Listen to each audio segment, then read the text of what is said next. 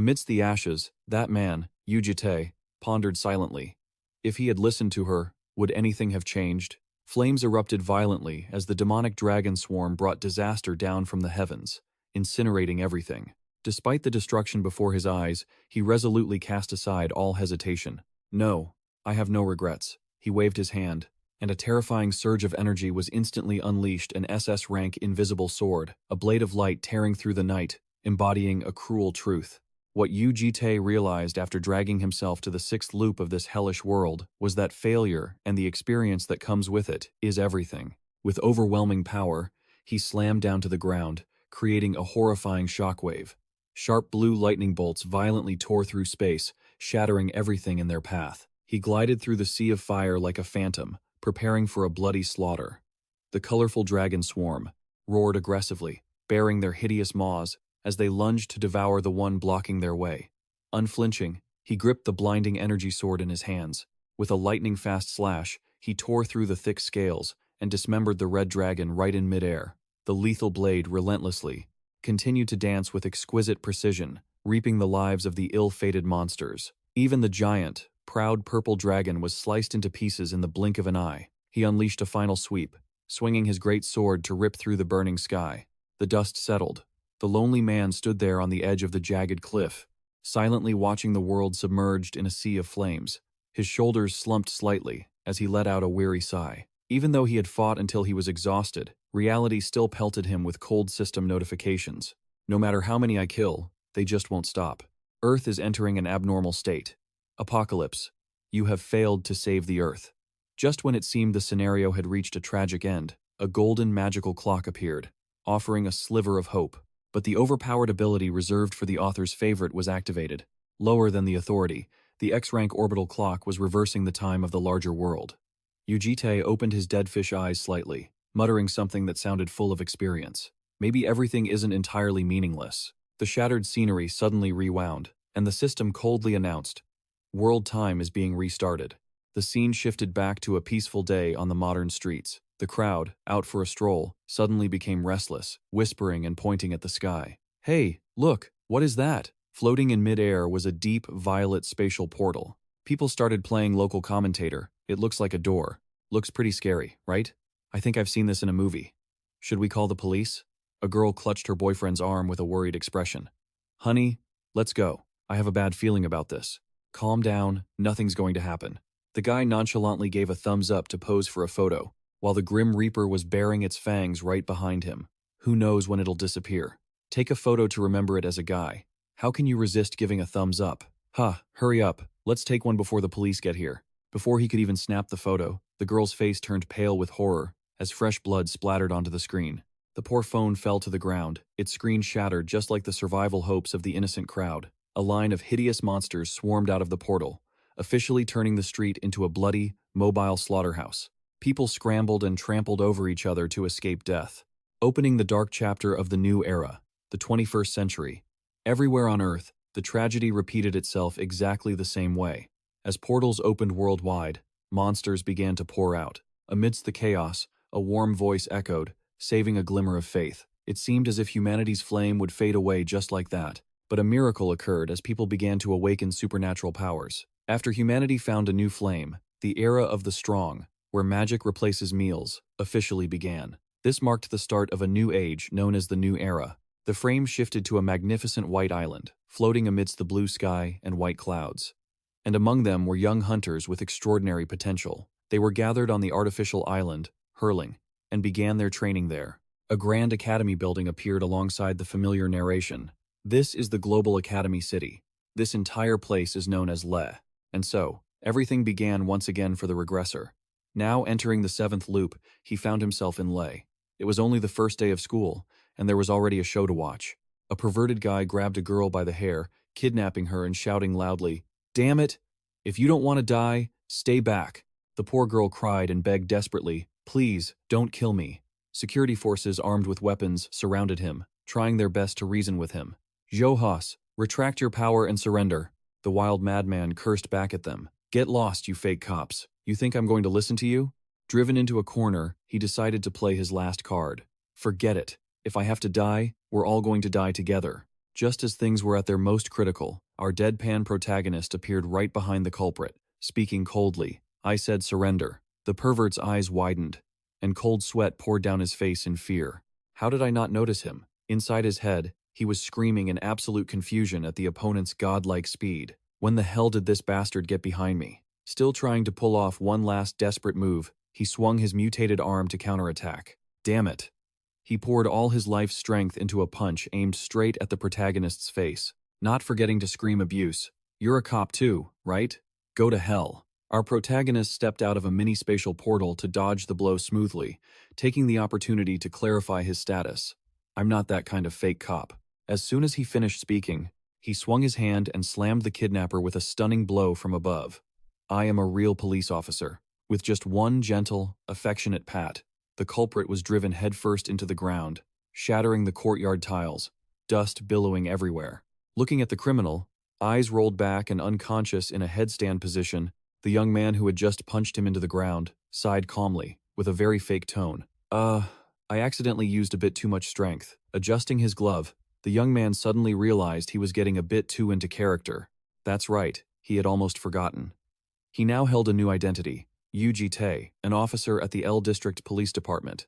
The scene shifted to the police station, where the morning news was broadcasting hot topics. This morning, Yo-Hos, a former Superman turned human trafficker, was cornered. He reached a dead end after a police chase.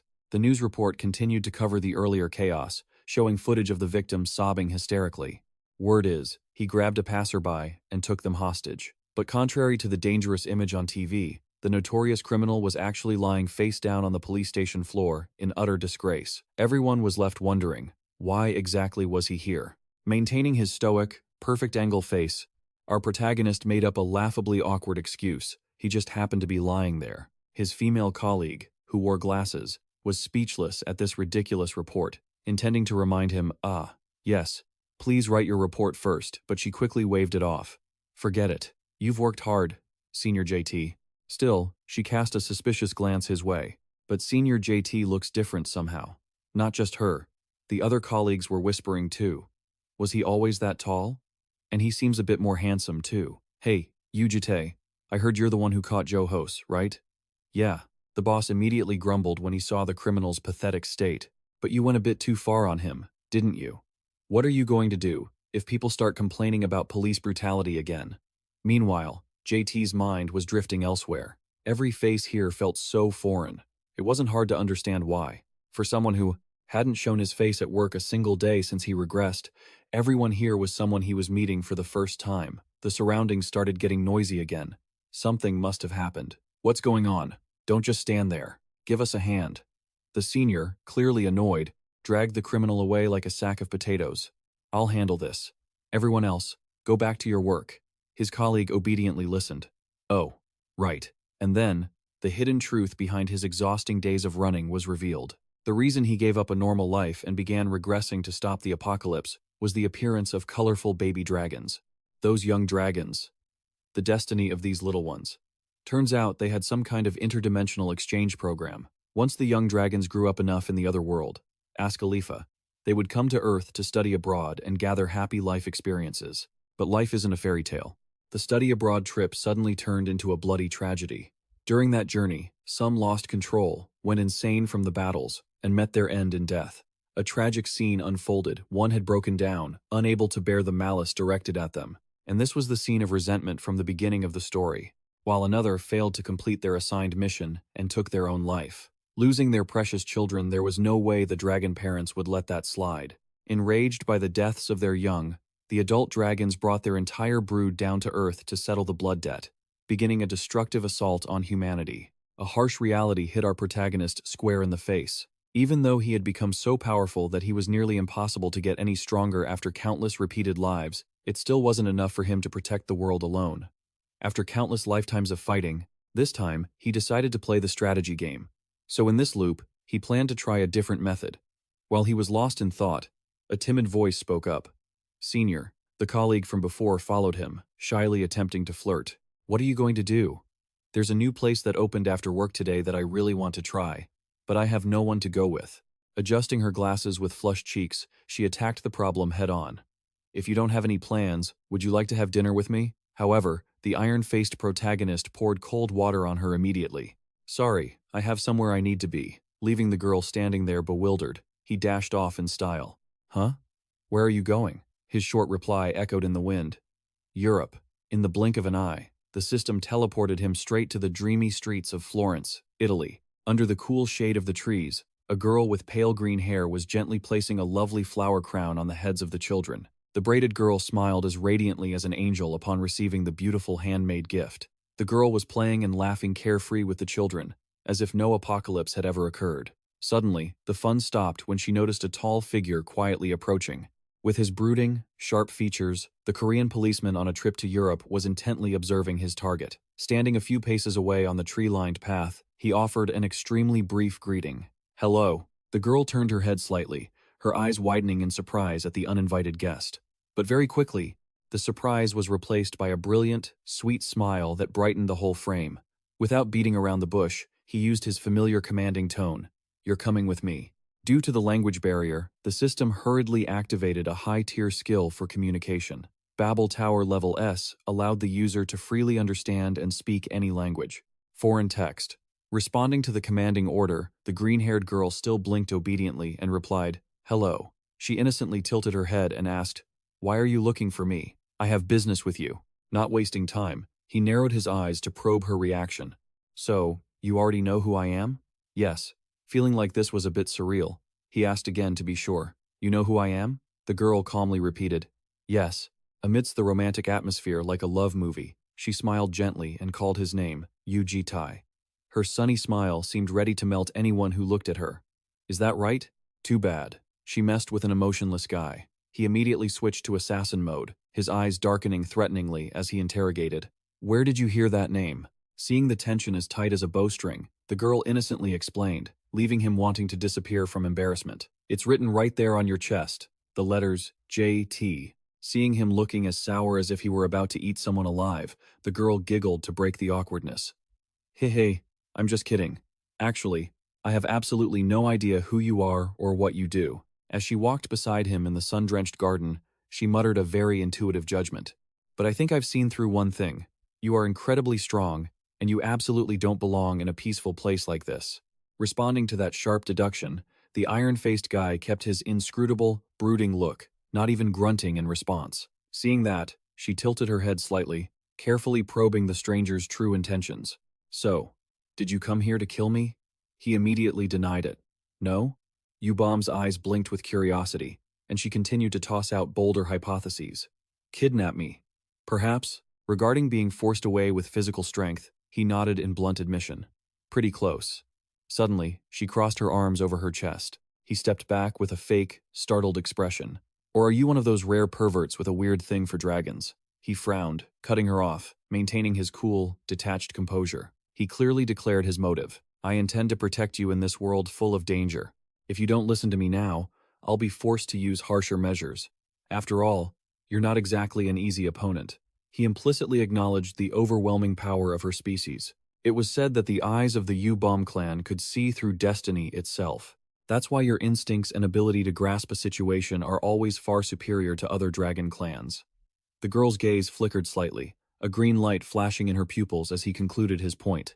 And since you're a blue dragon standing tall behind me like a god of death, he delivered a threat, heavy with coercion. I hope you make a wise decision. But instead of fear, the girl beamed, summing up the situation in the most innocent way possible.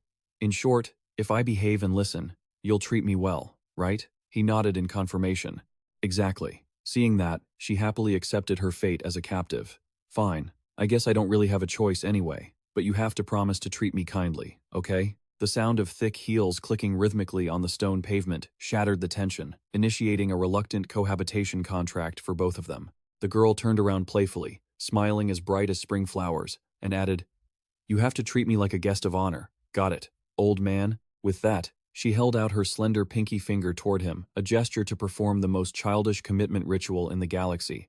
Faced with that naive act, this young man, who had lived through 7 bloody lifetimes, could only squint in helpless frustration, likely wondering why he had burdened himself with this headache. But he eventually gave in, obediently extending his hand to pinky promise the little dragon with a reluctant vow. Fine, I promise. The script of the hero rescuing the beauty came to a temporary close, and the scene shifted to a luxury high-rise apartment in the heart of the modern city, where their new life together began.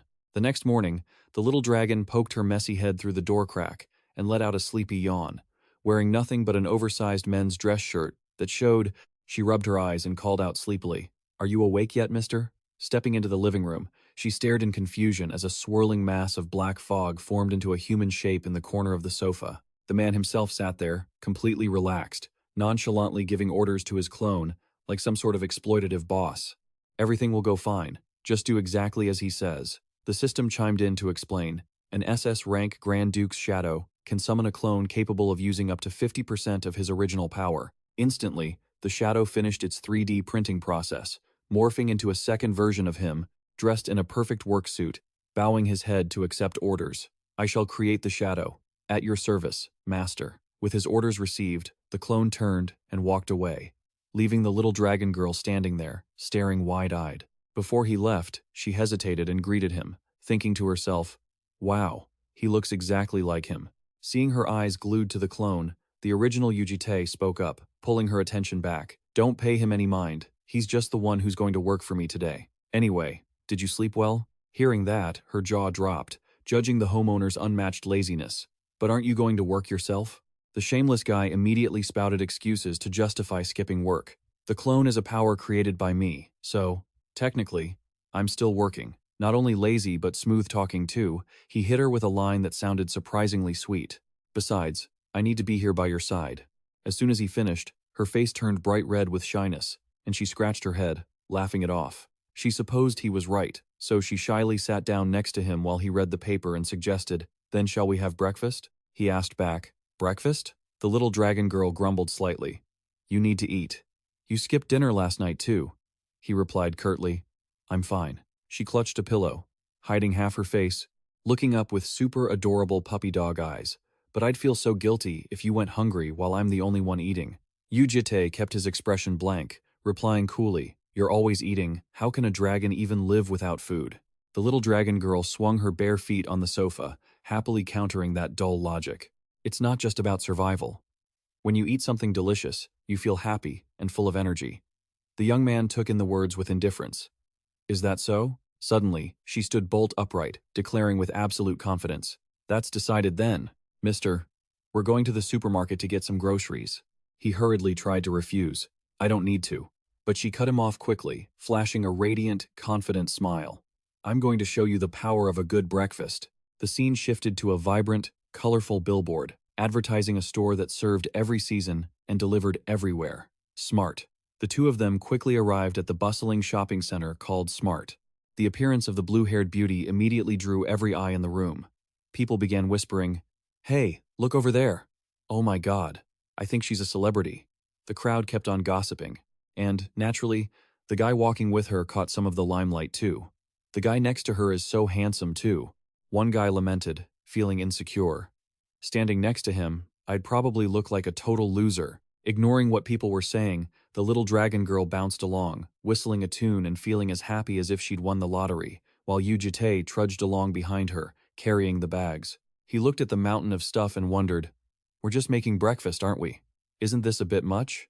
She raised her voice to lecture the host on his pathetic living habits. "Your kitchen is completely empty. No ingredients, no pots, no pans. Since we'll be cooking a lot from now on, we at least need the essentials." After the shopping trip, she excitedly urged him, "Hurry up, let's go home. I'll make breakfast." "No, just leave the groceries at home. We're going out to eat," she asked, confused. "Huh? What?" Still sticking to his terse style, he gave an order that couldn't be refused. "There's a place we need to stop by, and you're coming along." Using a very plausible excuse, he added one more thing. "Besides, breakfast was ages ago, wasn't it?" She bowed her head, sheepishly scratching her ear. "Sorry. It's been so long since I went shopping, I got a little carried away." As they walked along the street, she asked curiously, "But where exactly are we going?" "To buy the things she needed to live there." Seeing her still confused, and not understanding what was happening, he urged her, "Hurry up, there's a lot to do." The place they arrived at turned out to be the underworld, where an extremely dark-looking old man with a glowing artificial eye grinned broadly. "What a beauty." "Hey miss, is this your boyfriend?" Yu Jitae didn't bother with pleasantries, his voice dripping with killing intent as he issued a threat. If you don't want to lose your other eye, shut your mouth and just get it done. The old man turned pale with fear, frantically clattering away at his keyboard as he left the hideout to forge the documents. Their next stop was the bank, where a smiling clerk handed her a card. Afterward, he led his new burden to a high-end jewelry store to pick up some accessories. Next was the high-tech district, where the dragon girl curiously reached out to touch a holographic screen floating in midair. Holding a perfectly forged ID card with the name Yu Bomb, she exclaimed in awe, "Wow, now I actually have an ID of my own. It's truly magical." As they strolled under the sunset, he probed, "Have you never had one before?" She replied nonchalantly, "How could I? I didn't even have a bank account or a 3D locator, let alone that." He wondered to himself, how on earth has she managed to survive on Earth until now?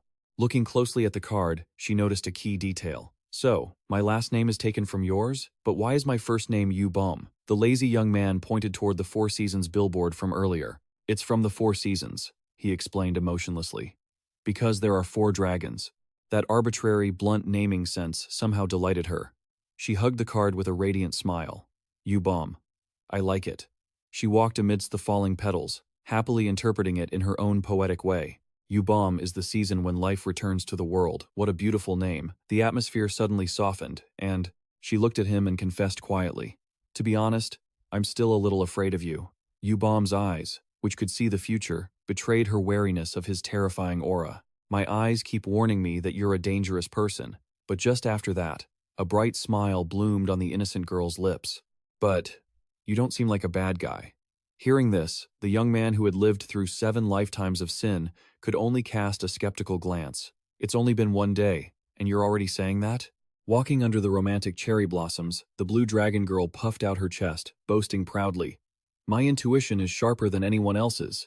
I am Yu Bomb, after all." The stoic young man looked at the narcissist with a raised eyebrow, waiting. She responded with a smile as radiant as the sun. She delivered a smooth line. "I can observe you for a while longer, right? That's fine, isn't it?" The narration confirmed the protagonist's new record. The smile of a blue dragon, something he had never witnessed in any of his previous loops. She was still eager and urging him on. "Let's go home for dinner. I'll cook." Under the falling petals, Yu Jitae looked up at the quiet sky, reflecting on this miraculous change. His cold eyes flashed with a hint of hope. A thought crossed the man's dry mind. Not a bad start, not bad at all. That was exactly what he was thinking. The romantic scene ended, and the plot swerved sharply to a desolate, barren cliff in the far reaches of the African continent. A red-haired girl wearing a half-mask wielded a massive sword, looming over a scarred man kneeling on the ground. "Seriously? You put on such a show? And this is all the strength you've got?" The man clutched his chest, growling helplessly. As he was ruthlessly trampled, the bald man coughed up blood and cursed, "You crazy ch! Do you think you'll get out of here alive?" Before he could finish, she slammed her combat boot right into his face with a thud, sneering, "Not a chance." "Ha!" Only after stomping him did she pretend to pull her foot back, dropping a savage insult. "Oops, I think I stepped a bit too hard. Your face is just so ugly, it startled me." She turned to ask an accomplice lying crumpled nearby. "He's not dead yet, is he?" Standing tall under the moonlight, the red-haired girl stretched, proudly counting her great achievements. "So, that makes 199 wins out of 199 fights?" Casually removing her skull mask, she flashed a cunning, bloodthirsty, and dangerous smile. "Whose turn is next?" Immediately, the world news was flooded with reports of her rampage. Armed conflicts erupted in South Africa, with terrorism spreading as a civilian village turned to rubble. The identity of the notorious fighter was revealed.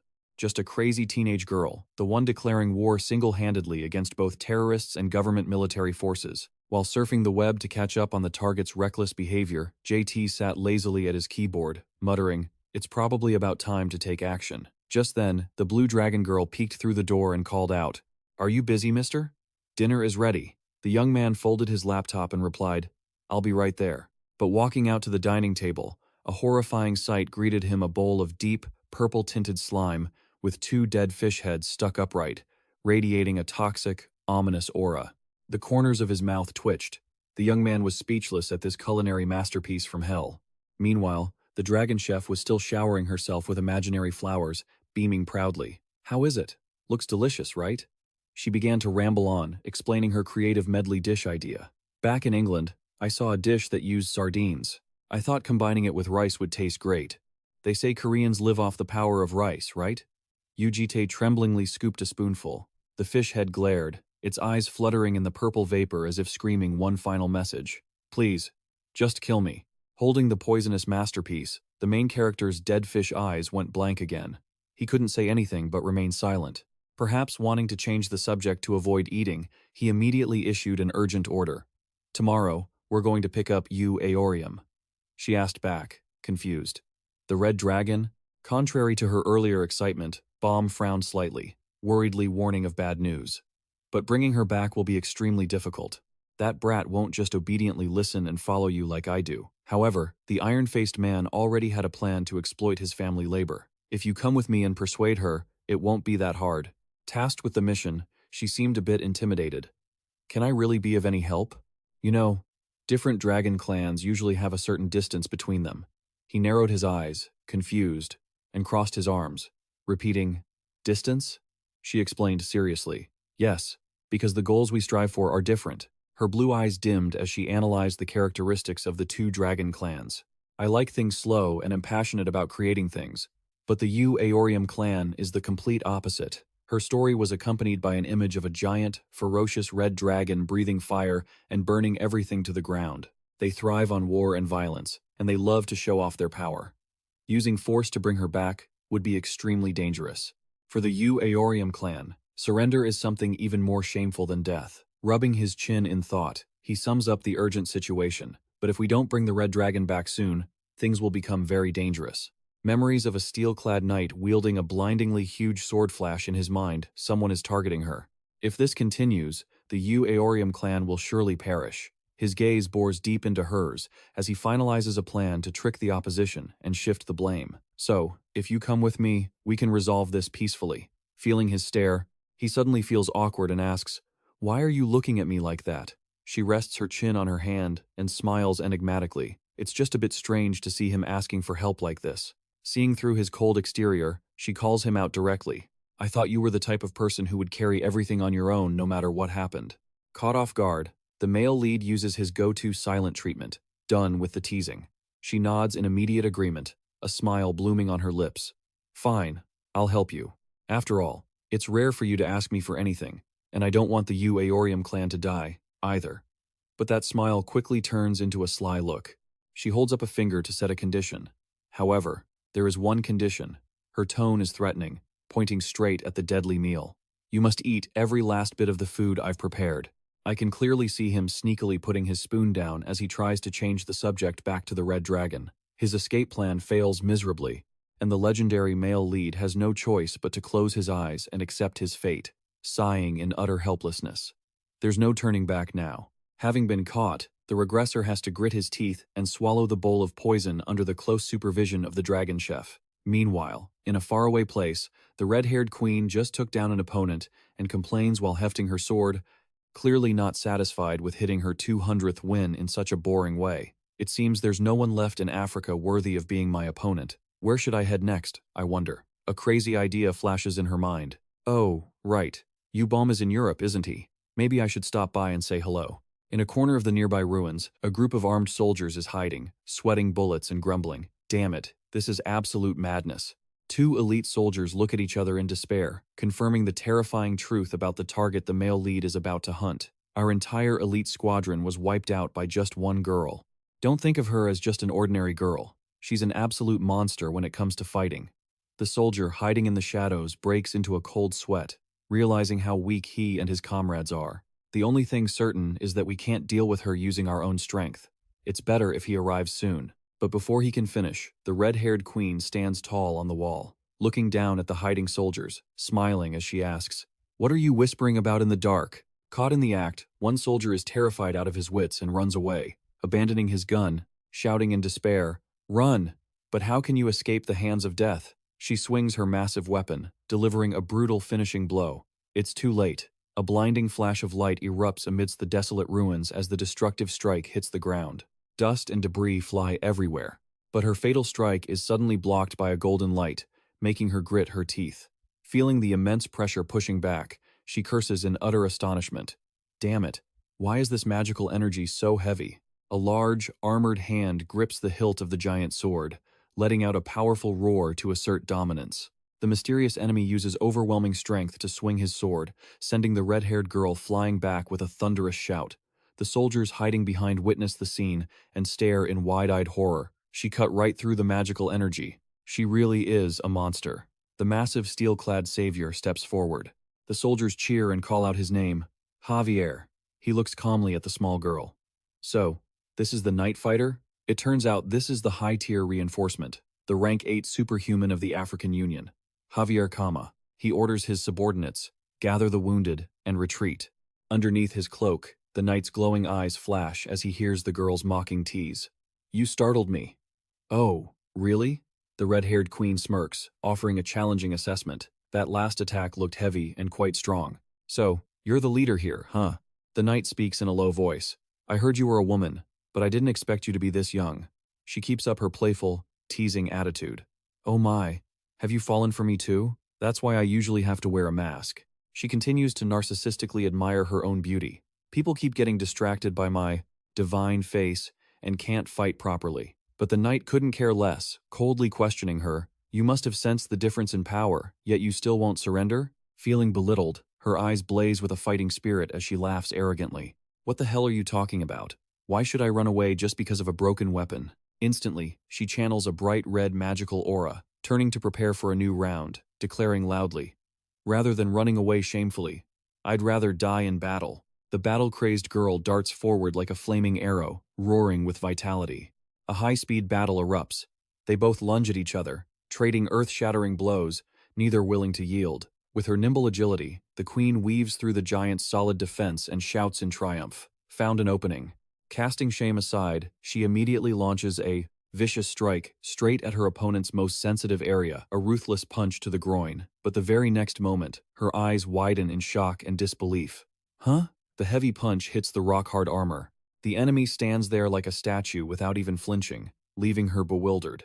The knight looks down at the young girl and scolds her sternly. It seems you've never fought anyone stronger than yourself. I bet every battle you've had felt like an easy and fun game. Underneath the black cloak, the knight's glowing eye exudes extreme danger. Your talent is impressive, he says, gripping his massive greatsword tightly, preparing to deliver a punishing blow. But honestly, I'm not the type to play along with your childish games. The blade, carrying terrifying power, swings down, forcing the red-haired girl to scramble backward to dodge. Not letting his opponent breathe, the knight channels all his magical energy to activate his ultimate technique. Sword of the blinding golden light explodes brilliantly, officially initiating the bloody purge. Activate. Sensing the looming danger, the boss lady wiped the cold sweat from her forehead. She braced herself with internal energy, knowing she couldn't dodge this attack in time. Damn it, there's no way to evade this one. A massive beam of golden light struck from the sky, blowing her away like a falling leaf. She crashed into the ground with a loud thud, pulverizing a section of the brick wall into a cloud of dust. Looking down from above, the armored knight secretly praised the opponent's sturdy defense.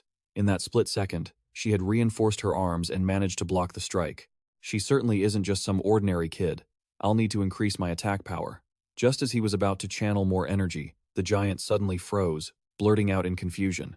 Huh? Having lost his target, he frantically looked around. Did she run away? Meanwhile, in a corner behind the wall, Yubom was covering Uaorium's mouth, hiding. The red-haired boss lady widened her eyes, quickly asking Yubom, "Why the hell are you here?" Baum remained perfectly calm. He held up a finger to signal silence, then smiled and replied, "I heard you were in danger, so I came to save you." Uaorium whispered back, annoyed, "You just show up out of nowhere and claim you're here to save me?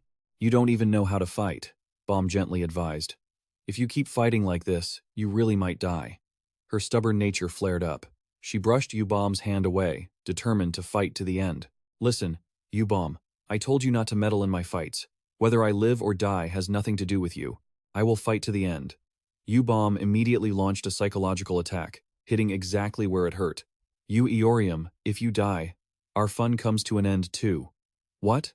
While using green magic to heal the wounds on his partner's arm, Baum whispered his manipulation.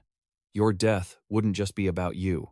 You don't want our fun to end, right?" He flashed an innocent, angelic smile. The blue dragon girl concluded, "I still want to stay on Earth, so you're going to cooperate, aren't you?" Faced with the stubborn yet sharp reasoning of her dragon friend, The boss lady could only fall silent, breaking into a cold sweat without a word.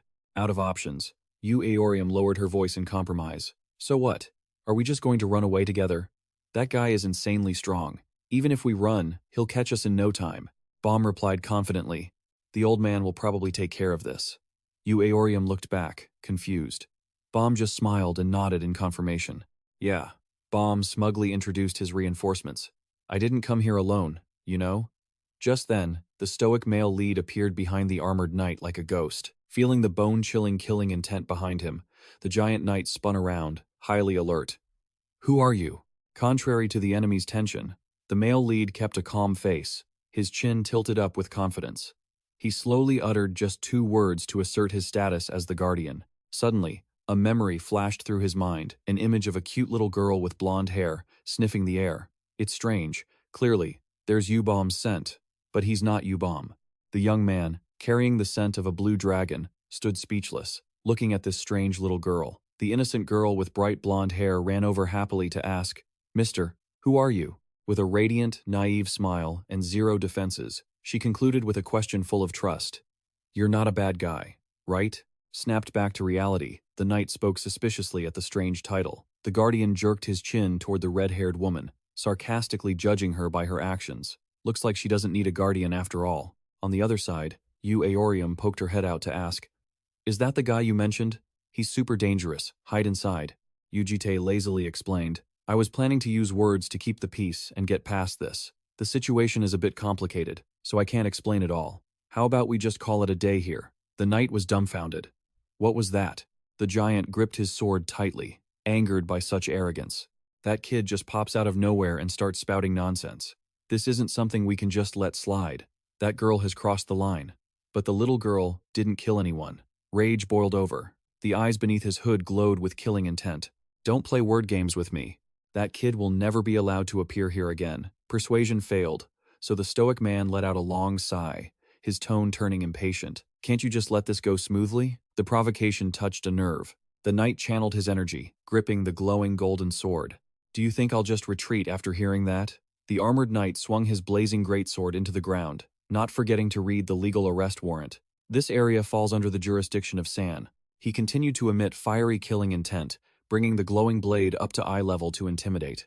"From this moment on, as an investigator for San, I am officially arresting both you, who claims to be a guardian, and that brat." Not waiting for a reply, he roared in anger, swinging his massive glowing blade in a fatal strike. A giant beam of golden light exploded blindingly, pulverizing the surrounding ground into dust. In the middle of the ruined, dusty battlefield, the armored knight stood motionless and arrogant after the strike. He scanned the rubble, coldly speaking with conceit. "If you've claimed to be that monster's guardian, then one blow like that shouldn't be enough to kill you, right?" However, stepping out from a swirling vortex of darkness, appearing completely unscathed, Yu Jitae sighed. What a pain. He glared at his opponent with his signature dead fish eyes, criticizing the investigator's rigidity. "As someone ranked 8th among the superhumans, are you really that stubborn?" The knight, Javi, jumped in shock as he realized the voice came from right behind his neck. "When did you get behind me?" In a state of extreme panic, he spun around, swinging his golden sword backward in a desperate counterslash. This was Ra's blade. The sharp edge tore through the air, whistling straight toward the male lead's head. But Yu Jitae easily dodged the blow and landed on the ground right behind him, with mysterious dark smoke wrapping around his ankles. Not giving the opponent time to react, he stood tall behind him, placed a hand on the knight's shoulder, and activated dark magic to bind him, leaving him stiff. "Listen carefully." He leaned close to the knight's ear, delivering a chillingly accurate prophecy. "Today is the unluckiest day of your life." Yu Jitae nonchalantly turned his back, carried away his opponent's sword, and leisurely wove a perfect scenario for the defeated man kneeling on the ground. While apprehending that child as an investigator, you had the bad luck of running into an unidentified monster. He continued to add each cruel word, planting seeds of terror in the enemy's mind. You were unlucky and failed to withstand its first attack. The result is you losing both arms and your eyes, letting the monster and the child escape.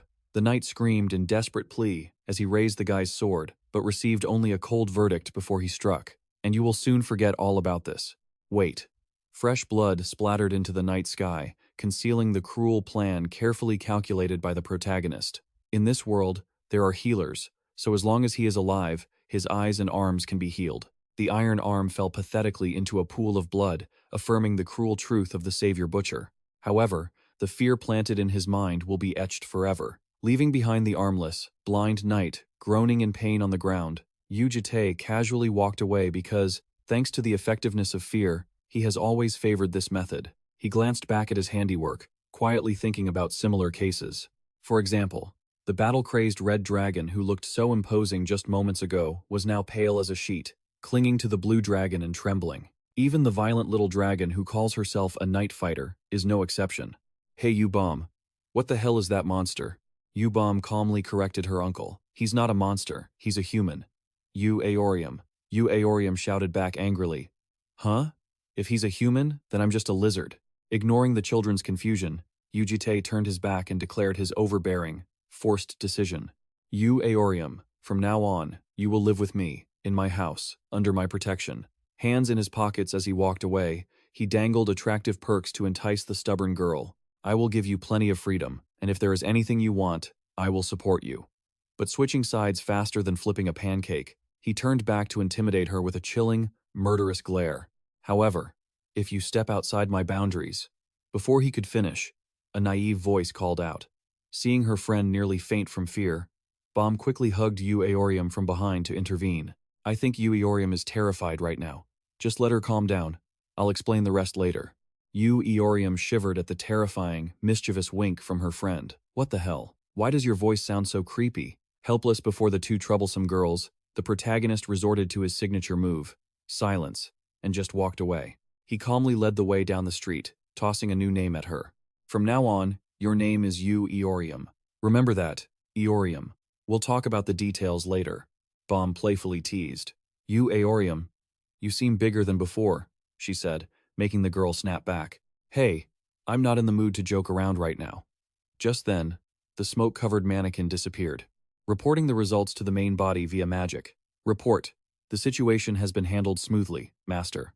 At the same time, in the remote, wild Amazon rainforest, a faint black mist rose into the air, revealing JT sitting on a log next to a blonde girl holding a 3D screen, running over. The real JT touched 2 fingers to his temple to receive the clone's confirmation. "Well done. I will finish things here and return soon." Memories flashed back to the moment Bomb waved goodbye to go on the mission. He silently assessed. He is so violent. Letting a clone persuade her on its own wouldn't be easy. Sending Yu-Bomb there was truly a wise decision. "Well then, I'm off." Seeing him sitting blankly and muttering to himself, the little blonde dragon curiously sat down in front of him and looked up. "Uncle, who were you talking to just now?" He coldly denied it. "It's nothing," but the girl cunningly picked up his smartwatch and giggled. "That's strange. Your smartwatch is right here. Or maybe you like talking to yourself." Yu-Ga-ul. The truth about the next troublesome girl on his protection list was gradually revealed, as a typical specimen of the Yu-Ga-Ul clan, those born craving attention. She once had a brilliant, sparkling life in 3 out of her 6 reincarnations. But then, the flashy scene suddenly turned into a haunting ruin, as the girl knelt and wept. Yet, the very person who shone brighter than anyone else was also the dragon who caused the most apocalyptic disasters. The image of a beautiful but thorny rose stained with blood closed the thought-provoking story. Although the crowd's attention and love may seem gorgeous and flashy, it often comes with deadly toxins. That is perhaps why she is in such a remote, desolate place. Even if it was just a space to satisfy her own whims. She excitedly screamed, "Uncle! Uncle! This is amazing!" The girl waved the high-tech screen around with excitement. "The screen is floating in mid-air, and the image quality is top tier too. The last time I watched, it didn't have such fancy features." Contrary to that enthusiasm, JT's clone coldly threw a bucket of cold water on her. "Little girl, why are you in such a godforsaken place?" This left her bewildered. "Huh?" He analyzed it logically. "If you went out looking for fun, you should have been living among humans. Aside from wild animals and insects, there's no one here." This made the girl jump back in surprise. "Huh? How do you know I came out to find fun?" Without bothering to hide it, he casually revealed his source. "I heard it from the blue dragon," which immediately made her eyes light up. "No wonder I smelled Yu-Bomb on you. So you're an acquaintance of Yu-Bomb." Ignoring her noisy playfulness, he frowned and addressed the gold dragon by her proper name. Then, he stabbed straight into her heart with a highly damaging question. "Are you afraid of humans now?" Struck at the heart, her excitement vanished, and she stammered, poking her fingers together. Well, it's not exactly that I'm too scared. but I've tried living among humans before." Her voice trailed off, carrying a bit of haunting shivers. "But some people looked at me with strange eyes, and there were those who kept following me persistently. That was quite scary." Seeming to find support, she sat on the ground, leaning her back against him, and muttered, "Anyway, that's how it is." While he remained silent like a statue, breaking the dull, quiet atmosphere, he suddenly steered the conversation. "Do you like eating bread?" Making the girl blink in confusion. "Bread? I'm a dragon, so I don't really need to eat." Before the refusal was even finished, his fingers flicked artfully. Immediately, he activated the S-rank Shallow Abyss skill, a subspace with terrifying power, easily capable of swallowing an entire large city. And from within that destructive skill, he pulled out a huge paper bag of food, making the girl gasp in amazement. Her big, round eyes were glued to the bag with curiosity.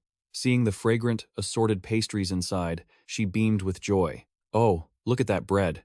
She couldn't resist the craving, lunging forward to sniff the alluring scent. It smelled so golden and delicious. "Are you really giving all this to me?" She received a blank, wordless nod in response. Yeah, staring at the mountain of sweets, she was shocked, yet thrilled to have hit the jackpot. "Why did you bring so much?" "Oh, there's a donut and a blueberry egg tart, too." Waiting for her to take the bait, Yu Jitae lowered his voice to reel her in. "Golden Dragon, don't just stay in one place anymore. Come with me." He made a tempting offer, much like a professional kidnapper. "Your friends are all there, and they'll be safe. You should enjoy my place just like the other dragons." Even with her mouth stuffed, she tried to act obedient. She hesitated, refusing. "But my mom said I shouldn't follow strangers." Unfazed, he threw his final trump card to completely bribe the greedy dragon's stomach. "I'll buy you even more macarons."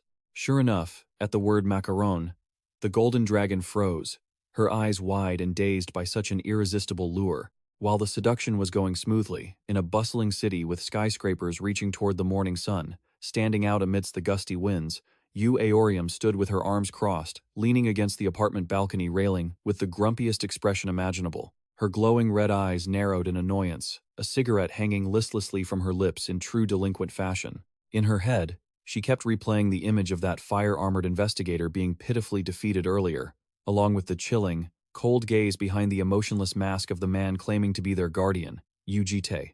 Thinking about how he had threatened her and dragged her back here like a helpless puppet, she gritted her teeth and cursed. Damn it. Standing quietly inside the living room behind the glass, Yubom could only silently observe the frustrated and disgruntled back of her best friend, lost in thought. Seeing her best friend throwing a tantrum on the balcony, Yubom softly called out. Yu Aorium was busy worrying when suddenly the sound of a door notification rang out, making her eyes widen in surprise. The door opened, and Yu Jitae walked in with the little golden dragon, who was clutching a bag of food, chattering incessantly to hide her embarrassment. "So, this is where you live, huh? Let me state this again. I absolutely did not follow you just because of this bread." She paused. "Although, this sausage bread is amazingly delicious. It's even better than the premium sausages from Askalifa." While rambling, she stuffed a macaron into her mouth and chewed happily. But because she was being greedy and swallowing too fast, she jolted, eyes rolling back as she started to choke. Once the piece of pastry went down, her face immediately lit up as if she had found the meaning of life. With cheeks puffed out, she shouted, "What is this macaron? The outside is so crispy and the inside just melts away. Is this the taste of heaven?" Ignoring the headache-inducing noise, Yubom approached and bowed. "Welcome back." She received the familiar, blunt, and emotionless response. Yeah, only then did the greedy little one notice the acquaintance, beaming brightly and waving. "Wow, Yubom." Yubom smiled gently in return. "It's been a long time." Yugaul hugged her tightly. Yubom affectionately complimented her, and Yugaul added, "Since the last time we met," making the golden dragon nuzzle her cheek affectionately. "It's been so long since I've seen you. I missed you so much." Pulling back slightly, the golden dragon blinked curiously and asked, "How long have you been here? Do you live here alone with him?" "I just got here a few days ago. Yu Aorium is over there. Do you want to go say hello in a bit?" Just then, a mysterious shadow appeared beside Yu Jitae, reporting respectfully, "You have returned, master." He nodded, acknowledging the dedication. "Yeah, you've worked hard. I will recall you soon. Go back to your post for now." Hearing the noise from the living room, the red dragon irritably pulled the balcony door open and stepped inside, her eyes shooting daggers. Meeting that fiery, battle-ready gaze, Yu Jitae glanced over, with a static, unmoving expression. Seeing the abrasive attitude of the annoying man, she clicked her tongue in frustration. Regardless of the tension, the golden dragon mindlessly waved her hands and ran over to her friend. She unleashed a barrage of complaints. Are you doing okay? That smell, are you smoking again? Seriously? Does your red clan only like things that are bad for you? Too loud. Yu Aorium squeezed her chatty friend's mouth shut like a duckbill. That annoyed the golden dragon, who squirmed and grunted. Putting on a fierce, devilish face, Yu Aorium growled a threat. It's already chaotic enough, so stop yapping before I rip your beak off. Got it? Yu Aorium, you're too violent. Ending the chaotic greeting, the group gathered obediently in the living room. Yu Jitae sat with his legs crossed on a single chair, coldly beginning the census. How old are you all? The blue dragon answered calmly, I'm 20, and the golden dragon raised her hand excitedly. I'm 10, while the red dragon leaned her chin on her hand, looking away and refusing to cooperate. Yu Bom kindly provided the information for her friend. And Aorium is 15. She was proud of the superiority of the golden dragon species, puffing out her chest triumphantly. Our dragon species grows faster than humans. So, you don't need to treat me like a child. She was immediately hit by a bucket of cold water from the red dragon. What's there to be proud of? Suddenly remembering something, the golden dragon turned to ask, by the way, I heard them calling you Aorium. Is that a nickname? The red dragon looked annoyed. Who knows? But Yu Bom smiled proudly and explained, he gave that name to her. And I'm Yu Bom. Hearing that, the golden dragon was so shocked, her eyes went round. Huh? We haven't even had our coming-of-age ceremony yet. How does he have the right to name us? Besides, giving someone such a precious name, he definitely didn't just pick it randomly, right? Hitting the right logical note, she turned to JT to claim her rights. In that case, I guess I'll be Gaul Yu Gaul, right? And the dry man sealed the deal without a second thought. That's right. From this moment on, your name is Yu Gaul. Not stopping there, he pointed straight at the necklace on her chest and declared flatly, and when that little one is born, its name will be Yu Gion. The golden dragon was startled and stunned. Having her secret exposed, she stammered, You knew this was a blue dragon egg? He replied indifferently, It has transformed, hasn't it? It's about to hatch. So be careful and take care of it. The golden dragon's eyes were immediately filled with worship mixed with astonishment. Wow, even though you're human, there's really nothing you don't know. How are you so knowledgeable about this? You don't need to know that. Cutting off all curiosity, Yu Jitae interlaced his fingers, his demeanor suddenly becoming oppressive and menacing. Since everyone is gathered now, I'll repeat this one more time. From now on, you girls only need to keep one thing firmly in mind. Casting a sharp gaze at the children, he clearly issued his supreme law. Feel free to enjoy yourselves as much as you like, but you absolutely must not step outside the boundary of the fence. What the hell is that supposed to mean? She immediately received a warning reeking of tyranny. It means you absolutely must not disappear from my sight. The tyrannical guardian continued to impose his rules of control. I will manage all your hobbies, and you are only allowed to do them under my watchful eye.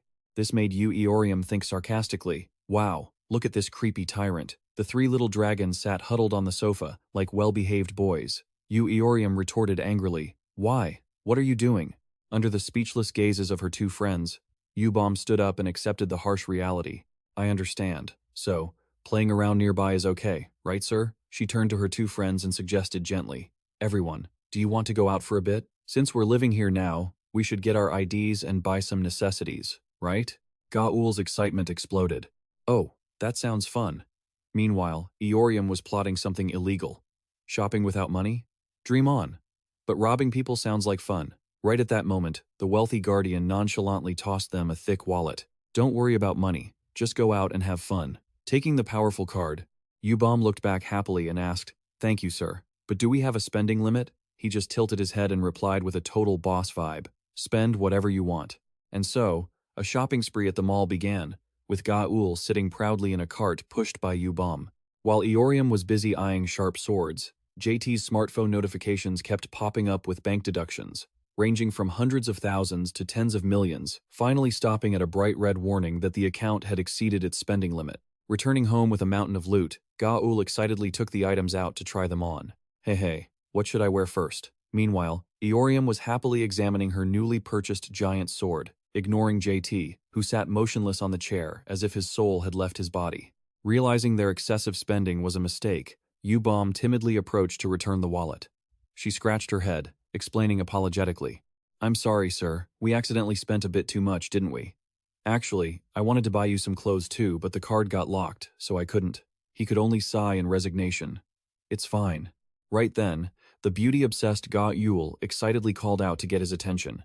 Sir, look at me. She confidently struck a pose in her incredibly cute new outfit. How is it? It's pretty, right? Then she started rambling. They had so many pretty things there, I couldn't help but buy a lot. I even bought this. A matching pair, exactly like yours. He could only nod vaguely. It suits you very well. The girl was overjoyed. Thank you so much, sir. You're the best. Standing in a corner, Aorium had remained silent, looking coldly dangerous. Then, not wanting to be outdone, she announced clearly, I bought one of those, too. While Ga Yul was still enthusiastic in the background, I have to try on some other things. The red dragon shyly scratched her head and held out her large, new sword. And this too. My old sword broke. Yu Jitae glanced at the expensive weapon and asked if she liked it. You picked out a pretty good quality one. This made her try to act indifferent. At least it's not trash. Pressing her advantage, Gaul pulled an outfit out of her bag and chased her to make her wear it. I bought clothes for you too, sister. Who's your sister? I don't need this. Yubom watched her two noisy friends and smiled, explaining to the guardian, Eorium is just a bit awkward at expressing her emotions. Actually, she's very grateful to you. This helped soothe his wallet pain a little. That's good. Suddenly, he realized something and turned to ask her, Bomb, didn't you buy anything for yourself? You're the only one who came back empty-handed. Yubom smiled kindly and pointed toward the kitchen. I did buy something. It's over there, right on the table. Appearing in the shimmering air was a small, pretty plant pot with a few green sprouts. A flower pot? He walked slowly toward the small plant. While he wondered what she meant, she said, Planting trees will help you feel better.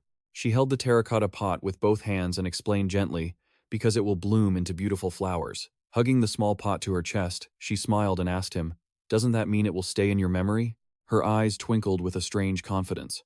She whispered meaningfully, Forever. But the next second, she flipped her attitude faster than a pancake and happily changed the subject. Ah, that's right. Now that I mention it, I have a question. He asked back, confused. What is it? She looked at him seriously. As you know, for us, having fun isn't just about eating and playing. So, sir, is there any way for us to fully enjoy our hobbies right within your fenced area? He looked at her nonchalantly, then asserted firmly, Yes, there is. This made her eyes widen in surprise. Yu Jitae then pulled out a stack of documents titled Admission Application and asked, Do you kids want to go to school? Hearing the words, go to school, the two dragons immediately turned to stone in horror. Go to school? Time passed quickly, until evening. Ga Yul walked home wearily after the interview. I'm home. The group trudged through the door. Eorium stretched and complained. Ugh, why did that interview take so long? While Gaul looked around. Huh? Is Sir not here? Suddenly, the golden dragon girl turned to look at the two sisters with a serious expression. Girls, I've just realized something terrible, she said, leaving them both completely bewildered. The young girl began to whimper, crying pitifully. What if both of you get in, but I fail? What if I'm the only one who doesn't get into Le? It was getting on Aorium's nerves, and she growled. This kid has been spouting nonsense this whole time. Someone shove a bun or something in this little piglet's mouth. Seeing JT appear, Gaul scurried over, sniffing and feeling insecure. Or maybe I failed the interview because I really am a pig, she wondered. JT had to step in to comfort her. Everyone put in their best effort for that interview, you know. Unable to hold back her emotions, the girl burst into tears and threw herself into his arms, clinging tightly. Uncle, I really think I bombed the interview. Don't worry about me. You didn't fail. While Yubom asked blankly, Wait, where did you just go, Uncle?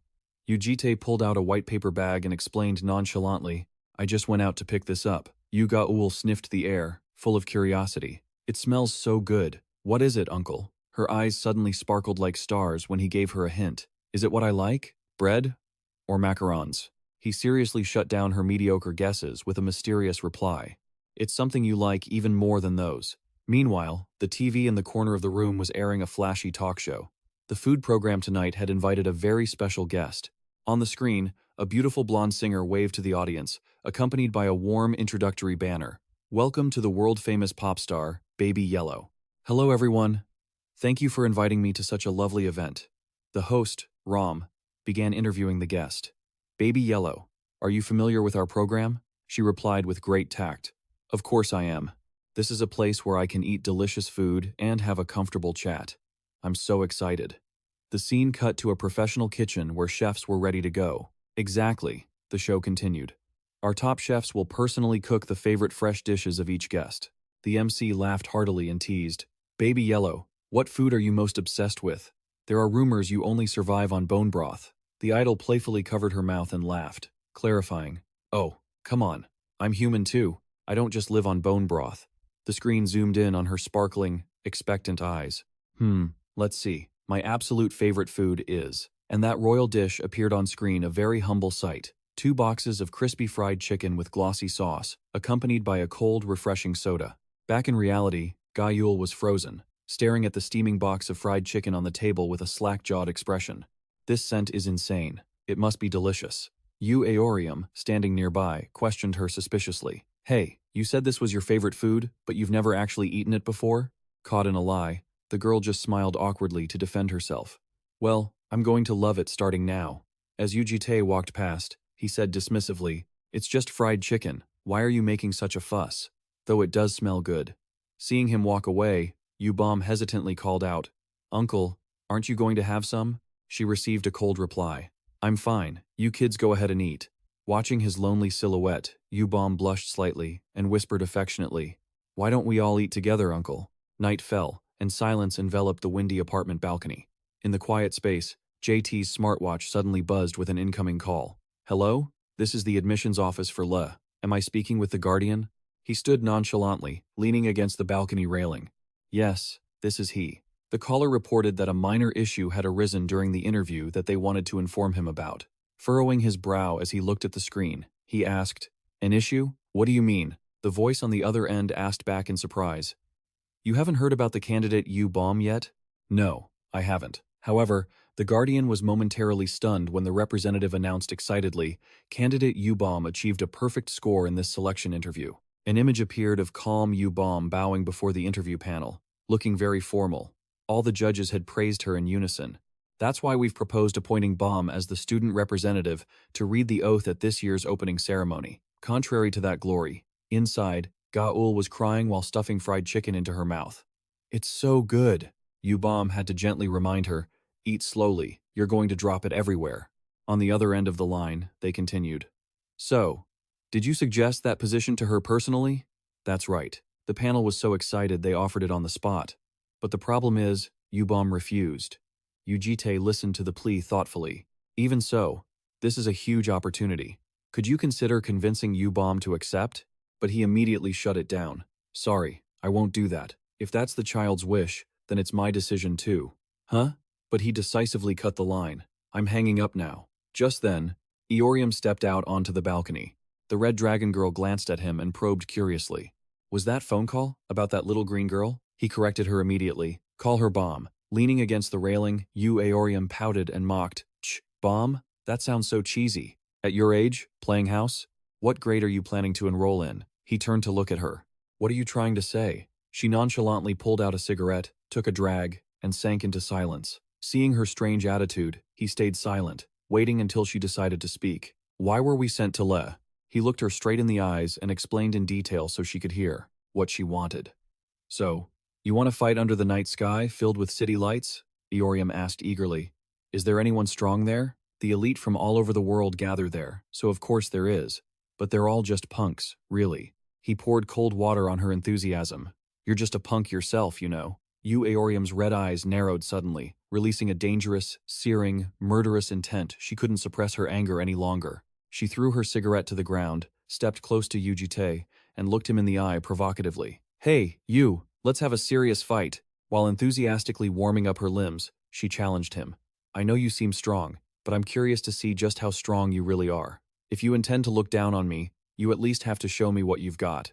Responding to that boiling excitement, Yu Jitae just looked at her with his unchanging, emotionless face. He turned around and walked straight into the room. All right, let's go inside and eat fried chicken, leaving the red dragon girl growling in frustration behind him. Oh, give it a rest. Do you realize how painfully boring your seriousness is? You just brushed me off without a second thought. She choked on her words for a moment, then rudely flipped him the bird in protest. Fine, whatever. Go eat dirt then. Seeing the tension rising, Yu Ga-Ul happily hopped over, holding a fried chicken drumstick to smooth things over. Hey, don't be like that, just try a bite. Even though she had been knocked down, she still roared fiercely. I already told you I'm not eating. But the intoxicating aroma was too much for her willpower to resist.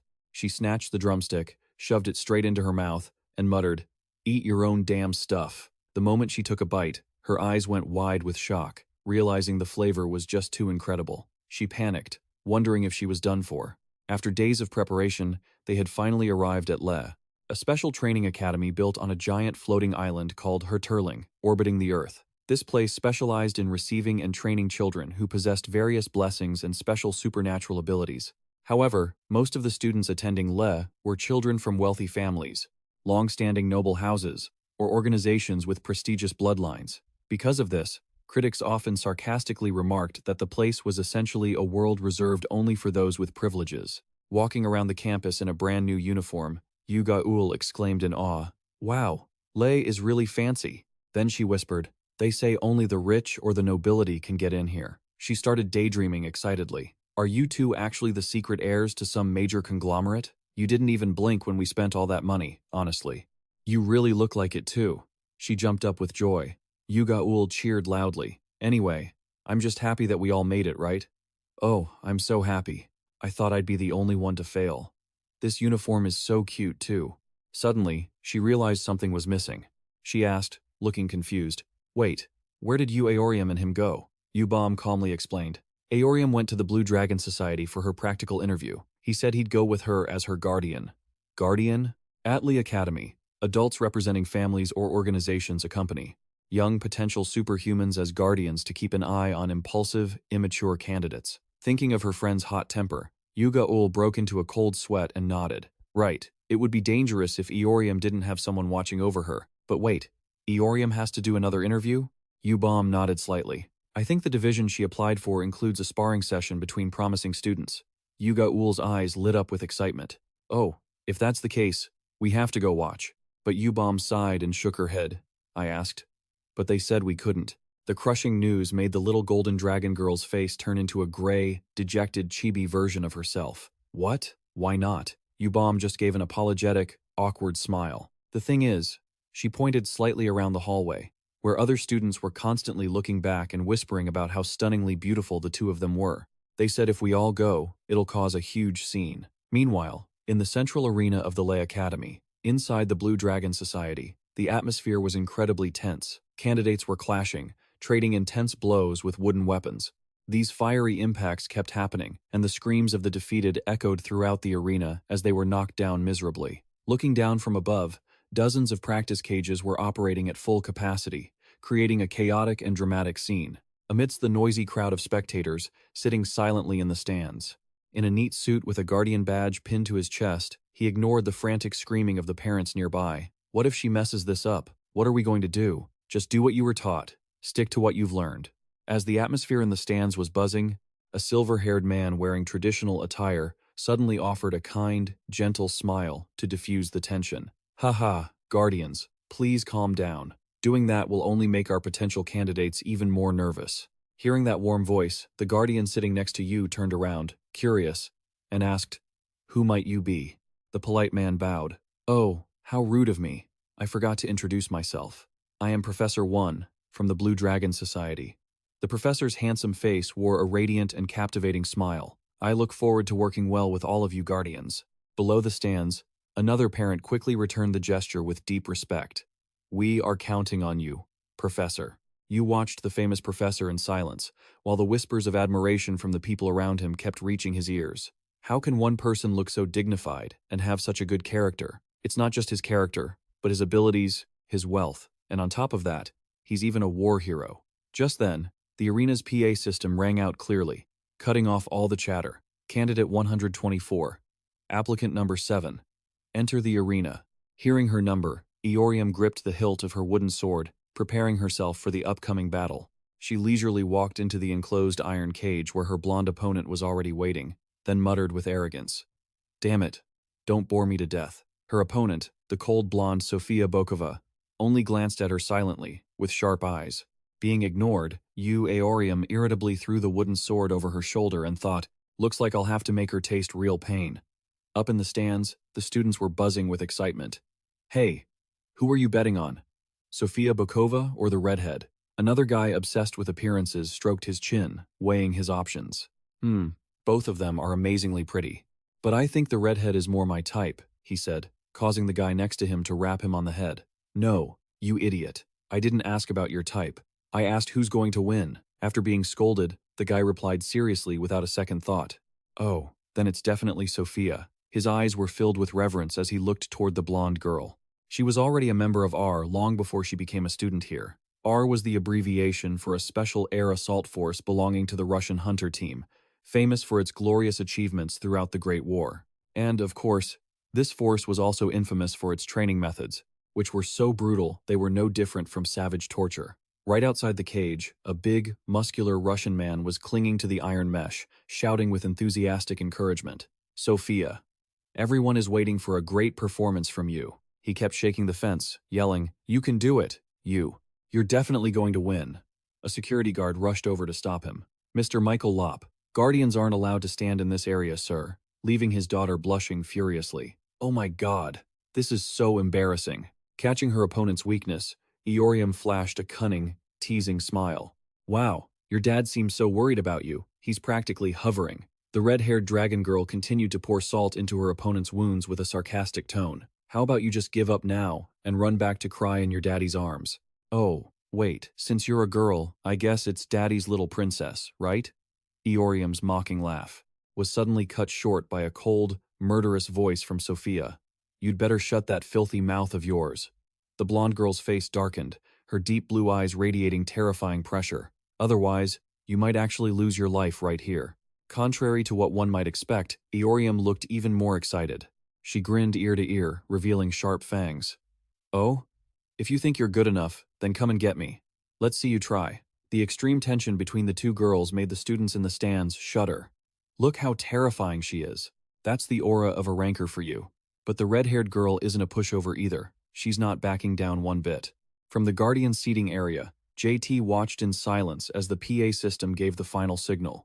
Contestants 1, 2, 4, and 7, take your fighting positions. Sofia immediately took a stance, raising both fists to her face with professional vigilance. Eorium wasn't about to be outdone. She smirked confidently and gripped the wooden sword in her hand. The warning bell echoed throughout the arena. The match began.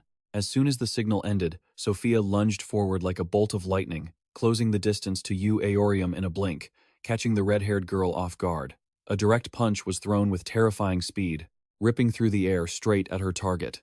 But Eorium managed to catch the fist with her bare hand. She sneered with arrogance.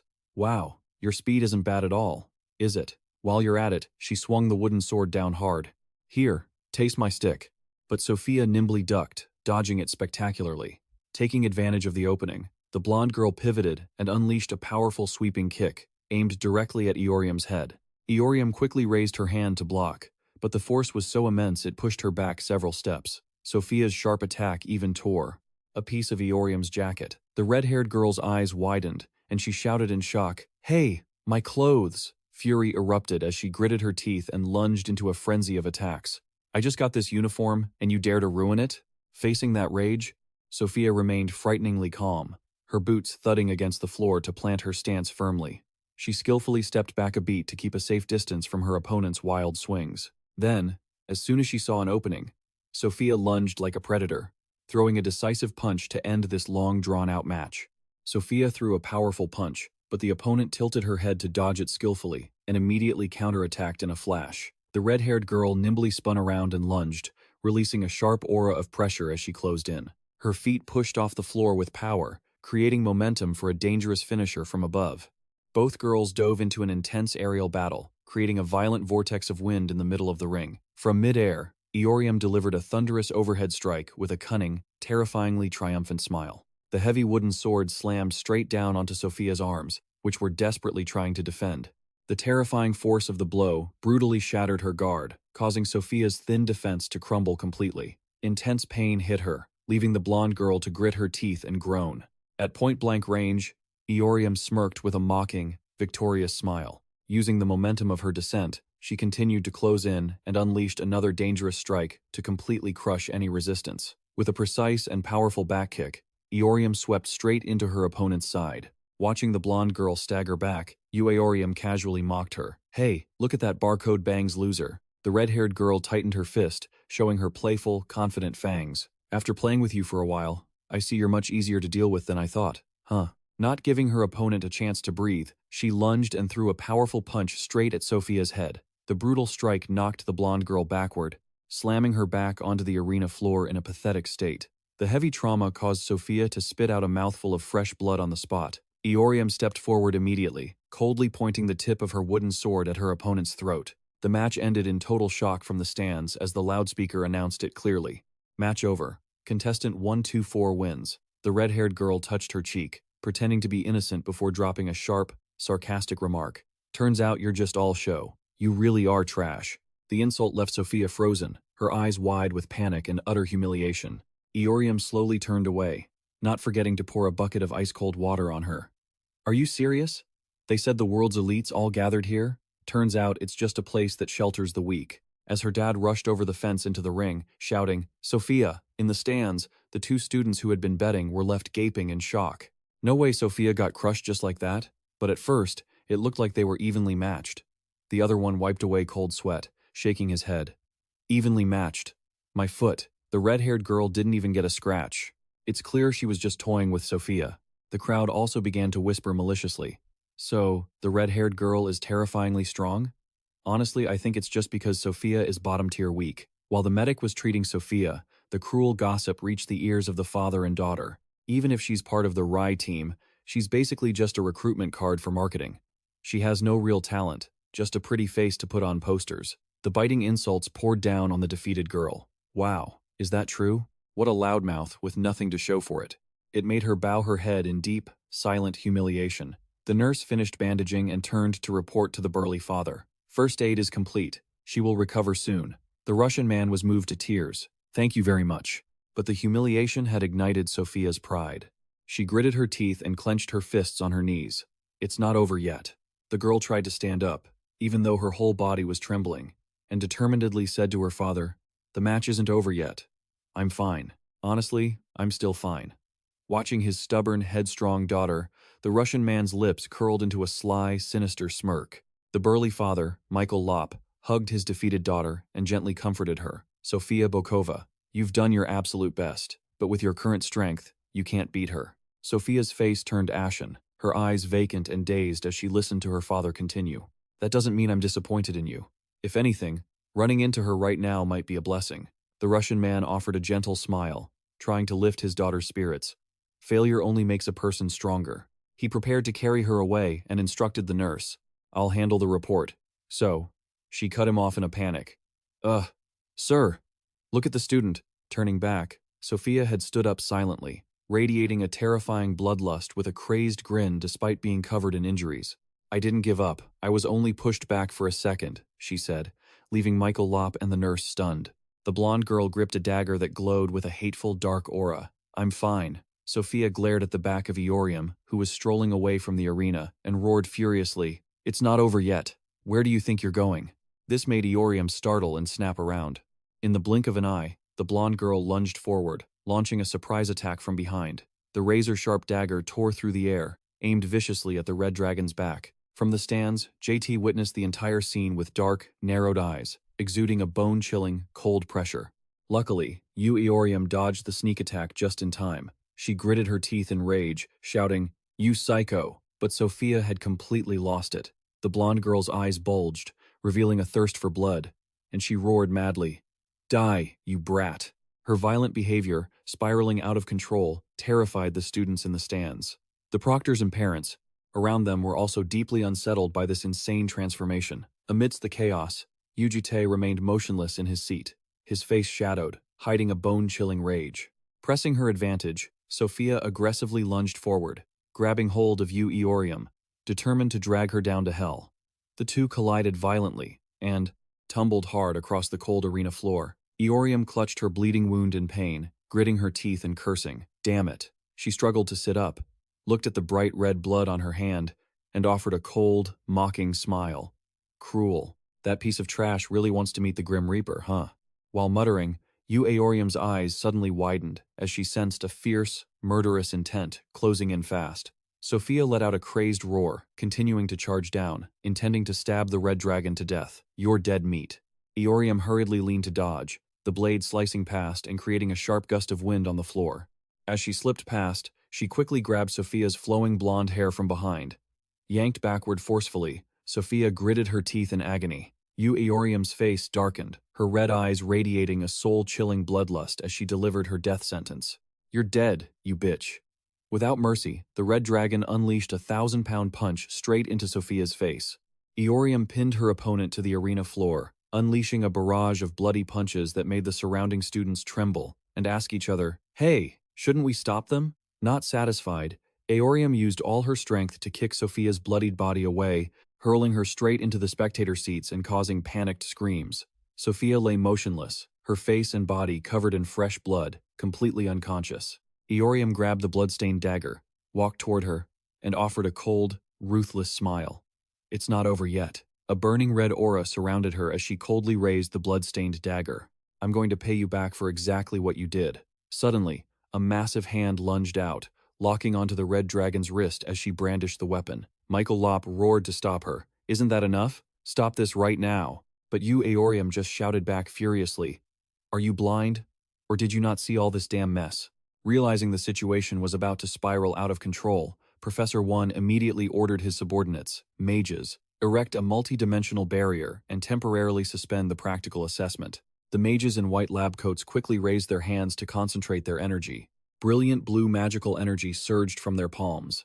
A massive magic circle known as a multi-dimensional barrier was activated, engulfing those blinded by bloodlust. As Sophia's dagger clattered to the floor, Aorium was teleported away, still shouting in protest. "Why are you only pointing the finger at me?" Inside the isolated barrier room, the red dragon screamed at the Russian father. "Your daughter was the one who pulled a sneak attack first, and that's why you want Sophia's life?" Aorium argued back. "So I should have just stood there and taken it?" The giant rumbled, interrupting her. "With your power, you could have easily restrained the girl." The red dragon bared her fangs and snarled, "What the hell is this? Teach your damn daughter a lesson before you open your mouth to lecture others." This forced Professor One to jump in quickly to intervene. Now, everyone, please calm down. Things are getting way too heated." The professor offered a gentle, soothing smile. "And you too, student Aorium. Our teaching assistant has already gone to call your guardian. So, for now, why don't you be a good girl and go get your wounds treated?" Aorium puffed out her cheeks in anger and shouted, "Damn it! How can I stay calm when my chest feels like it's about to explode?" One sighed softly. "I understand. I've been watching the whole time, so I truly understand how you feel, student Aorium. But even so, I can't just sit back and watch you make things worse." Seeing the professor's sudden, serious tone, the red dragon asked in confusion, "What do you mean?" The professor narrowed his eyes, slowly weighing the pros and cons. "If you keep causing trouble, I won't be able to help you anymore. Your entire family could be dragged into this mess." He leaned close to her ear and whispered threateningly with a calculating smile, "It's the Yo family, right? I bet you're not the only one from that house." The worried faces of Yubom and Ga-ul suddenly flashed through Aorium's mind, while Wan's cold voice continued to echo. "If your friends also get hurt just because of your mistakes." The red dragon suddenly froze, a wave of guilt rising up. "You definitely wouldn't feel good about that, would you?" The professor flashed a warm smile, as if nothing had happened. "So, at least until we can get in touch with your guardian." A cold voice suddenly rang out from behind. No need to look any further. Yu Jitae suddenly appeared in the middle of the room. Just as she was struggling to find her guardian, a cold voice rang out from behind her. No need to look any further. Yu Jitae suddenly appeared in the middle of the magical barrier room, having broken through the seal with ease. "I am her guardian," Yu Jitae declared coldly. "Don't gang up on an injured child. Talk to me instead." His unexpected arrival caused both Aorium and Professor One to turn around in shock. Seeing the sturdy back of her annoying guardian, Aorium felt a sudden wave of relief, even though she still tried to keep a grumpy expression. The scene then shifted to the high-level office, number 8, in the Academy's central building. In the luxurious room, Professor One poured tea for his guests. "This is a famous oolong tea from Taiwan. I'm not sure if it suits your tastes," he said, lifting his teacup with a cryptic smile. "But they say tea is a great way to soothe the mind." Glancing at JT, One silently assessed him with surprise. "So, This is the famous Yu Jitae of the Yu family? The way he easily breached a multi-dimensional barrier proved he was definitely a high-tier master. JT kept his face cold and emotionless, leaving the professor to wonder, I've never heard of him or his family before. I really need to investigate this man. Setting those thoughts aside, one forced a smile to break the silence. Well, to be honest, I'm not sure where to start, he said, sincerely. First of all, as fellow guardians, I am truly sorry that such an incident happened to both of them. An image of Sophia lying motionless in a hospital bed with a large neck brace flashed in his mind, followed by the professor's announcement. Luckily, I heard no one was seriously injured. Student Eorium has even been discharged already. Taking a sip of tea, one skillfully tried to mediate. So, I wonder if it's really necessary to make such a scene and blow this out of proportion? After all, the girls will run into each other at the academy quite often. Wouldn't it be better to end this peacefully? If you two can reach an agreement, I will handle the rest myself. Michael Lopp crossed his arms tightly over his chest, while Eorium said nothing. After a moment of hesitation, the Russian man finally gave in and apologized first. Since the cause of this incident lies with us, I would like to apologize first. I am Michael Lopp, Sophia's guardian. He tried to make excuses for his daughter. Sophia is still young and foolish. That's why I believe her emotions momentarily clouded her judgment this time. Contrary to his sincerity, JT coldly stated, that is why I do not accept the guardian's apology. Michael Lopp immediately slammed the table and stood up, furious. What did you say? JT calmly poured another bucket of cold water on him. I don't see any meaning in an apology delivered through someone else's mouth. The giant hissed through his teeth, radiating a threatening aura. Listen, pal. You're being too rigid. We're both in the same position as guardians. Wouldn't it be better to just accept it? You're talking like that because you don't know who I am, right? Yu Jitae glanced at him with sharp, lifeless eyes. We are not in the same position. Is that how people apologize where you come from? Michael Lopp completely lost it, roaring with rage. So what? You want me to drag my injured daughter in here and force her to kneel and apologize to you before you're satisfied? Yu Jitae leaned forward, his face deadpan as he replied, if you truly want to apologize, that is exactly what you should do. The long-haired man broke into a sweat, waving his hands to intervene while cursing under his breath. This guy is really pushing it. He tried to smooth things over. Oh, come on, you two, let's just calm down. Ignoring the interruption, Yu Jitae leisurely shifted his focus. I didn't come here for that girl. I'm just wondering why you didn't stop the kid from rushing in and swinging that greatsword. The giant, Michael Lopp, turned red and strained his neck to shout. That happened too suddenly. Yu Jitae shot him a scornful look and delivered a chilling insult. Suddenly? What a pathetic excuse. Fuming, Michael Lopp stomped his boots on the floor violently, while JT continued to mock him with ease. I bet you aren't even ashamed of using a child as an excuse to cover up your own incompetence, are you? Unable to hold back anymore, Michael Lopp lunged forward, grabbing Yu Jitae by the collar, but JT sat there like a rock, bored, warning the hand gripping his shirt. Listen, pal, my patience has its limits. Michael Lopp exploded with a blue magical aura, lifting JT off his seat as he growled with a threat. Are you sure you want to make an enemy of the R family in this small world? He drew a dagger and prepared to strike, gritting his teeth in contempt. A brat from some unknown family I've never heard of. But before he could land the blow, the giant's pupils contracted in shock. Before he knew it, Yu Jitae had calmly snatched the dagger and held the blade pointing back at him, nonchalantly remarking, the blade of that greatsword earlier was too sharp. One slip, and it would have been a disaster. Michael Lopp panicked and stepped back, one foot still on the table, protesting, How did you do that? Still in his relaxed posture, Yu Jitae looked straight at the empty sheath on the giant's hip and exposed him. With a sheath this loose, no wonder that girl drew it without you even noticing. It made Michael Lopp break into a cold sweat, questioning himself. I clearly had my guard up to the maximum level. The atmosphere suddenly froze as Yu Jitae's face sank into the shadows, his voice dropping to a bone-chilling tone. Michael Lopp blinked once, and Yu Jitae had already appeared like a ghost right behind the giant, placing a hand on his shoulder and whispering a murderous piece of advice. From now on, remember to walk where there are crowds. The light-as-a-feather threat made Michael Lopp's muscles stiffen, his face contorted in sheer terror, sweat pouring down his skin. Having finished his warning, Yu Jitae withdrew his hand and casually concluded, If we're done talking, I'll take my leave. He turned and walked away, leaving Michael Lopp standing there paralyzed, his face drained of all color, alongside the long-haired man who was also sweating and looking on in fear. The suffocating silence was finally broken by the long-haired man's awkward, nervous laughter. Stepping out into the hallway, Yu Jitae returned to his usual calm demeanor, walking leisurely around the corner. Yu Aorium, the red-haired girl, was leaning against the wall with her arms crossed, waiting, looking tattered and bandaged. Seeing her, he asked, "How is your body?" "Just a scratch. And you already know it. The Red Clan doesn't die that easily." Yu Jitae nodded in satisfaction. "Good." He left a short silence as Aorium bowed her head, hesitating. She glanced at him, her voice tinged with unusual unease. "Hey, you think I messed up too, don't you?" As they walked down the hallway together, Aorium looked down, confessing her turmoil. "I just keep thinking about it. All this chaos is entirely my fault." Suddenly, she scratched her head in frustration, grumbling that it really wasn't fair at all. "But in moments like these, I don't know, it feels like I should have handled things more like an adult." Her sudden self-reproach was cut short by a brief, blunt denial from Yu Jitae. "No, you did well." She stared at him, stunned. "Huh?" Yu Jitae glanced back over his shoulder, offering advice that sounded sincere, yet carried a hint of villainy. "Next time, just kill them, where no one can see." She froze, staring at the sturdy back of her guardian walking ahead, her sullen expression instantly vanishing, replaced by a radiant smile that showed off her sharp, fang-like tooth in amusement. She skipped after him, her voice brimming with triumph. "You're the one who told me to do it, so don't you dare regret it later." "Fine," Yu Jitae replied nonchalantly. "Aorium, remember to pack your things when we get home." She looked back, bewildered. "Wait, what? Are we going somewhere?"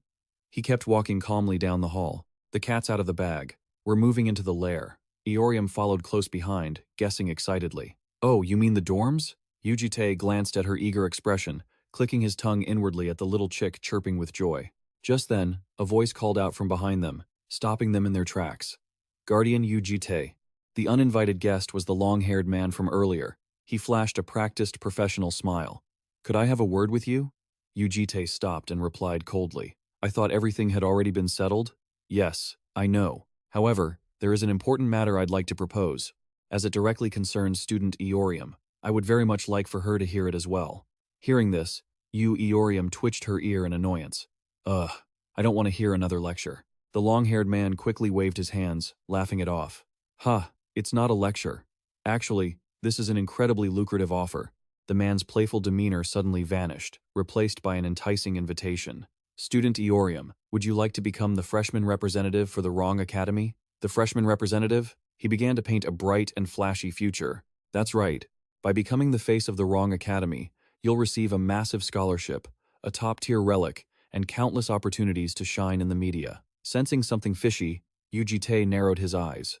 "That's quite a sudden offer. Do you even have the authority to make such a big decision on your own?" The man replied calmly. "You don't need to worry about that." Seizing the moment, he played his trump card. "You see, I'm quite close with Vice Dean Ma Nam-jun." JT fell silent, offering no response. Thinking he had the upper hand and had intimidated his opponent, the long-haired man continued his pitch. "Please consider this carefully. Guardian Yu Jitae, you won't find a better opportunity anywhere else." But in the back of Yu Jitae's mind, a chilling thought flickered. "Close with Ma Nam-jun? Oh, of course. You and Ma Nam-jun are both demons." Beneath that virtuous and gentle exterior, Yu Jitae had long ago seen through the man's true evil nature, hidden by those burning red eyes. They were demons, creatures driven by the darkest ambitions in the world. Dark memories resurfaced, reminding him of a harsh reality. Unlike those gifted with superpowers, these were beings who had discarded their humanity to embrace the abyss. They craved blind rage, bloodlust, desire, and violence. He recalled a tragic, devastating past. Because of these demons, the world had once faced a catastrophic extinction-level crisis. The bone-deep pain resurfaced, accompanied by the sight of fresh, red blood dripping down. In the first and second loops, Yu Jitae had lost his most precious people just because of them. Therefore, the moment this man named One appeared with his fake smile, bloodlust flared in Yu Jitae's mind, imagining tearing him apart and killing him 1,000 times over. But he forced himself to hold back. Over and over, he had to retract his claws, because he knew a more perfect plan. This bastard had to lose much more before he was allowed to die. So, Yu Jitae suppressed his killing intent, replying calmly, "I understand what you're saying." Then, he deftly passed the ball to someone else. "But shouldn't the most important opinion belong to the student herself? After all, I'm only her guardian." Stung by the rejection, One forced a smile and stepped toward Aorium. "Ha, of course. In the end, It is the student's choice. He began his sweet-talking routine with her. Student Eorium, there will be many big changes coming to the Wrong Academy soon, especially at the year-end ceremony. We would love for you to represent the Academy then. To add a touch of sincerity, he grabbed Eorium's hands, looking her straight in the eyes. Will you build a new future with me? But the redhead immediately pulled her hands away, hitting him with one blunt word. No. One stood stunned, as if he couldn't believe his ears, and stammered, no? Maybe I misheard? But Yu Aorium just smirked defiantly. You heard right. Finished. She waved her hand and urged JT to leave, leaving one frozen in place like a statue. Come on, let's head home. Didn't you just say we needed to get ready to move? Then why on earth did she come to this interview in the first place? Aorium avoided his gaze, looking away, and shrugged with a completely blank expression. I don't know. I was just lying in bed at the time. This left one standing in the middle of the hallway, dumbfounded and completely helpless. Then what? Yu Aorium tilted her chin up, stubbornly explaining her impulsive reason. I was just bored, thinking I might find someone to beat up, maybe. Her crude answer left the demon one speechless, forcing a stiff, awkward smile. The murmurs from the crowd around them only made the long-haired man more flustered, beads of sweat forming on his brow. Seeing this, Yu Jitae patted his student's shoulder and gestured toward the balcony. Student Yu Aorium, look down there. Curiously, she looked down at the courtyard below. A group of people were lugging equipment around, which puzzled Aorium. Who are they? Reporters? One immediately seized the chance to save face, explaining arrogantly. They came from all over the world to hear me speak about today's incident. They are all waiting for a word from me. He raised his voice, projecting authority. A single word from me is enough to decide your life or death here at Le. Do you understand? But their only response was a look of utter contempt from the teacher and student. Yu Aorium didn't even bother to show respect, turning away sharply. Not interested. I'm busy. Get lost. She left the guy, one, standing there awkwardly, trying to save face. Huh. The long-haired man stood frozen, watching their retreating figures in silence. Once they were out of sight, his face instantly darkened into a sinister scowl, his eyes turning blood red. I just hope you won't live to regret this. Down in the lobby, a female reporter saw Aorium's silhouette and shouted in excitement. Oh, there she is. The swarm of reporters surged forward like a broken beehive, jostling to get an interview. Cadet Yu Aorium, right? From CT News. Could you give us your take on the knife attack 2 hours ago? NSS would like to ask, did you have a prior grudge against Sofia Bokova? Flashbulbs popped incessantly alongside the barrage of aggressive questions. What do you have to say about this incident? It made Yu Aorium snap. What the hell was wrong with these people? A female reporter chirped happily. Your interview clip is currently trending across South Korean social media. Was that impulsive action of yours during the interview just a publicity stunt to revive your family's reputation? The crowd continued to scream and shove. Cadet Aorium, just one word. Why did you apply to the academy in Rion? What do you plan to do once you're in? Yu Jitae quickly stepped in front of her to shield her. Stop hounding a girl who's already injured. But Aorium brushed his hand away firmly. No need. If they want an answer, I'll give them one. She snatched the microphone from the stunned reporter's hand. You want to know what I'm planning? It made the reporter jump.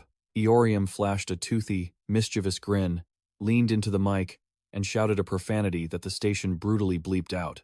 The scene shifted to a panoramic view of the modern, magnificent city under the brilliant sun. Finally, the teacher and student moved into their new, fancy housing called the Le Dormitory. The moment she stepped through the door, the Golden Dragon's eyes went wide with excitement. Seeing the massive, luxurious living room before her, she jumped for joy.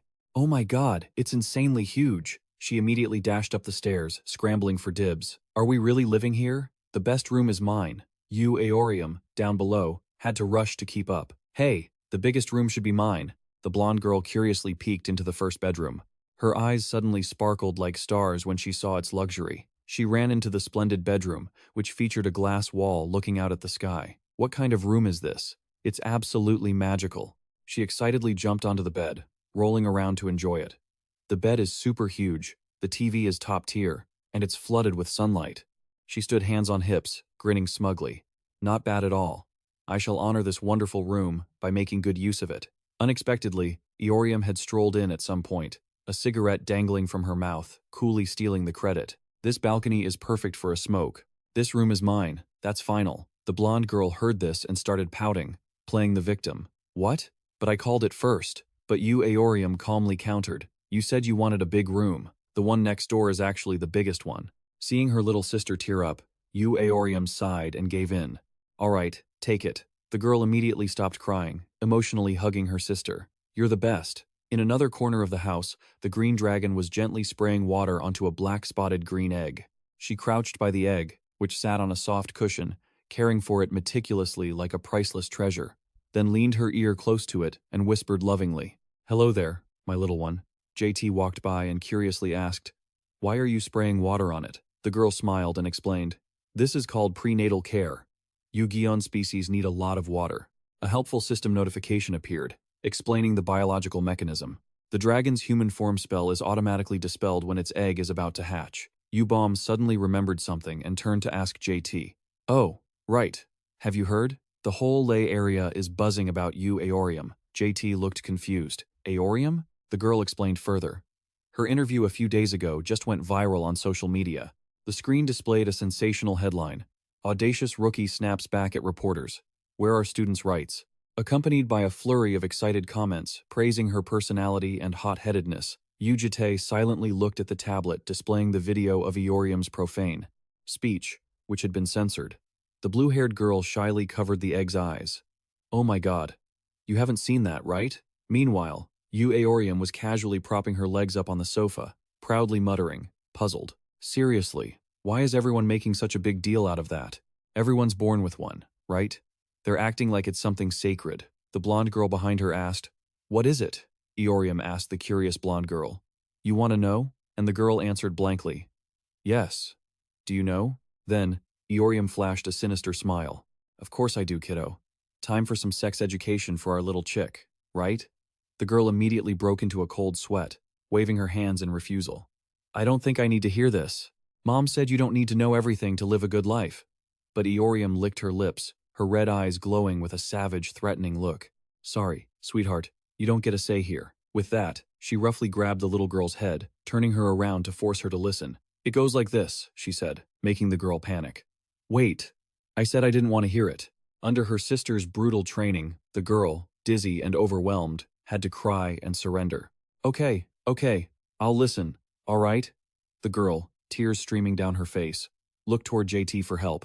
"Save me, sir," while Yu Jitae and the blue-haired girl next to him could only stare in silence at the domestic violence unfolding before them. The next morning, bright sunlight filtered through the window of Aorium's large bedroom in the Lit dormitory. The red-haired girl was still curled up, sleeping soundly on the soft bed bathed in warm sunlight. Suddenly, heavy, hurried footsteps thundered up the wooden stairs from downstairs. The blonde girl banged on the door and rushed in, panicked. "Sis, wake up." Something huge happened. Yu Aorium, in a deep sleep, drowsily opened her eyes. Aorium lay face down on the bed, groggily cursing. "Damn it, what's going on this early in the morning? I'm exhausted from being up all night." The younger sister skeptically asked. "Huh? Up all night? You were watching those weird things again, weren't you?" Yu Aorium smirked with a smug look. "No way. You actually watch adult movies?" she teased, leaving him speechless as he clicked his tongue in annoyance. It was true, though. The stuff she watched was just plain weird. No time to waste, though. She grabbed her sister's arm and dragged her downstairs. "Forget it. That's not what's important right now." Meanwhile, Aorium yawned repeatedly, threatening her. "If this turns out to be nonsense, you're dead meat." Once she had woken up a bit and stepped into the living room, Aorium asked seriously, "What's going on?" She looked in surprise at everyone gathered there so early. Why was everyone huddled together this early in the morning? U-Bomb tilted her head slightly, looking at her with worried eyes. "Aorium, look." In the middle of the room, the blue egg suddenly began to rock and shake violently, as if it were a sign. It seemed like Gion was about to hatch. On the sturdy eggshell, small cracks began to appear and spread outward. Watching the scene, Gaul's eyes sparkled in amazement, as a sacred moment unfolded before them. As a life was being born, JT stood nearby watching the egg crack, deep, contemplative thoughts rising in his heart. The last time he witnessed a life being born, a dark and painful memory flashed suddenly into his mind. It was far from a beautiful sight. Amidst the ruins of war, a thin, weak hand of a mother was reaching out, begging in despair. "Please," the dying mother pleaded with him through her tears. "Please save our baby." But the comrade beside him could only bow his head in helpless silence. It was too late. The captain stood among the cold ashes. The mother wailed heart-wrenchingly as she clutched the body of her newborn child. My baby isn't breathing anymore." When the heartbreaking outcome became clear, the child had passed away the moment it was born. The cruel reality of war had robbed the infant of every chance to survive. The conditions back then were horrific. The hospital had been completely destroyed by bombing. Yu Jitae stood frozen, watching that scene, his heart filled with helplessness and regret. If only the facilities had been just a little bit better, and that was truly a memory he didn't care to dwell on. He had once thought he would never have to revisit that painful moment ever again in his life. But why, at this very moment, was he remembering it while looking at this little family surrounding the egg, overflowing with love and warmth? Suddenly, Yu Aorium let out a surprised sound as she noticed the egg changing. Oh, a tiny, incredibly cute blue claw suddenly broke through the eggshell and poked out into the world. The next piece of the shell fell away, revealing Gion's tiny, wet wings shaking off the fluid. Gion's small head finally popped out completely, making Yubom cheer with delight. "Its head is out!" Yubom smiled brightly at her younger sister, Ga Yul, who was bubbling with excitement nearby. "Welcome to the world, little one." The egg shattered completely. The blue baby dragon rubbed its sleepy eyes, looking confused by the sweet calls. "Gion?" Yubom gently picked up a soft towel and carefully wiped away the remaining fluid from the baby dragon's face. Standing nearby and watching, Yu Jitae praised her. "You're very skilled at this. Did you learn that yourself?" It made the girl smile as she remembered. "My mom used to do this for me. But usually, dragon mothers lick their young." Yubom held the cleaned-up baby dragon and turned to ask JT, "Do you want to hold the baby for a bit?" But he immediately refused. "I'm fine." So Gaul jumped in from behind to claim her turn. Me, I want to hold it." She gently transferred Gion to Gaul, not forgetting to warn her. "Its skin is still very delicate, so you have to be really careful." That made the girl hold the creature with moved, gentle care. The blonde girl hugged the baby dragon tightly to her chest, rubbing her cheek against it, feeling her soul being healed by the happiness. Just then, Yu Aorium, who was sitting with her arms crossed on the sofa, glanced over, a flicker of curiosity in her eyes. Noticing something unusual, Yul carried Gion closer and exposed her. "Sister Eorium, be honest, you want to hold the baby too, right? What are you talking about? If you want to hold it, just hold it." Ignoring the excuse, Gaul forcefully shoved the baby dragon into her sister's arms. "Just this once. Hurry up, making Yu Aorium panic and shout. Hey, are you crazy? Why are you acting like this all of a sudden?" Meanwhile, Yubom hurried to intervene. "Gaul? Be gentle." Baby dragon Gion rested obediently in the new arms, letting out an incredibly cute yawn. Yu Aorium bowed her head to look at the tiny life in her hands, her whole body stiffening from embarrassment, her cheeks flushing red as she was left speechless. Gaul stood nearby, grinning as she teased her. "Now you understand why I told you to hold it, right?" Making Aorium turn her face away in embarrassment and admit, It really is cute." Seizing the opportunity, Gaul turned to JT and pleaded, "Hey, we've all held the baby now. You should try holding it for a while too." Aorium quickly chimed in. "That's right, otherwise Gion will be very sad." But JT just stayed silent. Seeing him still indifferent, Yu Aorium smirked provocatively. "Ha, trying to act all noble and aloof, are we?" She immediately started messing around, lifting Gion up as a threat. "Fine, I'll just toss it over here, catch it yourself. If you hurt the baby, I'm not taking responsibility," which made Gaul scream in shock. "You're not actually going to throw it, are you?" Yu Aorium gave a cunning smile worthy of a villainess, leaning in to whisper, "I've had one goal since the moment I stepped into this house, you know? Do you want to know what it is?" Finishing her sentence, Aorium casually tossed the baby dragon Gion into the air like a ball, laughing gleefully. "It was to see your stone-cold face freak out, causing Yu Gaul to shriek in horror at her sister's craziness. Ah, she's actually gone mad." Immediately, Yu Jitae gently reached out his hands and caught the baby dragon perfectly, making Yu Aorium's jaw drop in shock. "Huh? Nice catch, uncle." Seeing her plan fail, Aorium clicked her tongue in disappointment. What a letdown. Sister Aorium is definitely not normal. Yubom smiled gently and said to JT, "Since you're already holding the baby, why don't you try petting it a little bit?"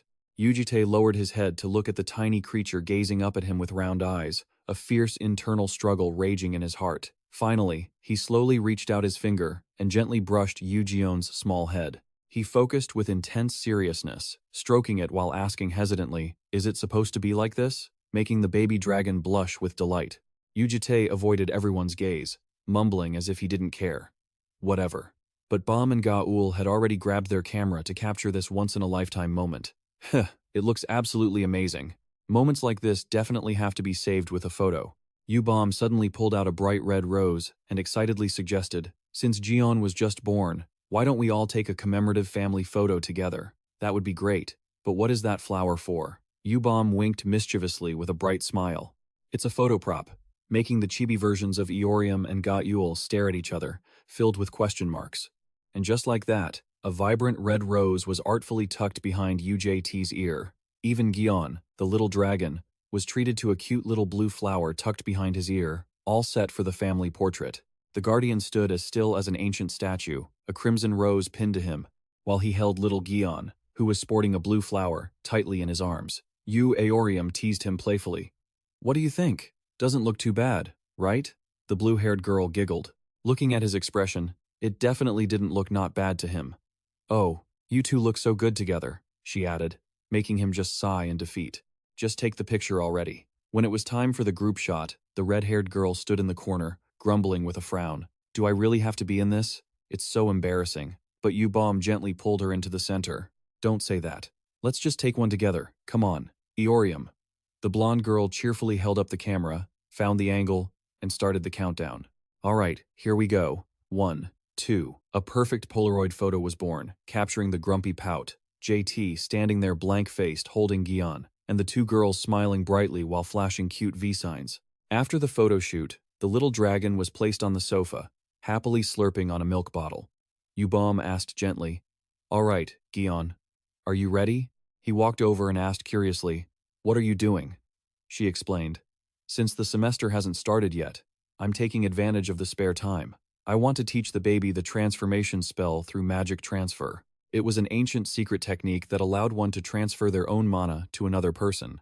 This process is done by directly flowing mana from one's own body to the recipient. The recipient then gains that magic without any effort at all, but the one transferring it faces the risk of depleting their own life force. Realizing the danger, he said in a low, worried voice, Are you sure you're okay with that? The blue-haired girl nodded to reassure him. If he stays in dragon form like this, the baby won't even be able to step out of the house.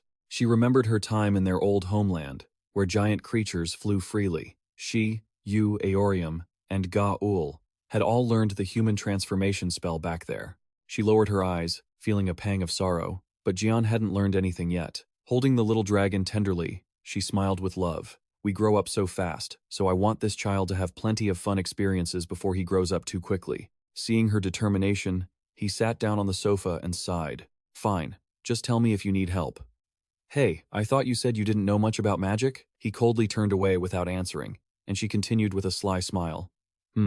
Well, I do have one request. She tilted her head and looked at him meaningfully. While I'm performing the magic transfer, could you sit right next to me? UJT clicked his tongue in concession. Fine. But as soon as he sat down, she pouted and complained.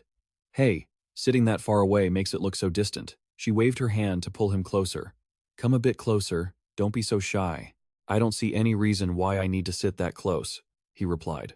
The blue-haired girl rested her chin on her hand and explained innocently, Of course there is. What if I get exhausted during the transfer and accidentally drop Jian? She made a pitiful face to convince him. If you sit right next to me, you can catch the baby. Right? If Jian hits his head on the table, my conscience would kill me. He was left speechless and could only sigh firmly, eventually giving in to her nagging and scooting right up next to her. Fine, I don't have a choice, do I? As the distance closed, their shoulders brushed against each other ever so slightly. Yubam's cheeks suddenly flushed, bright red with embarrassment. She stammered, It's too hard, he asked back, confused. What is? The sofa? I meant the sofa is a bit hard. He raised an eyebrow. Skeptical. That's strange. It's made from high-quality full-grain leather. She could only blush and clench her hands in silence. To shake off the awkwardness, she hurriedly gathered her energy. Anyway, I'm starting now. A green magical aura suddenly flared up, enveloping the dragon siblings. A few tiring days passed in the quiet atmosphere of the villa. After days of draining all her energy, Yubam let out a relieved sigh and collapsed onto the sofa, completely exhausted. Finally finished, he walked over and praised her kindly. You've worked hard.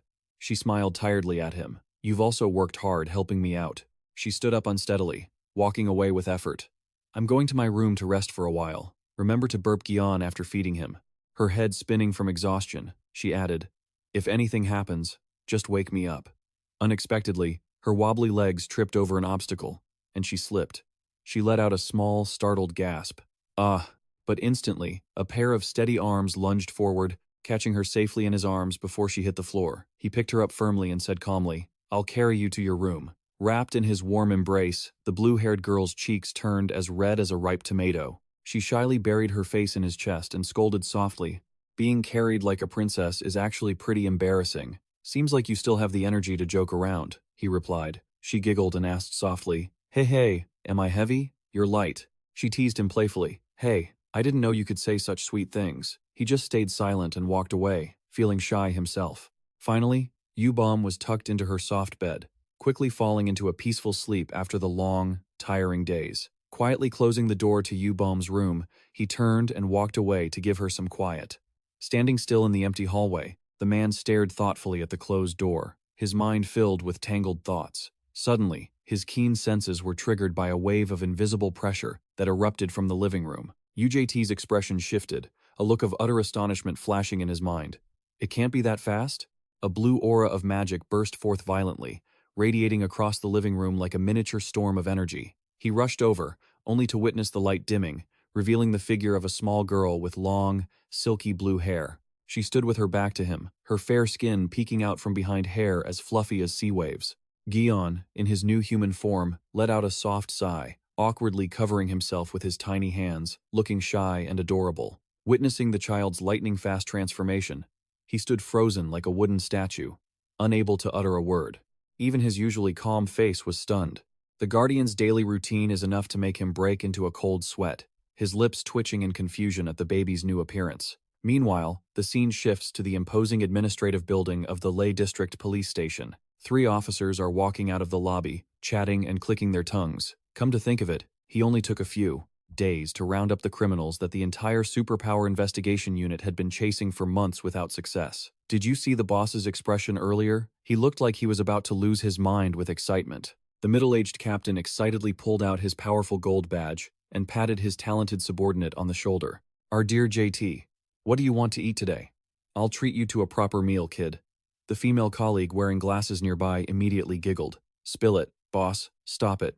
Aren't you planning to pay with the agency's card?" This made the captain quickly laugh it off, looking embarrassed.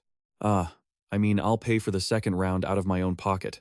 The JT guy coldly rejected the offer. "I have some errands to run today, so if you'll excuse me." This left both colleagues looking visibly disappointed. The woman in glasses quickly ran after him to plead. "Why are you slipping away early again? You bailed on the team dinner last time, too. Besides, you've been leaving work right on time lately. It's suspicious. Senpai, do you have a girlfriend, don't you?" The fake Yu Jitae glanced back and replied coldly, "That's not the case." He turned his back and walked away nonchalantly. "I'm leaving." Leaving the captain whining and throwing a tantrum behind him. "If you hate us, just say it. I'll change." And the female colleague tried to console herself. "You really don't have a girlfriend, do you? I believe you." The scene shifts to a tree-lined street. Leaves gently fall with the breeze.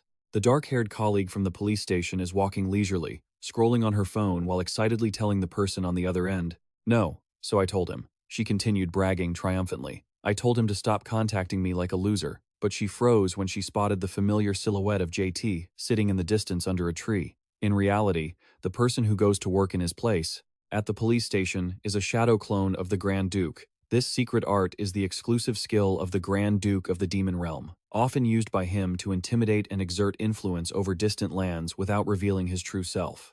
But now, after defeating the Grand Duke, this magic has completely come under the control of its new master, serving as the perfect body double to keep him free to take care of the baby dragons at home. The sound of thick heels striking the brick path is sharp and decisive. The dark-haired girl, with a backpack on her shoulder, suddenly sheds her usual playful demeanor. Her expression becomes extremely serious and vigilant. She slowly walks toward the park bench where the man is sitting quietly alone in the shade. She bows her head respectfully in front of him. "You summoned me, my lord." But as soon as she sees the cold face of the person sitting on the bench, her eyes widen in shock. "My lord, it turns out the person sitting there is the real Yu Jitae, wearing a baby carrier on his chest, holding the baby dragon Gion in the form of a little girl with blue hair, who is staring at her blankly, leaving her stuttering in fear." "What is that?" He calmly explains why the child suddenly shifted her form. This is Yu Jitae. I just took her for a haircut, so she's using her shape-shifting magic. The subordinate girl avoids his gaze in confusion, while a couple passing through the park suddenly smiles and calls out, "Oh my goodness." The baby lying so peacefully in her father's arms, "You two look like such a cute couple." Sensing the awkward atmosphere, the girl bows respectfully and offers, "If there's anything inconvenient, I can hold the baby for you, my lord." But immediately, the baby dragon Jian shoots a sharp, wary, and cold look, as if she wants to devour the girl alive. The fiery glare from the child makes the subordinate jump in fright, breaking out in a cold sweat. Yu Jitae gently puts the baby down and waves his hand. "It's fine. She can walk on her own anyway, without being carried." The girl asks blankly, "But why did you take Gion out yourself? Aren't you Bom, you Eorium, and Ga Aul all at home?" He sighs softly, and in his mind, he sees the image of Bom lying in bed, running a fever with a cold compress on her forehead. Yubom is sick in bed due to the side effects of the magic transfer. He remembers the other two arguing when Ga Eul suggested, "Hey Yu Gion, do you want to go shopping with me?" And Yu Aorium was furious. "Don't you dare dump this annoying kid on me." And the other two are still a bit difficult to manage. The subordinate nods in sympathy. "I understand. So, what is it you wanted to tell me?" He looks straight into her eyes and says in a deep voice, "I don't know what you mean. Don't play dumb. You know perfectly well that all your feelings and memories are transmitted directly to me." The girl bows her head in embarrassment, quickly explaining herself. "That wasn't a complaint, my lord. I just have some doubts regarding my current mission." She looks at Gion, who is innocently playing with a small twig nearby, and sighs. "Among all the masters I've served, none of them wanted to live a mundane, ordinary life. All of them sought to use me for more meaningful things." Images of his heroic past flash in her mind, slashing through enemies without mercy, like eliminating those who deserve to die, or those times you sent me to intimidate and show off your power everywhere, or dispatched me to places where you needed to exert your influence. She lowers her eyes, her voice filled with confusion. But because the lord of this regression only seeks the experience of a dull, ordinary life, a lowly servant, like me, finds it very hard to understand. Realizing she has overstepped, she hurriedly bows to apologize. "I apologize if my words were rude," but he just calmly waves it off. "Well, you have your own independent personality, so it's natural for you to think that way." He slowly stands up and turns to walk away. "There will be work for you soon. Until then, stay quiet and do your job." He turns his head to add a thoughtful piece of advice. "Besides, everyone on the team seemed quite disappointed earlier, so go have a drink with them." He lowers his voice to explain, "Because it won't be long before you have to say goodbye to them anyway," leaving the girl frozen in place as she watches the happy backs of her police station colleagues, a hint of sadness stirring in her heart. She bows respectfully to bid him farewell. "I understand, my lord." Then she silently walks away, feeling lonely under the trees. The guardian stands in the sunlight, watching her retreating figure in silence. Then he looks down at the baby dragon Gion, who is standing there. "My little treasure, do you really like that one so much?" Following the child's gaze, across the park, a mother was happily holding her little daughter, playing with a giant stuffed panda. "If I'd known you wanted it this much, I would have bought it for you sooner." The little girl beamed, clutching the bear tightly. "Heh, you're the best, Mom." Gion stood on the sidelines, staring hungrily without blinking. The giant panda, wearing a sparkling golden bow, seemed to taunt the envious child. The blue-haired girl stood silently in the corner, her eyes shining with longing, yet she obediently held her little twig, never asking for anything. He smiled gently and asked, "Do you want a doll?" The child jumped, eyes wide with confusion. "No need to spend money on that," he said, casually reaching out to tear through space, plunging his hand into the dangerous, magical boundary, the shallowest part of the S-rank abyss. From the pitch-black spatial rift, he pulled out a gigantic blue stuffed bear, casually noting that this one looked a bit different from that panda. He gently placed the sparkling blue bear into the child's arms, making the baby hug her new gift tight with wide, dazed eyes. The chubby blue bear rested snugly in Gion's tiny hands. The baby's large, round eyes suddenly sparkled like 1,000 stars. Her cheeks were flushed with excitement over the surprise gift. Yu Jitae watched as the child cherished the toy, and softly asked Han, "Do you like it that much?" Receiving a happy nod, the child hugged the bear tightly and sat down on the grass to play. But a moment later, Gion stood up, discarded the bear on the ground, and toddled back toward him, leaving him feeling a bit puzzled. He gently picked the child up to soothe her. "You still want more? That was the last one, you know." The blue-haired girl tilted her head, her clear, round eyes looking straight into his. Suddenly, Gion's soft, tiny hand pressed gently against her guardian's cheek. The child squeezed her eyes shut in happiness and leaned her forehead against his, leaving him wide-eyed with surprise at this unexpected, heartwarming gesture. A deep sense of bewilderment welled up inside him. Why would she suddenly do this? Could it be? He suddenly remembered Yubom, weary from channeling magic into the baby dragon Gion back when she was still in her egg. Narrowing his eyes in thought, he wondered, could this child believe that transferring magic is a way to express affection? Memories of tragic, harrowing pasts suddenly flooded his mind, the image of a girl crucified and covered in blood, the vision of him fighting like a madman amidst the fire and blood of monsters during those first loops haunted him again. The demon dragons roared, destroying everything and spreading catastrophe across the world. He remembered his own weary, calloused face after countless failed regressions. The golden gears of the orbit clock kept spinning, an endless reminder of the cruel timeline he was carrying. Shaking off the dark thoughts, he stood quietly in the leaf-strewn park, holding Gion, with the blue teddy bear left forgotten at his feet. The child tilted her head, blinking her round eyes at him curiously. Seeing the child's absolute innocence, he let out a rare, warm smile. She gently grabbed the bear's hand, while the protagonist took her tiny hand, and they walked away. The two walked leisurely under the brilliant red sunset. Behind them, Gion dragged the teddy bear along the ground.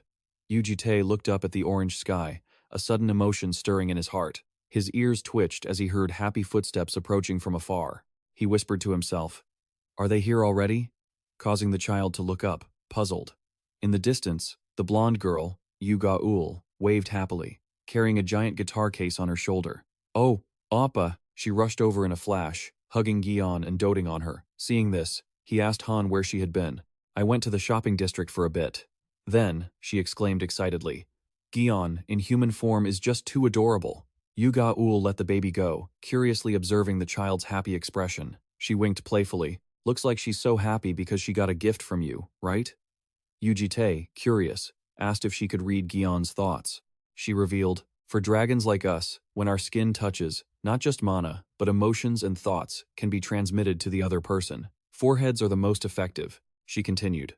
"To put it simply, it's a form of intimate contact we use when we want to express our affection." This made him realize in surprise, "I had no idea about that." Yu Gaul giggled, amused. "Heh, so there are things you don't know after all?" He bashfully looked away. To avoid more teasing, he glanced at her back and asked, "What's that on your back?" This startled her. The blonde girl peeked out from behind the large case and grinned. "Oh, this?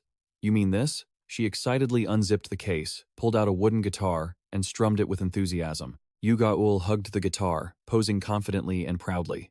"I bought it so I can convey my soul without needing to touch anyone's skin. How about it? Do I look like a professional singer now?" She began playing a lively tune in the sunset-lit park. "I'm really going to practice hard," leaving him and Gion watching the girl's bubbly silhouette, bewildered. Watching Yu Gaul's carefree smile, his eyes suddenly darkened with resentment. A horrific memory from his past life surfaced, haunting him. A shattered guitar lay abandoned in a puddle of dark blood. Beside it, needles were scattered about. The heartbreaking image of Yu Gaul from the previous loop appeared she was lying on the cold floor, covered in injuries. Surrounded by alcohol and wreckage, Yu Jitae stood watching from behind, feeling utterly helpless, and vowed to protect her at all costs in this life. The guardian's face shifted, sweat beads forming on his cheek as the ghosts of the past invaded his mind. In the dark memories of the previous loop, Yu Gaul appeared with a gaunt, hollow face and soulless, despairing eyes after days of darkness. Returning to the present, he bit his lip, his hands clenching so tight his knuckles cracked with suppressed fury. Confused by his reaction, Yu Gaul held up her slightly reddened tiny hand and pouted. "My hand hurts a little." He softened his voice, gently advising her, "You don't need to practice that hard." The blonde girl's eyes widened in surprise, her hands dropping in bewilderment. "Oh, why?" He simply took the child's hand and continued walking, saying softly, "Just take it slow." She murmured regretfully, "But I want to work hard," causing him to quickly change the subject. "Has Yubom woken up yet?" Yu Gaul hugged her guitar and trotted along behind them. The girl grumbled with regret, "But I really wanted to work hard," making him quickly change the subject. "Has Yubom woken up yet?" Gaul clutched her instrument and trudged along behind them. She reported sadly, "She's still sleeping." He sighed, knowing the fever just wouldn't break. He couldn't blame the poor girl for overworking herself by channeling magic for days on end. He looked at the little girl and asked, "What about you, Aorium?" He received a stuttered, hesitant reply. In a dark, cluttered room filled with trash, Aorium sat dazed, clutching a bag of potato chips and staring blankly at the TV screen, which made her younger sister sigh in frustration. She's been so hooked on this TV show that she hasn't stepped out of her room all day. This is the first time I've ever seen Yu Aorium obsessed with anything other than fighting, Yu Jitae thought to himself. That's actually fine, better than her going out and causing trouble. Back home, Ga-ul happily took Gion by the hand to head inside. "You, Gion. You know you have to wash your hands after being out, right?" He left them behind, standing silently with a stern expression. The guardian's eyes suddenly darkened with resentment and anger. The blonde girl led the child down the hallway, murmuring curiously, "I wonder if Yu-bom has woken up yet?" Suddenly, a firm hand landed gently on her shoulder from behind. Yu Jitae stood looming in the shadows of the hallway, his face obscured in the dim, solemn light as he gave an order. Yu Jitae said, "Take Gion to your room right now and stay there. Don't come out until I say so." She asked, "Wait, why all of a sudden?" His face was now coldly, terrifyingly stoic. He growled the order, "Hurry up." Frightened, the blonde girl immediately shrank back and stammered, "Yes, sir." She hurriedly scooped Gion up and dashed into the room, whispering to comfort the child. "You, Gion, want to go into the room and read fairy tales with me?" The mansion's hallway suddenly became eerily quiet, leaving only his lonely silhouette standing still under the dim lights. He slowly approached and cracked open Yu-bom's bedroom door to check on her. Looking inside, his eyes narrowed with cold, murderous intent. Instantly, the dark space around them was filled with spectral guardians in iron armor, standing guard around her bed. One of the ironclad guardians tilted its head, its deep, furious voice echoing. "Are you the one?" it demanded, threateningly. "You dare do this to the blue dragon?" These were the guardians, warrior dragons possessing powerful protective magic. They were originally dragon knights or slaves, bound by magical contracts, to protect the dragon nests. Among them, those with exceptional abilities were tasked with serving as personal bodyguards whenever the young dragons went out to play. Yet now, Yu-bom lay exhausted on the bed under the menacing watch of those ironclad guardians. The guardian angrily demanded, "Did you use sleeping magic on Yu-bom?" Then, it violently stomped its foot on the floor like a challenge to war. The ironclad guardian roared with rage. "Answer me! Are you the one who did this to the blue dragon?" The guardian calmly stood there with his hands in his pockets. Yu Jitae questioned him nonchalantly. "When entering someone else's house, shouldn't you introduce yourself first?" That made the guardian snap. "It seems you don't grasp the situation." The protagonist retorted with contempt. "The right to ask questions belongs only to the strong." A thick black aura of vengeful resentment flared up, surrounding the ironclad guardian. "Only I am allowed to ask questions here, you lowly human." Facing that heavy pressure, Yu Jitae looked up and evaluated him coolly. High-level protective barrier magic? Not bad. The guardian tightened his grip on his weapon and delivered a cold ultimatum. "This is your final warning." Dark purple energy erupted violently as he raised his weapon and roared. "What did you do to the blue dragon? Answer me, you human." He sighed softly and replied calmly. The blue dragon just finished being born. He looked toward the bed, where Yu-bom was sleeping soundly and peacefully.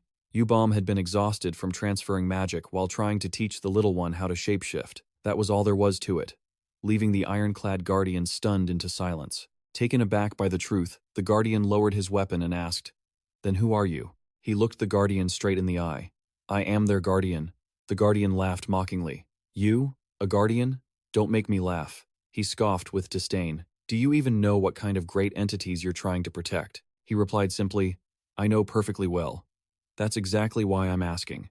Yu Jitae suddenly turned the tables with a cryptic question. "Why did you come here so early?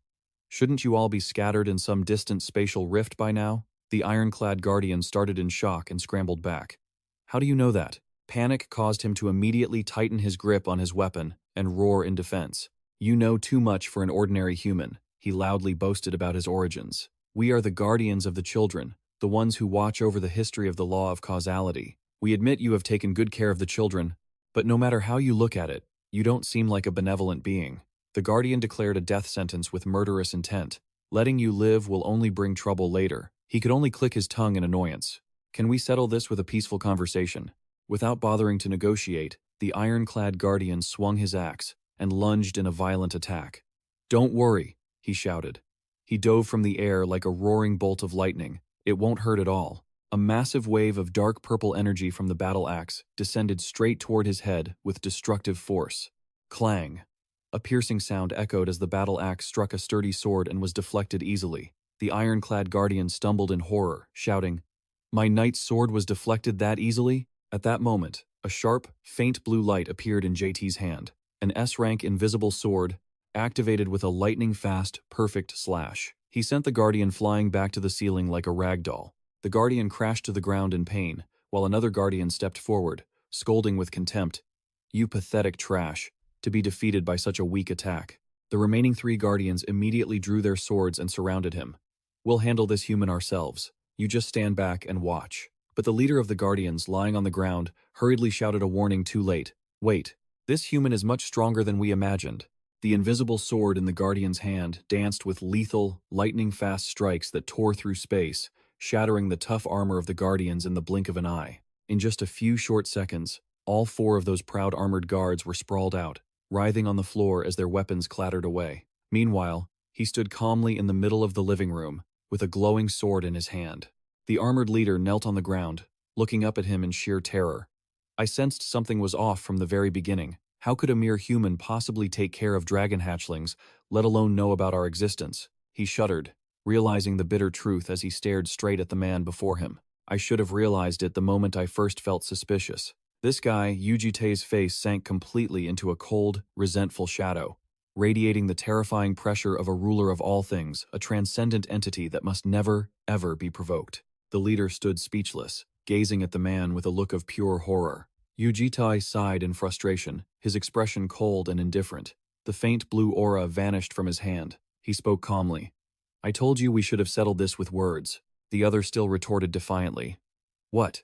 Is this world under your absolute rule or something?" He pressed further. "Now, answer my question. There was supposed to be a malfunction with the spatial rifts. How did you all even survive?" The armored guard trembled and bowed his head in submission. It was thanks to the spatial distortion. He recalled the moment. The crimson portal opened under the guidance of the Dragon Mother. Our Lord opened a dimension connecting the dragon nest to this world to evacuate us. But then, a sudden catastrophe struck, and for some reason, space was violently twisted, and we were all thrown out of the rift. The Guardian crossed his arms and ordered, "Explain more about this so-called spatial distortion." The armored guard knelt respectfully and replied, "I don't know the exact details, but among the things the Lord mentioned, there was something called the Horizon of Destiny." His armored hand flared with mysterious dark purple magic. He explained the secret technique in more detail. "I heard that the spatial distortion was an incident caused by a power originating from the Horizon of Destiny. It's as if the dimensions are being twisted around that very horizon." Receiving this new information, he narrowed his eyes in skepticism. Strange. In all my previous regressions, there was never an explanation like this regarding the spatial distortion. An image of a mysterious purple spatial vortex appeared in his mind, along with this so-called Horizon of Destiny. I hadn't even heard of that concept until now. He silently pondered the massive differences in this life. Thinking back, this regression has had way too many irregularities compared to the previous ones. This is the first time a guardian of the Blue Dragon has sought me out, unlike the usual ones. He stared at the armored guard and questioned him. "Does that Horizon of Destiny have anything to do with how you were able to get here? Are you saying that Horizon helped you reach this place?" The guard bowed his head and replied, "To be exact, there was some kind of will from beyond the Horizon of Destiny that helped us." This made him frown in surprise. "A will, you say?" The guard remembered the swirling pitch-black light that appeared in the flow of time and space. It felt like some kind of supernatural will was guiding us. The guard continued, "That will showed me the path, and I simply followed it, gathered the guardians, and found where the hatchlings were hiding." Killing intent suddenly rose in Yu Jitae's eyes. He muttered coldly, "Looks like there's something I need to double-check." He slowly approached the leader and unexpectedly placed his hand lightly on the guard's sturdy helmet. The guardian commanded in an ice-cold voice, "Look into my eyes." Instantly, a glowing blue scale symbol flared in his eyes as he activated the SS rank Eye of Justice. It was one of the 3 great authorities he had seized from the Demon Duke. These eyes could pierce through good and evil, distinguish truth from falsehood, and expose every hidden intention. The blue light immediately enveloped the armored guard to verify the claim. The truth was confirmed. He closed his eyes briefly and returned to his normal state. "It's the truth." The armored guard remained, knelt at his feet in submission, while he silently thought to himself, I already dealt with everything that could threaten this world to prevent such trouble from happening. He gritted his teeth in anger. I've checked and verified everything about these dimensions countless times. So why does something I don't know about keep popping up? With a murderous gaze, he listened as the armored leader tried to add more information. Regarding that existence from beyond the horizon I mentioned. The guard's voice trembled as he continued. That will seemed to carry extreme resentment. It felt almost like a curse. Pressing his armored hand against his chest, where the magic core was glowing, he added, Perhaps that's because my core was crafted from the very power of the blue dragon. Yu Jitae listened in silence, his face sinking into a dark, contemplative, and tense shadow. His hand suddenly shot toward the leader. He unexpectedly struck the guard's chest with his bare hand, catching him completely off guard. Deep, violent claw marks from his fingers appeared clearly. The guard roared in pain. Yu Jitae used his strength to tear open a piece of the guard's sturdy armor. He stared in astonishment at the magic core, glowing and floating within the hole he had just made. Golden chains were constantly coiling around it, activating a supreme power. The authority of distorted orbital clock was now peering into the twisted flow of time. A brilliant golden light formed a sphere of whirling chains in the space. The system continuously issued notifications. Authority, distorted orbital clock X rank has detected an entity harboring hostility toward you. The authority of distorted orbital clock showed extreme rejection toward entities that had deviated from the world's timeline. The golden chains coiled tightly together, radiating a brilliant temporal energy that surrounded Jitae. From within the brilliant golden light, an exquisite golden hourglass began to condense and manifest perfectly in midair. The Guardian reached out and caught the shimmering hourglass. Meanwhile, the system issued a final warning. Authority, distorted orbital clock X rank, will henceforth identify all entities appearing from outside the timeline or possessing their own separate timeline as enemies, and will meticulously seek to eliminate them. The Guardian helplessly stared at the sparkling golden hourglass in his hand and sighed to himself. This authority has never done anything other than regress, but now it's started to intervene. But for now, there's nothing I can do. I just have to wait. The strange aura vanished. The armored leader was bewildered. The bizarre light from moments ago had transformed into an hourglass. Regardless, had everything been resolved? He asked in a cold, indifferent tone. What do you intend to do now? I've been taking excellent care of the dragon whelps. You staying here won't help at all, the armored man suggested. In any case, the spatial distortion has certainly shattered the pact binding you to the dragon clan. There's no reason for you to remain here anymore, is there? The armored man retorted. Do you intend to just let us leave like this? Yu Jitae replied curtly, I don't care, as long as you don't cause any trouble. Seeing this, the remaining 3 armored guards hurried to bow and fled in a panic. Then I shall take my leave first, and we will as well. He glanced briefly at the leader, who stood motionless in the corner. Very well then. The leader suddenly trembled, his entire body swaying as if his armor were about to collapse. I cannot leave and abandon you, he stammered. Yu Jitae walked up coldly and demanded, You refuse to leave? The armored man gritted his teeth firmly. That's right. I am the protector of the history of causality.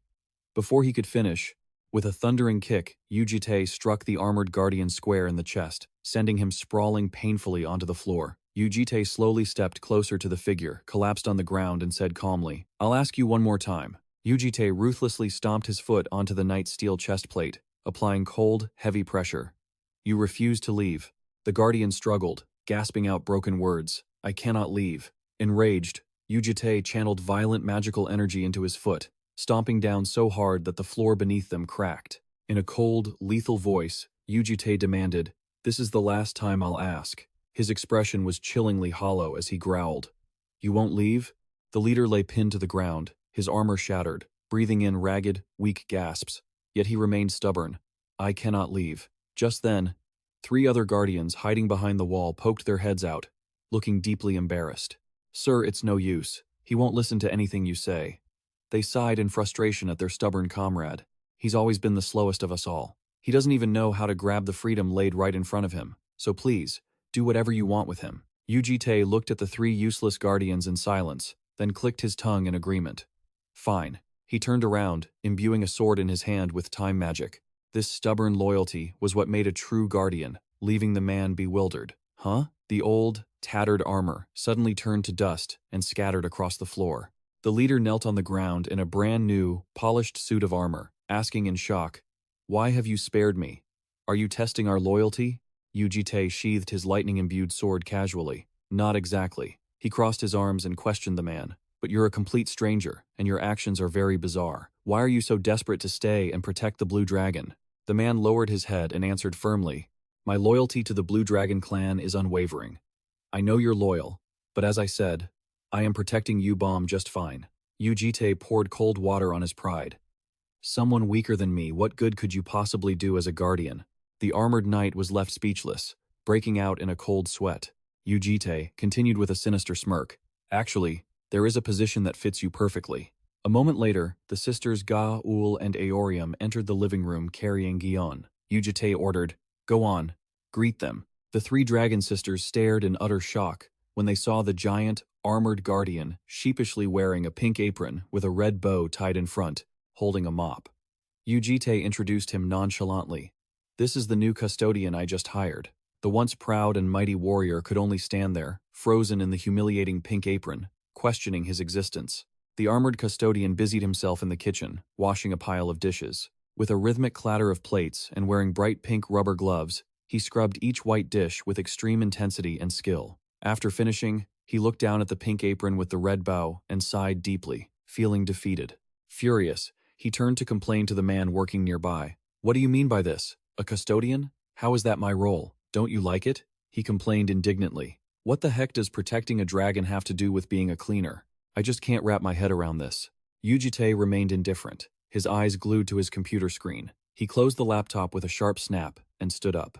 I told you yesterday, only one person is needed to protect the dragon, and that person is me. We've already been kind enough to make a spot for you here. Yu Jitae leaned in close, his face looming with a dark, threatening aura as he delivered an ultimatum. If you can't even handle cleaning, I'll just erase you entirely. Make sure you do it well, he added, making the armored man shiver. Back in reality, the armored man sighed while washing dishes in the kitchen. The sound of clinking plates mingled with his heavy, self-reflective sighs. How did I end up in this pathetic state? Just then, Yu-Bomb walked into the kitchen at a leisurely pace and asked, You're the guardian from Askalifa, right? The armored man spun around, panicked, and bowed. Blue Dragon, no, Miss Yu-Bomb. Are you feeling better? Yes, just a mild fever, nothing to worry about. She asked hesitantly. I heard you were assigned to work here as a cleaner. The man nodded happily. That is indeed the case. Seeing him looking self-conscious about the pink apron, Yu-Bomb smiled and offered a compliment.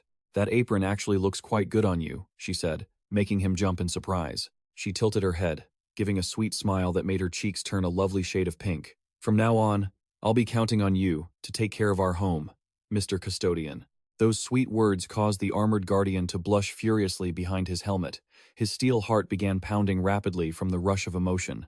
He gripped the bowl in his hands, his shoulders trembling with sudden resolve. Regardless of whether it was cleaning or washing dishes, he ignited with magical energy, clenched his fist, and roared with spirit. Leave it all to Amata, miss. I will keep your hands clean. You won't have to touch a single tedious chore. But in his over-eager state, he accidentally shattered the porcelain plate in his hand, standing there in confusion, while the green-haired girl could only watch the mess on the floor in dismay. That was expensive, you know. Meanwhile, in the living room, the little dragon Gion was being dressed in 3 super adorable outfits, from a chubby blue teddy bear suit and a school outfit with a yellow backpack, to a cute black Lolita dress with a red bow. Ga-ul was glued to her phone, snapping photos rapidly, her eyes sparkling with excitement. Hee, so cute I could die. The blonde girl excitedly showed the photos to Yu Jitae, who was sitting on the sofa. Yu-Bomb was hugging Gion next to the armored custodian, who was sweeping the floor behind them. When did you buy all this? It looks so good on Gion, Miss Yu-Bomb. I ordered them as soon as I felt better. How about it? Gion, do you like them? Gion hugged her teddy bear, her cheeks flushed with shyness, though she tried to act tough, which only made Ga-ul tease her more. Look at her expression. She clearly loves it but won't stop trying to hide her smile. The blonde girl turned to ask the custodian who was sweeping the floor. Mr. Custodian, which outfit do you think looks the best on her? To me, anything Miss Gion wears is beautiful, he replied, making the little girl giggle. That's a sweet answer. Thank you so much. Yu Jitae sat in a corner of the sofa, silently observing the conversation with a completely expressionless, stone-cold face. Ga-ul glanced at him and giggled, teasing. You know, this custodian is actually quite good at socializing. Yu Jitae suddenly noticed the blonde girl's hands, where her fair fingertips were scratched, calloused, and bleeding from over-practicing the instrument. Yu Jitae crossed his arms and asked in a low, serious voice, I see you're still practicing your guitar, aren't you? Startled, the little girl jumped and hastily covered her hands. She fumbled, stammering an excuse. Oh, no, I was just plucking the strings lightly. I'm only playing because I like Yu Jion. Please don't scold me for that. I'm not scolding you, I asked, puzzled. But say, why has Yu Aorium been disappearing all day lately? Is she still glued to TV shows in her room? The little girl nodded awkwardly. Yeah, I guess so. The cleaner, Amada, approached holding a broom, his posture hunched and miserable. Actually, I tried to go in and clean Miss Aorium's room earlier, but as soon as I cracked the door open, she kicked me out quite violently, he reported, looking anxious. But she looked so pale at the time. I was really worried. Yubom could only smile helplessly as she stepped in to explain. It's probably because she stayed up all night binge-watching shows. Yu Jitae frowned, speechless. He walked over, kicked the door wide open, and stared coldly inside. Immediately, his eyebrows twitched, and his eyes narrowed, showing intense disgust. The sight before him was a gruesome battlefield littered with wine bottles, scattered beer cans, and an ashtray stuffed with cigarette butts like a hedgehog. Amidst the chaos, the red dragon was sprawled on the floor in her workout clothes, clutching a beer can as she looked back at him. Annoyed at being disturbed, she grumbled. What now? I came to check if you were still alive. The TV, playing loudly, broadcast a heroic show about national interest. Yu Jitae glanced over and asked, Have you been staring at that thing this whole time? Yeah. Are you watching too? He asked bluntly. Without even looking at the warrior swinging his sword on screen, she grumbled. This show has 7 seasons, you know? The plot is trash, and the setting is a complete mess. Yu Jitae asked, speechless. Then why are you still watching it? Yu Aorium froze for a second, then let out a snide laugh. Huh? You're right. Are you a genius or something? Ignoring her rude attitude, Yu Jitae turned his back and walked away, throwing an order over his shoulder. Whatever. Just get out here. We need to talk. Yu Aorium looked confused. Back in the living room, JT held little Yu Jion in his arms and announced clearly, So, we're doing a deep clean today. The group sat on the sofa, staring at each other blankly. Ga-ul asked with wide eyes. Wait, a deep clean? Why all of a sudden? Yu Jitae said sternly. Even if you aren't human, at least act like it while living on Earth. Especially you two, Yu Aorium and Yu Ga-ul. Your rooms are absolutely disgusting. Being called out, Ga-ul jumped up and shrieked. You! When did you go into my room? Mom told you not to just barge into someone's room without permission. Bom nudged her gently and whispered, Didn't Mom also tell you to clean your room and keep things tidy? Hitting a sore spot, Ga-ul turned bright red and argued back. That's not the point. Cutting off the argument, Yu Jitae commanded, In short, leave the living room and kitchen to the cleaner, and you all take care of your own rooms. Yu Aorium stood up angrily, grumbling. This is ridiculous. If there's a cleaner, why do I have to clean it myself? Beside her, Ga-ul looked at her with disgust. Gross. Realizing the disdain, Aorium immediately smeared a dirty black smudge onto Ga-ul's face and smirked. Is that so? I was saving that just for you, the golden dragon girl shrieked. Ga-ul rolled around, wailing loudly on the sofa. Sister, I really hate being dirty. She claimed to hate being dirty, yet her room was a complete wreck. Ignoring the drama, Yu Aorium tilted her chin and ordered the knight. Hey, you metal scrap, I'm going to work out. Clean my room, I'll check it later. The cleaner bowed his head in bitter resignation. Understood. Bom also stood up calmly and grabbed her grocery bag. I finished cleaning yesterday, so I'm going to go buy some dinner. She left. Ga-ul sprawled on the floor, throwing a tantrum. Boo-hoo, everyone is so mean. Now that there were more people in the house, it was time to put in some effort for cooking. Yu Jitae hugged the well-behaved Yu Jion tightly and nodded in agreement. All right. Suddenly, an image flashed into his mind. A bowl of purple-tinted rice with charred black fish sticking straight up into the air, making his face turn pale with horror. Noticing his strange reaction, Bom turned back and asked kindly, Huh? Is something wrong? Do you want to try something to eat? Yu Jitae broke into a cold sweat and hurriedly refused.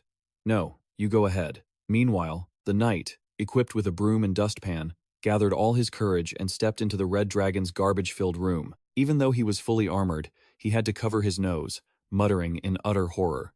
Even without a nose, I can still smell it. This stench, it's beyond even the scent of demons, it's on a whole new level. While struggling to sweep up the giant ashtray, he lamented, No wonder the girl looked so pale earlier. What kind of twisted plant is this? Is she training her poison resistance here? He sighed, busily collecting beer bottles and empty cans into a black trash bag. Fine, let's just start by clearing out the big stuff first. Suddenly, a shadowy figure loomed over his head. A cold voice rang out. You're doing it wrong. Aren't those metal cans? The cleaner jumped, stunned. The shadowy figure, taking JT's form, frowned as he lectured. Don't you know how to separate cans from plastics? A cleaner? Yet you don't know the basics. The shadow clone mocked.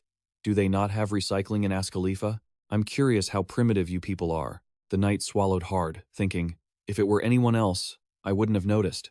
But I can feel it. A demon's aura, a fragment of him. Feeling suffocated by the pressure, he deflected by asking a harmless question. What are you staring at? Are you counting the days? Counting the days? Afraid of that killing intent, he quickly yielded. Fine, fine.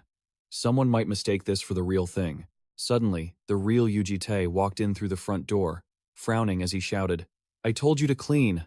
What on earth are you two doing? At the same time, the shadow clone dropped the act and bowed respectfully. You've arrived, master, the shadow clone hurriedly explained. This cleaner was doing such a poor job that I was just teaching him a little. Watching the speechless scene, the warrior remembered a demon's proverb used to mock those who were weak yet acted tough. No wonder they say, a weakling trying to carry a count on their back. Quickly snuffing out his subordinate's arrogance, he commanded, cut the attitude and lend a hand. I summoned you because I was afraid that guy alone couldn't handle Yu Aorium's room. Pardon? The knight clasped his hands together and sighed in relief, as if he had just been saved. Meanwhile, the culprit behind the mess was still diligently pumping iron at the gym with a look of extreme determination. As for the gentle bomb, she was leisurely strolling through the supermarket, happily picking out each fresh, plump, red apple. Back at home, the little golden dragon Yu Ga-ul wasn't idling either. She was struggling to close a wardrobe packed to the brim, ignoring little Yujian, who stood staring blankly. Meanwhile, in Yu Aorium's room, under the brilliant sunset, the shadow clone wearing an apron was working diligently with the knight, cleaning up the mess from the scrap heap. The scene outside the villa was also dyed in the quiet orange-red of the late afternoon. In the study, the clone in the vest reported respectfully, Everything is finished, master. You've done well. JT turned the computer screen toward his subordinate to discuss serious business. This is the next place you must go. The screen immediately displayed a world map with the target locked on Moscow, Russia. Pointing to images of test tubes filled with hideous, monstrous creatures, he explained in detail. The evil organization BV City is secretly researching superior demons here. JT crossed his arms, deep in thought, and decisively made a decision. Resolve the mess with the police this week, and leave for Russia immediately. Along with that came a cold command aimed at the evil, human-shaped combat machine. The goal is to find and capture the prototype X, the superior demon. The subordinate bowed slightly, accepting the order professionally. Understood, sir. I will prepare immediately. The tense atmosphere was suddenly broken by a bright, cheerful voice from the living room. I'm home. The knight grabbed his broom and stood up to greet her. Welcome back, miss. Yu Ga-ul's eyes lit up. Wow, big sister, you bought so much stuff. Our family is bigger now, after all. When everyone is here, we have to cook a real feast. Seeing that the situation might turn unstable, the shadow clone tried to sneak away. Bomb is back, so I'll take my leave. But he was immediately grabbed by the shoulder by Yu Jitae. Wait, Janga. With a dark expression, Yu Jitae gritted out each word, forcing the substitute, you go change clothes with me right now. A moment later, a plate of food appeared on the dining table, emitting a faint, eerie purple smoke, reeking of death, accompanied by a carefree, enthusiastic invitation. Everyone, eat up. The group gathered and chewed happily. Bomb smiled and said, This soup tastes exactly like the one from my hometown, Askalifa. Fake Yu Jitae broke out in a cold sweat and forced a smile. Not bad.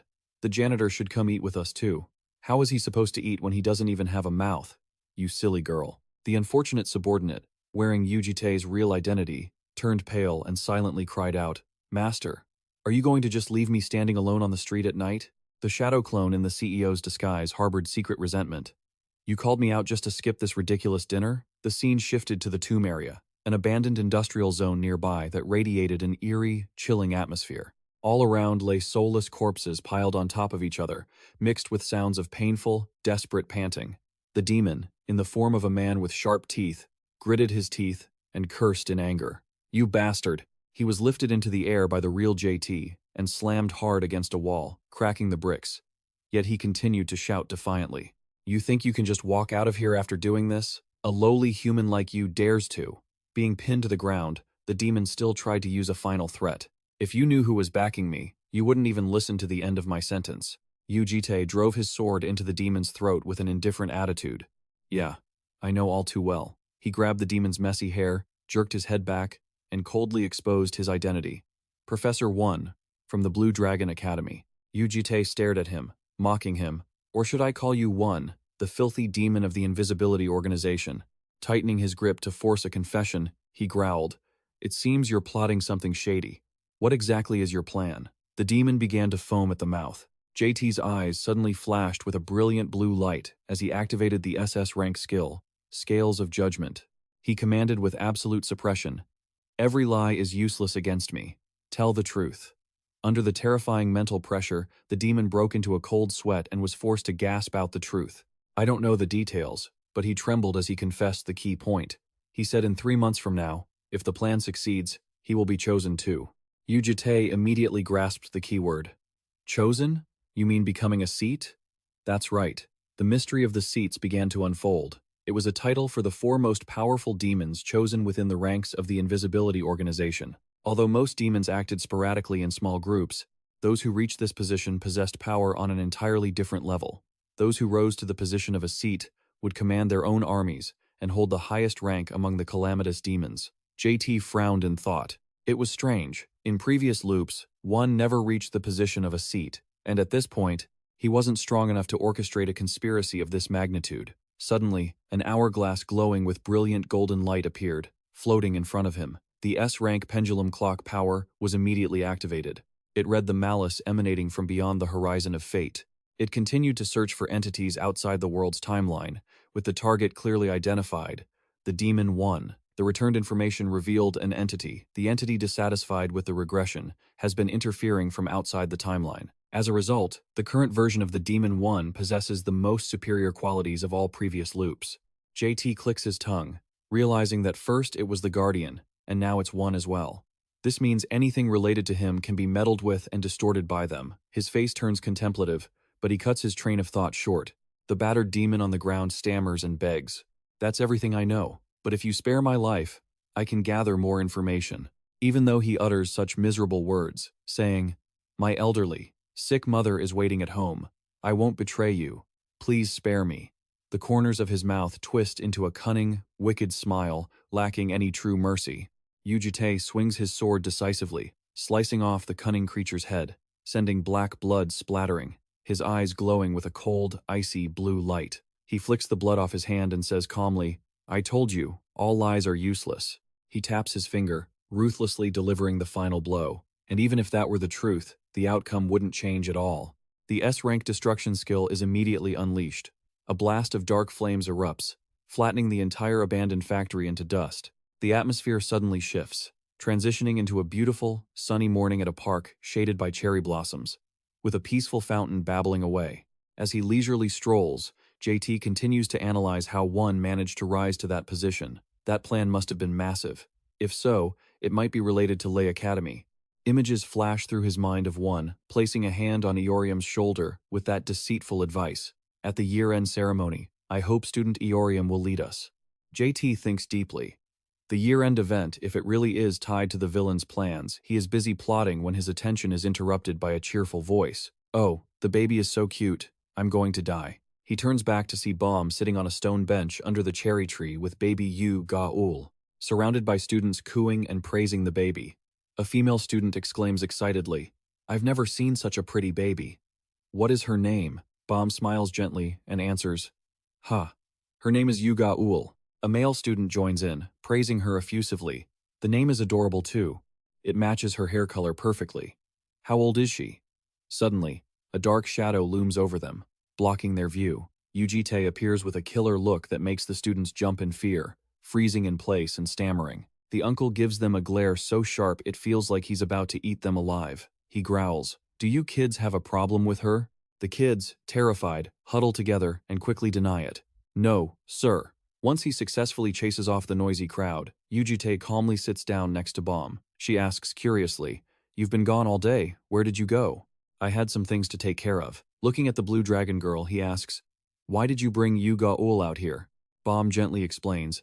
I was sick the other day, so I didn't have time to play with her. She looks toward Yu Ga-ul, who is toddling along while holding a teddy bear and looking at the fountain, and adds, School starts tomorrow, so we won't have much free time left either. Yu Jitae nods blankly.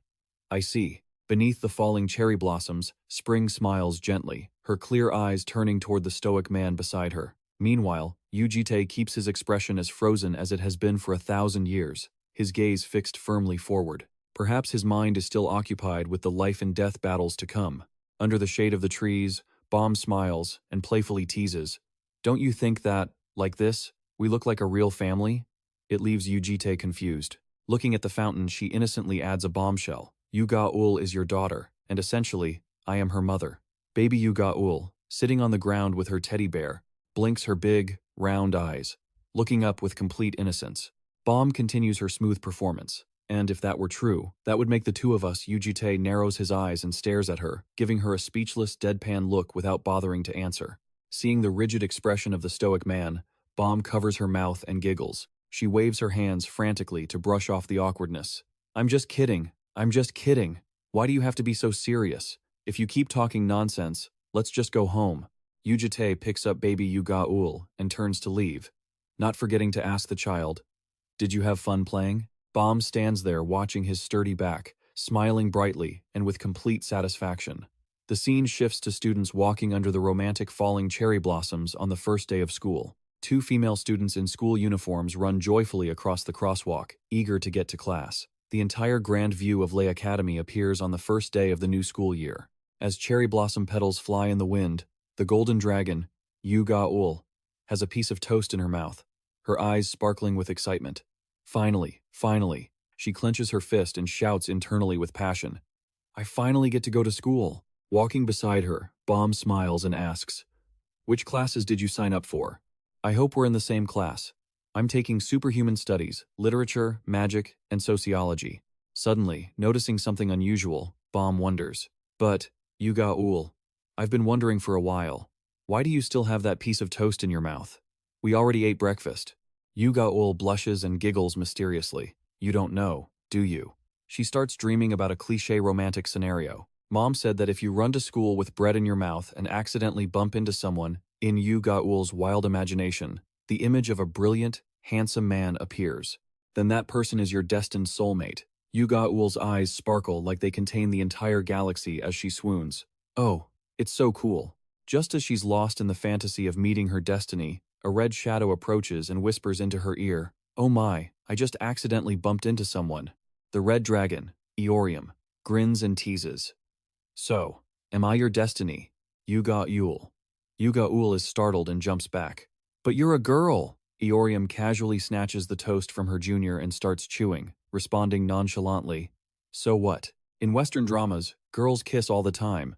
This makes Yu Ga-ul scream in protest. Ah, my toast. After teasing her, Yu Eorium asks curiously, By the way, where is that guy? He wasn't home this morning. He said he'd be auditing classes today. He said he'd stop by the administrative office first to check on a few things. Sensing some drama, Yu Eorium smirks and cunningly spreads a rumor. Huh? He wasn't home last night either. Maybe he's secretly dating someone else. Struck in a vulnerable spot, Bomb pales, stammers, and breaks into a cold sweat. No way, he wouldn't. Yu Ga-ul asks worriedly, Are you sick? You're breaking out in a cold sweat. Suddenly, Yu Ga-ul's eyes widen in surprise as she exclaims, Huh? Right in front of her, a huge crowd of reporters is snapping photos continuously. The little girl wonders, Who are those people? Are they not students? It's clearly a bunch of reporters. Looking at the chaotic crowd, Yu Eorium shrugs. They're here to hunt down the prominent newcomers. The cowardly ones quickly back away. Everyone, I'm going inside first. A male student nearby suddenly notices the three girls and exclaims in surprise. Huh? The students start whispering and gossiping excitedly. Isn't that student Yu Eorium? Is that the same Eorium who beat Sophia, black and blue, and made that bold declaration the other day? A headline flashes through their minds. That's definitely her. That bright red hair is a dead giveaway. Realizing she's been spotted, Yu Eorium winces and curses. Damn it. The pack of reporters immediately smells money. They swarm her like bees around a hive. Student Eorium, please give us a moment for an interview. Look over here just once. Dozens of microphones are shoved right into her face, like an interrogation. Student Eorium, please answer us. Eorium is being squeezed until she can hardly breathe. She snaps. Are all of you people out of your minds? Losing her patience, she bares her teeth and lets out a roar that rattles their eardrums. All of you, shut your mouths right now. The reporters jump in terror and scramble backward. Ga Eul, standing nearby, has to cover her ears tightly because it's so deafening. The atmosphere goes silent in an instant. Eorium glares and curses.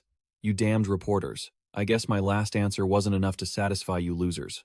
Huh, fine. I'll deal with each one of you.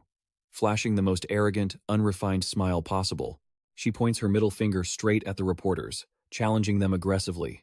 Come and get it if you're so tough. A bunch of garbage vultures. In stark contrast to the noise out there, in a peaceful place called home, little Yu Jian is sitting with her knees tucked, hugging a teddy bear, staring blankly at the door. Guarding behind her, the Iron Knight watches the little girl with a pensive, wordless look. The ironclad knight breaks into a cold sweat, muttering to himself in extreme awkwardness. This situation has suddenly become so uncomfortable. The thing is, this morning before leaving home, Yu Jitae stood by the door and instructed, the older ones are all going to school, and I won't be home either. He boringly entrusted a cosmic-level responsibility. Today, it's just you and Yu Jian at home, so take good care of her. Recalling that moment, the knight just wants to cry and hold his head in lament, unable to believe he has to take on a mission even harder than cleaning the toilets. In all my life, have I ever known what the hell babysitting is? He tentatively speaks up, trying to approach her. Little Miss Yu Jian, but he only receives a blank, questioning stare from the little girl. Trying to act like a professional nanny, he kindly advises, the other young ladies and the master won't be back until this evening. How about you stop waiting and find somewhere comfortable to rest? Completely ignoring that goodwill, Yu Jian resolutely turns her head away, leaving the guardian petrified with a string of speechless ellipses. The invisible pressure from the little girl's silence makes him sweat until his internal armor is soaked, muttering in despair, this is honestly so stifling. Out of options, he dejectedly walks away to find something to do. Fine. I'll just keep cleaning to get it over with. A while later, he sneaks back, hovering behind the wall, secretly observing the youngest one in the living room. He holds his breath while peeking, not daring to make even the slightest sound. Regaining his courage, he timidly approaches Yu Jian, who is sitting obediently on the floor hugging her teddy bear. Little Miss Yu Jian? He holds out a comic book, tempting her with an excited tone. Young lady, would you like to read a fairy tale with me? Immediately after, the Iron Knight, now wearing a pink apron, kneels completely on the floor in all sincerity, pouring his heart and soul into becoming a storyteller. That little effort is immediately rewarded when the little girl's jade eyes suddenly sparkle like they contain 1,000 stars, appearing extremely expectant. Seeing his strategy working, he breathes a sigh of relief. Thank goodness, it seems the young lady really likes listening to stories. Then I'll read it to you.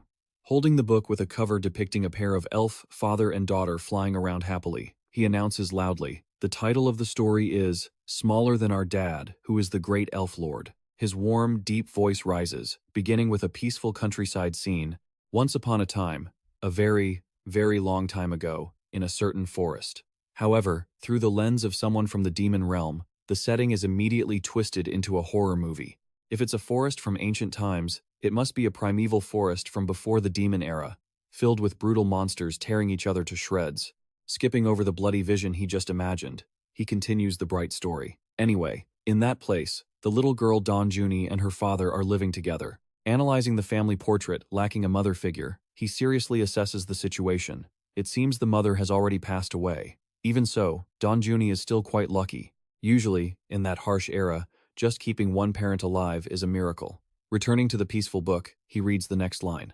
Before falling asleep, Dad tells Don Junie ancient stories every day. His occupational hazard flares up again, and he imagines muscular guys swinging axes and slaughtering each other fiercely. How interesting. If it's an old story from that era, the content must be about intense great bloodbaths. He rambles on, drawing his own wild conclusions. If that's the case, this little Don Junie must be a bloodthirsty combat maniac. Hearing that insane logic, little Yu Jian blinks, speechless. Ignoring his confused young audience, he enthusiastically tells the next part. Then one morning, Don Junie wakes up and realizes her dad is not home. His vivid imagination flies far away to savage pillaging. Perhaps he went to find a new mother? I heard that in that era, people had a culture of looting and taking prisoners of war as concubines. In his head, He imagines a desperate woman screaming tragically as she is carried off by enemy soldiers to become a secondary wife. He thoughtlessly comments with complete ignorance. Don Junie must be extremely happy to have a new mother, he says, immersed in the dark vision he created himself. He clears his throat and returns to the main plot. Anyway, so that's Don Suni. Suddenly, he stops, realizing the air has turned ice cold. Little Yu Jion is glaring at him, her lovely face darkening and radiating an intense, black killing intent of utter disgust. Without a word, she resolutely raises her short finger and points straight at the door, implying, "Get out of my sight right now." The Iron Knight is extremely panicked, sweat pouring like rain, stammering in plea. Why is the young lady doing this? Could it be? Do you not like the content of the story I'm telling? Yu Jion's tiny finger still points resolutely toward the corner of the room, without a hint of hesitation. She then pointed at him, then gestured toward the corner of the room, intending to shoo him away, completely ignoring the knight's stunned expression. Rebuffed so coldly, the massive bodyguard had no choice but to shrink back and sit sulking in the corner. Meanwhile, little Yu Gion was happily sprawled out on the floor, humming to herself and reading a fairy tale. The scene shifted to the peaceful, clear blue sky outside the building. In the academy courtyard, a luxurious black car screeched to a halt by the curb, drawing the attention of students passing by.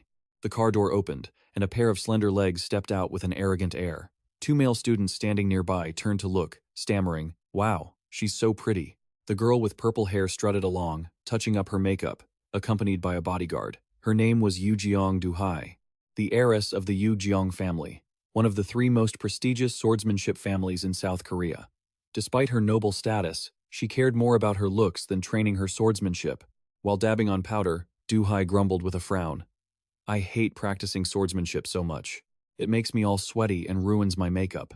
Muttering to herself, she suddenly froze when she saw a chaotic crowd ahead, narcissistically smoothing her hair and patting her chest. "What's wrong with those reporters? Don't tell me they're waiting for me." She tilted her chin and ordered her bodyguard, "Secretary Kim, you know I don't like being the center of attention, right? Go handle them.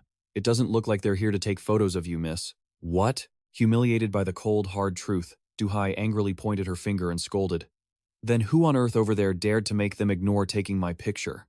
Before she could finish her sentence, she was shoved aside by a reporter pushing past her. "Please, move out of the way." That made her freeze in shock. What the hell? Cast aside so shamefully, the swordsmanship heiress could only force a grimace and crane her neck to see what kind of big shot was stealing the spotlight. In the center of the reporter swarm, Eorium was sitting lazily, legs crossed over the back of a male student who was bracing himself like a chair, exuding an unmatched wild aura that made someone gasp in awe. "She's so pretty." Seeing a sight so offensive to the eyes, Ga-ul frowned and asked, "Sis, why did that person turn into your chair?" Eorium shrugged nonchalantly and replied, "I don't know," he said. He liked it that way. The student acting as the chair was drenched in sweat, yet his face was glowing with delight. Recalling the deal, Eorium said, "It's fine. We're friends, right? Don't you dare back out or break your promise later." "Of course, I'm your fan." That made Ga-ul frown in confusion. "A fan? What kind of nonsense are you babbling about?" Ignoring the obsessive human chair, a reporter cleared his throat and spoke up. "So, student Eorium, can we start the interview now? If you people don't follow the order, I'm leaving.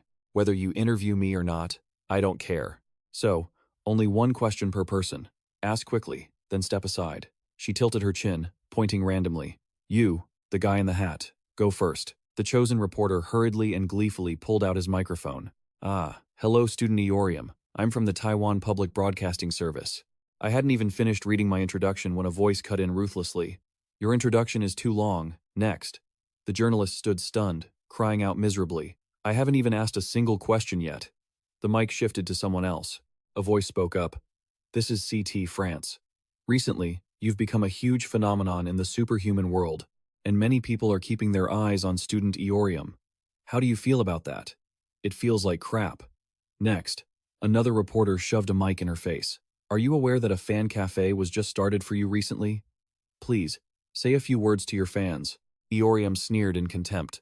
"That's why that idiot said he was my fan? A bunch of lunatics." Next, this time, a fat reporter, sweating profusely with a sleazy smile, stepped forward and introduced himself. "I'm Park Kang-ho, from Gasan Ilbo." He pulled out his recorder, aimed it straight at Eorium, and intentionally tried to dig up the past. What was the meaning behind the words you shouted at the Blue Dragon Academy interview recently? Eorium pinched her nose and stepped back, looking completely disgusted. You all know exactly what it was, so why try to ask about that? Ugh, that damn smell of sweat. Is your head just filled with that kind of stuff? Next. But the fat man refused to give up, still trying to interrogate her with aggressive pressure. Please, don't be like that. Explain it in more detail. Why did you choose that specific word out of so many others? Yu Aorium's crimson eyes twitched, flaring with danger. The reporter flashed a nasty, manipulative smile to bait her. If you have some other intention, she suddenly spoke coldly, cutting him off. Journalist. She licked her lips, putting on a haunting, intimidating, yet playful expression, and asked point blank, "Do you want to do that with me?" The fat journalist stood there dumbfounded, not understanding what was happening. What? Eorium growled, her killing intent surging. What kind of crazy game are you playing? You know damn well it was just a joke. If you know that, why do you keep digging and twisting my words? Even though he was drenched in sweat, the reporter still stubbornly tried to justify his profession. It seems student Yu Eorium is still young and naive, so you don't realize it. The nature of journalism is just like that, isn't it? He continued to tempt her shamelessly. So, if you cooperate and answer the interview properly, I can write a decent article. Hey, get lost. Old man, don't you know my patience has a limit? Gaul rushed over, grabbed her hand, and tried to dissuade her. Ah, sis, let's just ignore him and head inside, can we? Through the camera lens, Yu Aorium's face was twisted, teeth gritted in fury, ready to tear the person in front of her to shreds. Outside, the fat reporter wore a smug, perverse smile, thinking to himself, that's right. Acting aggressive like that is how you get more views. Feeling it wasn't enough, he licked his lips greedily, plotting, still a bit disappointed. Should I provoke her more? If you keep behaving like this, I have no choice but to twist the article as I please. His hand clenched excitedly as he imagined a sensational headline. For example, Center of Attention, Yu Aorium, demands to have relations with a reporter. Oh yes, keep spewing whatever you want. But before he could finish his fantasy, Eorium roared and swung her fist straight at him. Because before that article hits the press, you'll be dead by my hands. Gaul, standing beside her, screamed in panic. Sis! The fist, carrying destructive power, lunged forward, but suddenly, a firm hand shot out and caught it effortlessly in midair. The person who arrived just in time to curb that rage was none other than JT, leaving both dragon girls gaping in surprise. Seeing her savior, Gaul cheered happily. Ah, you came just in time. Yu Jitae kept his cold, indifferent expression and scolded her. You just showed up and you're already causing trouble? Feeling unfairly scolded, Yu Aorium gritted her teeth and snarled. It wasn't her fault. It was that damn fat pig's fault. Ignoring her explanation, he reached down, lifted her onto his shoulder like a sack of rice, and marched off, ignoring her frantic screaming and squirming. What the hell are you doing? Are you not going to put me down? Yu Jitae casually announced to the crowd that the interview was over. He turned his head and shot a piercing, icy glare that carried immense pressure, warning them to refrain from writing any articles about the incident. At the same time, a brilliant blue shockwave erupted from him, blowing all those trashy vultures away. The crushing pressure cracked the ground, sending tiles and debris flying in every direction. The fat reporter was sent flying, dropping his recording equipment and moaning in terror, his face pale as a sheet. Dangled over his shoulder, Yu Aorium's crimson eyes widened, stunned into silence by that overwhelming display of power. With the mess cleared, Yu Jitae walked off calmly and reminded her, if you don't want to be late for your first day of school, hurry up and go inside. Eorium started, then obediently replied, okay. Watching them walk away, Lady Gong Du-hai wiped the cold sweat from her forehead and asked her bodyguard, did you see that? Should we look into which family they come from? But the focus of the conversation shifted abruptly and shallowly as she grumbled with envy. That blonde girl's chest is massive. Where on earth did she get that work done? The bodyguard could only stand there speechless, like a statue. Scene change. Inside a large tiered lecture hall, the students were already seated for their first class. The professor stood at the podium and smiled warmly. It's a pleasure to meet you all. I am Professor Javier Kama, and I will be in charge of swordsmanship. Up in the gallery, Jitae was sitting quietly to audit the class. The professor rambled on. Today's lesson will cover the history of swordsmanship and the proper attitude a swordsman must have toward their blade. Yu Aorium rested her chin in her hand, muttering in frustration. What kind of bullcrap attitude? They should just teach us how to fight already. Yu Jitae glanced over and remarked, you're actually sitting still? That's surprising. I thought you'd be bored to death and bolt out of here immediately. What kind of nonsense are you spouting? I've even finished watching some incredibly boring TV shows all the way to the final episode before. Her eyes flashed with a competitive spark as she remembered the armored janitor at home. And I'll train hard until I crush that walking tin can into pieces. Just wait and see. One day I'll defeat him with my own hands. Suddenly remembering something strange, she grumbled. But seriously, why are you auditing this class with me? Go follow those other losers instead. Yu Jitae calmly shut her down. You're the one who should know the reason better than anyone else. Pinpointed, Yu Eorium rested her chin on her hand and sighed, trying to change the subject. Oh my god. I'm not causing any trouble anymore. I've been acting perfectly well behaved lately, you know. The old butler-like figure retorted, exposing the truth. Have you forgotten about the time you tried to beat that reporter to a pulp this morning? Leaving her speechless and stammering. That was. She immediately bristled and argued. That's because that fat pig kept prying and provoking me. If it were you, you wouldn't have been able to hold back either. As she spoke, she leaned in closer, muttering, Don't get so close. It's too hot. Contrary to her complaint, she proactively leaned her head against his chest, smiling with a sultry, teasing look. Why aren't you pushing me away? Men usually can't stay calm with physical touch like this, you know. You know it. Are you shy? Responding to her cheap seduction was a deadpan stare, completely devoid of any emotional ripples from the dry, stoic man. Seeing her tricks were useless on this wooden log, Yu Eorium puffed out her cheeks in annoyance and looked away. A moment later, she had slumped over the desk, sleeping and snoring while muttering, So boring. Are you always bored by your studies? Eorium corrected him immediately. I'm saying you are boring, not the studies. She looked up with sleepy eyes and challenged him. A kidnapper should at least be an interesting kidnapper. In her memories, the image of his back flashed as he mercilessly slaughtered monsters with immense power. She muttered. At first, you didn't look like a normal person either. Recalling her bloodthirsty nature, she reflected on the sense of exhilaration she felt back then.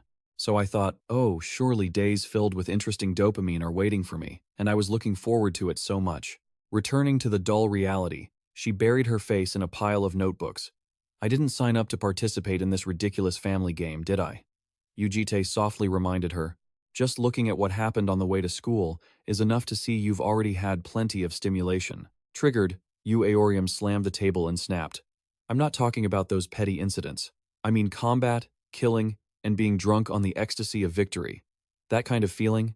The noise immediately drew the professor's attention. He smiled meaningfully and stroked his beard. Oh ho. It seems student Yu Eorium is feeling extremely restless today. A strange green light suddenly flickered in the professor's eyes. His bewitching voice echoed. I have a wonderful method for times like these. The invisible pressure made Eorium break into a cold sweat, frozen in place as she heard the final verdict, pronounced word by word, Please stay behind with your guardian after class ends. The scene outside the building was peaceful under the warm sunlight. Inside the practice room, Eorium was sitting slumped on the floor, holding a chipped wooden sword with a miserable expression. She looked like she was trying to suppress an urge to lash out. Her cheeks were puffed up and strained. It was more than she could bear. Yu Eorium threw the wooden swords onto the floor, snapping and covering her ears. Damn it. The more I think about it, the more annoyed I get. Why do I have to clean up this pile anyway? I'd rather get punched a few times. Yu Jitae was calmly sitting nearby, cleaning his sword, and remarked bluntly, Stop complaining and keep wiping. Remembering the large iron knight, Eorium grumbled. Why don't you call your house janitor to do it? It's clear he loves this kind of cleaning and tidying up. Jitae calmly retorted. Then who would take care of Yu Jian? Yu Eorium clicked her tongue in disdain. Even so, that little blue brat is truly useless. As Yu Jitae carefully wiped the wooden blade, Yu Eorium curiously changed the subject. By the way, I'm curious, did you go to school when you were little? Yu Jitae replied flatly, I didn't have enough time to study properly. Hearing that, Yu Eorium burst into a wide, mocking grin. My, so you were also a delinquent child. Not having time to study is usually the standard excuse for lazy students. Do you know how to subtract? Yu Jitae glanced back, his tone indifferent, yet carrying the weight of a life-or-death history. Back then, it was wartime, so I was too busy just trying to survive. That response, straight out of an action movie, made Yu Eorium's smile vanish, leaving her speechless and frowning. Are you messing with me again? What does that even make me? With a lollipop in her mouth, Yu Eorium shot a sharp, annoyed glare at the mysterious man. Yu Jitae wiped his sword, asking in a low voice, Do you even enjoy this life? It's not interesting at all. She leaned forward, questioning him. Then why do you live such a boring life? If I were as strong as you, I wouldn't live so dull a life. She continued, Are you in that phase where you're so powerful that everything feels meaningless now? He answered flatly, saying life just goes on, and he couldn't just give up on it. Listening to that philosophy, Yu Aorium pouted, mocking the cheesy lines as if he were a middle schooler trying to act cool. What's up with that? Yu Jitae cut her off bluntly. Stop yapping and finish cleaning. The quiet night descended, and a starry sky draped over the luxurious villa. In the living room, Bomb and little Yu Jian were obediently stacking Lego blocks.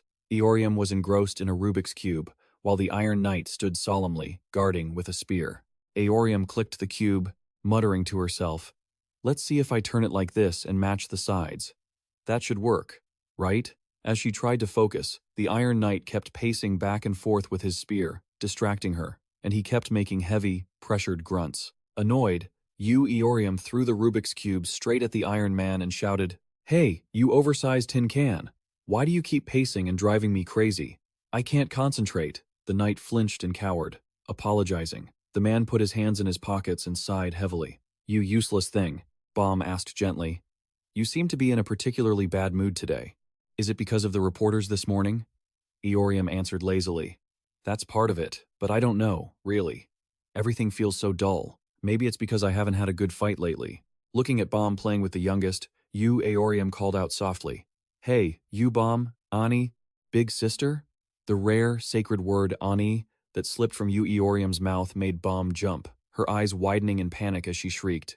You just called me Ani? Bomb scrambled over, grabbing Aorium's shoulders and shaking her. Yu Aorium, are you sick? Should we go to the hospital? Aorium scowled and pushed her away, grumbling. Fine. I'll just go back to talking to you informally like before, okay? She sat up, but that wasn't the point. Sitting cross-legged seriously on the sofa, Yu Aorium asked a deeply philosophical question. What is your reason for living? Bomb and little Yu Jian blinked in confusion, staring at her as if she were a strange creature. Bomb leaned down and whispered to the youngest, Yu Jian, I think Yu Aorium has finally hit puberty. Yu Aorium immediately snapped, baring her teeth. I heard that, you brat. What do you know about anything? And you, little blue-haired kid, why are you nodding in agreement? After settling the chaos, Aorium returned to a serious face and continued. This morning, I asked that human about his reason for living and what he finds interesting. Do you know what he said? After a long pause, Yu Aorium recounted JT's words in an unusually serious tone. He said life just continues, so he can't give up on it. Bomb sighed, Oh, that sounds just like him. But immediately after, she pursed her lips, judging the man's dry philosophy. Anyway, that human said he doesn't feel happy about anything at all. But people are supposed to live to enjoy happiness, so if you can't feel that, what's the point of living? To illustrate her point, Aorium gave a practical example. Like that golden monkey, Ga-ul. She can be crazily happy just from eating something delicious. Then she pointed to the youngest. And that little blue one finds boundless happiness just by playing with her tattered teddy bear. Hearing this, Bomb rested her chin on her hand, pondering, then gently countered to defend him. Maybe he has things he likes too. He just hasn't told us yet. Yu Aorium squinted at her gentle older sister and made a bold statement. To be honest, you're actually a bit like that human. Big sister? Bomb's eyes went wide. Me? How am I like him? The red dragon raised her chin and explained. Yeah, the type who is extremely hard to read from the outside. Exactly like him. And you both are boring to the point of insanity. Bomb blinked and asked, Really? Is that so? Then is there anything in this world that actually makes you happy? But just a second later, Bomb's face lit up. She excitedly held up a finger. Oh, there is one thing. She leaned close to her sister's ear and whispered a secret. Did you know our uncle is actually a person who gets extremely shy? Yu Aorium was left dumbfounded. What? Yu Aorium immediately waved her hand in disbelief. What kind of nonsense are you spouting? He's clearly a cold-blooded pervert who doesn't have a single tear to shed, right? Bomb nodded. I used to think so too. But Bomb recalled the moment they sat together on the park bench under the romantic cherry blossoms. Her eyes sparkled with a sweet smile, adding, He truly has moments where he is unexpectedly adorable. Seeing her sister's cheesy, dreamy look, Yu Aorium got goosebumps and screamed in horror. Huh? What's with that creepy smile? Oh my god, something's up.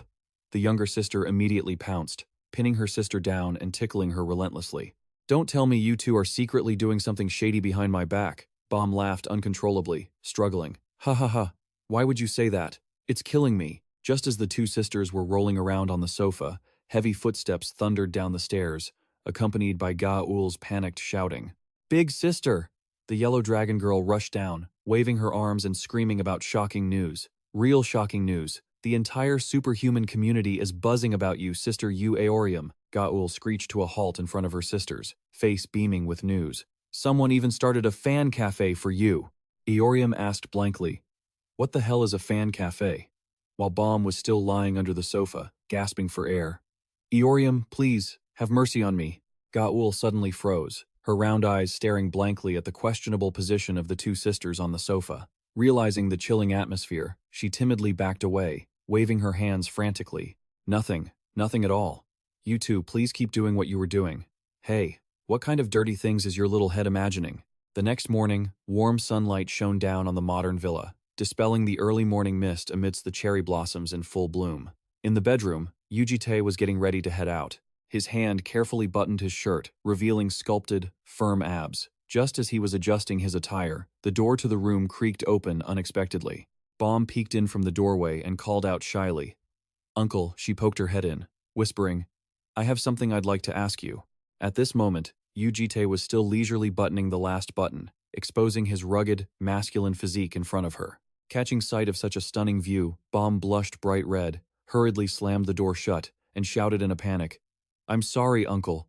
I should have knocked first." Yu Jitae just responded calmly, "What is it? I'm dressed now. Come in." The door opened once more, and Bomb stepped inside bashfully, her face flushed as she kept her head down in hesitation. Gathering all her courage, she looked up at him with sparkling, expectant eyes. "Can you go with me today?" Standing before the emotionally detached man, Bomb bowed her head shyly, using all her strength to make the sweet request. "Would you like to come with me today?" Yu Jitae raised an eyebrow, asking back with suspicion while tying his tie. "Go with you? Why all of a sudden? You've always only gone out with Aorium and Yu Jion." Hearing that blunt reply, Bomb pouted, feeling slighted.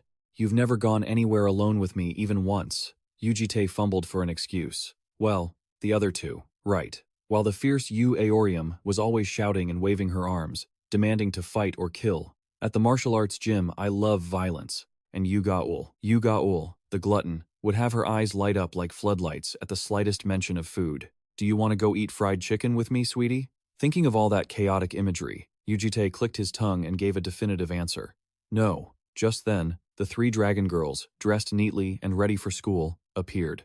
Yu Ga-ul asked, "Hey, haven't you left for school yet?" Bomb replied, "Try swallowing all that food in your mouth before talking to me. I'm busy asking him out on a date." As soon as Yu Ga-ul heard the word date, she widened her eyes in shock. Wow, a date, but she was immediately doused with cold water by Aorium. She probably just means asking him to come along as a guardian. She chewed her bread noisily and hummed, acting as if she were in deep thought. The little golden dragon asked, "But come to think of it, why don't you go out with Bomb? Don't tell me you're playing favorites between me and Aorium." This made Bomb, standing behind, blush furiously. Yu Jitae hurriedly denied it.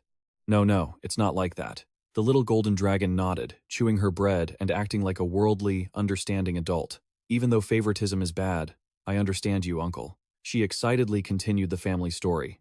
"My mom has met hundreds of men, but she dotes on 2 or 3 of them more than the rest," which made Yu Aorium gasp in admiration. "Wow, your mom is seriously hot." She received a satisfied nod. "Right?" Bomb, standing nearby, glanced at JT and asked, feeling hurt, If that's the setup, am I one of the 97 men who got abandoned? What do you mean?" He stood still, looking at the fish tank where a dead fish was floating, remembering the resentful, hurt words of hers. "You caught me first, yet now you don't even care about me anymore." Bomb was wearing a chilling smile, sarcastically implying that it was just like how people don't care about a fish once it's already hooked. She buried her head in Yu Ga-ul's shoulder, pretending to cry pitifully. "I'm the only one being left behind." Yu Ga-ul started sniffing and pouting along with her. "Poor Bomb, you're being really mean, uncle." Aorium stood with her arms crossed, rarely acting like a righteous hero as she spoke up. "I understand why you only hang out with us. So this time, please go with her once. We promise not to cause any trouble." The red dragon girl added a philosophical remark. "You can't keep monitoring us forever." This left Yu Jitae brooding in silence, lost for words. Seeing the human man finally wavering, Bomb hid behind Yugaul, winked mischievously, and stuck out her tongue in triumph. All right then. The scene shifted to the academy's massive gymnasium, where a gathering was taking place under the bright morning sun. Inside the stands, the students were sitting neatly on the floor in sportswear. In front was the instructor, and the back rows were for parents and guardians to observe. Bomb sat gracefully with her legs crossed among the crowd, her striking blue hair drawing the attention of students nearby, who thought to themselves, "Is that the girl who introduced herself as the sister of the famous Yu Aorium?" Whispers began to spread. "Her name is Yu Bomb, right? She's so beautiful. I heard somewhere that she got a perfect score in the admissions interview." The noble students began to act haughty. "But which family is she from? I've never heard of them. Yu family or something, doesn't the name sound low class?" Meanwhile, Yu Jitae sat in the back, maintaining his unchanging demeanor. The blonde professor clapped his hands excitedly and announced, "All right, that concludes today's theoretical lecture on social etiquette. For the remaining time, we'll practice social dancing." Hearing the word dancing, the students immediately grimaced and groaned. "What kind of dancing is this? It's so embarrassing." This made the professor laugh and tease them. "Oh my, are you all feeling shy?" He pointed to an illustration of a noble couple dancing and explained, "When you become representatives of your families, there will surely be times when you have to dance at least once at a lavish party." He smiled meaningfully. "If you don't know how to dance by then and just stand there clumsily, wouldn't that be even more embarrassing?" The professor clapped his hands, ordering, "Now, everyone, please pair up." The classroom became chaotic as they scrambled to find partners. The male students seized the opportunity to blushingly ask out the girls they liked. "If you don't have anyone, you can dance with me." The professor laughed and encouraged them. "If there's anyone you like, be brave." A student girl suddenly looked back, confused. "Huh?" The murmurs continued toward the corner of the room. "U-Bomb still hasn't found a partner, and here I thought guys would be lining up for her." A male student shook his head, explaining the reason. "She gives off an unapproachable vibe, like there's an invisible barrier that makes you feel like you're not allowed to touch her." The professor walked over to Bomb, looking regretful. "Oh my goodness. It seems U-Bomb is the only one without a partner." Bomb sighed in self-mockery. "Indeed. It seems I'm not very popular." The professor excitedly suggested, "But you're so beautiful, U-Bomb. Maybe I could dance with you?" But he was immediately cut off by Bomb's smile. "Professor," she pointed resolutely, toward the guardian seating area where JT sat with his legs crossed, as serious as a stone statue. "Would you mind if I let my guardian be my dance partner?" The professor agreed, looking bewildered. "Oh, sure? Of course." But before he could finish, Bomb was already bolting away at full speed. "Thanks, Teach." It left him standing there, dumbfounded, wondering how she could run that fast. Yu Jitae sighed softly, sitting lost in thought, with a cold expression. Bomb happily ran over, wearing a sunny, radiant smile, and took the initiative to reach out her hand. "Uncle, let's go, quickly, before we're late." Faced with those sparkling, expectant eyes, the stone-faced man only coldly poured cold water on her enthusiasm. "I don't know how to dance," he said, making Bomb immediately pout and throw a tantrum. "So, are you just going to leave me here all alone, Uncle?" Facing the girl's whining, Yu Jitae let out a long, helpless sigh. The professor's voice still echoed steadily, instructing the whole class on their practice. "All right, slowly now, don't trip. Take your partner's hand. 3, 2, 1, 2, step." Jay and Bomb stood facing each other in the suffocating silence. He could only hold his breath, watching her. Bomb's eyes widened in confusion, seeing the extreme tension from her guardian uncle. JT's hand twitched hesitantly. He was even breaking out, in beads of sweat, completely flustered by her presence. Playful Bomb smirked, teasing him. "Uncle, are you shy about touching me?" He hurriedly tried to change the subject to hide his awkwardness. "That's not it." Not waiting for his agreement, she took charge and firmly grabbed both of his hands. "Don't worry," she said, making Yu Jitae startle. Swinging their joined hands, she kindly explained, "Just because our hands are touching doesn't mean our feelings will instantly connect." Yu Jitae gulped and replied, I understand." Bomb's gentle smile suddenly held a hint of killing intent as she reminded him, "Besides, don't you dare think about just skating through this, because it could affect my student grade." That made Yu Jitae obediently comply. "I understand." Their feet edged closer to each other in rhythm as the professor's voice called out, "Well then, shall we begin?" The two began to melt into the graceful dance, the melodious, romantic music floating throughout the auditorium. Their footsteps moved in perfect harmony, spinning them around amidst magical, vibrant cherry blossoms. Leaning her head close to his chest, Bomb chuckled, teasingly whispering, "Uncle, your hands are sweating so much." JT's hands were truly soaked with sweat, as if they had just been pulled out of water. The blue dragon girl wondered in confusion. Why was he so nervous? Even other parts of him were sweating buckets. Her mind immediately drifted, picturing his muscular, broad chest. That masculine hot image from earlier made her cheeks flush red from embarrassment and her own wild imagination. Bomb's feet suddenly tripped over each other, causing her to cry out in alarm. Ah! In a flash, Yu Jitae reached out to steady her waist, pulling her close into his embrace to avoid an embarrassing fall. His face was right next to hers, beads of sweat forming due to the sudden physical contact. Faced with such close proximity, Bomb's face turned as red as a ripe tomato. Yu Jitae stared at the girl blankly for a moment before calmly announcing a harsh truth. Your nose is bleeding. The scene immediately shifted to a sunny, shaded outdoor cafe. Bomb was sitting leisurely, sipping cool pink grapefruit juice to cool off. Standing next to her, Yu Jitae asked worriedly, Are you sure you don't need to go to the hospital? Bomb waved her hand, flustered, denying it. Huh? Why would I go to the hospital for a nosebleed? I'm perfectly healthy. He crossed his arms, looking doubtful. That's strange. It was obvious she hadn't bumped into anything. So how did she randomly get a nosebleed? Bomb turned away, flustered. Qingming, how would I know? To avoid the sensitive topic, she immediately shifted to giving praise. But most importantly, Uncle, I was so surprised to see you're better at dancing than I thought. Where did you learn this? Yu Jitae kept his usual cold expression, not uttering a word in response. He silently looked at the girl with deep, mysterious eyes. In his distant memories, the image of himself rhythmically leading a girl in a dance appeared. Come on, 1, 2, slow down. That girl had worn a radiant smile, encouraging him. It turns out you're not as clumsy as I thought. At this rate, you'll improve very quickly. The captain's distant memories flooded back, flickering in and out. Yu Jitae quickly turned away, bowing his head to look at the fallen leaves on the green grass, trying to hide the stirring in his eyes. Leaving the past behind, he gave an ambiguous answer to her question from earlier. I've never learned it, he said, leaving Bomb dumbfounded. She pouted, awkwardly falling into a heavy silence. The girl rubbed her chin, blinking her eyes while lost in deep thought. Suddenly, Bomb jumped up from her seat, excitedly asking, Do you have any plans after school? Not really. So, she seized the opportunity right away. Stretching her arms and tucking her fluffy blue hair away, she wore a radiant, provocative smile. Do you want to go do something fun with me? Meanwhile, thousands of miles away, under the hazy moon of a freezing night in Moscow, Russia, lay an ancient fortress that had become a research facility belonging to an evil organization known as the Invisible. Contrary to the quiet outside, the bright red alarm system inside the facility was frantically flashing, signaling that a disaster had just struck. Amidst a hallway littered with the bloody corpses of her comrades, a female demon was scrambling and running for her life. Trying to save her pathetic hide, her face contorted in fear, while her mind screamed incessantly, Damn it, damn it, damn it. Damn it hell, where on earth did that monster come from? Hurriedly using her trembling fingers to enter the door code, she desperately realized a bitter truth. With just the personnel here, there's no way we can stop him. The automatic door just barely opened, and she darted out like an arrow with one thought in mind. First, I just have to get out of here and contact headquarters. But that faint hope was mercilessly extinguished when a dark shadow, carrying immense killing intent, appeared right behind her, speaking in a chilling voice that sounded like it came from the underworld. Where do you think you're rushing off to?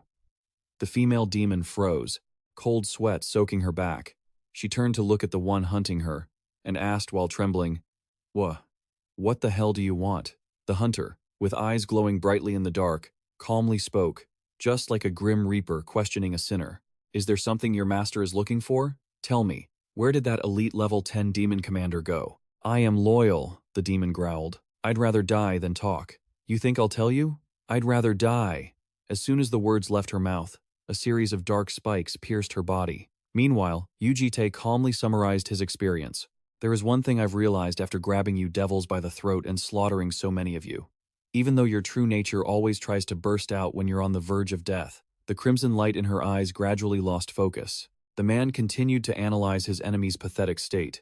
Yet, when the pain became too much, a human-like form would emerge and struggle, looking just like a puppet with its strings cut. Tightening his grip on the chin of the creature gasping for air, he delivered a chillingly sarcastic remark, completely at odds with the romantic atmosphere of the afternoon. Do you want to try dancing under the moonlight by yourself? Responding to the deadly invitation, her lifeless hand fell limp into a pool of blood. As he stepped his heavy heel onto the enemy's corpse as if it were a matter of course, he calmly raised a hand to touch the earpiece to get a situation report.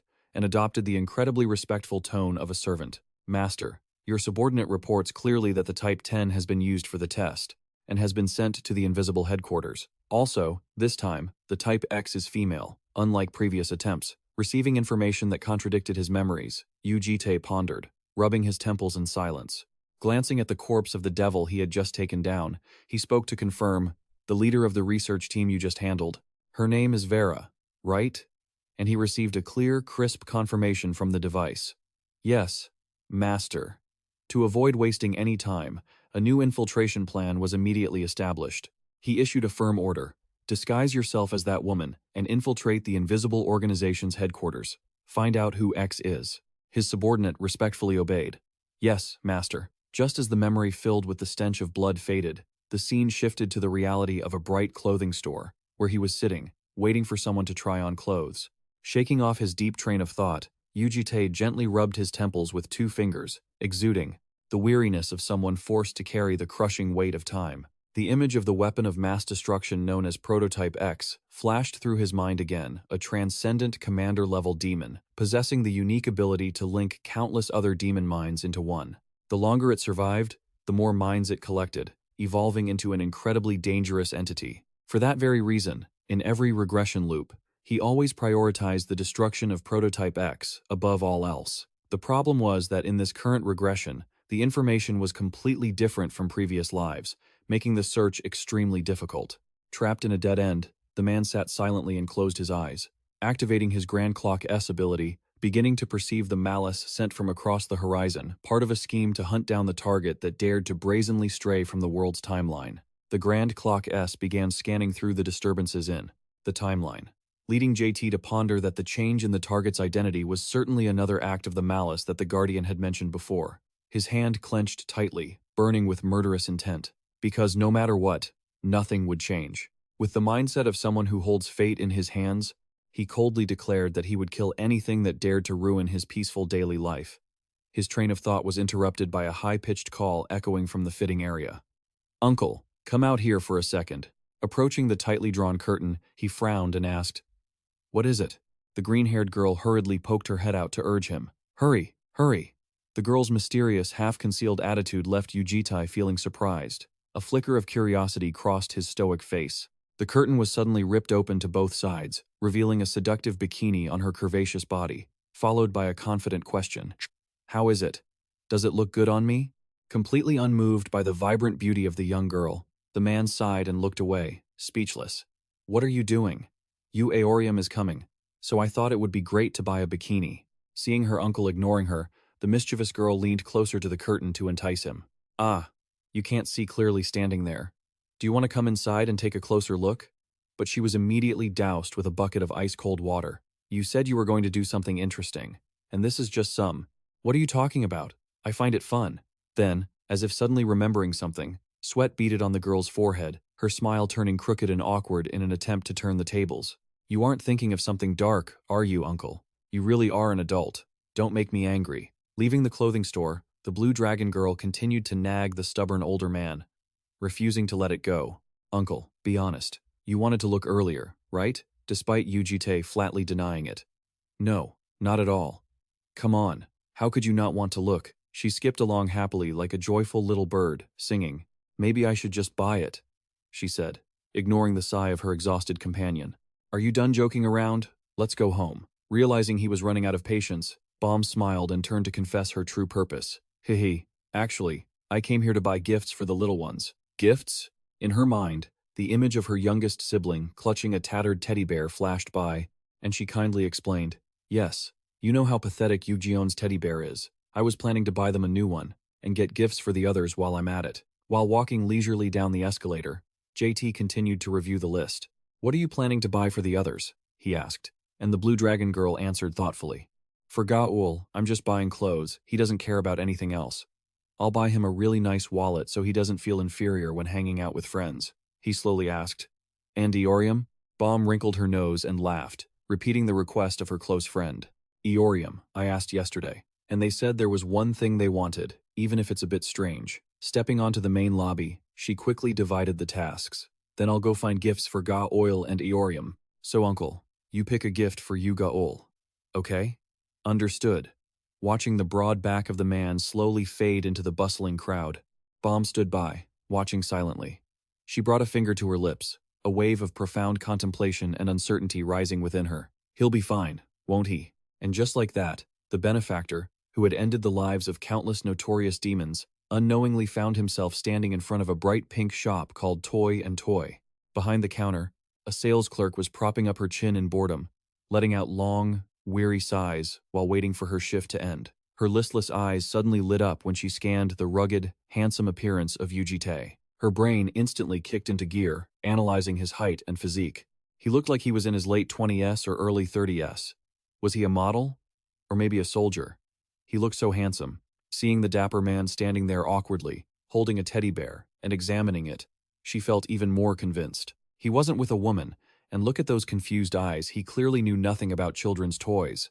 Possessing the soul of a veteran, cold-blooded salesperson, a cunning smirk spread across her lips as she hatched a devious plan.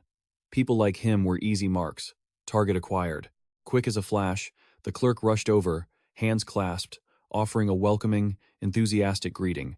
"Oh my, are you picking out a gift for a little girl? How old is she?" As soon as he replied, "About 4, she immediately hit him with a barrage of flattery. "Oh, 4 is such an adorable age. Is this for your daughter?" Yu Jitae replied shortly, but with complete seriousness. "Not my daughter, but she is a little girl." Skillfully steering the conversation, the silver-tongued clerk buttered him up to the sky. "Ah, so you're the uncle. It's so rare to see an uncle picking out gifts himself. The little one is sure to love it." Seeing the prey had taken the bait, she launched her final strike. "But you seem a bit inexperienced, don't you?" This made Yu Jitae frown in confusion. Not wanting to keep the customer waiting, she whipped out a bright pink toy stethoscope from a doctor's playset. Casually pressing the stethoscope directly against the man's chest, the salesgirl cleverly urged, "For a 4-year-old, instead of a doll, role-playing sets like these are so much better. You've got quite a sturdy build. Maybe you could bond with the child by playing like this." Gazing at the lemon-yellow plastic scissors in his hand, Yu Jitae immediately sensed her calculating tone. Moreover, if he bought this doctor's kit, the other sets would be 10% off. He then coolly asked back, "Do you want me to look through them?" That invitation immediately conjured up a vivid scene in the uncle's mind. Little Yu Gian, wearing a pure white nurse's uniform, scurrying after him with a giant syringe filled with pink liquid, made him silently accept his fate and seal the deal. Seeing the customer's face looking completely convinced, she knew she had hit the mark, so she eagerly bowed her head. "I'm counting on you then." A greedy, triumphant thought flashed through her mind. Jackpot, sucker. Before long, a tower of gift boxes was piled high in the man's arms. While the employee was still busy buttering him up, it might look like a lot, but they're all necessary for the child's emotional development. You won't regret it. Standing before the cashier, the girl folded her hands and respectfully asked, "Will you be paying by card?" And Yu Jitae indifferently nodded and pulled out his wallet. "That's right." But the warm smile on her lips suddenly froze, her eyes widening in pure shock as she saw what had just been placed on the counter. A powerful black card, radiating the dazzling aura of the super-rich. She screamed inwardly with sheer delight. That card was a black card issued only to VIP families. No wonder he bought everything she suggested. In the eyes of a gold digger, the dry-mannered man from a moment ago suddenly transformed into an irresistible god, shining brightly amidst a sea of romantic roses, making her naively fantasize. "The more I look at this man, the more charming he seems. He doesn't look like a family man either. Should I try to seduce him?" Taking a risk, the female employee blushed, shyly flirting. "Hey, do you have a girlfriend?" Dreaming of marrying into wealth, she hadn't even begun to soar when an arm suddenly reached out, hugging Yu Jitae's bicep tightly, accompanied by a sharp voice directed at this flirtatious nuisance. Clutching Yu Jitae's arm tightly with a piercing glare directed at the curious salesgirl. "Is she his girlfriend?" Bomb grumpily glared. "Are you really planning to buy all this stuff?" Ignoring the onlookers, Bomb puffed out her cheeks and complained. "We said we were buying something for Yu Jian, didn't we?" Yu Jitae guiltily replied. "A doll. Then why did you pick all the wrong things?" Meanwhile, the salesgirl thought, "Wait, that's a student uniform." If so, the salesgirl's dark thoughts immediately shifted. She exclaimed confidently, "Ah, so you're his little sister?" She immediately received a murderous, disdainful look from the blue-haired girl. Still trying to claw back some sales, the employee rubbed her hands and laughed, trying to smooth things over. These toys might be a bit strange to a child at first, but she was cut off mercilessly by Bomb. Yu-Gi-Oh doesn't like these role-playing sets. That left the salesgirl stunned. Yeah. Wearing an angelic smile that radiated a dark, demonic aura, the little girl ground out every word. She doesn't like them. Feeling a chill run down her spine, the employee broke into a cold sweat, backed away, and gave a stiff smile. I understand. Under the cold, uncompromising gaze of the young customer, ending the useless sales pitch, a slender hand reached out and grabbed a chubby brown teddy bear, sealing the deal. This would probably be better. Hugging the teddy bear, Bomb smiled in satisfaction and explained, "It's quite similar to her old teddy bear, so she won't feel out of place."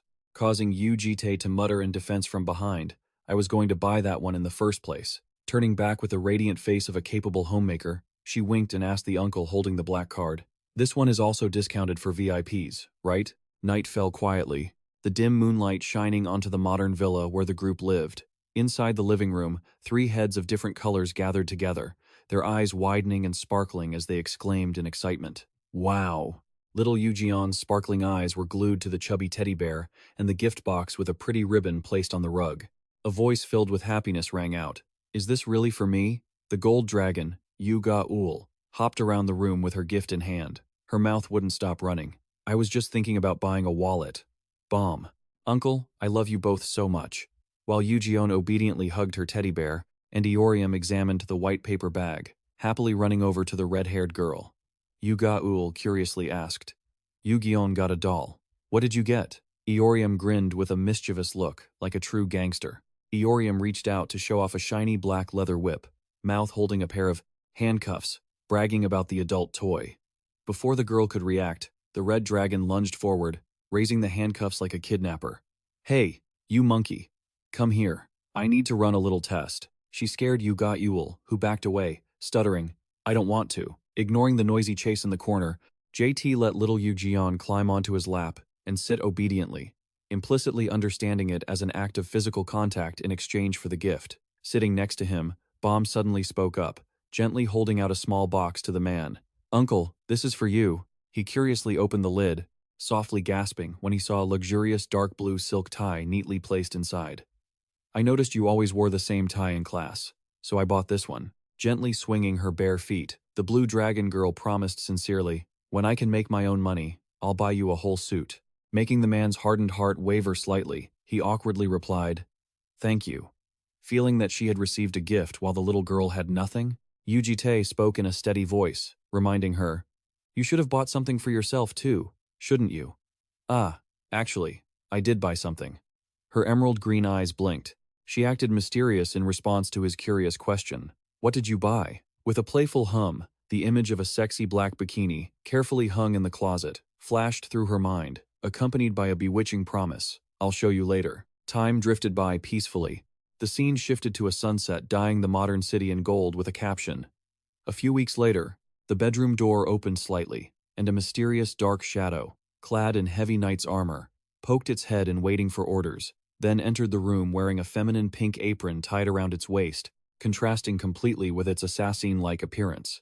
The subordinate stood respectfully before JT, who was adjusting his new tie, and said in a steady voice, "You summoned me, sir." With a cold, calm expression, he replied, "I have entrusted the task of childcare to that burly servant. I will be away for about 3 days. Take good care of Eorium during that time." The subordinate asked in confusion, "Are you planning to travel far, sir?" Turning his head slightly, his eyes flashed with a cold, calculating glint as he confirmed, "That's right." The scene shifts to the red dragon girl, Eorium, stretching comfortably on the floor. Beside her lay her familiar weapon. As the man's command echoed, "Eorium will be coming with me." Finally, the setting opens up to a vast space, resembling a training camp, where dozens of students were gathering, whispering loudly in front of a glowing purple portal, signaling the chaotic journey ahead. Amidst the noisy crowd in the assembly hall, 2 male students swallowed hard, muttering nervously, "So, it's finally starting." Before them stood a massive space portal radiating a brilliant purple light, marking the start of the simulated battle between humanity and demons. This human versus demon battle simulation is essentially a survival challenge lasting 3 days and 2 nights for the students inside a virtual dungeon. The rules are simple. Students operate in teams of 3, and their guardians stand on the sidelines to issue commands. This term is known as Operation, originating from elite groups that specialize in monster raids, where there is always a role known as the Operator. And naturally, in this competition, the Guardians will take on the role of the Operator. Eorium remarked calmly. Wow, look at these kids shaking. I doubt these rookies have ever seen real combat. Looking down at the red-haired girl squatting lazily on the ground, he coldly reminded her, You, Eorium, you don't have time to be relaxing like that, making her look up in confusion. Huh? Emphasizing the rules with a sharp tone, the man grumbled, This isn't a solo raid. You have to form a 3-person team to pass the simulation. But Yu Aorium just pouted and replied, I know, but only if there's someone I actually like. As they were talking, a hesitant voice cut through the air. Appearing before them were a boy and a girl looking timid and shy as they asked, Excuse me, if you haven't formed a team yet, would you like to join us? Immediately, the red dragon girl bristled, yelling right in their faces, Get lost, you losers, while Yu Jitae stood behind her, calmly asking the boy for their names. The blonde teenager, startled, obediently introduced himself. I am Hisaki Sojiro. The purple-haired girl beside him shyly continued, Kim Jin. Both of them bowed deeply, sincerely promising, We will work hard and try our best not to hold you back, despite Yu Aorium fuming and roaring. Did you idiots not hear me? I said get lost. You two. Look like the weakest ones. Ignoring his student's fierce protest, Yu Jitae coldly made the decision. That's enough. Who said you had the right to add them to my team? Wearing his signature emotionless mask, the man issued an ultimatum. If you don't like it, go find your own team, forcing the red dragon to click her tongue in submission. How annoying, leaving the two children standing still like statues, not daring to make a sound. Suddenly, a cocky young man walked up and slammed his hand forcefully onto Sojiro's back, threatening him. Hey, you weaklings. If you get in my way during the battle, you're dead meat. Making the naive boy hurriedly bow his head. I'm sorry. The painful, malicious slap made the boy hunch over in pain, groaning. With a thug-like, aggressive expression, the guy glared and threatened. Listen here, you loser. I already told you before. I'll kill you if you ever show your face in front of me again. Despite being bullied, Sojiro could only hold his head and force a submissive smile. Sorry. In the sad, helpless eyes of his friend, Jin. Seeing the victim was too gentle, the thug shifted his target to the purple-haired girl, coercing her. So, your boyfriend already apologized. Don't you have anything to say? Not letting the girl react, he roughly grabbed a lock of Kim Jin's hair and pulled hard, pressuring her. Come on, speak up. A voice from his side called out, warning him. Johnny, the other guardians are watching. Don't overdo it. But the one named Johnny just sneered playfully. Ha, what's the problem? Besides, the adults don't care about orphans anyway. The peak of his scumminess was when he grabbed Kim Jin's hair and said, Hey, pull your bangs up. Your face looks miserable enough as it is. Immediately, the girl slapped his hand away and shouted in resistance. Don't touch me. Humiliated, Johnny raised his voice mockingly. Oh, an orphan daring to talk back? Then suddenly, a flaming red shadow loomed right over him. Yu Eorium coldly asked, What is an orphan? Catching that sharp gaze, the thug broke out in a cold sweat, his brain quickly identifying the dangerous person. This girl is. In his heart, he was screaming at the mention of her notorious reputation, the craziest one in the Blue Dragon Academy, Yu Aorium. While the owner of that reputation remained impatient and ordered, Answer me. He swallowed hard, recalling the warnings from the senior administrators. Even the elders had told him not to mess with her. You know Yu Aorium of the Yu clan, right? You have to be especially careful with that girl. Quickly dropping his arrogant attitude, he waved his hands, forcing a fake smile to recover, and slowly backed away. Ha, you don't know what an orphan is? That's a student with no guardian. Smiling contemptuously, he continued to point his thumb at the two people the purple-haired girl was with, hurling insults. In other words, they're just trash, with no one to back them up, a bunch of nobodies who are dirt poor. Hearing that explanation, the red dragon girl scratched her head, finally realizing, oh, so that's what orphan means? Damn it, why do I have to be on a team with these beggars? Seeing Yu Aorium seemingly agreeing, Johnny triumphantly put his arm around her, laughing playfully. Don't tell me you're on the same team as them. Why would a strong person like you bother pairing up with these idiots? His teammate standing behind him also joined in to sway her. Why don't you join our team instead? We can make room for you. Scaring the other guy into shouting, Johnny, what the hell are you talking about? With a devious look on his face, Johnny calculated in his head. That's right, getting close to this chick will definitely benefit me. He confidently analyzed his target's psyche with satisfaction. This chick seems to have the same taste as me. if I know how to flatter her temper. Then his dream of flattery hadn't even taken shape before it was mercilessly crushed by a punch that sent stars flying, landing squarely in the middle of his face from Yu Aorium. That lightning-fast, decisive strike left his two teammates wide-eyed in shock. Even that pair of beggars, Jin and Sojiro, were terrified to the point of rolling their eyes back, unable to believe what they had just seen. Clutching his blood-soaked nose, Johnny roared in pure, unadulterated fury. "You want to die?"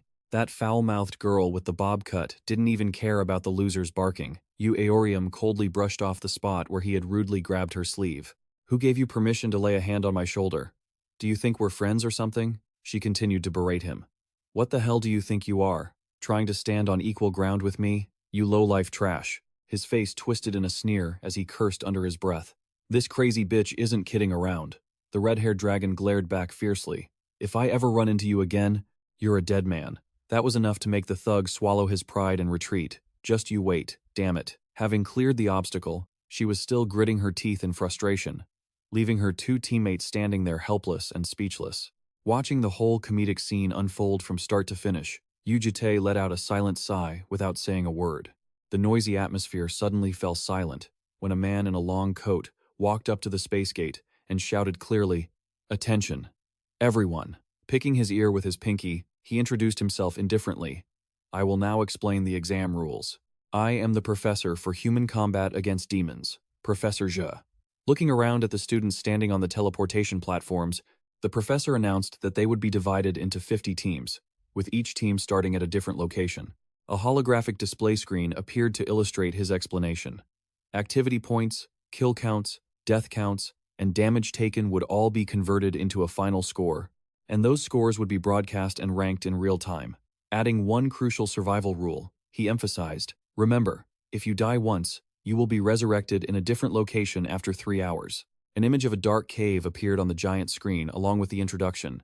"The name of this virtual dungeon is the Ant Nest." Finishing his brief briefing, the professor declared, "That is all. Good luck," leaving the rookies standing there sweating bullets from the pressure. As soon as he finished, each group began stepping into the magic vortex, officially embarking on their battle for survival. The teleportation scene dropped the whole team into a gloomy, quiet cave. Yu Jitae scanned the area to assess it. Not bad for a virtual dungeon. Full of excitement, Yu Aorium cracked her knuckles and cheered. "All right, let's go crush everything." But she was immediately stopped by her friend, Kim Jin. "Wait, do you even know where the other teams are?" Without giving it a second thought, the red-haired dragon tilted her chin and replied, If we just run around, we're bound to run into them." This made Jin sigh in frustration. "Sorry, but we don't have your speed or stamina." Sojiro also timidly chimed in with a logical analysis. "If you just charge out alone like that, we could get ambushed from behind." This provoked an irritable retort from Yu Aorium. "Are you guys really bragging about how weak you are?" Unfazed by his teammates' aggressive attitude, Kim Jin argued straightforwardly. "What I mean is, we need a plan before we move." But the red-haired dragon immediately imposed her own blunt strategy. "The plan is, you guys follow behind and provide cover for me." Unable to endure this arrogance any longer, Kim Jin glared at her. "This isn't a solo game, this is a team battle. Stop acting on your own." This drove Yu Aorium crazy, and she was ready to fight. "I was kind enough to take you guys in. And now you have the nerve to bark back at me? You two, calm down." Just as the internal conflict was about to boil over, the calm voice of their guardian uncle sounded through their earpieces, cutting off the argument. "How about it, kids?" Yu Jitae asked coldly, getting straight to the point. "Which team do you want to ambush?" Even with an adult's guidance, Kim Jin remained pessimistic. "It won't be that easy. Every team has their own operator. They won't easily expose their blind spots." This made Yu Aorium annoyed, and she mocked him. "You are insanely negative. Why bother worrying about picking targets?" Flashing a bright smile that was overflowing with killing intent, she gripped her sword tightly and declared loudly, "Just kill anyone who comes into sight, and we're done." Meanwhile, in another corner of the dungeon, the thug was moaning while holding his bandaged nose. "Damn it, it still hurts." The teammate with him pouted and scolded him. "That's the consequence of trying to act tough in front of Yu Aorium. We told you not to mess with her." Johnny made a pathetic excuse. "I was just trying to be friendly. I didn't think that psycho bitch would be that crazy." The other guy glanced at him suspiciously and asked, "You're not serious about trying to replace one of us, are you?" Johnny, "Of course not. I was just testing her to see how she'd react." While walking, he suddenly stomped his feet in anger and roared, "Ah, that bitch Yu Aorium. If I run into her here again, I'm going to tear her apart." No sooner had that vicious vow been made, than a voice as cold as death echoed down from above. "Tear me apart, huh?" Johnny froze and looked up, horrified to see the shadow of a devil with vibrant red hair, swinging her sword as she lunged down from the cliff, wearing a demonic, bloodthirsty grin. Yu Aorium roared in response to the declaration of war from earlier. "Try it if you can." She stomped her foot straight into the unlucky thug's face. Along with that came a cold system notification, stripping his health bar from 100 all the way down to a mere 17 points. The thug's large frame slammed into the stone floor, creating a deep, cracked crater. Meanwhile, the red-haired goddess of war swung her sword and landed with authority, amid the horrified stares of his two lackeys. Witnessing their own man being brutally abused, the enemy operator panicked and broke into a cold sweat, shouting orders through the earpiece. "Damn it. When did she sneak up on us? It's an ambush. Prepare for combat." Receiving orders from their operator, the two lackeys hurried back and grabbed their weapons. One tremblingly raised his rifle, while the other sweated profusely as he drew his sword, ready to fight back. But brushing off all the tension from her opponents, Aorium casually knelt on one knee, sword in hand, a mocking smirk on her face. "Combat? What do you mean by that?" Her face, hidden in the shadows, suddenly looked up to reveal a chilling, bloodthirsty, evil smile.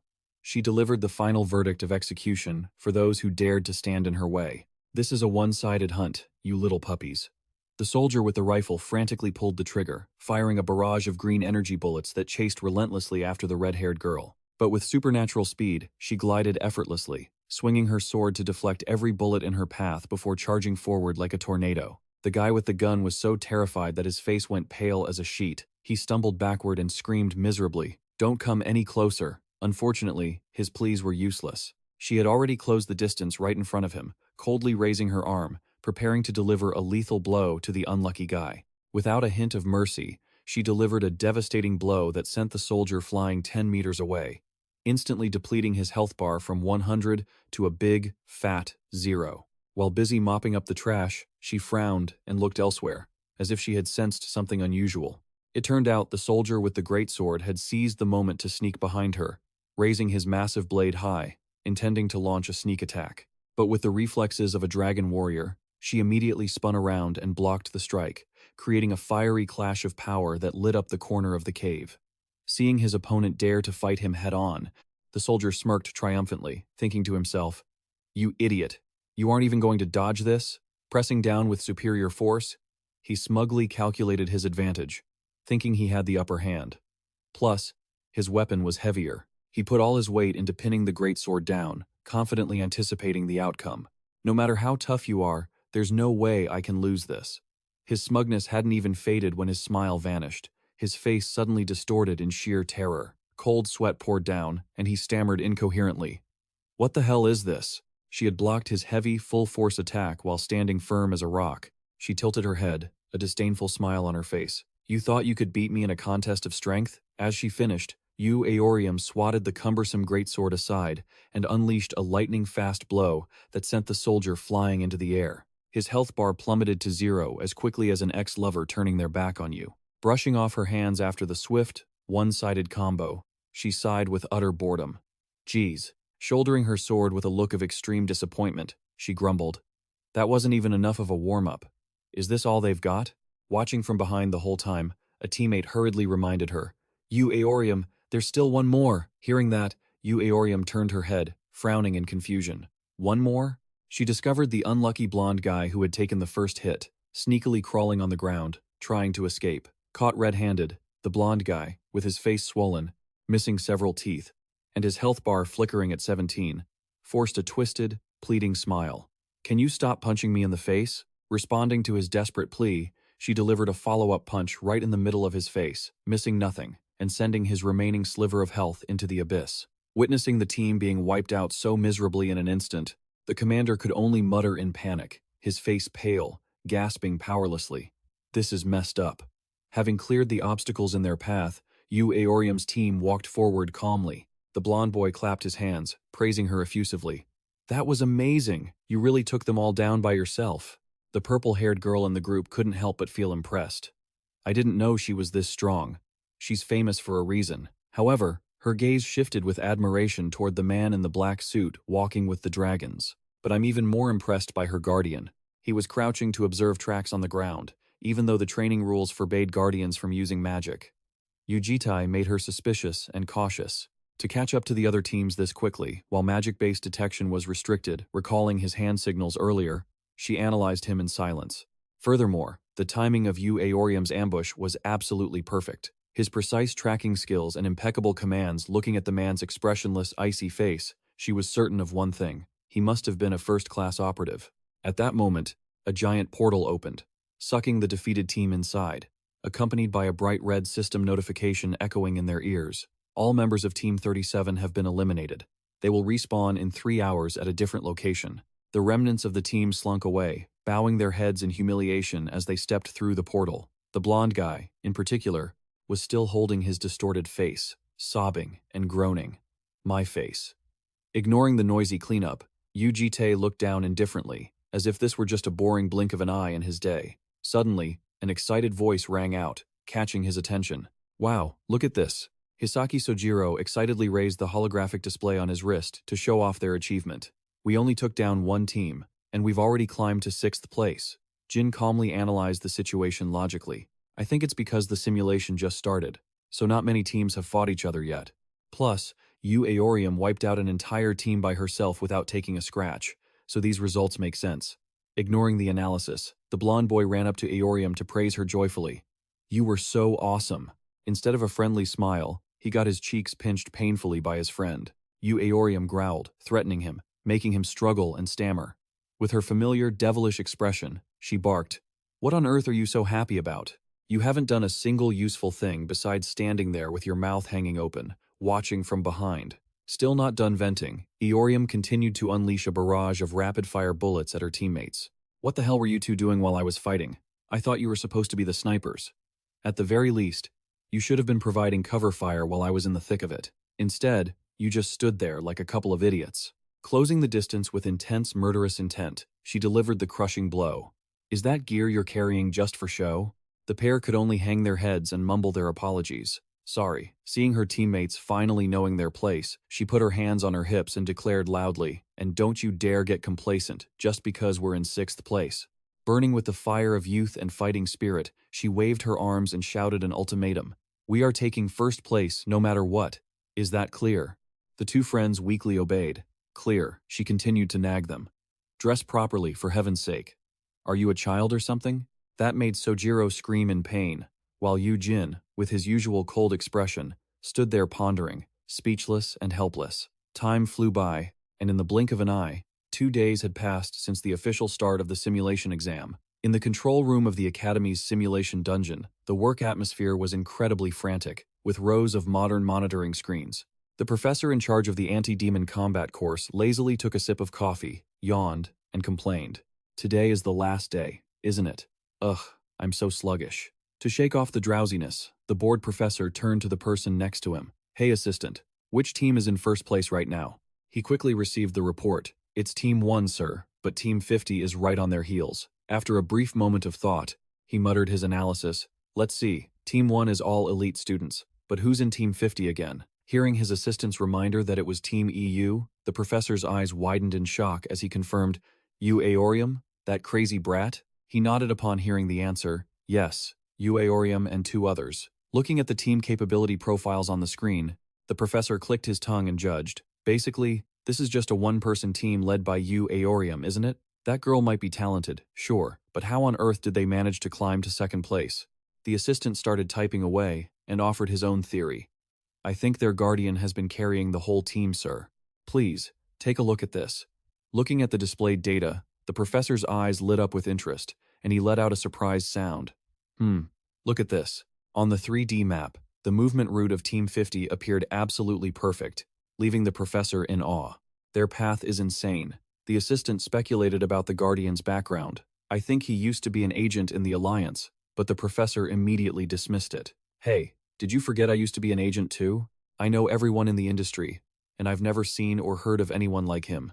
With sharp, suspicious eyes, he let out a and sank into deep thought. Thinking about the exceptional students involved, he muttered, "The troublemakers of the Blue Dragon Academy. Yu Eorium and Yu Jin. The one professor's claim is a once-in-a-millennium genius. Directing his gaze at the image of the mysterious man in the black suit, the professor concluded, both of them are under the guidance of this man. Taking another sip of coffee, he frowned, pointing out a critical anomaly. But his background is squeaky clean, as if someone used an eraser to wipe it blank. As he was musing, the assistant hesitated before cutting in. But there is one thing bothering me, sir. The professor focused. What is it? Pointing at a flashing corner of the map, the assistant reported anxiously. I think Team 1 is marking their territory. Team 1's route has never overlapped with the 3rd or 4th place teams, not even once. The assistant continued his analysis. It's as if they're sending secret signals to each other. But he was suddenly interrupted when the professor slapped his shoulder and retorted with a hint of sarcasm. Hey, assistant, are you a sports referee? That left the young man confused, wondering what he meant. Sir, the professor explained calmly. The subject we are teaching focuses on real-world situations. Communication like that, without any external equipment, should be considered a strategy, not cheating. Actually, this is something you should be praising them for. The assistant scratched his head, sheepishly accepting the lesson. I hadn't thought of it that way. However, the professor's smile suddenly vanished. His eyes became sharp and dangerous as he calculated. But, well, if they intentionally avoid fighting when they cross paths, then that would be cheating. Contrary to the calm in the control room, the atmosphere of Team 50 inside the dungeon was explosive. Eorium angrily punched a stone wall, shattering it, and swore loudly, "Damn it!" Seeing the team leader snap, the blonde boy spoke up timidly to appease her. Hey, we're collecting points without any casualties, right? He was met with a terrifying grunt. Before he could breathe a sigh of relief, she grabbed him by the collar, hoisted him up, and roared in his face with eyes bloodshot from anger. Then why are we still in second place? The boy whimpered. Being in second is pretty impressive too. Replying to his resignation were a series of merciless punches and kicks directed at the poor teammates, causing their health bars to drop drastically. She roared, I told you it's first place or nothing. Seeing their teammate turn into a beast, Kim Jin backed away in fear and pleaded, Sorry, but can't you just be satisfied with second place? Rubbing her injuries, she panted and tried to explain. I'm sure you're still fine, but we're pretty tired, and we don't have much time left. Still trying to maintain composure, she continued to analyze the situation. If we push ourselves too hard right now, we might end up losing points instead of gaining them. Given the current situation, we should play it safe. Before she could finish, she froze in silence, cold sweat breaking out as she met the razor-sharp gaze of the violent red dragon. But instead of landing a skull-crushing punch as expected, Yu Eorium closed her eyes, put on a gentle expression, and patted her friend's shoulder soothingly. Yes, I understand. You've both improved a little. You've done well. Seeing that sharp shift in attitude, Kim Jin broke into a cold sweat, utterly bewildered. That's right, Eorium said, still smiling gently. You guys tried your best. Suddenly, the red dragon gripped her friend's shoulder hard. That is exactly why you are all failures. This made her friend scream in pain, eyes rolling back, veins bulging. Observing the abuse, Yu Jin just stood there, indifferent, while Yu Eorium continued to pour salt into their wounds. Do you know why you're looked down upon? Is it because you're pathetic loners? She continued her argument. No, it's because you give up the moment you feel a little tired, just like a bunch of cowardly losers. You, growling, she reminded them of the promise they made when forming the team with an unmistakable threat. You said on the first day that you wouldn't be dead weight, didn't you? Seeing Sojiro still kneeling on the ground with tears in his eyes, she shouted. Then get up! She glared at Jin, who was clutching his trembling shoulder and biting his lip in pain. Yu Eorium screamed shrilly. Stop living like losers. The thought of these jerks made her groan, though it was unclear if they were inspired or just terrified of getting beaten to death.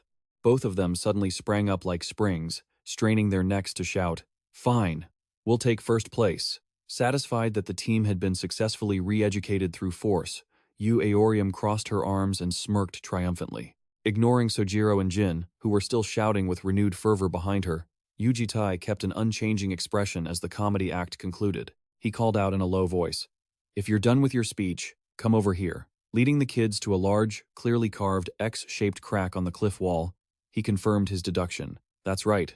I think it's strange too. Staring intently at the symbol, JT crossed his arms and turned to discuss it with the kids. They are communicating with each other like this. So why are there symbols like this in other places too? The truth suddenly dawned on them, and Sojiro hesitated, muttering, I think I've heard of this before. Upperclassmen form alliances and avoid fighting each other. Standing before the suspicious cliff marking, Sojiro concluded, I think they did this. Kim Jin was hesitant. But we aren't sure. Quick-witted, Kim Jin offered a safe solution. Why don't we report this to the professors? It's not too late yet. This made the Guardian muse in silence without saying a word. However, a sly smile bloomed on his lips. Yu Aorium coldly vetoed the idea. No. She turned to Jin, looking excited. She clearly showed her nature as a troublemaker. I have a better idea. With a villainous face plotting something wicked, Aorium confidently announced a way to get rid of them. At the same time, deep inside a dark, gloomy cave system, a holographic bulletin board lit up with the words Team 1 is currently ranked first, illuminating a group of 4 members cautiously moving forward with their gray-suited guardian. The chubby blonde guy from Team 1 stared at the watch on his hand and reminded them, Slow down. There are only 40 minutes left until the simulation test ends.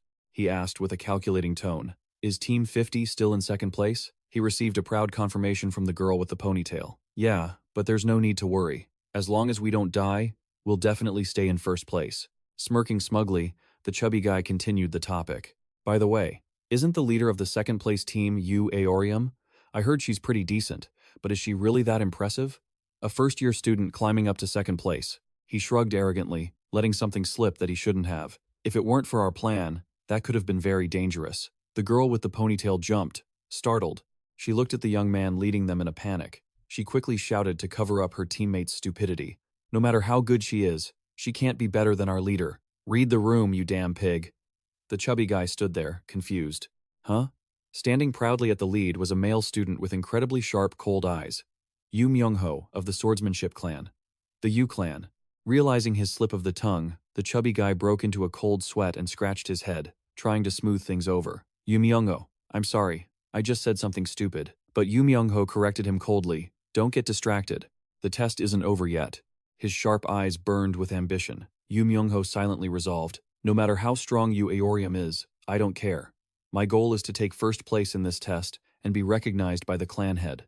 Yu Myung-ho recalled an image of himself gripping his sword hilt, his eyes flashing with resentment as he swore to himself. Just you wait. I will prove I am better than that bastard. Suddenly, the gray-haired guardian asked a question with hidden meaning. Hey guys, your plan hasn't changed halfway through, has it? The chubby guy replied, confused. No, why are you asking? His intuition told him something was wrong. Yu Myung-ho's pupils suddenly contracted in surprise. Abandoning his calm attitude from earlier, he rushed toward the turn ahead to check the situation. What hit the group's eyes was a wall covered in fake X-shaped cracks, causing the chubby guy to panic. Why are there so many symbols? How are we supposed to know who passed by or which way to go? Enraged, the girl with the ponytail, flames flickering on her hands, shouted, Whoever is playing this stupid game, the chubby guy warned in a panic. Wait, someone is coming. Hearing strange noises, Yu Myung-ho broke out in a cold sweat and quickly turned around, on high alert. From the darkness of the dungeon, heavy footsteps landed on the ground, echoing eerily. Recognizing the newcomer, Yu Myung-ho furrowed his brow, sweating profusely, and blurted out, You guys are. It turned out to be another team that had wandered to the marking. Both sides stared in shock, recognizing acquaintances. Team 3, scouts for Team 1. The chubby guy looked at his allies, asking frantically, They're our allies, leader. What should we do now? What else can we do? Drawing a sword that radiated a sharp blue magical aura, Yu Myung-ho cruelly ordered, We'll kill them. Seeing the tense situation, someone from Team 3 nervously turned and whispered, Hey, they actually want to fight. Should we at least pretend to lose? He was immediately cursed out by his team leader. You idiot! Do you think Professor Gunyu would be fooled? He'd definitely realize it. Backed into a corner, the Team 3 leader gritted his teeth, drew his weapon, and muttered a curse. Damn it. I don't know what to do either. Abandoning the mask of fake allies, both sides lunged at each other, stabbing and slashing amidst screaming. Just fight first. While the two teams were tearing each other apart below, Yu Aorium hid on the high cliff, laughing mischievously. Look at them beating each other up. Witnessing the crazy scene exactly as predicted, Sojiro's jaw dropped in surprise. I didn't think this plan would actually work. Recalling their discussion, Kim Jin had once asked about his friend's weird idea in confusion. You want to use those same symbols to turn them against each other? At that time, Yu Aorium had smirked triumphantly and explained, Exactly. Even if we don't know what they mean, we just need to make them confused enough that they can't recognize each other. That way, Their path will get all messed up, and their plan will collapse. She gave very simple instructions. The plan is easy. You two just go around and carve as many fake symbols that look exactly like this as you can. For her part, the Red Dragon declared heroically, "Meanwhile, I'll go off on my own to hunt and earn points. And if we run into the first place team, we'll just beat them right here and now." However, Kim Jin raised his hand to ask a safe question. "I have a concern. What if we bump into another team while we're wandering around?" Annoyed by his teammates' cowardice, Yu Eorium pointed at JT and offered a dismissive solution. "Seriously, you're afraid of everything. I'll lend you this guide. Just find a way to hide yourself properly," she said, prompting the stoic man to speak up and correct her. "I am not an object, you know." Ignoring that protest, the girl tilted her head, boasting, "Jay, how about that? My plan is top tier, isn't it?" Speechless at the girl's immense ego, he flatly admitted. Taking advantage of his concession, Yu Aorium puffed out her chest, smiling proudly. "I knew it. My plan is just amazing," which made Yu Jitae mutter in frustration. "Then why on earth did you even ask?" Back to the harsh reality. A screeching clash of weapons cut through the flashback. Yu Myung-ho stood panting, looking down at the Team 3 captain lying unconscious at his feet. At the same time, the system sounded an indifferent notification. Team 3 had been completely eliminated. Behind her, the ponytail-wearing girl clutched her injured arm, collapsing to the ground and moaning, "Captain Mian, I'm a goner." But Yu Myung-ho remained calm, calculating. "It's fine. We've taken out the entire third team, so our score has definitely gone up. If we just keep surviving like this." Before he could finish his daydream, an arrogant voice boomed from above, cutting him off and making him jump in surprise as he shouted, "Who said you'd get to live? Who are you?" Amidst the tension, a loud explosion shattered the air, followed by a haughty voice echoing through the area. "You're asking who I am?" Landing from high above with an incredibly cool pose, the brilliant red-haired girl appeared like a goddess. "I am the one who appears in this era of chaos." She flashed her signature insane, ear-to-ear grin, delivering a line reeking of villainy, a true antagonist. In contrast to the third team members lying scattered and moaning on the ground, Yu Aorium stood casually in the middle of the path, looking fearless and unstoppable. Looking at the Red Dragon's smug face, anyone could feel the fiery battle lust burning in her veins. Piecing together the events, Myung-ho frowned, grumbling bitterly. "I had a bad feeling about this. You're the one who ruined our plans." His eyes darkened, filled with agitation and cold, murderous intent. From the safety of the rock ledge, Sojiro looked down and pointed. There they are, while Jin didn't forget her duty to boost morale from afar. "Eorium, we'll support you all the way." Hearing the noise above, a sinister smirk crept onto Yu Myung-ho's lips. He jerked his chin at the hulking teammate behind him. "Hey, can you still move? The other two from Yu Eorium's team are up there. Go deal with them." The fat man broke into a cold sweat, clasping his hands in a desperate plea to back down. "Can't we just retreat? If we just stall for time, we'll win either way. Why go looking for extra trouble?" But he was immediately cut off by an icy command. Glaring with terrifying glowing eyes, Yu Myung-ho hissed a threat. "Don't make me repeat myself." Knowing he couldn't disobey, the fat man twisted his face in concession, cursing under his breath. "Damn it, he acts like he's the only capable one here." Gaining momentum with legs as thick as pillars, Wu grumbled. "Fine, I'll be right back." With a jump that was extraordinary for his bulky frame, he soared up to the cliff like a cannonball. He landed right in front of the two stunned kids. He spat out a taunting line, "Hello, you little brats." Cracking his knuckles, he loomed closer with burning, murderous intent. "Your big brother here is a bit busy, you hear? Let's just wrap this up quickly." "Huh?" Facing the giant muscle monster, both Jin and Sojiro were so terrified their eyes went wide, their faces turning deathly pale as they screamed. Ignoring the fierce, intimidating combat spirit they had shouted about earlier, the two turned tail and ran for their lives, sprinting past the paralyzed guardian, JT. The fat man angrily chased after them, shouting loudly, "Where do you think you can run to, you little brats?" Standing in the trenches, Yu Aorium curiously looked up at the cliff, catching a shadow flitting overhead. She blinked, commenting nonchalantly, "A pig just flew by." But that silly distraction was immediately cut short by a wave of killing intent rushing in from the front. Not missing the golden opportunity, Myung-ho swung his greatsword, bringing down a thunderous strike from above, aiming to split his opponent in two. He roared, offering a reminder with the ruthlessness of a swordsman. Now is not the time to be distracted. However, with the supernatural reflexes of a dragon, Yu Aorium managed to raise her sword to parry, creating a shocking collision that blew everything nearby away. The two backed off, keeping a safe distance. Yu Myung-ho coldly confirmed his target. You're Yu Aorium, right? The red dragon immediately flashed an arrogant smile in response, despite the other party rambling on. I admit you ruined my plan. It seems you're not just good at fighting, she said, mockingly slapping his face. Do you really think your pathetic little secret scheme counts as a plan? His patience drained. Myungho channeled brilliant blue magical energy into his sword, passing judgment condescendingly. Let's just end things here. His entire body erupted with overwhelming power as he proudly declared the truth of a superior. No matter how much you struggle, the first place position will always belong to the Yu clan. Sneering, Aorium swung her flaming sword, firing back with a blunt remark. No, your Yu clan is the one in second place.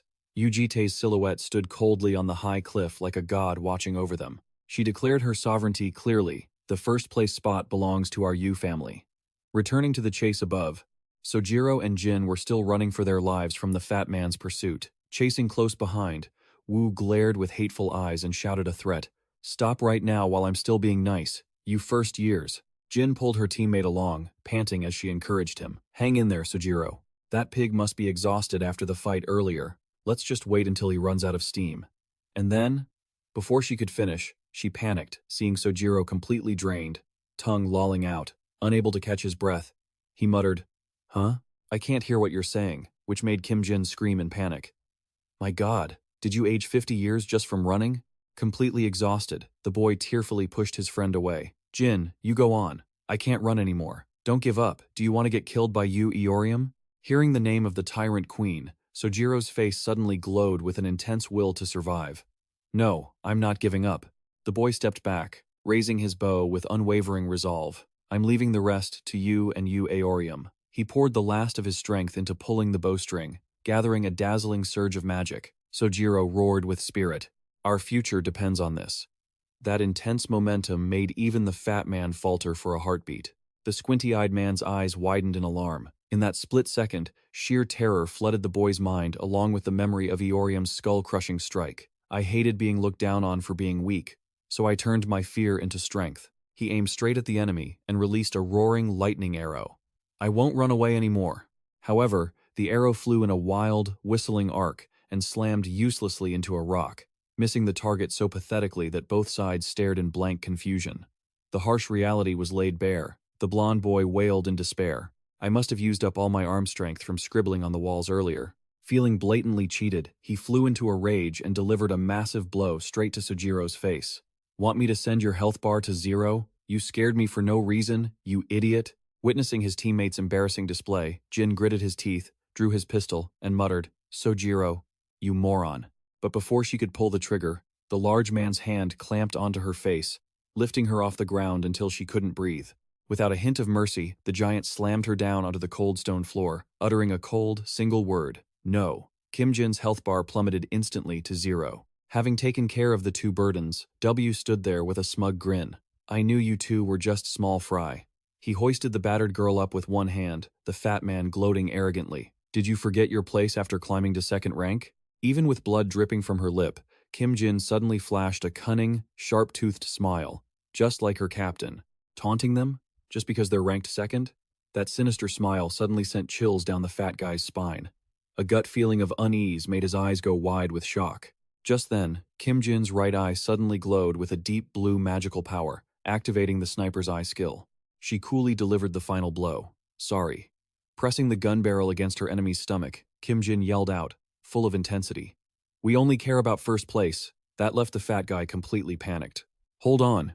A massive beam of magical energy shot straight into the air, lighting up the entire dungeon, knocking him, flying backward with a painful cry. It looked like a spectacular turnaround. But when the smoke cleared, W was still standing there, patting his chest with a sneer.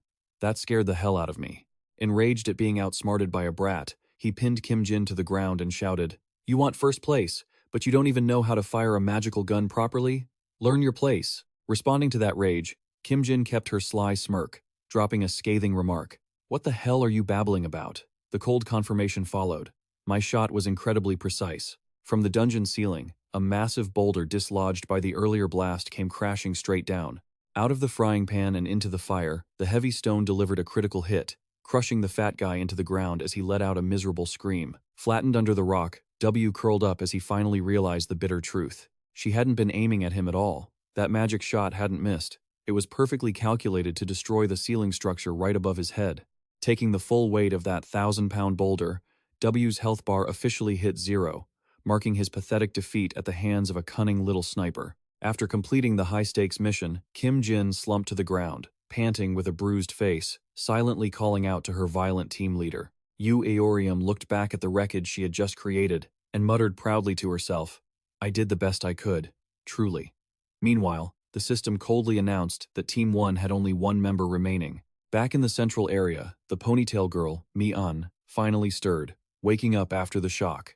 Scrambling up from the cracked ground, she heard her team's guardian in the gray suit ask, "Are you awake?" She answered sluggishly, "Yes. I think I passed out for a moment." Looking around and not seeing her teammates, she asked worriedly, "Guardian, what happened to our team?" She received a brutal summary of the situation. "Well, they're dead, and Yu Myung-ho is currently fighting." Hearing about her teammate, the Protector's pathetic death, Mi-an's eyes widened in shock. She couldn't believe her ears. Mi-an's eyes popped out in disbelief as she gasped, "What?" She cast her gaze down to the chaotic battlefield. "Ugh, I'm losing interest just watching this pathetic scene. Is the team leader already on death's door?" Facing her enemy who was kneeling and panting, Yu Aorium rested her sword on her shoulder with supreme boredom. "I was really looking forward to this fight, but is this all you've got? I'm honestly disappointed." She continued to taunt him. "Don't tell me you're tired from that earlier skirmish. I've been fighting like a mad dog up until now." Yu Myung-ho gritted his teeth in anger and shot back. "Don't act like you've already won." Trying to regain some dignity, he braced himself, stomped hard on the ground, and launched himself like an arrow, swinging his sword upward from below. Yu Myung-ho roared, mocking his enemy's background. "You're just someone from a low-born family." But reality is always cruel. Yu Aorium's hand clamped onto the arrogant young master's head just as he was floating in midair, wearing her signature sinister, ghostly smile. The red dragon turned the tables with a cold, biting remark. "Low-born?" With terrifying pressure, she slammed his head straight into the ground and roared, "That would be you." However, feeling something resisting under her hand, Yu Aorium blinked in surprise. Looking down into the dusty ruins, she smirked with amusement and asked, "You blocked that?" Below her, Yu Myung-ho was bulging with veins, his eyes glowing with a blinding blue magical light, gritting his teeth as he channeled all his power to defend. Exploding with force, he swung his sword, unleashing a massive burst of energy that pushed Yu Aorium back, leaving him kneeling and panting after his narrow escape. Yu Myung-ho finally lowered his ego. "Fine, I admit you're much stronger than I thought. However, you're not skilled in swordsmanship at all." His eyes turned dark, filled with murderous intent and the pride of a prestigious family. "I'll show you the gap between our skills." Facing that dangerous declaration of war, Yu Aorium grinned and mocked him. "You've been rolled around like a pathetic sushi roll this whole time." While busy teasing him, she suddenly froze, her eyes widening in surprise as she felt a sudden shift in her opponent's magical power.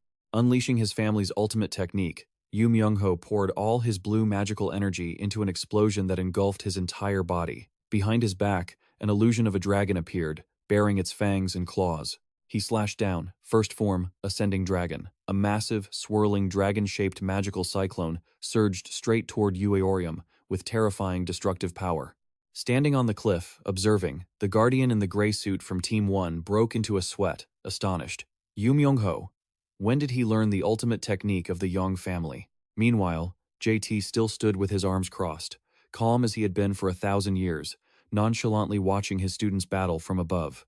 Caught in the energy storm, Yu Aorium's health bar steadily dropped. She used her sword to deflect the blows, muttering to herself, "The wind is as sharp as blades." Is this the swordsmanship of the Yong family? Despite being injured, instead of fear, the warrior blood within the red dragon boiled more than ever. Her eyes widened with excitement as she exclaimed, "This is so cool!" Not wanting to waste another second, Yu Aorium kicked hard against the cracked cliff wall, using it as a springboard to dash straight through the brilliant blue sword aura. She dove like a meteor aimed straight at Yu Myung-ho. Facing that insane attack, Yu Myung-ho stood his ground, spinning his sword to create a defensive vortex. No matter how strong you are, with such crude combat techniques, you are nowhere near the level of the Yong family, a famous clan of swordsmen. Facing Yu Aorium's reckless charge, he continued to change his sword techniques. Yong family style, second form. Yu Myung-ho swung his arms, slashing out countless sharp sword auras that intersected in a flash. Dragon Seaver. In an instant, the silhouette of the red-haired girl was swallowed up in the center of that ruthless, raging storm of blades. A massive attack descended from the sky, creating a deep, dust-filled crater. While JT and his cohorts just stood silently watching from the high cliff, the dust cleared. Yu Myung-ho collapsed to his knees on the cracked ground, panting exhaustedly, and muttered to himself, "I didn't expect to have to use the first form of the Yong family sword technique here." Recalling the sweat shed in the dojo years ago, he thought proudly, "I had to train in secret for years to master this skill." He tightened his grip on the sword hilt, a satisfied smirk on his face. It worked perfectly in a real-world scenario. Now, the elders of the Yong family will finally have to acknowledge me. But just as he was lost in the delusion that he was even more exceptional than Yong Tha, he realized that the sword in his hand had been broken into nothing more than a useless hilt. He blinked in bewildered confusion and cried out, "Huh?" A mocking voice rang out from right behind him. "Are you looking for this?" Hovering behind him, Yu Aorium, with her eerie red eyes, was waving the severed blade around. "It's right here!" Enraged that his family heirloom had been destroyed, Yu Myung-ho roared madly. "You! I've been annoyed by you constantly yapping about that damn noble sword family. You bitch, give me my sword." With a cunning, mocking smile, Yu Aorium cruelly trampled on her enemy's pride. But if a noble sword family doesn't even have a sword in their hands, they're just a bunch of idiots, right? Without waiting for him to recover, she lunged, delivering a lightning-fast kick straight to Yu Myung-ho's face, loudly shouting her self-made technique. Yu family sword technique, 999th form, break the mouth of the talkative. Taking the kick square in the face, Yu Myung-ho could only groan in agony and frustration. Damn it, that's not even a real sword skill. The broken blade flew far away, slamming into the ground with bitter irony, officially putting an end to the young master's arrogance. The system coldly announced that Yu Myung-ho's health bar had dropped to 0. Aorium panted heavily after the intense battle to secure victory. Even though her entire body felt drained, she beamed with a radiant smile, basking in the joy of first place. Completely exhausted from her final burst of effort, Aorium fell backward, feeling satisfied. "I got first place." Just before her back hit the ground, Yu Jitae's strong arms caught the violent little dragon, providing her a safe landing. Looking at his student's tired face, he asked gently, "How does victory feel?" Leaning against JT, Aorium grinned carefreely. "I'm exhausted. I need Ga-ul to heal me right now." The system screen announced that their team had taken first place. Yu Jitae casually mentioned that it was snowing outside, making Yu Aorium grimace and complain. "Seriously? Then my wounds are going to ache like crazy." The scene shifted to the modern city center. White snowflakes were gently drifting through the warm, blue spring sky. Standing by a sunlit window, the golden dragon Ga-ul held a cup of tea. She pondered and asked the person behind her, "Do you know why it's snowing on such a warm spring day?" Blowing softly on the steam from her cup, she blinked and explained with a confident smile. "It's because of Yu Gion." Along with the dreamy tale came an image of a small blue dragon curled up sadly in the snow. They say that when the blue dragon family feels sad, pure white snowflakes fall around them. In other words, it means Gion is feeling lonely. Turning around with a sharp gaze, Ga-ul gave a firm directive to the strange figure standing behind her. "So, as the guardian of the family, the cleaner, you must melt Gion's heart."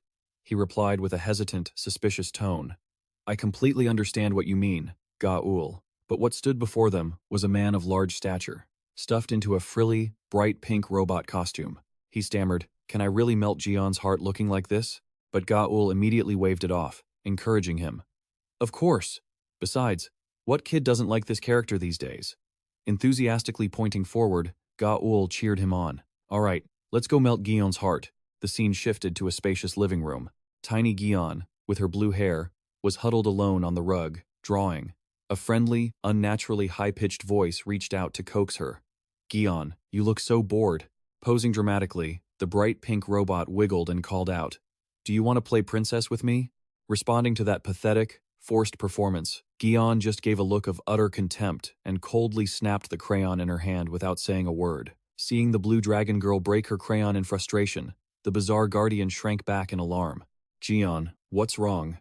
Bomb ran over, worried. "What happened?"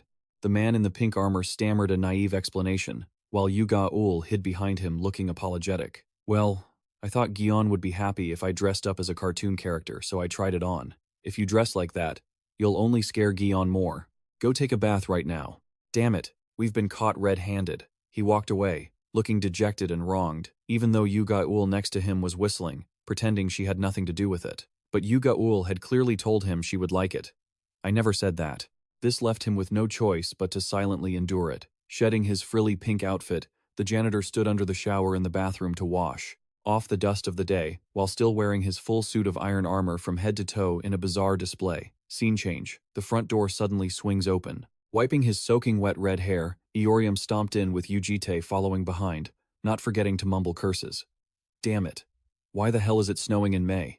Seeing the two return, Yu Gaul excitedly ran out, waving to welcome them warmly. Uncle, Eorium, it's been so long, are you happy to see me? But she was immediately doused with a bucket of cold water by Eorium. You act like we just got back from a vacation. Yu Gaul tilted her head in innocent confusion and asked, Huh? Weren't you guys out having fun? While Yu Eorium secretly hid a massive snowball behind his back and flashed a devious grin. Well, yeah, in a way, since I went out, I brought a gift back for you. Not giving her a chance to react, Yu Eorium shoved the freezing cold snowball right down the back of Yu Gaul's shirt, laughing loudly. There, take your gift. Arg, it's so cold. What the hell did you put down my back? A snowball? Yeah. And I put some dog poop in there too. Kaehyung ignored the domestic violence as Eorium pinned Yu Gaul to the ground. JT walked past leisurely as Bomb greeted him respectfully. You've worked hard, sir. And he just coldly replied, Yeah. Just as he was about to keep walking, Yu Jitae suddenly froze in surprise. Looking down, he saw the little blue dragon, Gion, shyly hiding a sketchbook behind her back. Bomb, standing next to them, smiled and explained, What's all this? It looks like Gion wants to give you a gift. Yu Jitae took the sketchbook from the little girl's small hands and intently flipped through the colorful pages. The picture showed some crude, childlike drawings, vividly depicting the three dragon girls in the house. This one is the uncle. And these two are Yu Gaul and Eorium. Flipping to the next page, he saw an image of a guy in iron armor curled up in a corner and a man wearing a crown holding Gion, the cleaner and the person holding Yu Jian.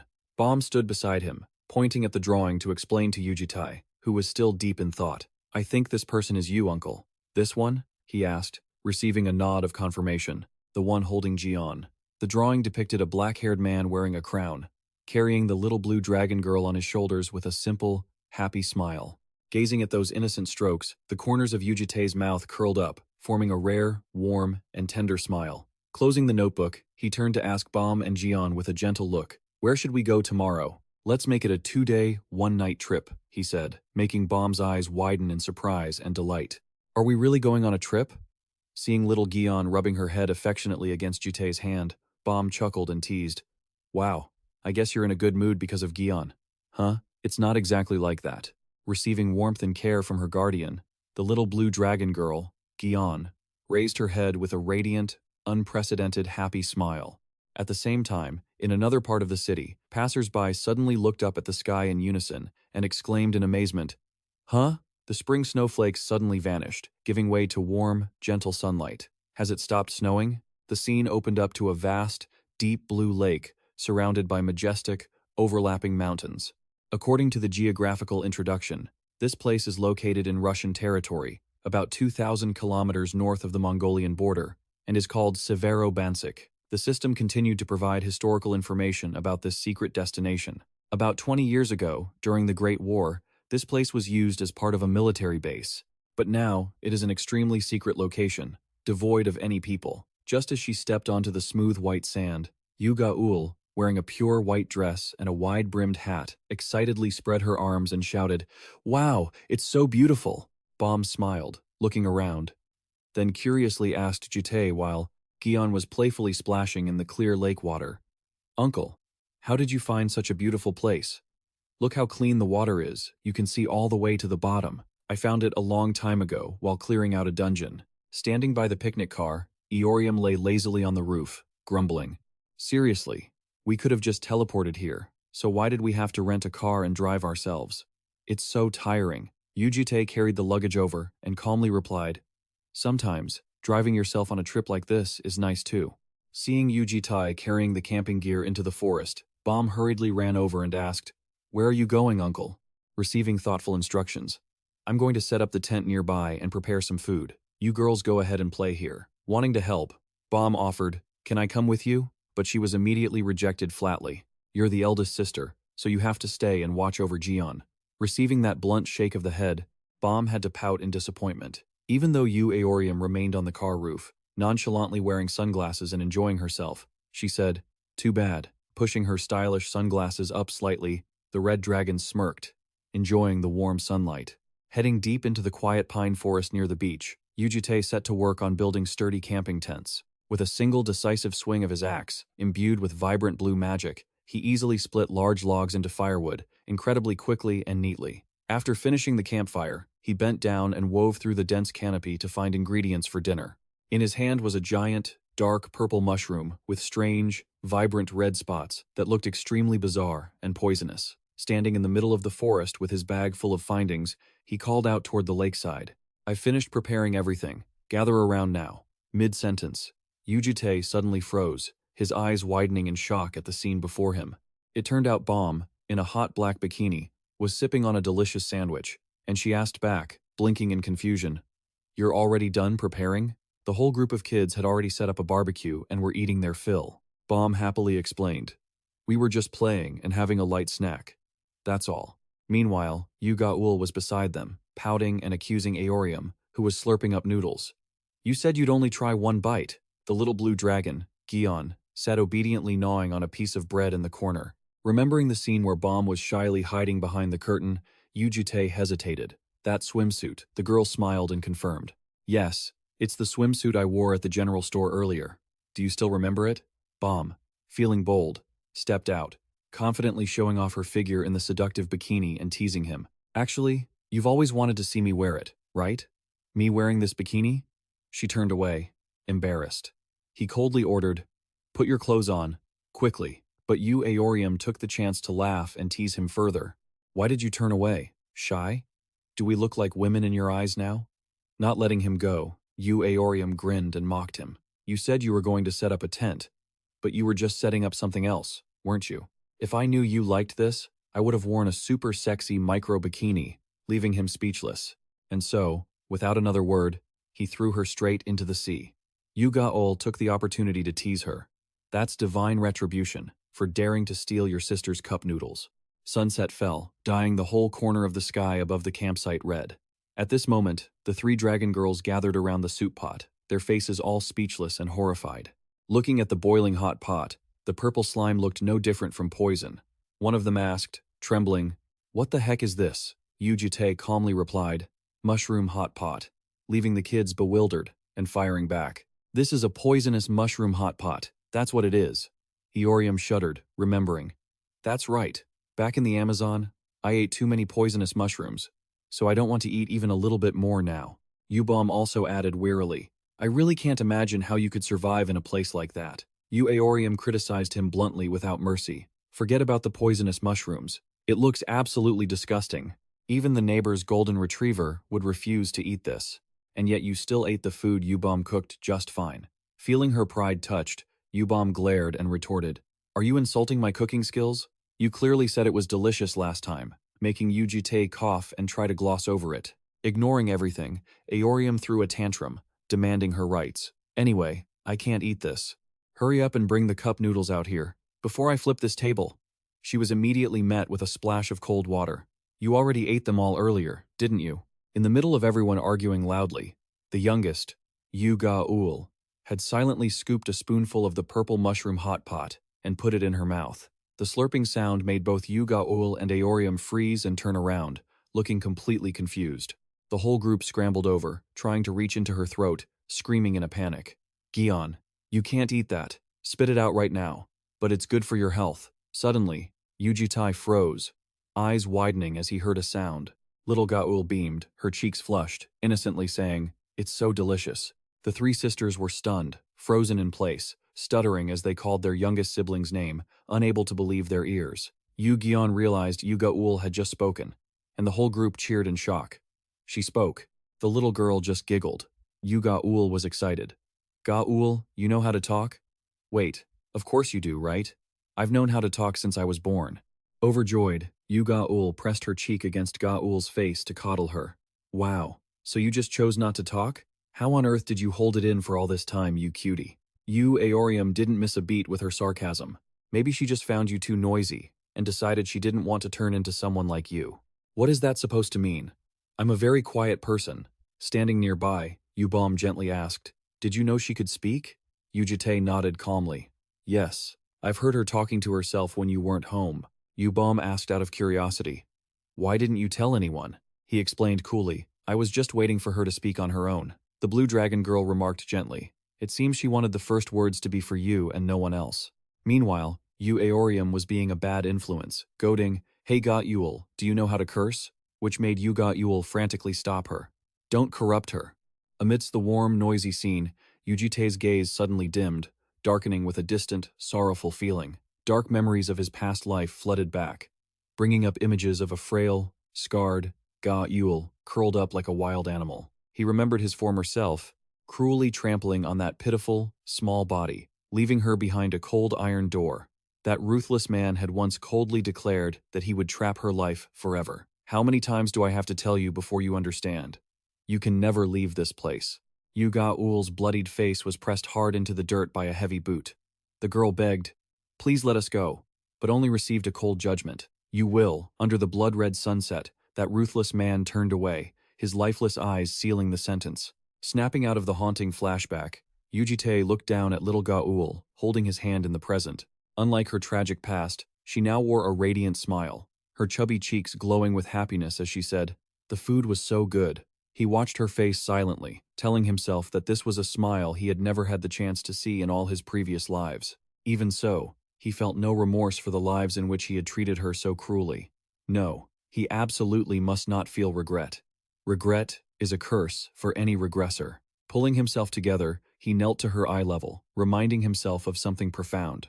That was why the regressor kept reminding himself that, at least in this life. He gently patted her head, his eyes softening. You will grow up healthy and strong. Ga-ul replied obediently. Thank you. She rubbed her head against his forehead, closing her eyes, smiling with pure contentment.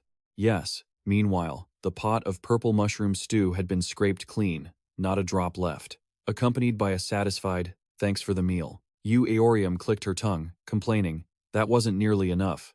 Anything else to eat? Which made the girl look at her in exasperation. Just a moment ago, you were bragging that even the neighbor's dog wouldn't eat this. After finishing their meal, Yubom stretched and stood up, directing, Since he did the cooking, we should be the ones to clean up. Yu Ga-ul, Yu Gion, you two clean up. This is a job for the little ones. This left Yu Aorium stunned and indignant. What? Where do you think you're going? Yu Aorium smirked triumphantly. To have an after-dinner cigarette. If you think it's unfair, go learn to smoke. Ga-ul looked at Aorium in confusion. Before she could gloat for long, Yu Aorium felt a chill down her spine as Yubom's terrifying phantom loomed from behind, wearing a scarily benevolent smile. We will all be cleaning up. Yubom's hand gripped her friend's shoulder tightly. Aorium froze, not daring to utter a word. Knowing she had no way to fight back, Aorium gritted her teeth and squeezed out. Fine. A moment later, Yu Aorium sat on the ground, touching the sand to create a glowing magic circle before everyone's eyes. She tilted her chin, bragging, Isn't this a summoning circle? Just wait. From the center of the array, a rough hand reached out, grabbing a knight's helmet and dragging it through the dirt, to the confusion of the one being summoned. With all her might, she pulled the knight ashore. Yu Aorium grumbled, Damn it, you're heavy. Get out here already. Lady Aorium, why have you summoned me here? Blinking her shimmering, teary eyes, the knight clutched her chest, moved to tears. Were you worried I'd be lonely at home? Instantly extinguishing that delusion, Aorium pointed straight ahead with a grimace. Following her finger, the knight's eyes landed on a steaming pot of stew and a pile of dirty dishes lying scattered on the ground. Losing patience, Aorium commanded, What are you standing there for? Clean it up, leaving the poor knight speechless. Thus, the dream shattered, and the knight had to resignedly put on a pink apron, squatting by the lake to scrub the pots and pans. Seeing this, the kind-hearted Yubom stepped forward, bending down to help. Let me give you a hand. This moved the knight to tears. Looking on from afar, Yu Jitae asked Aorium's group, Why is that cleaner here? Aorium replied nonchalantly, Cleaning up. She clicked her tongue. You're so mean. If you feel bad for him, go help him out yourself. As the girl cheered from afar. You can do it. Meanwhile, amidst the noisy, bustling scene, Yu Jitae tilted his head, leaving a quiet look that was hard to read. Sensing the atmosphere felt unstable, Yu Jitae turned to the children. Go inside the tent, quickly. The girl stared back in confusion. Huh? Why? However, before they could retreat, a rustling of footsteps echoed from the gloomy edge of the forest, accompanied by the silhouette of a stranger wearing a wide-brimmed hat. The whole group froze as a large foot in designer hiking boots stepped out, blocking their path. The newcomer wore a grin that stretched from ear to ear. He waved enthusiastically. "Hello." Seeing that overly cheerful attitude, Yu Jitae whispered, "Pro-level hiking gear? Is this another old uncle we have to deal with?" The strange man approached and shook Yu Jitae's hand firmly, laughing boisterously. "Out on a family camping trip, are you?" "We're on a trip. What about you?" From behind him, a pregnant woman and a small boy stepped out. He proudly introduced them. "My family is out for some fun too, traveling with my beautiful wife and my precious son." "Ha." Noticing Yu Jitae's blank expression, the man continued rambling happily. "I didn't expect to meet you here. I thought nobody knew about this place." The man suddenly asked with curiosity, "But hey, have you ever picked any mushrooms around here?" That immediately reminded JT of the vibrant purple mushroom hot pot from earlier, so he asked back, "You mean Abadan mushrooms?" The man's expression turned to shock when JT casually dropped a bombshell. "We ate them all." He laughed, scratching his head as he explained, "Oh, I see. Actually, I grew those mushrooms myself. Since not many people come around here, I never thought anyone would eat them." Hearing this, Yu Jitae felt a bit guilty and began, "I'm sorry." But the man quickly waved it off with a laugh. "It's my fault for not marking them as mine." Watching the exchange, Yu Eorium nudged JT's shoulder and whispered, "That guy looks pretty strong, doesn't he?" But as JT looked deep into his eyes, Yu Jitae thought to himself, he never expected to run into him here. Because this was Yongha, the Gree of Rebirth, an S-rank superhuman currently ranked 9th in the world. He was one of those extremely rare nature-type superhumans, considered an invaluable national asset that needed to be strictly protected. In JT's past lives, their relationship had been complicated. At times they were allies fighting side by side, and other times they were mortal enemies, ready to draw blades to take each other's lives. Although he didn't remember much about him, JT knew for a fact that Yongha was always deeply concerned for his frail, pregnant wife. He secretly surmised that the precious mushrooms were likely grown by the man himself to nourish his beloved wife. With that thought, Yu Jitae reached out and tore a small hole in space, pulling an item from his infinite storage pouch. He held it out directly to the man and said, "Take this." Looking at the gnarled root in his hand, Yongha's eyes widened in amazement. "What is this?" He received a nonchalant reply from JT. "It's a 1,000-year-old ginseng. Consider it compensation for the mushrooms. It's very good for your wife." The national hero was moved to the verge of tears and bowed repeatedly. "Good heavens, this is too valuable." However, Yu Jitae dismissively brushed it off. "Just take it." After tucking the treasure away, Yongha timidly asked, "Excuse me, but do you happen to have any free time?" He gestured enthusiastically toward the path ahead, inviting them.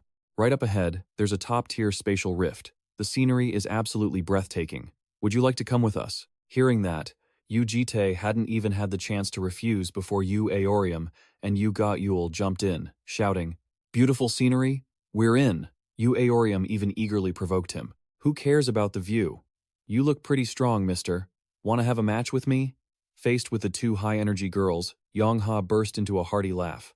"Ha ha, you girls are so energetic." While Yu Jitae was speechless, the man smiled kindly, but his arm suddenly transformed, sprouting rugged, ancient tree branches. "But I don't really like fighting." In a flash, vines wrapped tightly around the waists of Yu Aorium and Yu Jitae like safety belts, making Yu Aorium shriek. "What the heck is this?" Regardless of their struggling, Yongha cheerfully lifted them up and spun them around like a thrill ride. "Let's go."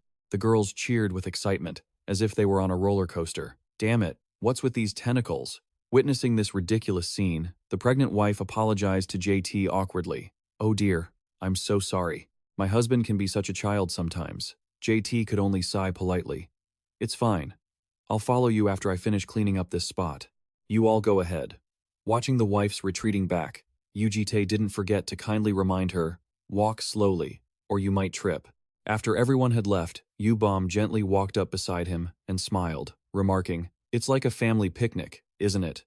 Yu Jitae turned to look at her and replied blandly, "But that family is a bit different from ours." That made her look slightly sad as she answered, "Well, we're not exactly a real family, anyway." But he immediately corrected her. "That's not what I meant." "Listen." Yubom leaned in close to hear JT's explanation. She giggled and added, according to her own logic, "If you're the dad, I'd be the oldest daughter, and the others would be my siblings. Then she mischievously clinched it. But that would mean we're missing a mother. Hearing that suggestive comment, Yu Jitae suddenly shuddered, sensing a sweet, dangerous aura approaching. This isn't good. Ignoring his confusion, Yubom reached up and removed her hair tie, letting her emerald-colored hair tumble down and dance in the evening breeze. Under the romantic sunset, she stepped closer, looking directly into his eyes with affection. The corners of Yubom's lips curled into a cunning, seductive smile as she whispered a sweet line of flirting. I think I'll just have to be the mother. Yubom gazed at JT with eyes full of playfulness mixed with gentle warmth. She rose on her tiptoes, getting even closer to him, while JT stood frozen, whispering to himself, I think I'll… Under the poetic twilight, she leaned into his ear and flirted. I'll have to be the mother, dear. The unexpected confession made the man, who was usually cold as ice, break into a sweat, speechless. Witnessing his pitiful, blank expression, Yubom covered her mouth and chuckled. Mister! Ha ha! Then she threw her arm around his shoulder, laughing it off. I'm just teasing. Your ears aren't turning red, are they? Hit right in the heart, Yu Jitae hastily covered his ears and denied it vigorously. Huh? I think they are. Let me see your hands, she teased, making him shove her away in annoyance. Stop joking around. Let's catch up to them.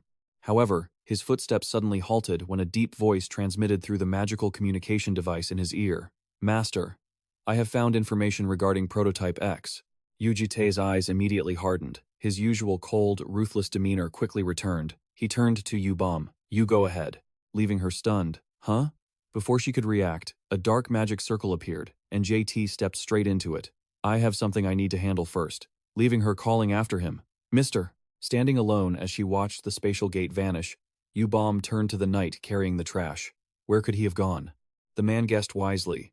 I'd guess the bathroom. He probably had to go number 2. Ha ha. The knight's nonsensical answer received a scorching glare from the dragon girl. Ren gave a chilling smile, threatening the man. You've got enough free time to joke around, which means you're finished cleaning, right? The knight trembled, answering, Ah, yes, I'm finished, she added. Let me check then, making the guy want to scream. Yes, ma'am. Meanwhile, in distant Moscow, Russia, the neon lights of the modern city still shone brightly in the snowy night. On the rooftop of a wind-swept high-rise building, a woman in a white lab coat stood with her arms crossed, waiting silently. A flaming magic circle erupted behind her, and Yu Jitae emerged from the void. The woman bowed respectfully. You have arrived, master. He gave a slight nod in response. I'm only stopping by for a moment. I have to leave soon. She looked at him, feeling uneasy. You didn't need to go through the trouble of coming all the way here if you were so busy. I just wanted to breathe in some fresh air, she said, leaving her tilting her head in confusion. Getting straight to the point, he asked, So, what have you managed to investigate? The woman handed over a file. Please, take a look at this. Yu Jitae took the file and started reading to himself. This is, she explained, it's the Demon's project to synthesize Prototype X. Looking at the top-secret stamp on the document, he pondered. The Superhuman Alliance's raid project a strike force of 70 from the International Superhuman Alliance. She continued her report on the enemy's difficult situation. Because you destroyed the demons hiding in their lair, they are currently in a desperate state.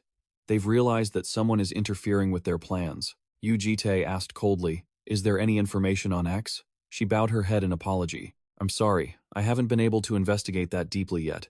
Immediately, he waved his hand, burning the documents with a bewitching purple flame. I will go there myself. Stay here and keep a close watch on the situation. The woman closed her eyes and bowed respectfully to carry out his orders. I understand. Please, be careful. Back at the picnic, by the poetic lakeside. As the quiet night fell, the group was relaxing happily with Youngha's family on the grass. Uncle Youngha laughed heartily as he listened to their stories. The youngest one's name is Yu Jian. Like winter, and you kids are named Bomb, Yu Bomb, Yu Aorium, Yu Aorium. And wait, it's all 4 seasons, isn't it? While Yu Aorium muttered and complained, I always thought that old man didn't put much thought into naming us. G giggled, defending them. Why? I think those names are really cute. Amidst the laughter, Yubom turned her gaze elsewhere. Her eyes briefly betrayed a deep, inconsolable loneliness. Just as a familiar figure appeared at the edge of the forest, a clear voice rang out. Uncle! Yu Gion ran over excitedly to greet him. Yubom let out a sigh of relief and stepped forward to scold him. You're back? Why were you gone so long? I thought you said you'd be back quickly. I had to meet someone. Yubom asked in surprise. Who? This caused Yu Aorium behind them to grin and tease. This late at night? Definitely a lover. After teasing, Yu Aorium crossed her arms and grumbled impatiently. Anyway, where is that beautiful scenery you talked about? At this rate, the sun is going to rise soon. Seeing that the mood was becoming restless, Yongha smiled mysteriously and shouted, "Everyone, please look at the sky." Instantly, a blinding bolt of lightning tore across the silent night sky. The sky seemed to be ripped open, revealing a giant, sparkling spatial rift that left Ji in awe. Wow, a crack in the sky. The young dragon girl stared with wide, round, bewildered eyes. Yubom stood silently beside her, looking up at the colorful cosmic expanse appearing before them. Yongha laughed triumphantly. Well, isn't it amazing? This made Ji jump with excitement and snap pictures repeatedly. Super cool. Is this not a special effect? I have to take a picture of this. It's truly beautiful. Yubom tilted her head and asked JT, "Uncle, have you ever seen anything as beautiful as this before?" But she only received a detached response. I don't know. The lonely profile of the regressionist appeared under the shimmering light of the rift. It was filled with many indescribable, painful emotions. Looking at that profile, an image of a sparkling soul suddenly flashed in Yubom's mind. A distant, mysterious version of him from the past. She intended to ask softly, "Uncle, did you?" But before the words could escape, Ji's excited scream cut her off. Shooting stars. Thousands of brilliant meteor trails began to pour like rain from the spatial rift, lighting up the entire romantic night sky. Yu Gaul excitedly raised her smartwatch to take photos. Meanwhile, Yu Aorium could only smile helplessly at her friend's hyperactive state. Yi's little family also stood quietly together, enjoying this rare, magical moment. Dre's little son glanced curiously at the young girl, Yu Jion, with innocent eyes. Yu Jitae was holding Yu Jion in his arms, standing in silence, watching the shimmering night sky with his girls. The youngest, Yu Jion, opened her clear blue eyes as if they contained the entire glittering galaxy. Under the brilliant meteor shower, the group's shadows were cast against the night sky, accompanied by the youngest girl's soft, satisfied whisper, "So beautiful." The picnic came to a close. As the cool dawn began to break, the group and Yongha's family packed their bags, preparing to head home. Yongha shook hands warmly to say goodbye to JT and laughed. The trip was short, but I really enjoyed the time we spent together. He also replied politely, "Thank you for the beautiful view." Yongha winked and started to ramble. "Beautiful, right? Actually, I proposed to my wife right in this very spot." This made his wife, who was standing behind him, blush and scold him softly. "I heard everything, dear. Honestly." Yu Jitae heard this, and coolly made a romantic comment that left Yongha stunned and bewildered. Yongha laughed sheepishly. "I really didn't think you would say something like that. You seem so cold and distant." After all, Yu Jitae asked, "What was that?" Suddenly, the cunning man leaned close to his ear and asked a suggestive question. "Are you in love with someone?" Leaving JT in silence. He cast his gaze far out to the beach where Yu Jion and Yu Bom were holding hands with the little boy playing on the smooth sand. Then, in his mind, the blurry image of a girl in a pure white dress appeared, walking along the sun-drenched beach. That girl looked back, flashing a radiant smile like a sunflower, lighting up the dark soul of the lonely regressionist. Yu Jitae's face hardened with determination, and he muttered firmly, "Not anymore."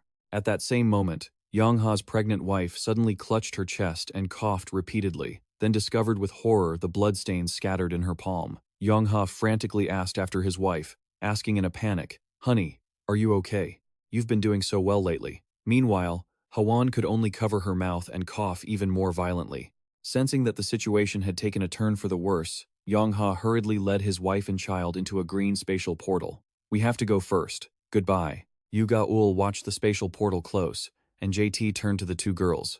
"Yu Bom, Yu Gaul, let's head back too." However, Yu Bom remained standing motionless on the sandy shore with a dazed and anxious expression. JT approached and tapped her shoulder gently. "Yu Bom." This startled her, and he asked, "What are you daydreaming about?" "I'm sorry, I was just a little distracted." To divert him, Yu Bom hurriedly covered. "I was just saying it seems like Yu Jion is very sad that we have to go home." The little girl just stood there, blankly staring at the lake. Yu Jitae watched Yu Jion quietly, a look of deep contemplation on his face. Meanwhile, the youngest, Yu Jion, sadly lowered her head to watch her own reflection in the clear lake water. Seeing this, Yu Jitae walked over, knelt down, and pulled out an empty plastic bottle to scoop up some of the lake water. His strange action made Yu Jion blink in confusion as she turned to look at him. Yu Jitae held the cool bottle of lake water out to her and gently coaxed her. "We'll come here to play again next time, okay?" The little blue dragon girl happily accepted the bottle, hugging it tight to her chest like a priceless treasure. Yu-Gi-On nodded slightly, a warm, satisfied smile spreading across her face. Okay. In the distance, the sound of Red yelling from inside the car cut through the romantic atmosphere. "Damn it, let's go. What are you waiting for?" "Ugh, you farted again, didn't you?" The scene shifts to a sterile, cold hospital, where the heart monitor beeps rhythmically and coldly.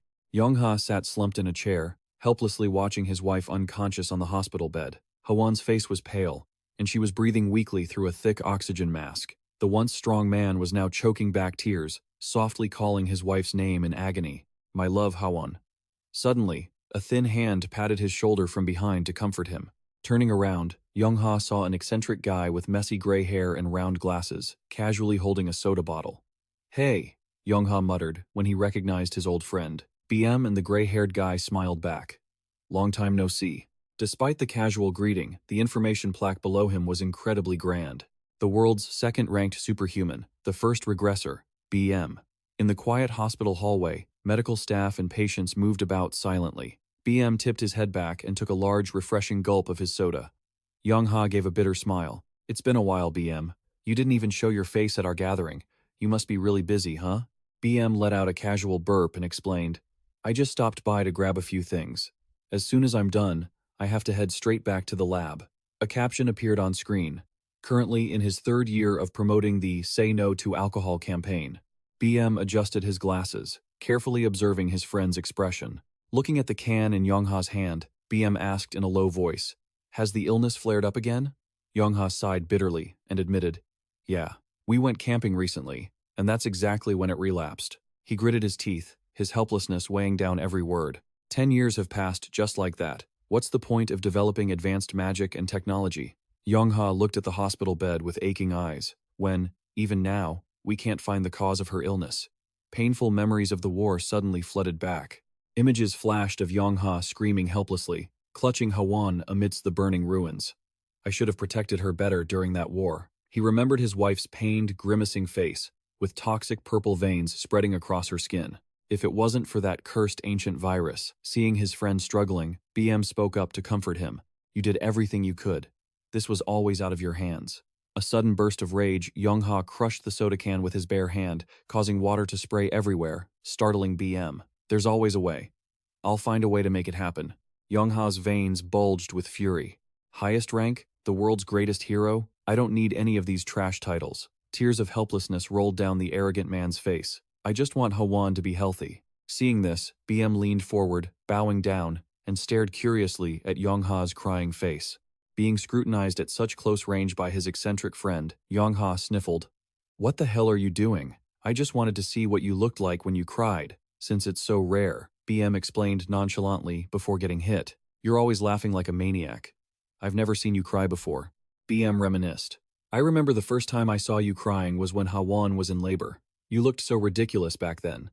That made Young-ha fuming with frustration. "Can't you even pretend to comfort me properly?" The guy didn't pay any mind to the complaints.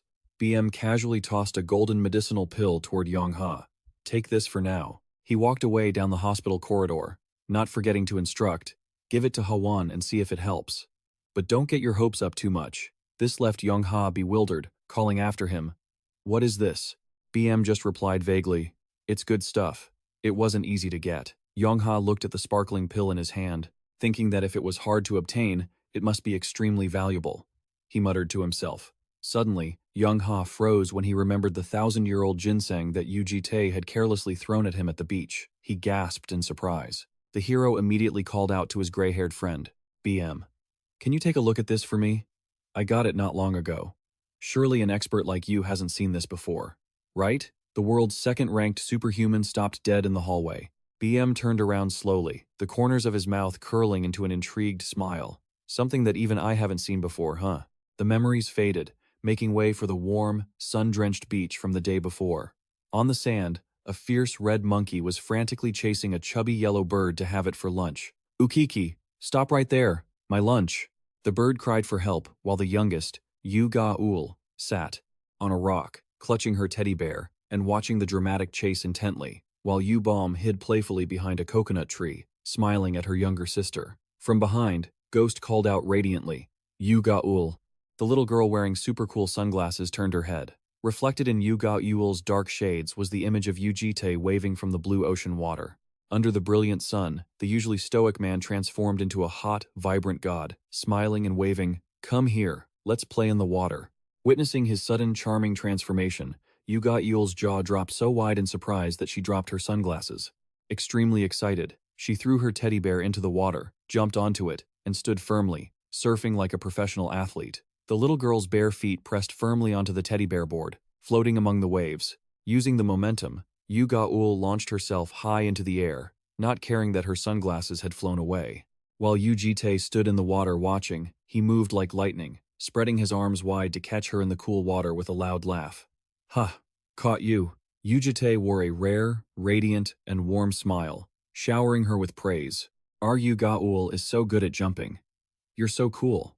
Receiving such sweet praise for the first time, the little blue dragon girl was stunned, her heart pounding as she wondered, "I'm cool?" Sweet memories of being picked up and praised by him as the best in the world flooded into Yujion's sweet dreams as she slept soundly, hugging her teddy bear, while downstairs, the house was quiet.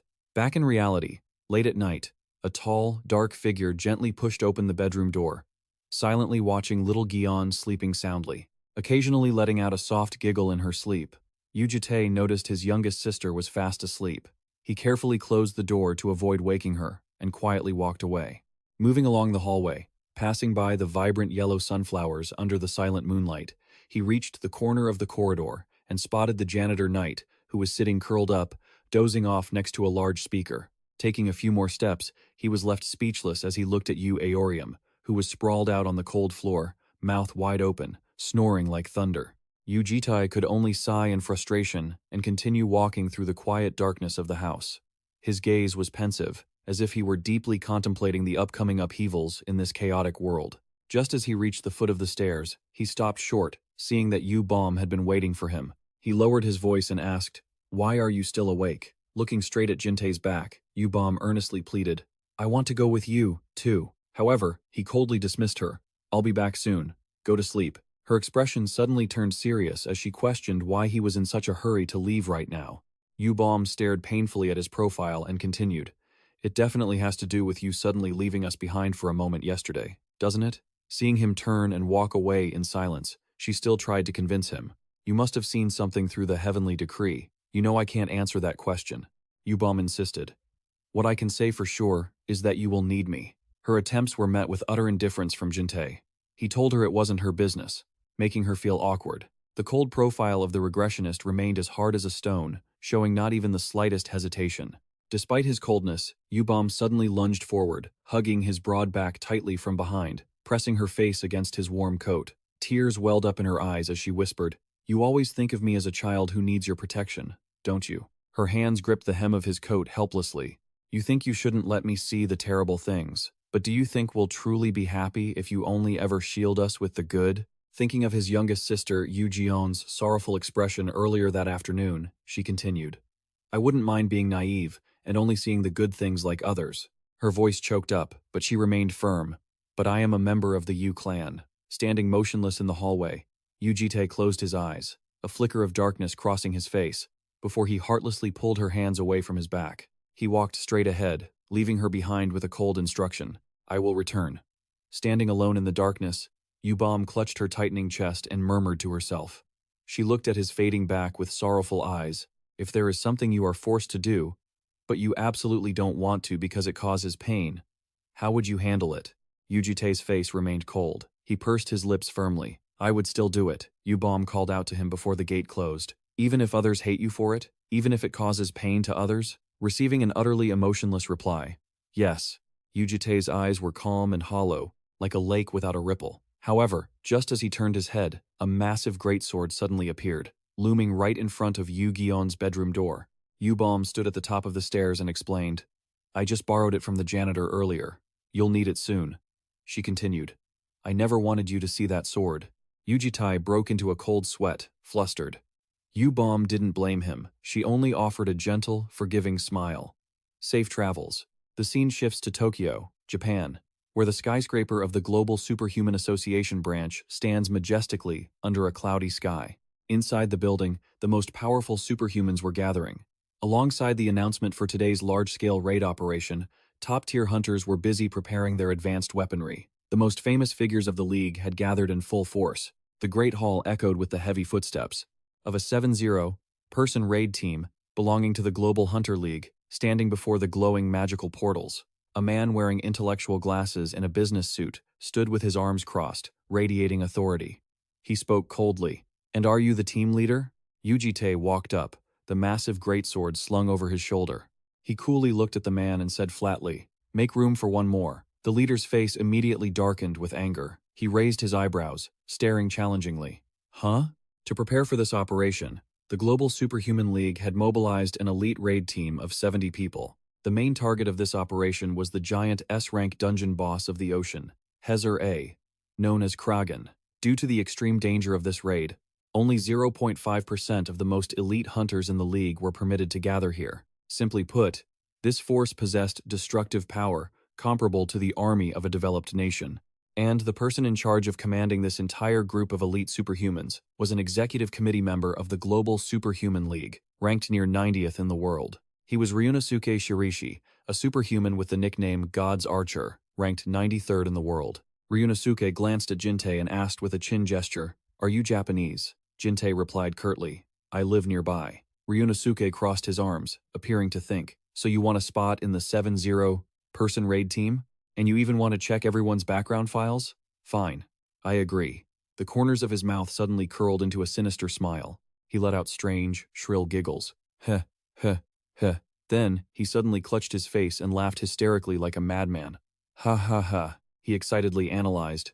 "That's right. You knew our secret plan beforehand, and you easily bypassed our surveillance and security systems to get here. That proves you're no ordinary superhuman. I welcome strong people like you to join the team." But then, he suddenly stopped talking, and a blazing green magical aura flared up on his fingertips, pointing straight at Jintei's face. "You thought I'd say that?" Ryunosuke's face hardened, revealing an arrogant attitude. "The raid starts in just a few hours. You've never worked with us before, and you're not even a member of the League. Why on earth should I let you join?" The energy on his hand grew increasingly intense. He growled angrily. "Do you think we're idiots?" Facing the immediate threat, Yu Jitae remained perfectly calm, sighing with disappointment. "I thought you were a reasonable man." Ryunosuke, having lost all his patience, ordered imperiously, "Right now, I need you to obediently walk into the holding cell." The mad archer frantically gathered his energy, ready to strike. "If you dare to resist, we will consider you an enemy of the Alliance, and I will finish you off right here." Yu Jitae's gaze suddenly hardened, cold as a winter night. Ryunosuke jolted, stunned to realize his opponent wasn't even a little bit afraid. He launched a direct attack, a powerful green beam of light aimed at the male lead. Yu Jitae, with a look of pure confidence, gently leaned to the side, dodging perfectly. Then, without a word, he swung his leg and kicked the office desk in front of him with immense force, sending the heavy wooden desk flying straight toward the madman sitting there. Ryunosuke quickly jumped back, dodging, his hands activating a defensive magic circle. A series of green magic circles appeared simultaneously, firing back in retaliation. The wooden desk shattered to pieces under his power, and seeing that the attack hadn't done a thing, the male lead, Ryunosuke, clicked his tongue in frustration. Yu Jitae still stood motionless, his face expressionless in the face of his opponent's words. "It seems these ordinary attacks won't cut it." Ryunosuke gritted his teeth and stepped back, deciding to play his trump card. "I didn't want to use this." The archer clasped his hands together, condensing a brilliant, razor-sharp green light. The terrifying magical pressure radiating from him blew the swivel chair behind him away. He leaped into the air, drawing a massive magic bow aimed directly at JT's head. He frantically pulled back the bowstring and shouted arrogantly, "I didn't want to blow a hole straight through to the basement of this building, you know." A colossal energy arrow, radiant as a sunbeam, descended with the powerful title, Judgment of the Heavens Arrow. However, as the dust cleared, Yu Jitae was still standing tall, completely unharmed in the middle of the howling magical gale. Even more terrifyingly, the regressor had caught the massive glowing energy arrow with his bare hands. Ryunosuke was now hovering upside down in mid-air, his eyes wide with such horror that his glasses nearly fell off. He caught it, and so easily? Suddenly, the arrow surged and attacked him. While his face was still filled with shock, unable to process what happened, he was thrown against the wall, smashing the concrete. The earth-shaking impact caused the man in the white shirt to collapse to the ground, leaning against the cracked wall, groaning in pain. His body hung limp like a noodle, smoke rising from the broken wall as proof of the beating he'd just received. His bruised face was covered in blood, cold sweat pouring off him. He glared up with extreme tension. Right in front of him, the bringer of nightmares, JT, still stood tall and majestic, coldly asking him, "Well, have you changed your mind?" He still tried to feign toughness. He trembled and probed. "I don't know what will happen if I keep saying no," and immediately received a chilling final remark. "I'll skin you and wear you." Hearing that gruesome threat, he suddenly let out a cackle like a madman to calm himself down. "I look young, but I'm actually pretty old. Old people's skin is quite thick, you know. It'll take a lot of work to skin it and wear it." As soon as he finished, he turned back on his word and pulled a trick, suddenly activating a radiant skill, a rank A. Brilliant green aura exploded, enveloping his body before his opponent's calm gaze. The light erupted violently, just like a flashbang, blinding the space around them in an attempt to blind the enemy. Seizing this once-in-a-lifetime opportunity, he ran for his life, sprinting out of the smoke to escape the devil. As he ran, he bit his lip, trying to calm his panicked brain. "Stay calm. There's no way I can run far from that monster anyway." Briefly analyzing the situation, he determined his only path, his only way out, was the emergency teleporter in the next room. He needed to get back to headquarters and report the situation. Without hesitation, he used all his remaining strength to burst through the obstacles in his way. His face suddenly froze as if he'd seen something he couldn't believe.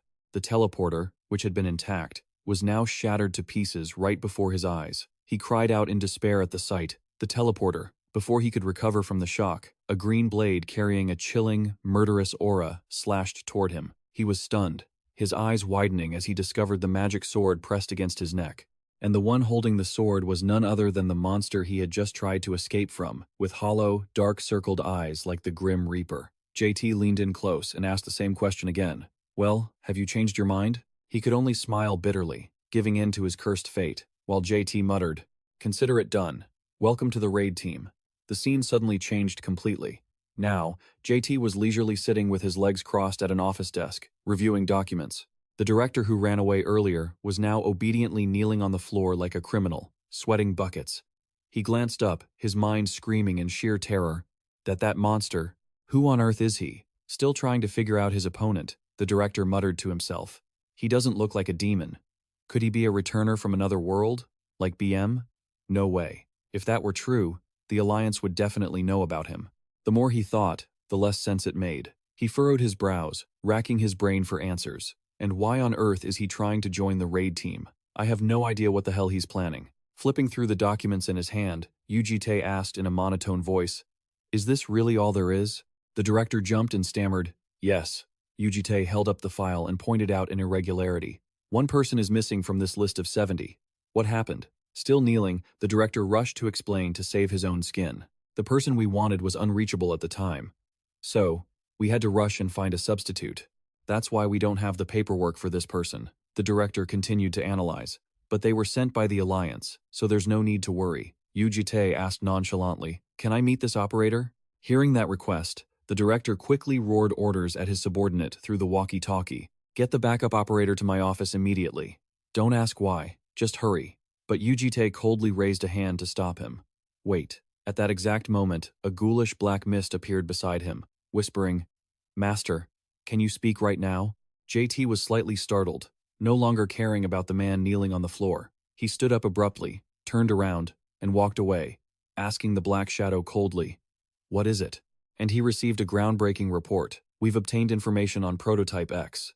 Yu Jitae rubbed his chin, narrowing his eyes in confusion. "Why didn't you just send the memory file over here and be done with it?" The black shadow stammered a frantic apology. "I am terribly sorry." This matter JT caught the suspicious hesitation. His gaze darkened, becoming razor-sharp and probing. "Is it someone I know?" The black shadow confirmed cautiously. "Yes." And at that exact moment, a heel encased in gleaming gold armor clicked into the room. The sight of the ruin made the armored female knight gasp in shock. Why is the office in such a mess? Like a battlefield. She caught the attention of both Yu Jitae and the director, who was still kneeling on the floor with bruised knees. Seeing her boss in such a sorry state, she asked in a panic, "Why are you kneeling like that? Are you hurt?" The director broke out in a cold sweat, covering up, "No, I just tripped by accident. The female knight narrowed her eyes in suspicion. Are you getting lectured by your superiors again? Anyway, never mind that. The mission comes first. It's not important. He's the one who wants to see you. Me? While the female knight slowly took off her iron helmet, JT sank into his own cold thoughts. Even if Prototype X really was someone he knew, it didn't matter. That wouldn't change the fact that he still had to kill them. Suddenly, his eyes widened, his face stunned with surprise, as he heard a clear voice. Are you looking for me? A beautiful female knight with long black hair, clad in shimmering gold armor, appeared, smiling brightly as she introduced herself. I'm Hasit Bion. That delicate face flashed into JT's mind, accompanied by a name filled with bittersweet irony. Hasit Bion, the former lover of the man kneeling there. The flashback instantly pulled him back to a distant past in the Balkan region, where a beautiful blue beach lay before them, and a group of mercenaries were busy setting up camp. Muscular men were straining to pull the tarps and climbing ladders to assemble the giant shelter tents. Nearby, another group was relaxing around a campfire, keeping an eye on a pot of bubbling stew. Amidst that rare, peaceful scene, Yu Jitae stood quietly, watching the sea. At that time, he was only on his second regression and had just turned 32, letting his soul drift in the wind. He was suddenly startled when he felt a slender, fair hand gently place itself on his shoulder. Before he could even turn around, that finger playfully poked his cheek with a loud pop to tease him. The culprit was none other than Hasit Bion. She giggled with delight. He. Boss, you fell for it again. Looking at her wearing a flowy white dress, Yu Jitae asked, bewildered. What's with that outfit? Hasit Bion twirled her dress, spinning around gracefully, and explained, Today is a rare day off, so I wanted to create a bit of a vacation vibe. How is it? Does it suit me? Seeing her boss turn away in embarrassment, she burst into triumphant laughter. Oh, you're blushing, boss. Haha. It made him fumble to cover his face. Cleanse your mind. It's not what you're thinking. After teasing him enough, she suddenly lowered her voice and whispered an invitation. Boss, can you come to the hill in the back tonight? The hill? Yes, there's something I really want to show you. Looking back at the scene of the two playfully chasing each other on the beach with her sweet challenge. You want to know? Then catch me if you can. A mercenary stirring the soup pot tilted his chin to gossip. Hey, look at the boss and Hasit Bion. They're, doing that kind of thing, right? His comrade, Tai Han, standing next to him, laughed along. Yeah, I guess they've been secretly dating for a while now. They say love can bloom even on the battlefield. Looks like that saying isn't wrong, but since we're gossiping, might as well go all the way. Holding a knife, he asked curiously. But why on earth would a girl like Hasit Bion end up joining our mercenary group? Looking at the lovebirds playing in the distance, he clicked his tongue, saying honestly, this bloody hellhole seems way too dark for someone as young and beautiful as her. Meanwhile, Yu Jitae had easily tackled his girlfriend, saying, Gotcha, she complained playfully. That's cheating. Who catches people that fast? Letting his imagination run wild, the cook turned red and panicked. Wait, don't tell me she joined this place voluntarily just because she fell in love at first sight with our boss? No, there's no such cliché drama. In the past, she worked taking care of children at an orphanage. The atmosphere suddenly turned heavy as he slowly recounted a tragic past. And then, the war disaster broke out. Images of a tattered teddy bear lying next to blood-stained arms buried under the rubble appeared. That orphanage was completely destroyed, and all the children there didn't survive. Under the ruthless, pouring rain of war, the young girl could only open her eyes in despair, her tears mingling with the white, blinding rain. The extreme, agonizing pain awakened her hidden power. He continued the story. At that very moment, Hasit Bion awakened, becoming a superhuman with an operating system-based ability. And then, life's twists and turns led her to a dark place like our band of mercenaries. Hearing that heartbreaking truth, his comrade sighed deeply. She was always so bright and cheerful, so I never imagined she had to carry such a painful past. In a place like this, who doesn't have a past they'd rather bury? Good grief. I just wish this hellish war would end already. Beneath the romantic, star-filled night sky, Sit Bion waved excitedly. Over here. Seeing her boss trudging toward her, she cheered. You actually came. I thought you'd forgotten. But the stoic Yu Jitae replied coldly. What is it, exactly? Exasperated by his dense behavior, she scolded him. You really don't have a romantic bone in your body, do you? There's a beautiful night sky right here.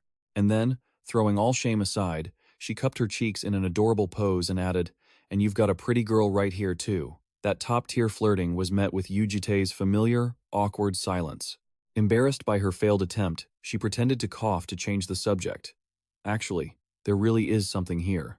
You know my blessing is called danger detection, right? Upon hearing about work, his eyes sharpened with killing intent. So, is there something dangerous here? Seeing him like that, she frantically waved her hands to stop him. No, no, your serious mode sickness is acting up again. Helpless against her rigid boss, she gently instructed him. Just close your eyes and listen first. He obediently followed, looking confused. Watching him close his eyes, Sit Beyond smiled softly and explained, My blessing is indeed specialized for detecting threats, but once you get used to it, sometimes you can sense other things, something that goes far beyond mere danger. Stepping closer, she whispered, And if my senses are working correctly, what I'm feeling right now is a heart beating fast. What exactly are you trying to say? Before he could finish, his eyes widened in surprise as if he had realized something. In the silent night sky, a brilliant meteor shower suddenly tore through the darkness. Lost in the magnificent sight before them, the stoic man couldn't help but gasp in awe. Seizing this golden opportunity, the young girl ran over, and without a word, she threw herself into her boss's arms in an affectionate embrace. Pressing her ear against his steady chest, she looked up with a radiant smile, insisting, See, I told you. A heart beating fast. Faced with this fatal attack of physical and romantic magic, Yu Jitae's heart began to race. All distance vanished. He cupped her chin, and they shared a deep, passionate kiss under the glowing meteor shower. They pulled apart for a moment to catch their breath. The looks they exchanged were filled with intense emotions that didn't need words. But before the romance could last, she ruined the mood with a complaint. Boss, your lips are all chapped. Go put on some lip balm. The boss blushed deeply and cleared his throat to hide his embarrassment. Cough. Watching the shooting stars streak by, she suddenly blurted out a classic vow. When this local war is over, will we get married? Gripping his girlfriend's hand, Yu Jitae was so startled he stuttered. Are you proposing to me right now? Ah, is it too sudden? Do you not like it? She lay back on the soft grass, stubbornly arguing. No. I mean, if it's an order from you, then I guess I have to follow it. Giving in to her cuteness, Yu Jitae gently lay down beside her to watch the sky. Resting under the brilliant starry canopy, she worried aloud. But I wonder, will I be able to have children? You know, the thought of taking an egg out of my body, even thinking about it, is a little scary. Then, a crazy idea popped into her head, and she suggested, Then, couldn't you have the baby instead of me? I heard there's magic that can make men carry a pregnancy. You're really going to think about it? Consider it a promise, okay? He quickly corrected her. I said I would think about it. Ah, I'm so excited. About their life together. But those rose-colored dreams were forever crushed, replaced by a brutal current reality, as Sit Beyond lay tattered and bloodied, her eyes hollow and broken, leaning against a cliff in despair. A cruel hand raised a blood-stained blade, ready to deliver the final blow. A weak voice called out, Vaughn, stop. The once strong child now lay crushed under rubble, crying out in absolute agony. Please. Completely controlled, Yu Jitae couldn't hold back as he swung his sword high, screaming until his throat tore. Please, stop it. Under the control of ghostly puppet strings, he was forced to drive his blade repeatedly into the very girl he loved most.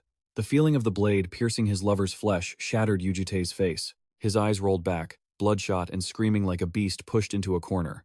Enjoying the tragic play, the mysterious man flicked his fingers, controlling the puppets with a sinister laugh.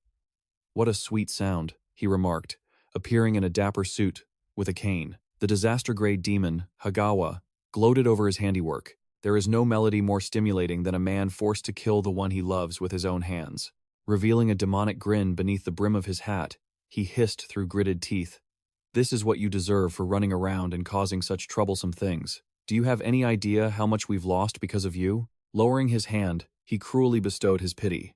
That woman begged me to spare your life, so I will keep that promise. As soon as the control strings were loosened, Sit Beyond's broken body immediately slumped, hanging like a puppet with cut strings. Turning away, Hagawa left a venomous curse etched into the survivor's mind. So, live on, and remember this clearly, for a very, very long time. The scene collapsed alongside the sound of his insane laughter, as if to shatter his entire world. This is the consequence for those who dare to defy the demon. All that remained was her long, black hair and Sit Beyond's expressionless face, forever collapsed against the blade, stained with the cursed blood of her beloved. The young man's face was splattered with fresh blood, his eyes wide with absolute shock at the cruel reality. The sharp, blood-streaked sword lay there, a soulless testament to the tragedy that had just occurred. Alongside his bloodied hands hanging helplessly on the ground, a desperate notification appeared. You have failed to save the Earth. Immediately after, the system activated the authority of the Great Clock, reversing the world's time. The scene suddenly shifted in a flash. The guy blankly scratched his nose when he heard a hesitant voice. Hello. The girl in golden armor tilted her head, looking at him with eyes full of innocence and concern. She gently asked, Are you okay? Before he could even process the situation, a guy wearing glasses, reeking of office vibes, popped out of nowhere. He puffed up his chest and shouted, You've been staring into space for a while now without saying a word. What the hell are you doing? Seeing that aggressive attitude, the other guy hurriedly whispered to advise him, Don't provoke him. This made the girl wonder and ask, Wait, what? Is he someone important? Without bothering with those two noisy people, the guy calmly watched the glowing hourglass icon appear, along with the S-rank Grand Clock power system, which was reading malice sent from beyond the horizon of predestination. The S-rank Grand Clock power was searching for an entity that had deviated from the world's timeline. His gaze turned toward the girl who was beaming with a bright smile. The system immediately locked onto the target. Target, superpowered person, Hasset Beyond. Details. There was interference from an entity beyond the horizon of predestination. A person carrying deep hatred for the regression. Memories of his past life flooded back. That girl once wailed in despair among the ruins, with a summary of the tragedy. Hasset Beyond's life in this regression had changed drastically due to stray bullets from superpowered individuals belonging to the orphanage association that had collapsed. Her bloodshot eyes, shedding tears of blood that pierced the heart, appeared along with a chilling explanation, bearing a curse against superpowered people.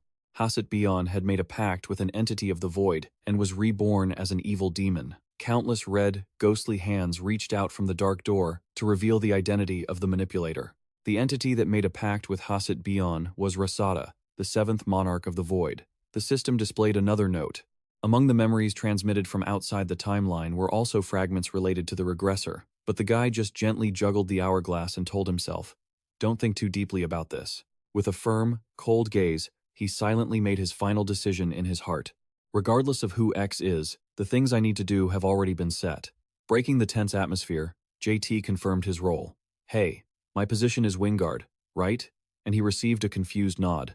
That's right. The guy spoke with his usual icy expression that never changed. Change my position to operator. I will move with this girl. While his mind was still fixated on one goal, his mission is only to stop X. Just like that, the scene shifted to a sea with turbulent waves and storms, known as Here's Ocean Dungeon.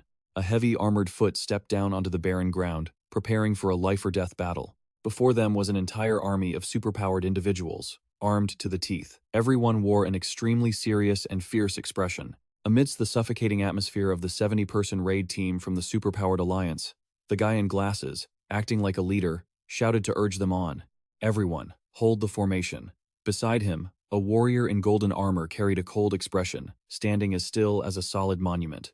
Amidst the crowd standing in strict formation, the guy carried a massive, pitch-black greatsword on his shoulder, calmly turning his back and walking away as if he were just taking a walk in the park. He stood leisurely alone, facing the giant, swirling, magical, spatial portal. The guy glanced with sharp eyes behind him as a notification appeared. The Graken Cup subjugation has officially begun.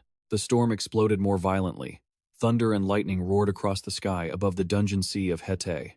Through the flickering control panel, the girl hesitantly called her new partner's name over the radio, the operator, Yu Jitae. The young guys on the team looked at him and whispered, Well, let's not talk about how you were suddenly added to the team. We don't even know who you are. Is it really okay for you to join such a dangerous mission? Captain Ryunosuke Shirishi urgently recruited him, so I guess we have to trust him. The guy in glasses approached to report the situation with a condescending tone. I told the team members you're an acquaintance of mine. Some might still be skeptical, but it probably won't be a big problem. The guy with glasses tried to salvage some authority with a question full of suspicion. So, you mean you really won't cause any other trouble, right? And he received a short, blunt answer that couldn't be any colder from the guy. Correct, he muttered, annoyed, and turned away, leaving behind a remark reeking of contempt. Fine, just do your job quietly and leave. You just make me feel uncomfortable somehow. The girl glanced over, curiously speculating. Captain Ryunosuke Shirishi is acting so tense. You must be a very important person. Did you come from the Federal Inspection Team or something? She received only silence from the ice-faced guy. Seeing the other person wouldn't open his mouth, the girl had to continue rambling by herself. So, you must have a lot of experience with dangerous dungeons, right? She started to shrink back. She timidly confessed her fear. Actually, I'm terrified of water. This is also my first time operating in a sea-type dungeon like this. Trying to force a strained smile to hide her embarrassment, the girl winked and pleaded, "If I fall into the water, please don't leave me behind. I'm very heavy, so I'll sink." Unable to bear the pressure, she held her stomach, whimpering, and turned to run off, looking for a restroom. "I can't take it anymore. I'm going to go take care of something. I'm usually not like this, but today is especially stressful." Watching that clumsy figure, the guy lowered his eyes, lost in thought, remembering the past. The Hasit Bion he knew had once been that scared. Images of the crybaby girl from back then flooded back. He pondered, thinking she would tremble when in deep water, and even when seeing blood. Even if I soothe her, saying, "It's okay, you won't die," she would still panic and scream, "Ah, there's so much blood."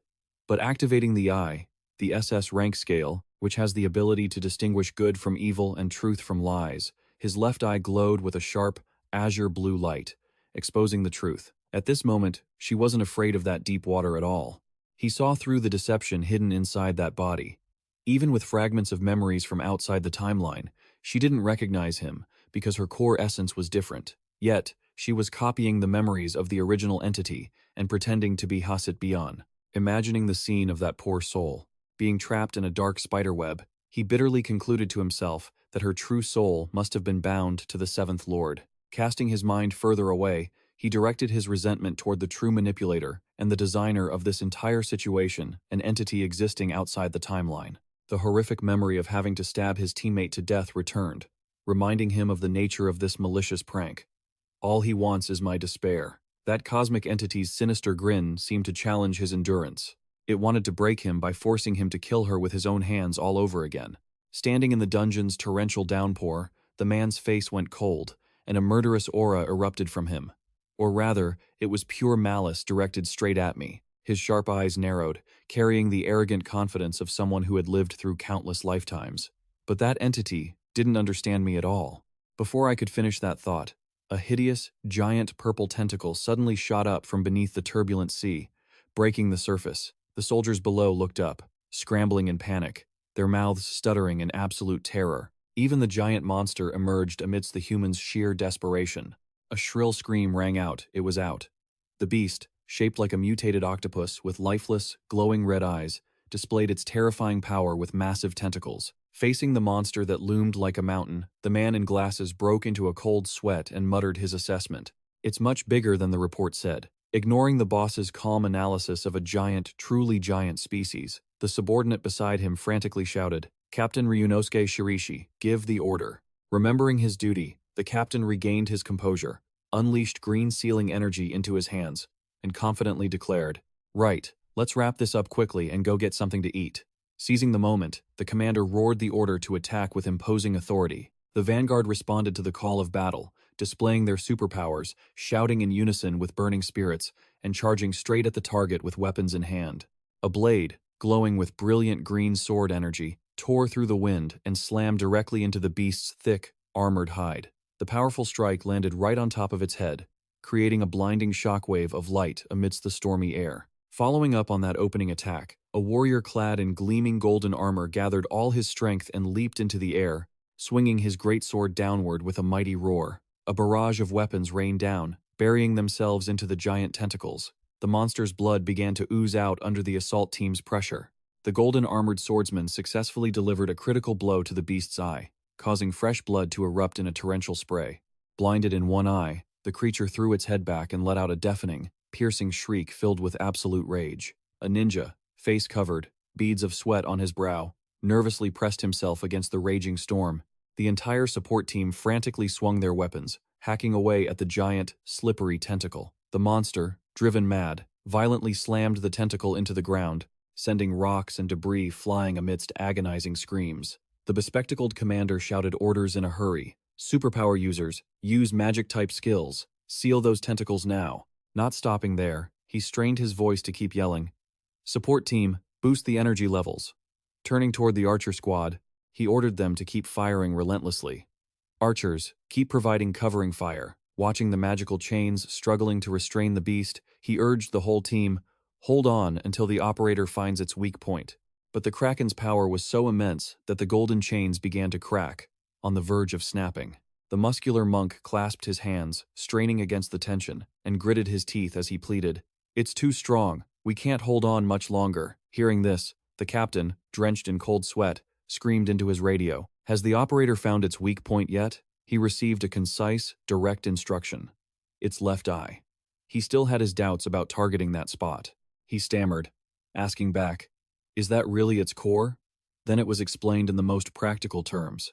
It reacted in pain when we struck that area. The commander was left speechless, turning his head back with an expression of utter bewilderment. Frustrated, he screamed, searching for their ace. "Hasit Bian! Where is Hasit Bian? She hasn't returned since she went to the restroom. Damn it, this is driving me crazy. Why would she go to the restroom at a time like this?" He tried to swallow his anger. The captain, cold sweat pouring down, confirmed the information. "The left eye, are you sure about that?" Seeing the commander ready to act, his subordinate asked in a panic, "Captain, what are you planning to do?" He immediately ordered firmly, "Just hold those tentacles down." He gathered all his green energy into his hand and confidently declared, "I'm going to fire a big one." At the same time, the support team in the back gave their all, channeling energy to empower his attack. His hand radiated a brilliant green light, holding magical power ready to explode. Utilizing the abundant magical energy, he skillfully shaped it into a giant, shimmering bow. With a cold, sharp gaze fixed on the target, he clearly announced the monster of the deep-sea trench. Drawing the magical bowstring taut, he coldly judged, "May you sink into eternal sleep." A giant bolt of green light shot out, tearing through the night, accompanied by a skill notification. Giant divine bow. The powerful energy arrow pierced straight into the hideous left eye of the colossal beast. A blinding explosion erupted violently at the critical weak point, making the entire sea seem to shake.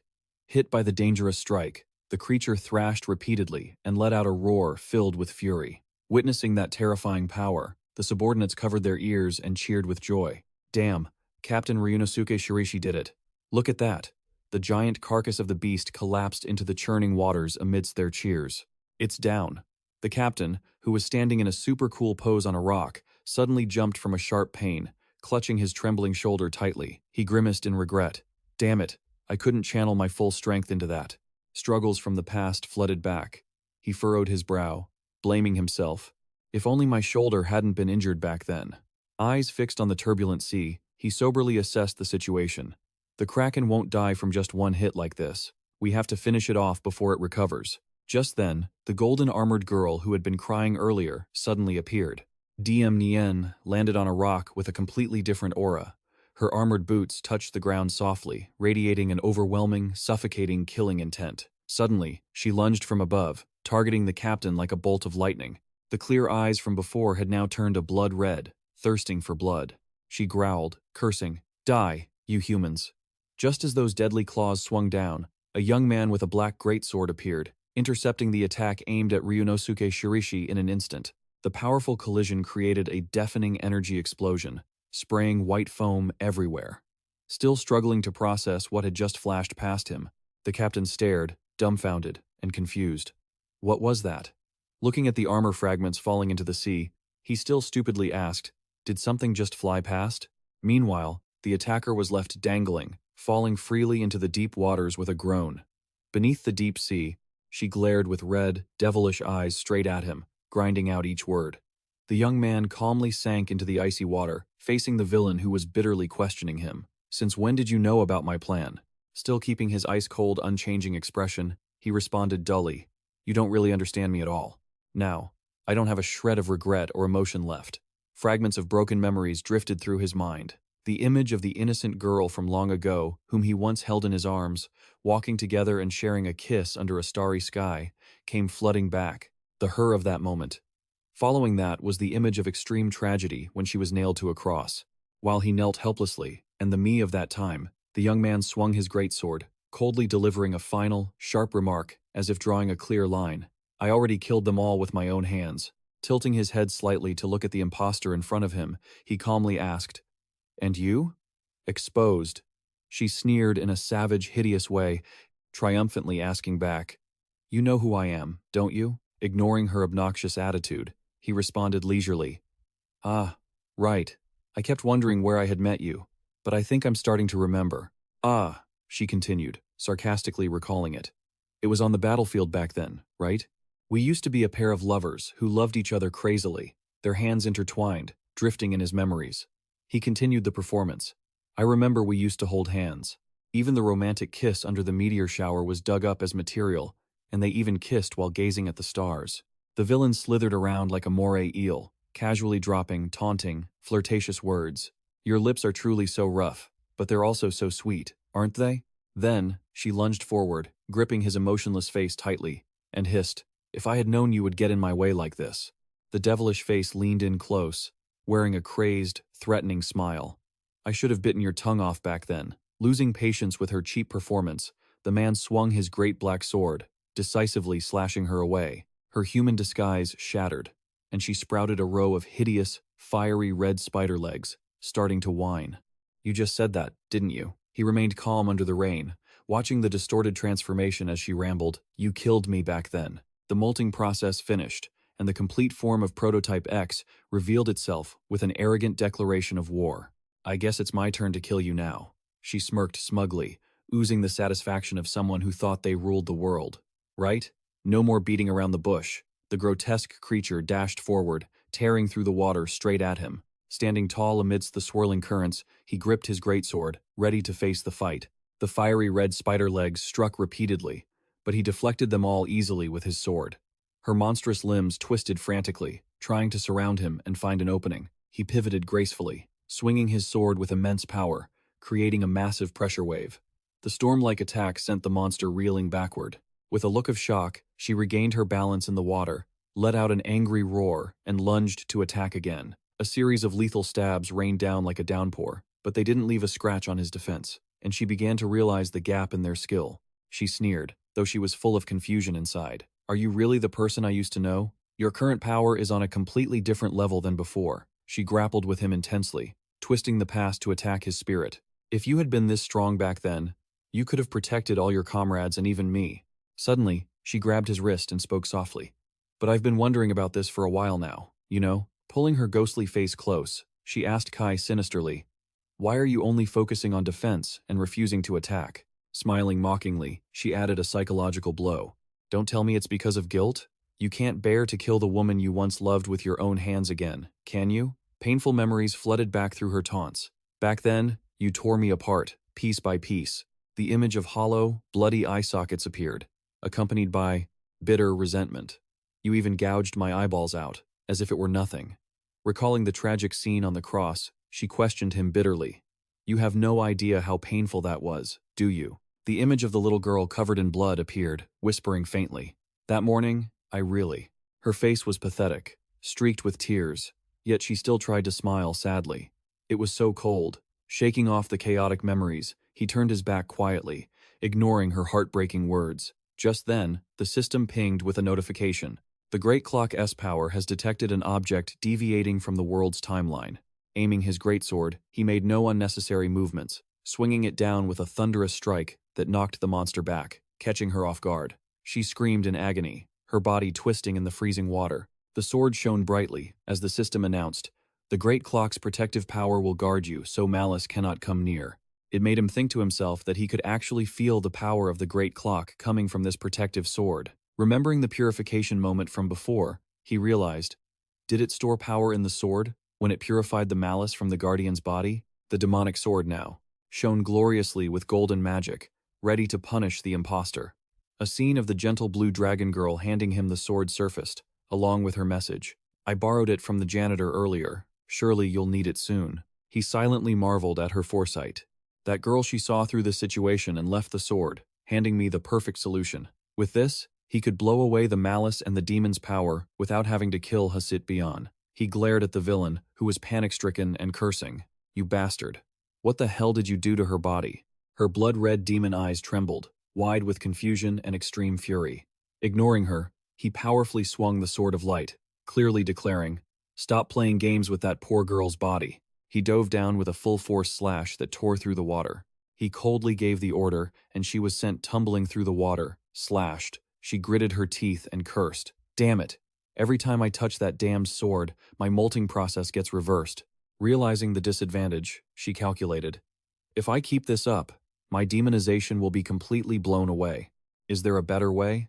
Glancing down at the giant octopus below, she smirked maliciously as she thought of a crazy idea. That's right, as long as I don't let my body make direct contact with that thing, it should be fine, right? No sooner said than done. The freakish monster spun around and darted off like a torpedo, heading straight for the Kraken.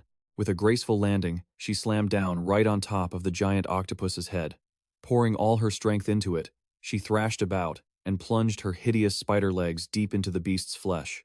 Kagan immediately convulsed, veins pulsing with a sinister, demonic energy erupting under its skin. Directly infected, the giant eye of the deep-sea monster glowed with a malevolent, blood-red light.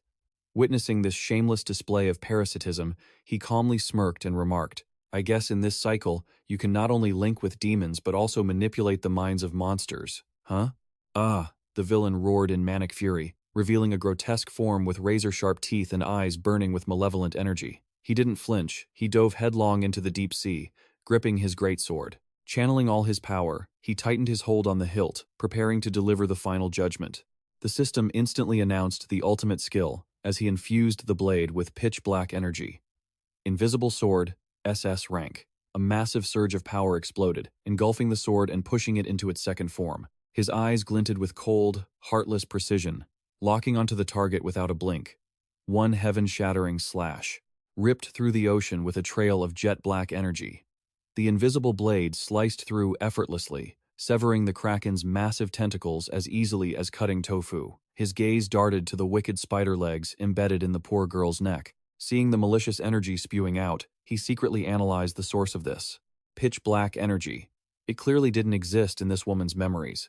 He continued to observe the monstrosity and deduced, I can feel it piercing right through Ken's skin. Way too familiar with all kinds of power, he concluded. This filth isn't magic. And it certainly isn't a blessing. Behind the black smoke, countless distorted, screaming faces emerged. It was pure killing intent, forged from endless hatred and curses. Switching his weapon to a golden blade of light, he hovered in the water and wondered, what on earth did you do to reach that level of terrifying power? Her only reply was a sly, mocking smirk. She looked up with a crazed expression, triumphantly cursing him out.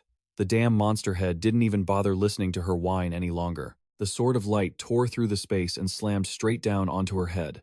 That powerful slash created a giant pillar of golden light that pierced the ocean and reached toward the blue sky. Terrified, the people on the shore scrambled for their lives, screaming as they ran. What the hell just erupted out there? Run! Hurry! The captain shouted, sweating bullets while glancing back. This evil energy, that's 100% that man's power. Watching the giant vortex drain the seawater, he clicked his tongue and sighed. Good grief, this is just ridiculous. What kind of hellish mission is he on to cause such a massive mess like this? The thick mist dissipated, giving way to a clear blue sky, filled with bright sunshine after the storm. A firm step landed casually on the dry rocks. He strode forward majestically, carrying the small, unconscious girl in his arms like a princess as he reached the shore. Watching the girl's peaceful face, the system gently reported, the Omniclock power is starting to collect the remnants of malice trapped inside her body. Exhaling, he glanced at the sky and muttered, for now that's it, right? At that very moment, his contact bracelet flashed, signaling a new message. The chat window from the little golden dragon at home kept blowing up with loud notifications. Hey, Mister, where are you? You just went out to run a quick errand. Hurry back. With you gone, Yu Aorium is gulping down your liquor. At the same time, the mission notification officially closed against the backdrop of the poetic blue sea. The 7-1 member raid team of the International Superpower Alliance. The subjugation of the Kraken at the S-rank Haya dungeon is complete. As he stepped through his front door, with the unconscious girl still held firmly in his arms, he was met by 3 pairs of eyes wide with shock. Before he could process the situation, a huffy voice rang out. Hey, Yu Jitae. Standing with her arms crossed and a murderous look on her face, the red dragon snapped.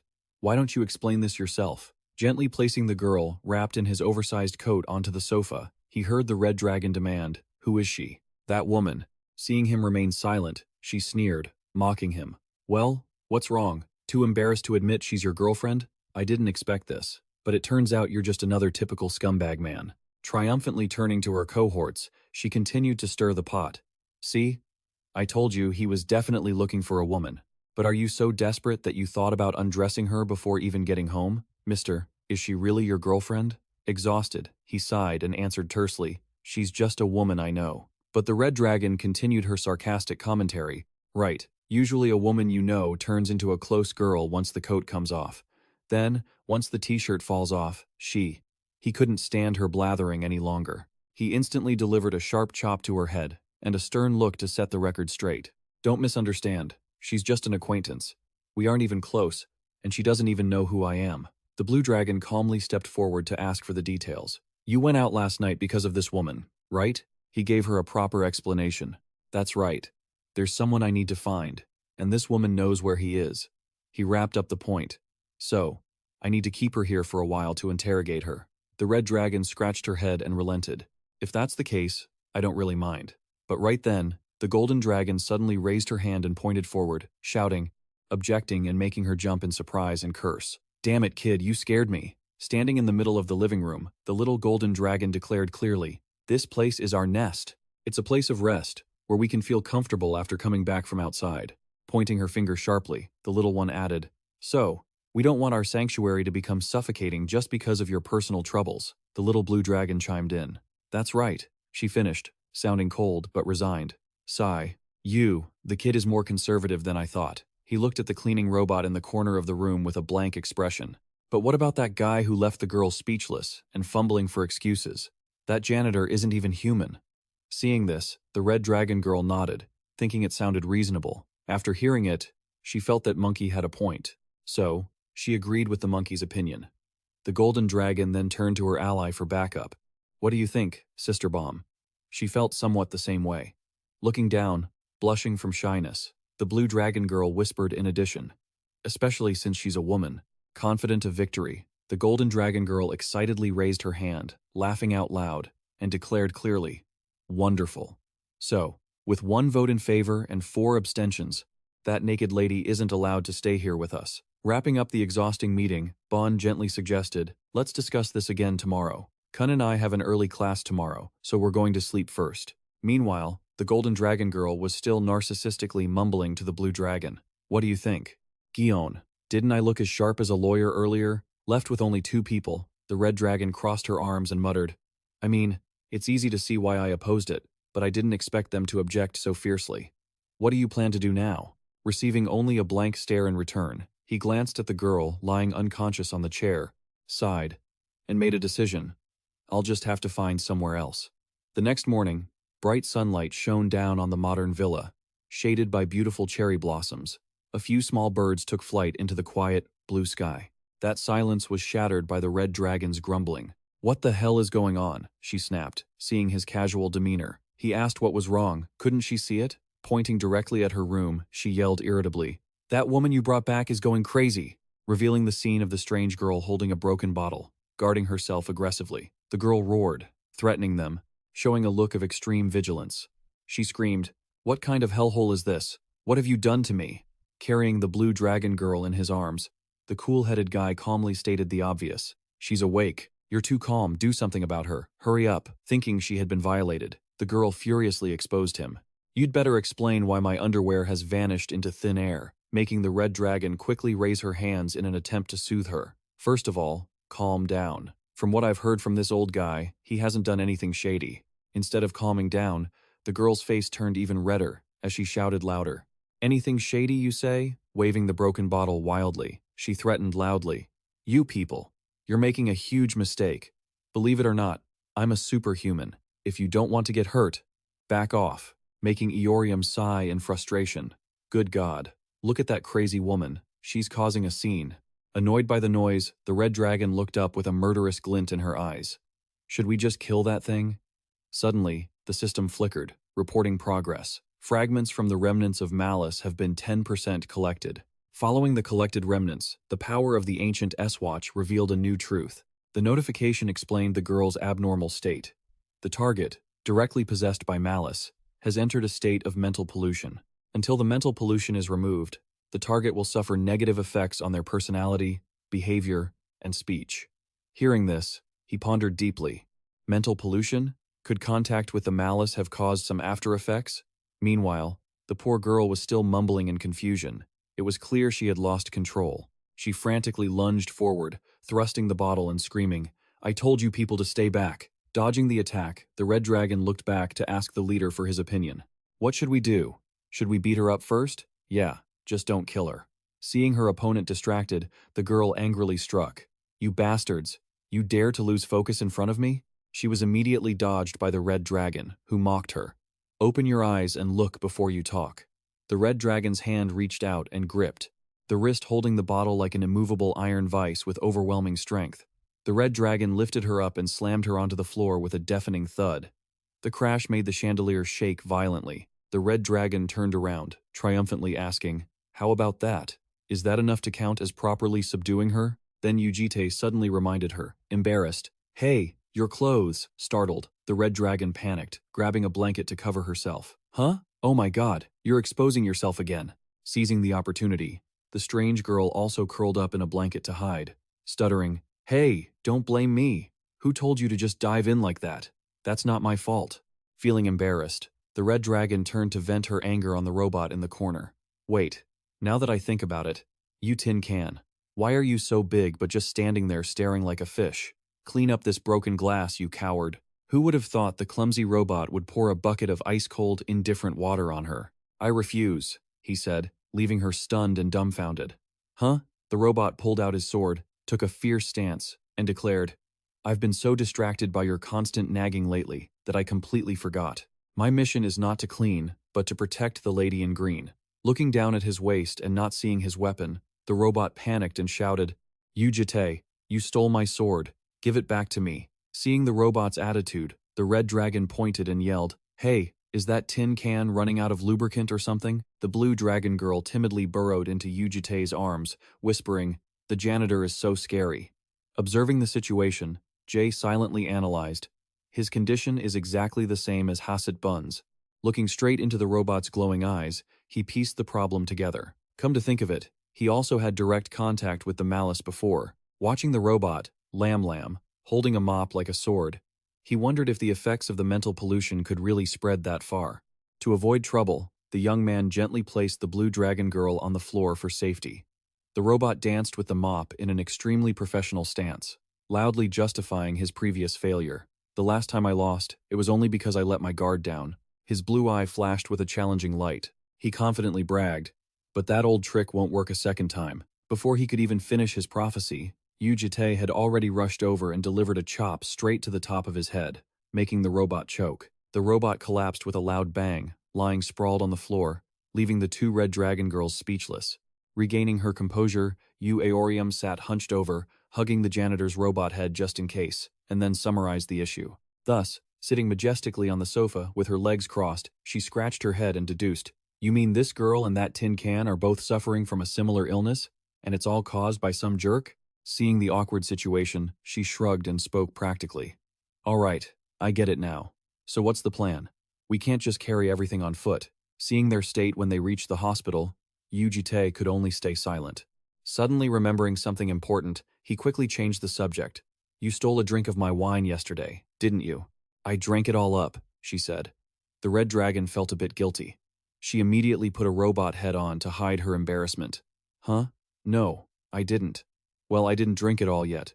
I still have a few bottles hidden in my room." He opened a glowing purple spatial portal with his hand. He gave a brief command, "Grab a bottle and follow me." Turning back to look at the troublesome group, he announced their destination. "We're going to a place where these people can be properly treated." As they stepped through the portal, the scene revealed a decrepit stone ruin with a medieval dungeon aesthetic. The moment they stepped into the underground labyrinth, the red dragon excitedly ran around, cheering. "Whoa! What the heck is this place? It looks incredibly cool." He answered coldly, "It's a hideout. We're going to treat them here." The robot hand ducked behind the prison bars. The red dragon asked curiously, "Is this really a place for medical treatment?" "It looks exactly like a prison," Yu Jitae urged her on. "Quit messing around, keep up." She narrowed her eyes and probed. "So, you know B. M. had a punchable face. He stood arrogantly, leaning against the wall, asking provocatively, "If these guys don't listen and behave, were you planning to throw them in here too?" Standing before the dark cell, inside, The silhouette of a female prisoner with fiery red hair was visible, desperately gripping the bars. The crazed, bloodshot eyes of the captive stared back, piercing through the gloomy, haunting darkness. Breaking out of that dark memory, he softened his gaze, hugged the little blue dragon tightly to his chest, and replied gently, "I won't do that anymore." This left the little girl, Jian, tilting her head in confusion. Finishing his words, he turned on his heel and decisively walked deeper into the cold labyrinth, stopping before a thick metal door labeled B.M. The group prepared to meet the master of this place. Looking around, the red-haired girl asked curiously, "Huh? People actually live in this dump?" And Yu Jitae calmly replied, "I need to ask the guy living here to borrow a room." He sniffed the air like a little puppy. The red-haired girl frowned. "I smell a strong one. He's very strong. He's ranked second in the world." "You mean the world's superhero rankings? Second in the world?" Closing the door behind him, Yu Jitae said, "Wait here until I tell you to come in." But the stubborn red-haired girl hurriedly pushed the door open to follow. "Wait, I want to go in there too." He remained as immovable as a mountain against the girl's pleading. "I'll really just stand there and watch, please, mister." Ignoring her cries, Yu Jitae pushed the door open, only to be immediately met by a massive fist flying out of the darkness. Not flinching in the slightest, he easily raised his hand to block the 1,000-pound punch of the grotesque chimera. As he swiped away the attack with a sharp dark blade, Yu Jitae said nonchalantly, "This type of greeting is a bit too rough for guests." Moving deep into the laboratory cluttered with machinery, he fixed his gaze on the man lounging in a chair in the distance. Swirling a vial of liquid in his hand with a crazed smile, the man smirked and asked back, "Guests?" Adjusting his glasses, he continued, "The world's second-ranked superhero and the first regressor. I've never invited a guest like you." The past suddenly rushed back, taking the viewer back to a peaceful classroom scene with elementary school children. There, a tiny hand was busy scribbling bizarre monsters onto a blank sheet of paper. That was B.M. When he was little, a boy with glasses wearing an expression of boredom, indifferent to the world around him. Suddenly, a horrific incident struck, causing the boy's eyes to widen in terror. About 40 years ago, a mysterious incident swept across the entire human world. It was called the Great Disappearance of Babylon, a time when thousands of children born with superhuman talents suddenly evaporated without a trace. Despite armies of many nations frantically scouring every corner to find them, for 15 long years, there wasn't a single shred of news about the children. And then, like a cruel miracle, only one man survived and returned to Earth. Under the alias B.M., he became the first regressor from the other world of Arandos and rose to the second position in the current world of superheroes. B.M. let out a dangerous, gravelly laugh. He stroked the monster carcass lying limp on the floor. He feigned regret. "That was a chimera I was quite fond of." "And you sliced its head off just like that?" Swinging his blood-stained sword, Yu Jitae replied coldly, "The cut was clean. You can just reattach it." This made B.M. sneer sarcastically. "Ha, you expect me to see that as a favor?" Standing up, B.M. got straight to the point. "So, what are you here for?" "I want to use a private room in the underground labyrinth." Observing his uninvited guest, B.M. probed with curiosity. "Seriously, you know who I am, and you know about this underground labyrinth.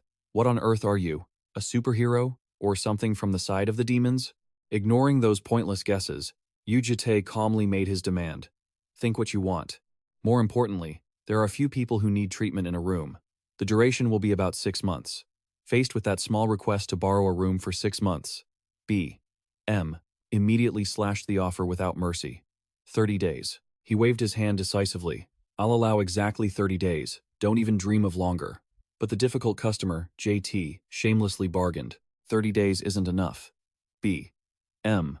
continued to lower the price to 25 days. J.T. negotiated. "Let's talk properly. I didn't come here empty-handed." The mad scientist held up 2 fingers, crushing the customer's hope. 20 days. Acting superior and pretending he didn't care about fame or wealth, he tossed his head back. "Do you think there's anything in this world I need?" "What I need is something that doesn't exist in this world at all." Adjusting his glasses, he arrogantly decreed, "Loaning you the room for 30 days is already out of respect for that clean cut on my chimera's head. As a trespasser, shouldn't you be grateful that I gave you that much?" Hearing B.M. wave him away, "If you're not going to use it, get lost and out of my sight." Yu Jitae darkened his expression and muttered, "You act like this is your own house. I'm not wasting any more words." J.T. unleashed a wave of dark energy that exploded throughout the room. That overwhelming power immediately crushed the surrounding machinery. causing the electronic systems to blow up in a charred mess. Seeing his beloved lab being destroyed, BM shrieked in horror. Huh? What the hell are you doing? What the hell are you doing, you maniac? Instead of continuing to ramble, Yu Jitae calmly countered the rude attitude regarding the rental price earlier. You should have kept rambling about 15 days or 10 days. From within the spatial rift, a grotesque hand covered in bloodshot eyes emerged, bearing a curse. You will regret this. Irritated by the destruction of his home, BM launched his ultimate skill. Curse of Aya, greater than, he roared. Now I don't even have the interest in turning you into a lab rat anymore. Facing that destructive power, Yu Jitae kept his face cold as stone and uttered a disdainful remark. Alia's right-hand man, are you planning to wipe everything out here? During the tension, BM blinked confidently to reassure him. Don't worry. He swung his massive demonic arm, screaming, I will wipe out everyone except you. Facing the incoming destructive power, Yu Jitae remained rooted to the spot, his face calm and buried in the shadows. Suddenly, he turned his head slightly, emitting a gaze so cold and terrifying it froze the very air around them.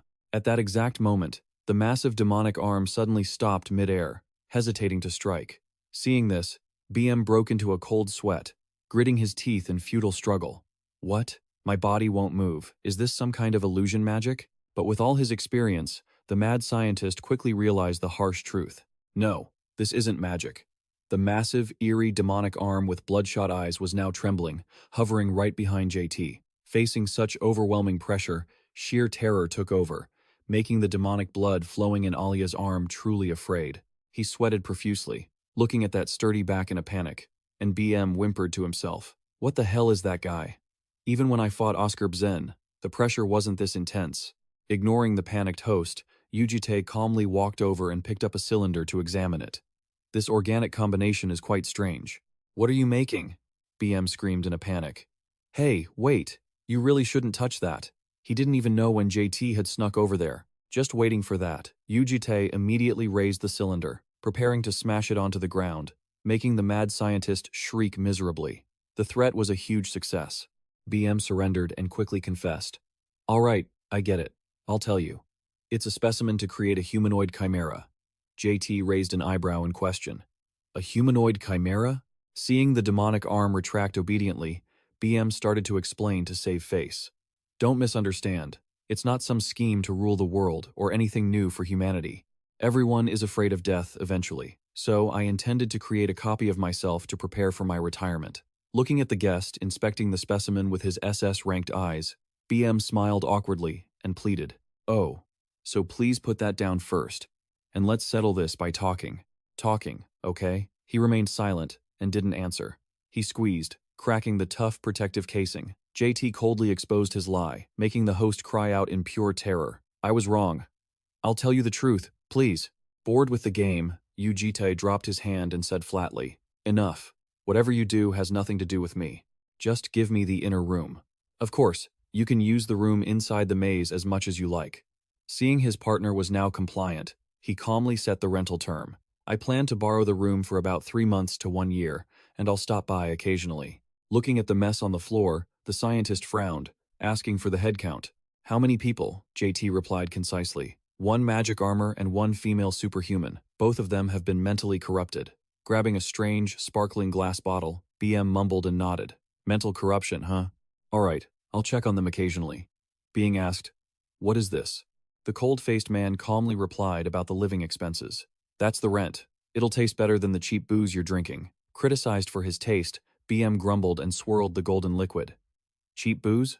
That stuff is actually quite expensive, you know. But the moment he realized the true value of the item in his hand, his eyes behind his glasses widened in shock. Ignoring the cold, dismissive attitude of the guest who was striding outside, he hurriedly called out after him. Clutching the glowing bottle like a treasure, BM stuttered, asking in amazement, Where on earth did you get this?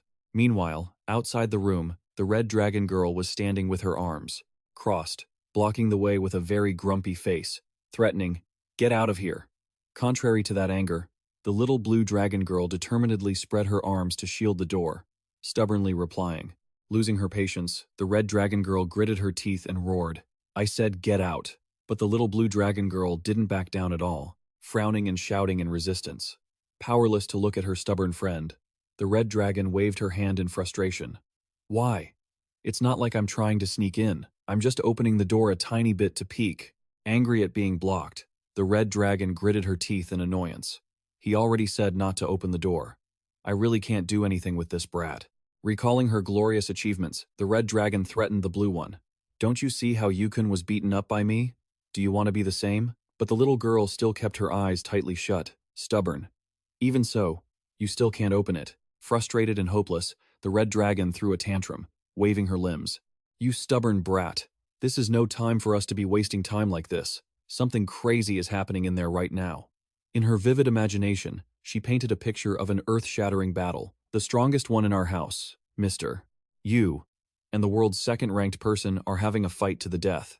The more she thought, the more excited she became. She shouted, describing it vividly. Thunder crashing, explosions everywhere, blood spraying. It's a total mess in there. Contrary to that excessive enthusiasm, the blue dragon only replied with a calm, emotionless face. Not interested. She left the red dragon speechless. Seriously, look at that face. Collapsing to the floor in defeat, the red dragon grumbled and complained. Damn it, who does this brat take after to be so stubborn? Honestly, in this Yu household, apart from me, everyone else is so strange. Lying there, pouting. A light bulb moment flashed in the cunning girl's head. Doing a 180-degree flip in attitude, the red dragon sweetened her tone, calling out, "Our lovely little one," making the girl look confused, with a question mark on her face. Acting like a kind sister, the red dragon knelt down to lure her. Are you sad because Mr. JT isn't playing with you lately? If you move aside, I'll personally convince. Adding a piece of bait, the red dragon whispered, this time, you and he will go out and play together. Just the two of you, making the little girl's cheeks flush as she took the bait. Just the two of you? Painting a rosy picture, the red dragon chattered on. Well, since you like snow, you'll go to a mountain covered in snow, like in the fairy tales. Adding the final touch. And slurping up some ramen noodles too. Seeing the blue dragon's eyes sparkle like stars, the red dragon sealed the deal. Sounds fun, doesn't it? And the innocent little girl nodded firmly. Yes. Taking advantage of her prey floating on cloud 9, she slowly reached out to grab the girl's shoulders. The red dragon immediately flipped the script, tossing the blue-haired brat aside and laughing triumphantly. Just stay there and suck your thumb while you wait. I won, you little runt. Smugly holding her head high, the red dragon shoved the iron door open with a loud bang. No matter how hard you try, you're no match for Lady Yoram. But before she could finish, she hit a wall of reality. The door swung wide to reveal Yu Jitae standing tall, looking down at her with cold, indifferent eyes. Scared stiff by his aura, she sprawled out on the floor, feebly trying to deflect his question about what she was doing down there. Is the fight already over? Hearing Yu Jitae dryly clarify, we aren't fighting, we're settling this by talking, she sighed, clicking her tongue in disappointment. Well, that's good news. Seeing right through the combative girl, he coolly provoked her. If you're that disappointed, why don't you go in and fight him yourself? The red dragon's eyes lit up as she sprang to her feet.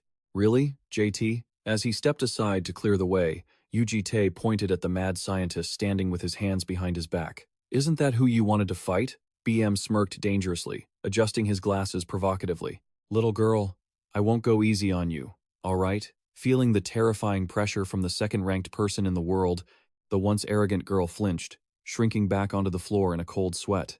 Yet, her bloodthirsty nature kicked in, her cheeks flushed with excitement as she forced a smile to match his pressure. Yeah, damn. I love this. Ignoring the threatening banter, the mad scientist tilted his head back, gulping down the golden liquid JT had just traded. As the shimmering alcohol dripped down his chin, he frantically wiped it away, his face flushed red with pure delight and amazement. Watching him savor the drink, Yu Jitae waited for the customer's verdict. The aroma and flavor, you can't find this anywhere on Earth. Even the aftertaste is absolutely perfect. Clutching the precious bottle tightly, BM smiled in a drunken trance and stated firmly, this has to be liquor fermented from Arandos. A vision of a magnificent magical world with crystal castles appeared vividly. Arandos was a nearby otherworld, and the very place BM had been forcibly transported to during the great disappearance of Babylon 40 years ago. Chugging the expensive liquor again, BM pressed him. Where on earth did you get this? I've scoured the whole world and never found it. Yu Jitae just replied flatly, do you like it? Cradling the bottle like a treasure, the mad scientist exclaimed happily. Of course I do. I'm beyond satisfied. Use the inner room for a year. 10 years, I couldn't care less. Leaving behind his hearty laughter, he told him to use the room or anything else for as long as he liked. Yu Jitae turned to the door to call out, but the red dragon stubbornly resisted. No. Right then, BM called out after him, "Hey, can you do me a favor?" Yu Jitae turned back, puzzled. A favor? Adjusting his glasses on the bridge of his nose, the mad scientist lowered his voice, looking serious. Turning his gaze toward the red dragon, who was still itching for a fight, he suggested, "You just want me to play with this kid for a bit, right?" Handing off the trouble to the landlord, Yu Jitae nodded. "Yeah, keep an eye on her while I head into the inner room." Ignoring the girl, who was basking in the aura of a powerhouse, he curiously asked, "But who are these kids?" Judging by the looks of them, BM guessed, "They don't look like your children, are they? Kids from your clan?" JT indifferently confirmed it to avoid a long explanation. "Yeah, I'm leaving them in your care." Nestled in the big guy's arms, the blue-haired girl hugged her teddy bear, wide-eyed and innocent as she stared at the stranger. Suddenly shy, she buried her face in JT's shoulder to hide, which even the quirky mad scientist had to admire. So cute.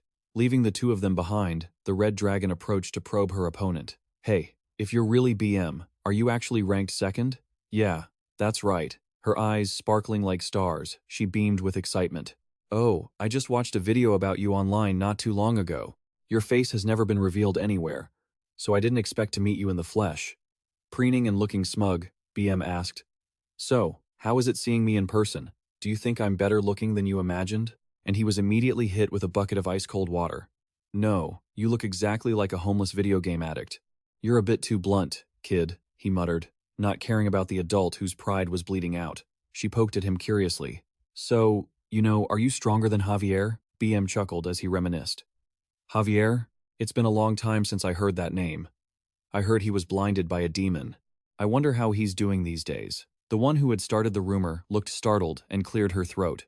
"So that really happened?" Standing up to show off his authority, BM proudly declared, "Well, you only know how strong someone is once you fight, but there are 5 people in this world stronger than him." Holding up a finger provocatively, the scientist smirked, "And I am stronger than all 5 of them." Successfully triggering her violent instincts, the red dragon grinned, baring her fangs with extreme aggression. "Damn, that's so cool." Without further ado, the scientist reached out and pressed the activation button on the console, sending the girl into a massive space. BM explained, "This is a training room to measure chimera movements and capabilities. I don't want my research materials getting wrecked anymore." Taking a casual stance, he signaled her coolly, "So, whenever you're ready." But before he could finish, the red dragon flew forward, unleashing a devastating punch that he had to block in a hurry. Fending off a storm of incoming strikes, the scientist broke into a sweat and forced a laugh. "Hey, why are you in such a rush?" The girl roared with delight. "I've been stuck fighting weaklings lately, so I'm itching for a real fight. Let's go." Number 2. BM's eyes flashed with a menacing golden light. He growled as he assessed her. "You're a fiery young girl, aren't you?" Ignoring his overwhelming pressure, the red dragon leaped from midair and swung her sword straight at him, creating a terrifying shockwave. Meanwhile, leaving the noisy battle behind, Yu Jitae carried the little blue dragon as he calmly walked through an electronic door. Both of them slowly walked down the silent hallway, heading straight into the inner room of the underground maze. Stopping, he reached out to release the familiar, star-studded magical spatial rift. From the darkness, the Tin Man and the Superwoman stumbled out, muttering in confusion. "This is looking at the 2 wounded soldiers." Yu Jitae gave them brief instructions. "You 2 stay here for a while. When your condition improves, I'll come back for you." The Tin Man obediently bowed his head in compliance. "Understood." Having finished dealing with the messy business, his face, which hadn't changed in 1,000 years, relaxed with a hint of relief. The puppet dutifully bowed and obeyed. "Understood." With that nuisance taken care of, the expression he had worn for ages finally softened with a hint of relief. Looking up at the giant, magnificent crystal, glowing brilliantly in the middle of the room, he thinks to himself, "The heavenly crystal, it's been a long time since I've seen it." The heavenly crystal is the purest essence of magic technology, created in a dimension where magic has reached its absolute peak. This fragment has the power to manipulate minds, making any creature that touches its light feel intense, overwhelming happiness and satisfaction, even if that happiness is nothing more than a forced, artificial lie. Dark, distant memories come flooding back, recalling the image of the regressor who once kept a fierce red dragon imprisoned in this very place for an agonizingly long time. Before that soul-gnawing, deceptive light, her proud ego was broken, leaving her weak, humble, and begging for mercy. Curled up in a dark corner, her body covered in bloody gashes, her eyes were filled with a desperate, frantic madness as she pleaded for the only release she wanted. Just kill me. Shaking off the haunting ghosts of the past, Yu Jitae looks down at the little blue dragon girl, who is obediently clutching a teddy bear, and reminds himself, in the end, that effort only ended in failure. Seeing the blue dragon staring blankly, mouth agape and drooling under the crystal's light, he immediately picks her up to wake her. Hey, snap out of it. We're heading home now. She blinks, startled and confused. Meanwhile, in another space, the beautiful and alluring golden dragon lady is confidently stretching and posing, showing off her perfect curves. The scene shifts to the quiet villa under the night sky, where the remaining members are waiting impatiently. Holding little Jian, who is behaving well, Bomb glances around and nods, sighing. No wonder the house is such a mess. Seeing the older man return with the bedraggled-looking Yoram walking up the stairs, Bomb asks gently, "So, we won't be seeing the cleaner again?" Gi-un, who is lounging on the sofa, mumbles with regret. "I was just starting to like him." Yu Jitae replies calmly, "It's not like that. It's just going to be difficult to see him for a while." Seeing the grumpy older sister walk past, Gi-un smiles and asks, "Han, did you hear? We won't be seeing the cleaner for a while." "So what?" Yoram growls back, suppressing her rage. She turns around and roars threateningly, "Do you want me to ship you off to that pile of junk too?" Which makes Gi-un jump in panic, right? Seeing the battered state of her violent friend, Bomb turns to JT, asking with concern, "What happened to Yoram? She's covered in wounds." He just nonchalantly recounts the harsh truth. It seems she got beaten to a pulp by BM. Hearing this, little Jian blinks her large, innocent eyes and nods in sympathy. Faintly, on Yoram's door, there is a very arrogant warning sign, "Yoram's room. If you don't knock, I'll make you cry." Inside the room, the violent girl is sprawled on the floor, looking bored and utterly defeated. Memories of the brutal beating come back, and Yoram grinds her teeth in frustration. "I knew I would lose, but I didn't expect to be this helpless." Looking up at the ceiling, she sighs about how small she is. This world is so vast, and I'm still nobody. Suddenly, little Gian quietly peers down from above, scaring the life out of her with that upside-down face. Yoram jumps, screaming, "Ah, damn it, you scared me, kid." Irritated, she sits up, crossing her arms and grumbling to vent her anger. "Hey, Yujion, can't you read what's on the door? I told you to knock before coming into my room." Ignoring the scolding, Gian blinks and reminds her of the deal. "If I open the door," which leaves the red dragon confused. In the little girl's mind, images of going out to see the snow, Andraman, and Mr. Yu Jitae are calling out to her. So, she boldly demands her payment. "You said you'd tell me if I open the door." Realizing the innocent yet troublesome nature of her debtor, Yoram frowns to confirm, "Are you talking about back at the underground dungeon?" And receives a firm nod. Yes. Defeated by child logic, the red dragon grinds her teeth and explains thoroughly, "Hey, does that mean if you open the door, you'll convince him? I mean, if you get out of my way, I'll talk to him." Hopes dashed, Gian weakly pleads with a glimmer of hope. "So we can't do it?" And is immediately doused with a bucket of cold water. Are you kidding? Definitely not. Done with it, Yoram flops back down, tiredly chasing her away. "Get out while I'm still being nice. I'm in a bad mood. And don't forget to turn off the lights when you leave." But before she can finish, she freezes when she sees Jian's eyes welling up with tears, ready to burst into a flood of crying.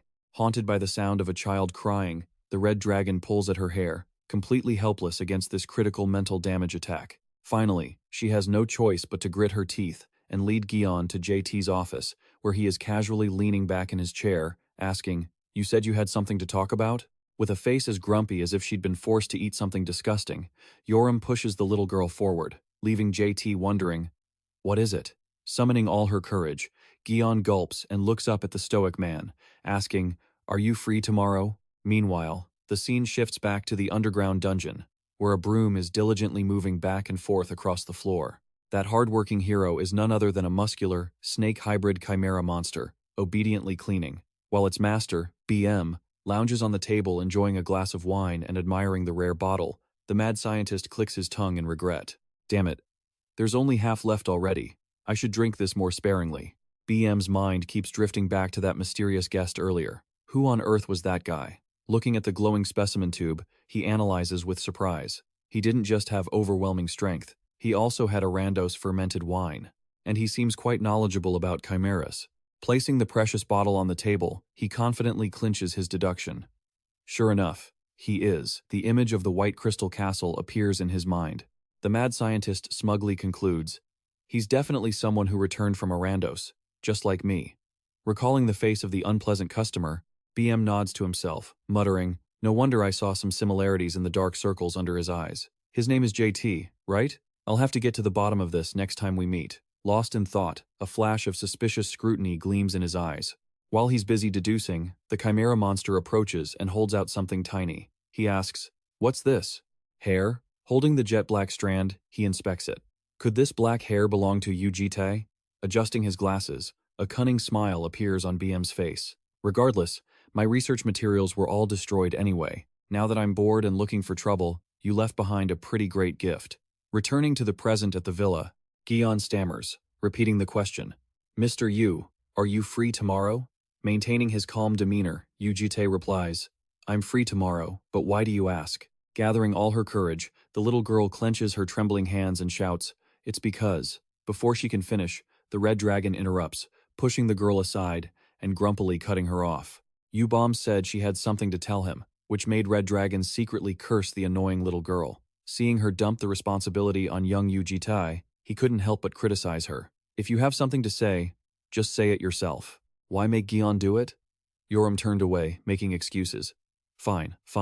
Sorry about that.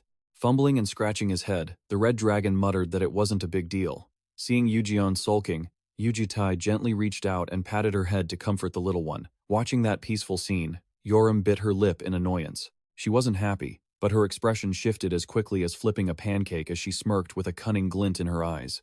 If you're free, take me to see the old man, she said, delivering her strike. How about a date with me? Just the two of us. The dry, stoic man agreed without a second thought. Sure, that left Yu-Gi-On behind, with a shock like being struck by lightning, betrayed by her older sister's sudden flip-flop. The little blue dragon was so stunned she hung her mouth open, speechless, as she was teased relentlessly. Yoram casually got up and walked away while JT asked, so, what do you want to do tomorrow? Do you still want to spar with BM? Forget it. Go on a date with that blue-haired girl instead. Actually, she's the one who said she wanted to hang out with you. Reaching for the doorknob, the red dragon turned back to add, and come see me for a moment after you get back. Narrowing her eyes, she spoke seriously, a total shift from her playful tone. I had something important to say earlier. The door closed, leaving a silent atmosphere lingering between the two. Breaking the stillness, Yu Jitae turned to ask Yu Jion, what do you want to do tomorrow? Causing the little girl to blink in confusion and stammer. Huh? Me? She poked her index fingers together shyly. The little one murmured her small dream. Skiing. The very next day, that wish was realized in a majestic, snow-covered high mountain region in the Himalayas. Amidst the steep, white, snowy slopes, JT hugged the little girl tight in front of him, speeding along on the snowmobile. Yujion's jade-colored eyes widened, her mouth agape in extreme excitement as she savored the thrill. The snowmobile raced at a terrifying speed, leaping into the air and sending plumes of snow flying. The two soared into the vast, silent sky, spectacularly launching off a rocky ledge. The silhouette of the small snowmobile etched against the bright, sun-drenched sky looked just like an action movie scene. Finally, the pair landed safely and continued to glide down the mountainside, carrying the soaring joy of being amidst the vast, magnificent nature. Wearing a beaming smile inside her winter beanie, little Gion enjoyed the peak of happiness. Sitting firmly on the snowmobile, she looked highly focused as she zoomed down the slope. The snowmobile sped across the slippery ice, carrying the two as they enjoyed the biting cold wind. After a round of sliding, Gion giggled and spoke up. It's so fun, Yu Jitae gently asked. Aren't you scared? The little girl pouted, eyes welling with tears, as she admitted the harsh truth. I am, but my legs won't listen to me anymore. As she grumbled dejectedly about needing to go back up, she looked confused when she saw the man's large hands reaching toward her. He lifted her up and set her firmly on his shoulders. Yu Jitae asked kindly, is this better? She was so thrilled she shouted, wow! The little girl accidentally used her two large, bulky gloves to block the man's vision, making him helplessly say, I can't see the path ahead. Hearing that, she quickly moved her hands to cover his nose, asking quietly, then what if I cover your nose? Receiving the reply, I won't be able to breathe. It made the little girl giggle mischievously and slide her hands down further. Hey, what about your mouth then? It left the man only able to let out muffled, stifled sounds. As night fell, the two stopped to rest at a warm, quiet wooden cabin in the lonely snow mountains. After a full meal, a sigh of satisfaction echoed from the bowl of ramen that had been completely devoured. Huh? Sprawled out on the floor with a belly as round as a beach ball, Gion groaned. I'm so full. It made Yu Jitae, who was tying up the trash bag, silently admire the girl's ability to eat 2 packs of noodles. As expected, even if she was just a child, a dragon is still a dragon, resting there. The little girl's blue eyes suddenly blinked, catching her gaze on the man's actions. He was gently kneeling, revealing the pristine white socks he was wearing. Suddenly, he felt something and looked back, only to see the little girl rummaging around, trying to take his socks off. Yu Jitae asked curiously, "Why are you taking my socks off?" Yu Jitae sternly lectured her on her habit of picking up trash. "These socks are dirty, so you aren't allowed to play with them," which made her pout. Remembering her collection, she shyly asked, "What about hair then?" Yu Jitae frowned in confusion. "Hair? I gave you one before. Did you lose it?" He received a faint, whispered confession. "Yes." She looked up with big, watery puppy eyes, full of regret. The little girl stammered an apology. "I'm sorry." Facing the invisible damage from such cuteness, Yu Jitae just sighed and gave in. Without another word, he reached up and decisively pulled a strand of his jet black hair. Placing the strand in her tiny palm, he grumbled, "This is the last time, okay?" Gion cheered joyfully. Patting her head, he gently added, "And from now on, if you want to go out and play, don't ask those sisters to ask for you. Tell me directly. Even when I'm busy, I still have time to play with you." Clasping the precious gift like a treasure, the little girl obediently smiled and nodded. Yes, the fire in the fireplace crackled, its warmth dispelling the cold of the snowy mountains.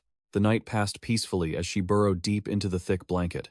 Little Gion happily hugged her teddy bear and drifted into a deep sleep. Her small face glowed with a relaxed, rosy hue, and her steady breathing echoed in the quiet space. Watching her sleep soundly, a thought crossed Yu Jitae's mind, making him mutter softly. Thinking back, is it today? He was remembering a fateful day of great significance, the day a blue dragon receives their revelation. According to natural law, all dragons eventually reach a point where they realize the value of life through their own pursuits. For example, the Green Dragon clan often chooses to stay indoors to create art or become skilled craftsmen. Or like the brilliant Gold Dragon clan, those who often travel to distant continents to become revered guardian deities.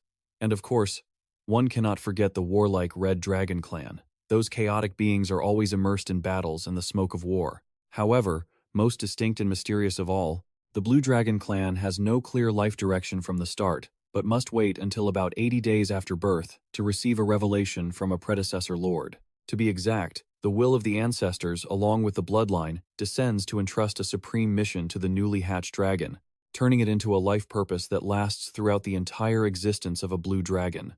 It is an absolute command, a destiny that cannot be escaped. In the depths of the subconscious, a gigantic, magnificent blue dragon spirit appeared, standing tall behind the tiny girl. Majestic and divine, the great creature let out a profound, echoing call. As my daughter drifted through the ethereal void, Gion sensed a voice she had never heard before. Yet, contrary to fear, the voice that emerged carried a strange warmth and familiarity that reached deep into her soul. Protected by the silhouette of her great ancestor, Gion's destined revelation had finally begun. Stunned as she gazed up at the magnificent creature before her, Gion softly called out in wonder. "Grandpa?" A majestic, cerulean dragon coiled in the air as his warm voice echoed in her mind.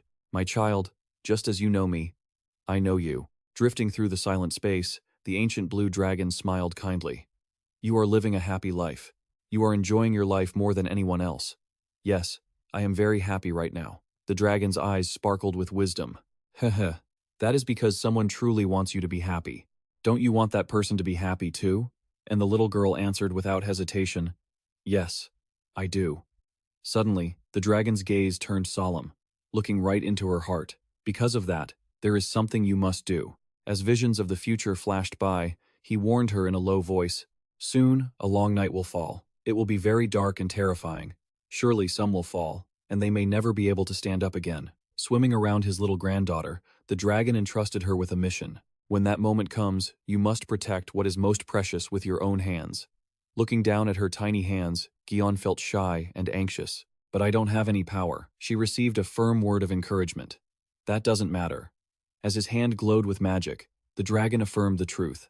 What matters is your heart. Transforming into the form of an elegant gentleman with fluffy blue hair, he smiled encouragingly. Recognize what is precious, and think of ways to protect it. If your firm determination can overcome the darkness, both you and the things you hold dear will smile. Gion blinked in confusion. Protect? He nodded in confirmation. That's right. The revelation granted to you is to protect what is precious to you. Make sure you protect it. My little daughter. As she gradually sank into the deep waters, the dragon's voice faded, filled with belief.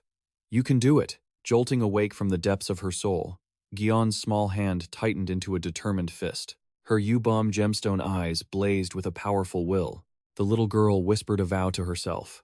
Yes, I will protect it.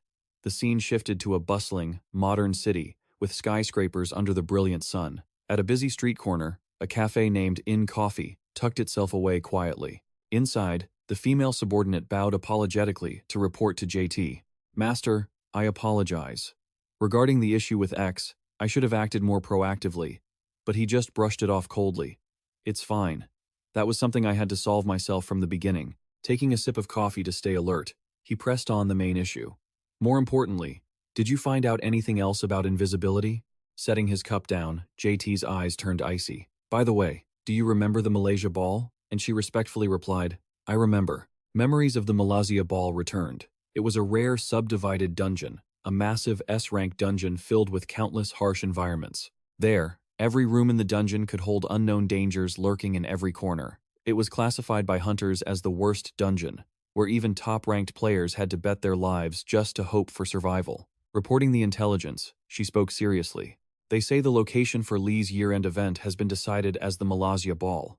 A sinister plot was brewing. The place where invisibility planned to create 100 new demons by using the students themselves as sacrifices.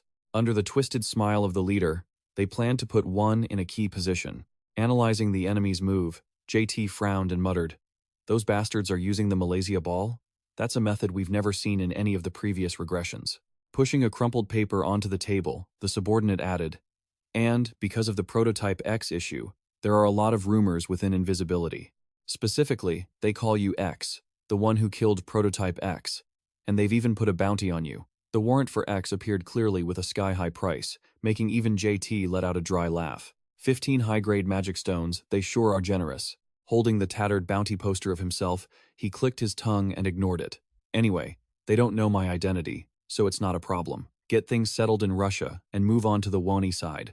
Standing up to leave, JT gave the final task. Find out the details about the year-end event there, receiving an absolute expression of obedience.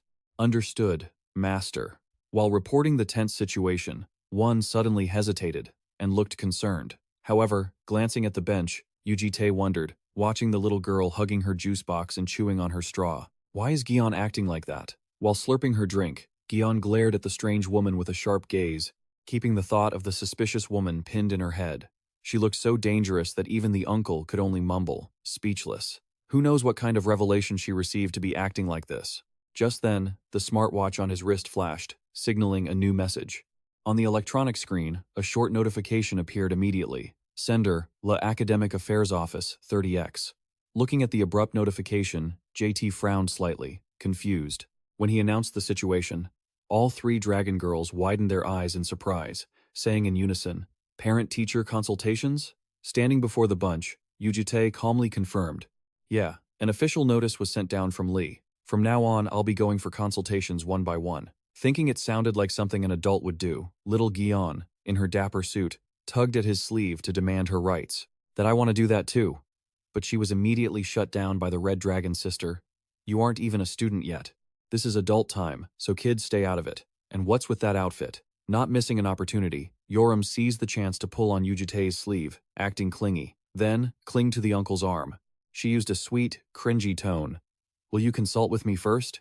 What? Facing that terrifying display of trying to act young, Gion grimaced in disgust. Bomb turned beet red with embarrassment, and Kun was so shocked she dropped the snack she was eating. Cutting to the quiet office, Yu Jitae pulled up a chair to sit across from Yoram and spoke gently.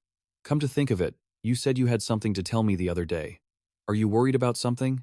Holding a notepad, he patiently waited for her to start her confession. Looking down with a rare, dejected look, The violent girl softly spoke in a sad voice. I feel so weak. After diagnosing her condition, he comforts her, saying that losing to the tea master is nothing to be discouraged about. It's just that the old man is incredibly strong. But she quickly frowns and shakes her head, dismissive. It's not just because of that old man. Hesitating for a moment, she recounts a hidden experience. Actually, I once sparred with some upperclassmen. He asks, did you lose? No. I won. But the memory of that overwhelming match flashes back, where she stood over the battered body of an arrogant senior. I didn't win using human strength. At that moment, her primal instincts awakened, and red dragon scales covered her face as she panted with rage. Realizing the issue, Yu Jitae confirms she used the mana of the dragon heart. Yoram sighs and admits, yeah, I was so angry that I almost completely broke my polymorph. You know, using my real power is just child's play. The feeling of defeat weighs down her pride. She lowers her eyes, speaking with exhaustion. I feel like I want to die. I'm as pathetic as a fool. Listening to his unruly student's inner turmoil, he explains patiently. You are very strong. You are strong right now, and you will continue to grow even stronger because the blood flowing through your veins is anything but ordinary. His calm eyes see through the essence of a superior species. Simply by existing, she already possesses the right to rule. That is the natural order for you. You are quite lucky. But immediately after, he offers a very practical analysis. But if you try to exceed your limit of 10 years, 100 years now, you will be going against that natural order. Sitting opposite each other in the quiet space, Principal Hukmu speaks up. We are aware of the public's attention regarding the selection process. We promise a fair selection. Yu Jitae asked the deciding question. If she proceeded, there would be a price to pay. Still, did she truly want to become stronger? And Yoram didn't hesitate for a second. Holding her head high with eyes burning with ambition, she stated firmly, that is the most important thing to me. Seeing that fire of determination, Yu Jitae took up his pen to take notes. All right, I understand. Standing up to leave, he suddenly dropped a promise. When the break comes, let's give it a try together. It left her confused. Glancing over his shoulder, the man with the perpetually expressionless face sealed the deal with a rock-solid statement. Becoming stronger, I will teach you. That unexpected declaration made the Red Dragon girl's eyes widen in sheer shock, mixed with a brilliant flutter of excitement. Taken aback by the offer, Yoram blushed and snapped. I said I wanted to become stronger, but I never asked you to teach me anything. Mocking the old man, she smirked. What is this? Do you really want me as your student that badly? Yu Jitae bluntly dismissed her, telling her to send the next person in as he scribbled down notes in the file. Yu Eolam was as rude as ever. When the golden dragon walked in, she blinked, looking puzzled. What do I need? Waving her hand with a bright smile, she chirped, I don't actually need anything.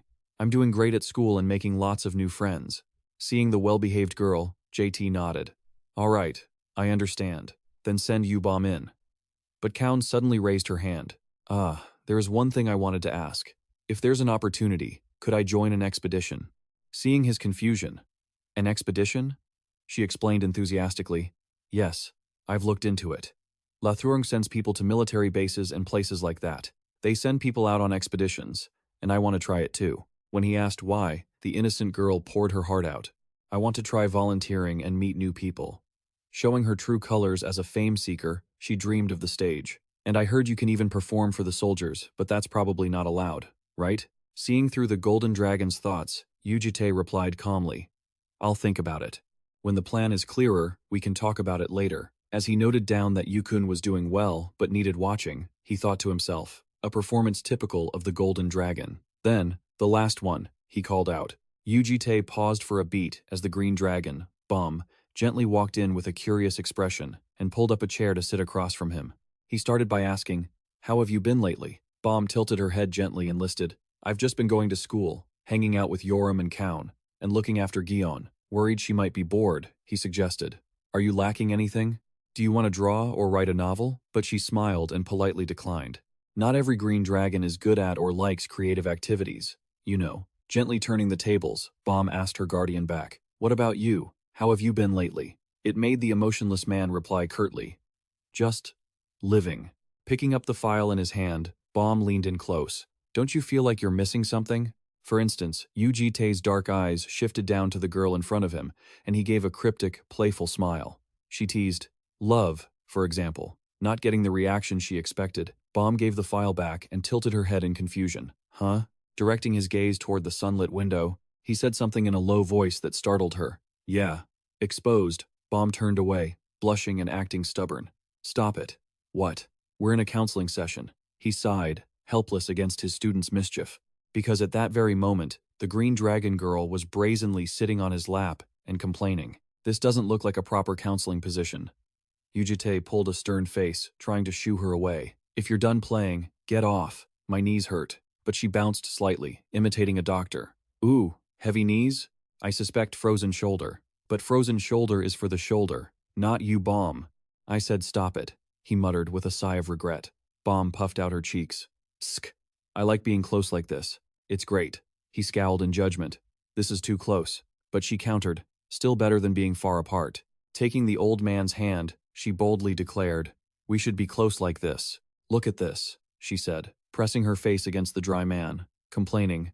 Every time I get close, you back away. Playing too hard, the swivel chair lost its balance, dumping them both backward onto the floor, with her pinning him down. The green dragon girl looked down at her conquest, satisfied. Locking eyes with his dark gaze, she whispered suggestively, do I make you uncomfortable, or do you see me as a woman? Feeling the atmosphere heat up, he quickly reached out to hold her shoulders and stop her. Wait, but Bomb leaned close to his ear and whispered, you know? Her cheeks flushed with shyness. She was about to reveal the truth. You are. Suddenly, the image of a terrifying old man with puppet strings flashed through her mind, making Bomb jump in panic. At the same time, the door flew open, and little Jian appeared out of nowhere. Hearing the loud noise, the little one blinked, confused, and asked, there was a loud noise. What are you two doing? Caught in the act, Bomb broke into a cold sweat and forced a laugh, but the old man on the floor confessed honestly, you Bomb is pinning me down. Seeing the critical situation, she quickly covered JT's mouth and tried to smooth things over with the youngest.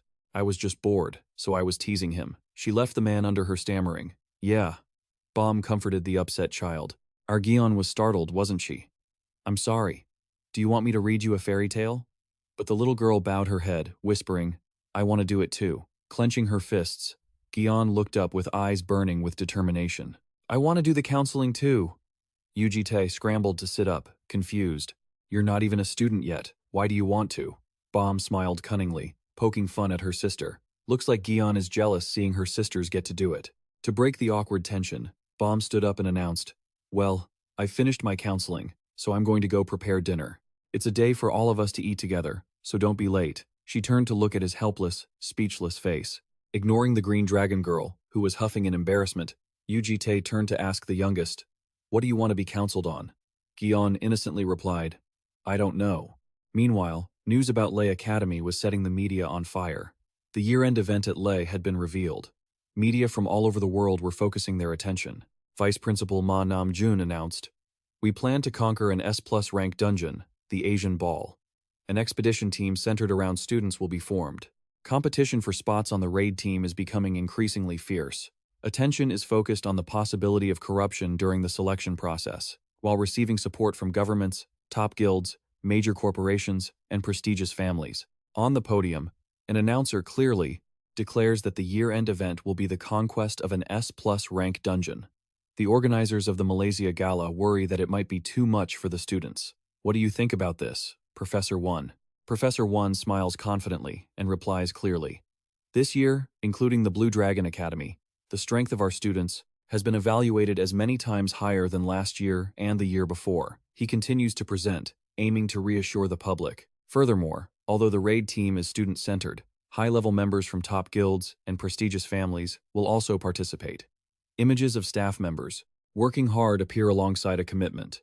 We have invested a great deal of time and effort into this year-end event. Therefore, won't red eyes flash with a hint of cunning as he concludes his speech. I want you to look forward to it, rather than worry. However, in another development, a man watching the broadcast appears extremely restless, biting his nails and swearing. Damn it, to hell with it. When will the call come? He clutches his bandaged arm and screams frantically, I didn't serve under that guy to be treated like this. One's chief assistant, and also a demon named Pan, gets agitated. Seeing his boss excited, the assistant standing next to him speaks up in defense. Professor One, you're being too harsh. Even if the plan failed, how could you leave the assistant's arm in such a state? The assistant of the demon, Hashimoto, The words of comfort are just like adding fuel to the fire. Pan grits his teeth in frustration, remembering the mysterious shadow. Damn it, the one who is out of line is that guy. Right? That bastard ruined our plan, didn't he? He tries to reassure himself while looking at the TV screen. Once this is over, everything will pass without any issues. Professor One will have his position, and my status will be restored. To be safe, Pan turns to ask Hashimoto. The Malaysia Gala is being well prepared, right? Then he mumbles to himself. That's right, because of that bastard. This time, the three elders suddenly realize he slipped up, and he quickly waves his hand. Don't worry about it. Just pretend you didn't hear anything. It's still a secret.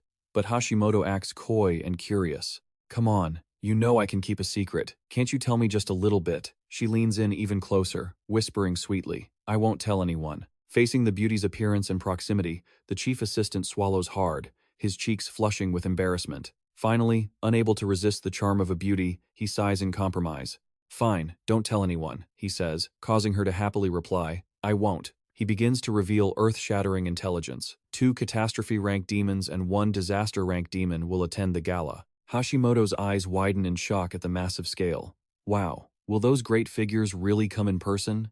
Who is coming? Pan boasts. The catastrophe-rank demon is Hasegawa, and before he can finish his sentence, the phone rings loudly. He jumps in surprise, grabbing the phone happily. Ah, this is it. Hello. Yes. As soon as the man leaves the room to take the call, the atmosphere around the assistant changes completely. The naive, coquettish face from before disappears, replaced by a calm, calculating look. It turns out she is actually an undercover agent, quietly using her communication device to report to her true master. Master, I have gathered the information. Returning to the peaceful apartment, the 2 girls, Che and Jian, are buried in a picture book. Che curiously points and asks, What kind of animal is this? Jian obediently replies, This is a chicken. We fry it and eat it. It looks delicious. Just then, Yu Jitae speaks up from the door.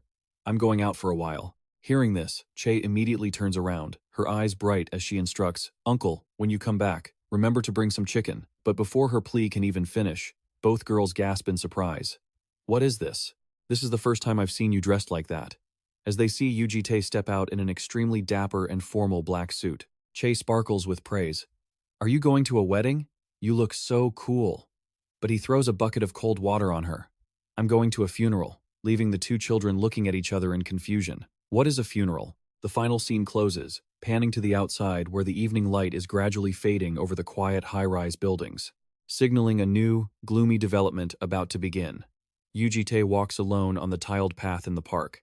As the sunset falls, his handsome back in a long black overcoat looks incredibly cold and lonely. Yet, hidden deep within that quiet exterior is a dark memory of a girl covered in wounds, with one empty eye socket shedding painful black tears. Alongside that is an image of himself in the past, screaming madly in suffering and extreme fury before a cruel reality and a terrifying smile. This challenge from his past enemy still haunts him. Screaming in agony and pure rage at the horrific scene before him, the villain flashed a gruesome smile. This was the challenge from an old enemy that had always haunted him. Every time I close my eyes, my mind returns to reality. Yu Jitae's eyes darkened, and he muttered the name of his blood-feud enemy, Hagawa. Suddenly, he heard whispers from the passers-by around him. Hey, what's going on? I honestly thought this was some sort of award ceremony. I'm dying of laughter. And isn't that her? The student rumored to be super pretty? All eyes were on Yu Bom, who wore a luxurious black dress and a sophisticated coat draped over her shoulders, causing the crowd to murmur in excitement. Her name is Yu Bom, right? Looking around, confused, she suddenly spotted a familiar figure, and her emerald eyes widened in surprise. Completely dropping her elegant lady persona from a moment ago, she hopped up and down, waving her arms wildly and shouting, Uncle! Yu Jitae helplessly turned his head, pretending he didn't know her. She hurried over, pouting playfully. Why are you so late? I was waiting all by myself. It was so embarrassing. Yu Jitae just raised an eyebrow and asked, What are you wearing? She replied with a mischievous grin. I'm wearing matching colors with you. Doesn't it suit me? Seeing the stoic man remained silent, Bom leaned in closer to tease him. Have you seen the natural law yet? She giggled. Who could have guessed, right? Watching her playful face, Yu Jitae sighed helplessly. While I'm still being nice, Bom quickly cut him off, mimicking his voice. Just go back. Hurry up. Then she winked. That's what you were going to say, right? She was acting out the whole script herself. She placed a hand on her chest, acting dramatic. Then I'll say no. I'm sure you'll need me this time.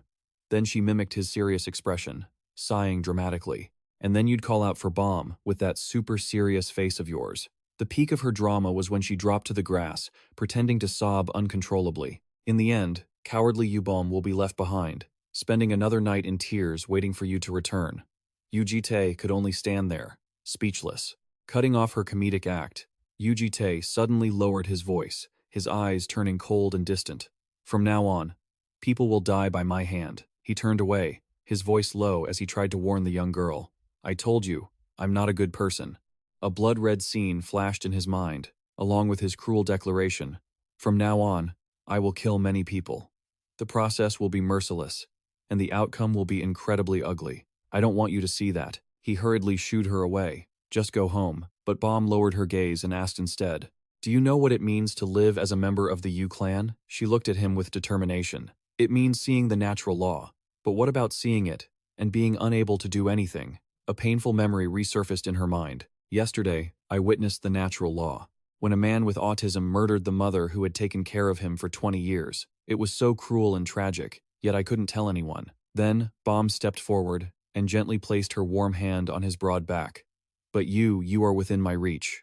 Her eyes were filled with sincerity as she expressed her feelings. I really want to help you. Just like that time we saved that woman before. Faced with such warm persistence, the iron-willed man finally let out a sigh of surrender. He gave in, but didn't forget to issue an ultimatum. If you get in my way even for a second, I will kick you back home immediately. This made Bomb instantly overjoyed, her eyes sparkling as she replied, Yes, sir. Just then, the scene shifted to another bustling city under the quiet night. Kyoto, Japan. Inside a luxurious penthouse overlooking the city, a henchman bowed respectfully to report, Hagawa, preparations are complete. He presented the signature black felt hat to his boss. The henchman muttered, All right, same as today. Donning the hat, the villain flashed a sinister smile with his terrifying blood-red eyes. The bloodthirsty demon declared, Let's have some fun. A powerful text box appeared. Collapse-grade demon, Hagawa. The magnificent night scenery of Kyoto, Japan, emerged under a vibrant red and yellow sunset sky. A grand skyscraper, shimmering with luxurious golden lights, was where an opulent high-class gala was about to take place. Inside the ballroom, elegant ladies and gentlemen mingled amidst laughter. Nearby, attentive waiters carried glasses of golden champagne. The elevator doors opened with a soft chime. Yubom and JT stepped out, and the girl exclaimed in wonder. In the corner of the ballroom, couples were dancing romantically to the music. A refined gentleman offered a dance. Shall we have a dance, my lady? Making her giggle in response. Oh my, haha. In another corner, a group of wealthy businessmen raised their glasses to discuss big deals. So, regarding that business venture, standing tall at the entrance of the gorgeous ballroom, the imposing presence of JT and Bomb immediately caught the attention of all the guests present. Bomb leaned over to whisper to JT, So this is where you'll be fighting? Uncle, didn't you think it would be a place like this? The girl looked around, admiring the view. I've seen it through heaven's decree, but seeing it with my own eyes is truly magical. Besides, it seems so far removed from a battle. Yu Jitae coldly reminded her, Don't lower your guard. We are in enemy territory. The girl smiled reassuringly. It's fine. But none of these people look like demons at all. Suddenly, a beautiful, charming blonde lady approached JT and smiled, taking the initiative to chat. Seems like this is your first time here, isn't it? She gently lifted her wine glass, looking at him intently, and probed curiously. Which family do you hail from? Yu Jitae calmly fabricated a false identity. I am from the Konosuke clan. The beauty exclaimed in delight. Oh my, isn't that the ninja clan that operates in the shadows? The blonde lady covered her mouth and laughed flatteringly. I didn't expect a man from the Konosuke clan to be so handsome. Meanwhile, another man took the opportunity to approach Bomb and hit on her. Are you here alone, miss? The girl remained silent, looking visibly annoyed. Seeing the handsome man was quiet, the blonde beauty pressed on with an invitation. If you don't mind, would you like to dance with me? But she received a cold bucket of water from Yu Jitae. I'm sorry, I really don't know how to dance. Not easily giving up. She kept her charming smile and reached out to touch his shoulder. It's okay. If you don't know how to dance, I can lead. Immediately, Bomb stepped in to block her, grabbing JT's tie with a possessive grip, leaving the blonde lady stunned. Yu Jitae looked at the girl's decisive reaction. Her voice rang out like a challenge. I'm so sorry, but Bomb flashed a bright, triumphant smile, snuggling close to Yu Jitae's chest to stake her claim. This gentleman has already agreed to dance with me. Getting scooped up by a prettier young girl, the blonde lady turned red with rage, gaping in shock and freezing in place as she stared at her rival's ample cleavage. Clutching a massive piece of cake, she stomped away in frustration, not forgetting to huff back. How utterly absurd. Bomb looked up at Yu Jitae, pouting as she teased. You still remember, right? That time we danced together in that trial class. Yu Jitae frowned and asked, are we really going to dance? As they stepped onto the dance floor, moving along with the crowd, Bomb whispered, explaining her clever plan. Uncle, I think it's like this. Just as you said, we're in enemy territory, so we need to blend into the crowd to avoid suspicion. She gently lifted the hem of her dress, spun around softly, and winked playfully. Let's just try it once, okay? It's all for the mission, after all. Faced with such a convincing reason and the young girl's cuteness, Yu Jitae could only stare at her in silence. He gently took her soft hand, his touch tender. If that's the case, I guess there's no other choice. The pair immediately became the center of attention on the dance floor, causing the surrounding guests to whisper curiously. Do you know who those two are? No clue at all. This is the first time I've seen them too. The perfect combination of a talented man and a beautiful woman drew endless praise from the crowd. That girl is a true beauty. Which family is she from, I wonder? Another girl blushed and blurted out. That man, he's totally my type. One girl even fantasized. Should I wait for them to finish dancing and ask him for a turn, only to be doused with a bucket of cold water by her friend? With that face of yours? Bomb looked up at him, full of admiration, teasing him as they danced. Your dancing skills have improved so much since last time. Did you secretly practice alone in your room or something? Are you going to keep saying these weird things? Pouting in annoyance, she retorted, I'm not just playing around here. You know. Then, she asked seriously, have you discovered anything yet? Yu Jitae cast a glance around the banquet hall and remarked, I told you, the people here don't seem like demons, but they don't look like they've been brainwashed either. Bomb leaned in closer and asked curiously, what are the identifying features of the demon you're targeting? Yu Jitae answered in a low voice. He plays music and always pretends to be an artist. Bomb repeated thoughtfully. Pretending to be an artist, huh? Just then, an elderly voice rang out, cutting through their thoughts. You're the second son of the Konosuke family, aren't you? The demon Hasegawa appeared in a sharp suit and a black fedora, wearing a fake smile as he reached out to greet them. I am the host of this social gathering. The old man's eyes crinkled as he politely asked, I hope I'm not intruding while you two are having a good time. Yu Jitae replied calmly, not at all. This led the old man to keep his curious gaze fixed on Bomb and the beautiful lady beside him. Bomb bowed slightly, lifting the hem of her dress, showing the poise of a royal secretary. Please forgive my late introduction. I am his secretary. She laid on the charm, buttering him up. I've heard so many wonderful things about you, sir, that you've captivated everyone's hearts with your beautiful performances. The old man smiled broadly. I am simply grateful that there are people willing to listen to my humble music. Wearing a knowing smile, the young girl squeezed the red wine glass in her hand, thinking to herself, doesn't attraction always begin with a scent? Seeing the prey had taken the bait, Bomb tugged gently on Yu Jitae's arm, who smiled and said, we'd like to be a pair of butterflies fluttering at this gathering today. The old man Hasegawa laughed happily, playing matchmaker. You two really make an adorable couple. Next time we meet, perhaps I won't see you as just a secretary, but as the lady of the Konosuke family. Then, seeing her clinging so tightly, Yu Jitae glanced at her, warning, hey, aren't you going a bit too far? But Bomb immediately pouted and snapped back. Why? There's no problem with me holding your arm. Besides, don't make that embarrassed face. You'll blow our cover. He could only remain silent and helpless. Just then, a subordinate stepped forward and bowed to report, Mr. Hasegawa, the preparations are complete. Yu Jitae took the chance to ask, when will the performance begin? Actually, the setup was just finished, so I'm about to start. Bomb immediately chimed in, thrilled, with a sweet smile. I can't wait to hear your performance, Mr. Hasegawa. The old man laughed, delighted. Huh. I hope my humble melody will be etched into your noble hearts. As soon as the old man left, Bomb whispered into Yu Jitae's ear. That old man is your target. You're planning to kill him, aren't you? He muttered in reply. If only it were that easy, but that bastard isn't that simple to take down. Hasegawa's back appeared mysterious, paired with Yu Jitae's cold affirmation. Because he is immortal, Bomb repeated, stunned by the earth-shattering secret. An immortal? Yu Jitae explained further. The trade-off is that it takes him quite a long time to revive. How long?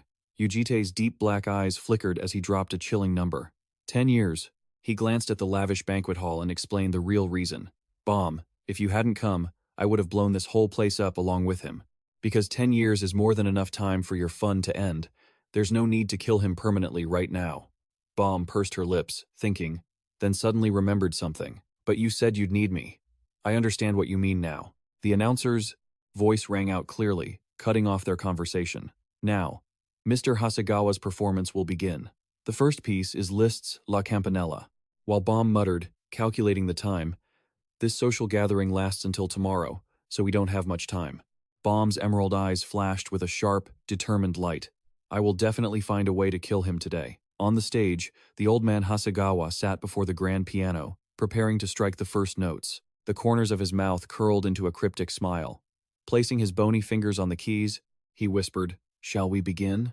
The piano music began to soar, echoing throughout the magnificent high-rise under the silent night. In a deserted corner of the building's hallway, the wall lights cast a warm glow but carried an strangely quiet atmosphere.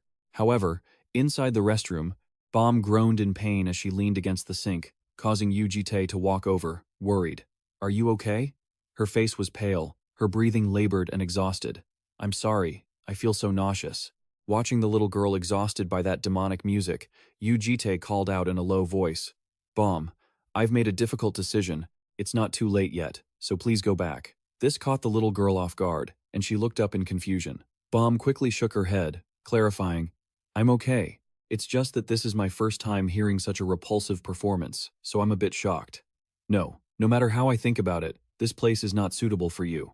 The eerie music from Hasegawa's piano seemed to still echo in her ears as JT warned her. If you've read Heaven's Fate, you must already know that. The dark, eerie shadows of bloodthirsty demons seem to be howling all around them. This place is incredibly dirty and grotesque. Now that you've faced it, you're even more certain. It's absolutely not a place for a young child like you. Looking at her own reflection in the mirror, Bomb silently listened to his heart-wrenching question. Why would she go to such a filthy place and face such vile things? The little girl hung her head and whispered, feeling pitiful, yet incredibly determined. "If I don't come, you'll be alone forever, sir." That statement left Yu Jitae stunned. What did she mean? Bomb quickly explained to dispel the suffocating atmosphere. "I told you just now, I'll find a way to kill him."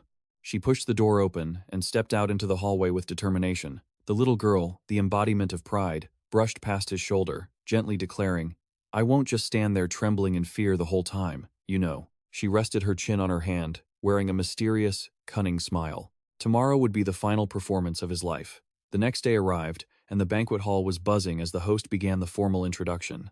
The first piece today is an original composition by Mr. Hasegawa, the third movement of Yin. Please welcome him with a round of applause. On the stage, old man Hasegawa's fingers flew across the piano keys amidst the thunderous, fake applause of the audience below. Melodious yet screeching music poured from the black and white keys under the demon's skilled hands. The audience below was weeping with fanatical joy, mesmerized by the demonic sounds. Ah, what a truly beautiful melody. It feels like I'm in a dream. Standing back from the intoxicated crowd, Bomb looked up and asked Yu Jitae, "Are we starting soon?" He gave a firm nod. "Yes." Yu Jitae held a wine glass and gently told her to prepare herself. "The scene you are about to see will be far more brutal than anything you can imagine." He slowly loosened his grip, letting the glass fall freely. The wine glass hit the tiled floor and shattered into 100 pieces, red wine splattering like fresh blood. The sound of shattering glass suddenly broke the romantic atmosphere, causing the demonic shadows around them to instantly turn and glare with glowing, terrifying eyes. The banquet hall went dead silent. The silent crowd spoke in unison, their voices filled with threats. "Who is it?" From the stage, old man Hasegawa's veins bulged with rage, his eyes bloodshot as he growled. "Who dares to interrupt my performance?" The noble ladies and gentlemen from before suddenly shifted their forms, their faces shriveled and hollow like soulless zombies. Some collapsed to the floor, mouths agape in horror, while those next to them bared their teeth and roared mindlessly. Facing the horde of zombies, JT and Bomb stood tall and calm amidst the blood-red space. Bomb observed the crowd and spoke up. "Just as I thought. These people aren't alive anymore." Recalling the conversation at the apartment a few days earlier, Yu Jitae asked, "Dead bodies?" Bomb nodded, explaining what she had discovered. "Yes, the audience there are all Hasegawa's toys. They are just puppets made from corpses." Yu Jitae pressed, "Why do you think that?" The little girl lifted her chin proudly. I'm a dragon, remember? She triumphantly recalled the incident earlier. With just a light touch, I can tell if they are alive or dead. Warm energy from the green dragon emanated from Bomb's hand, spreading through the blonde girl's body to check her life force. Bomb explained the initial confusion. At first, I could still feel a heartbeat, which bothered me.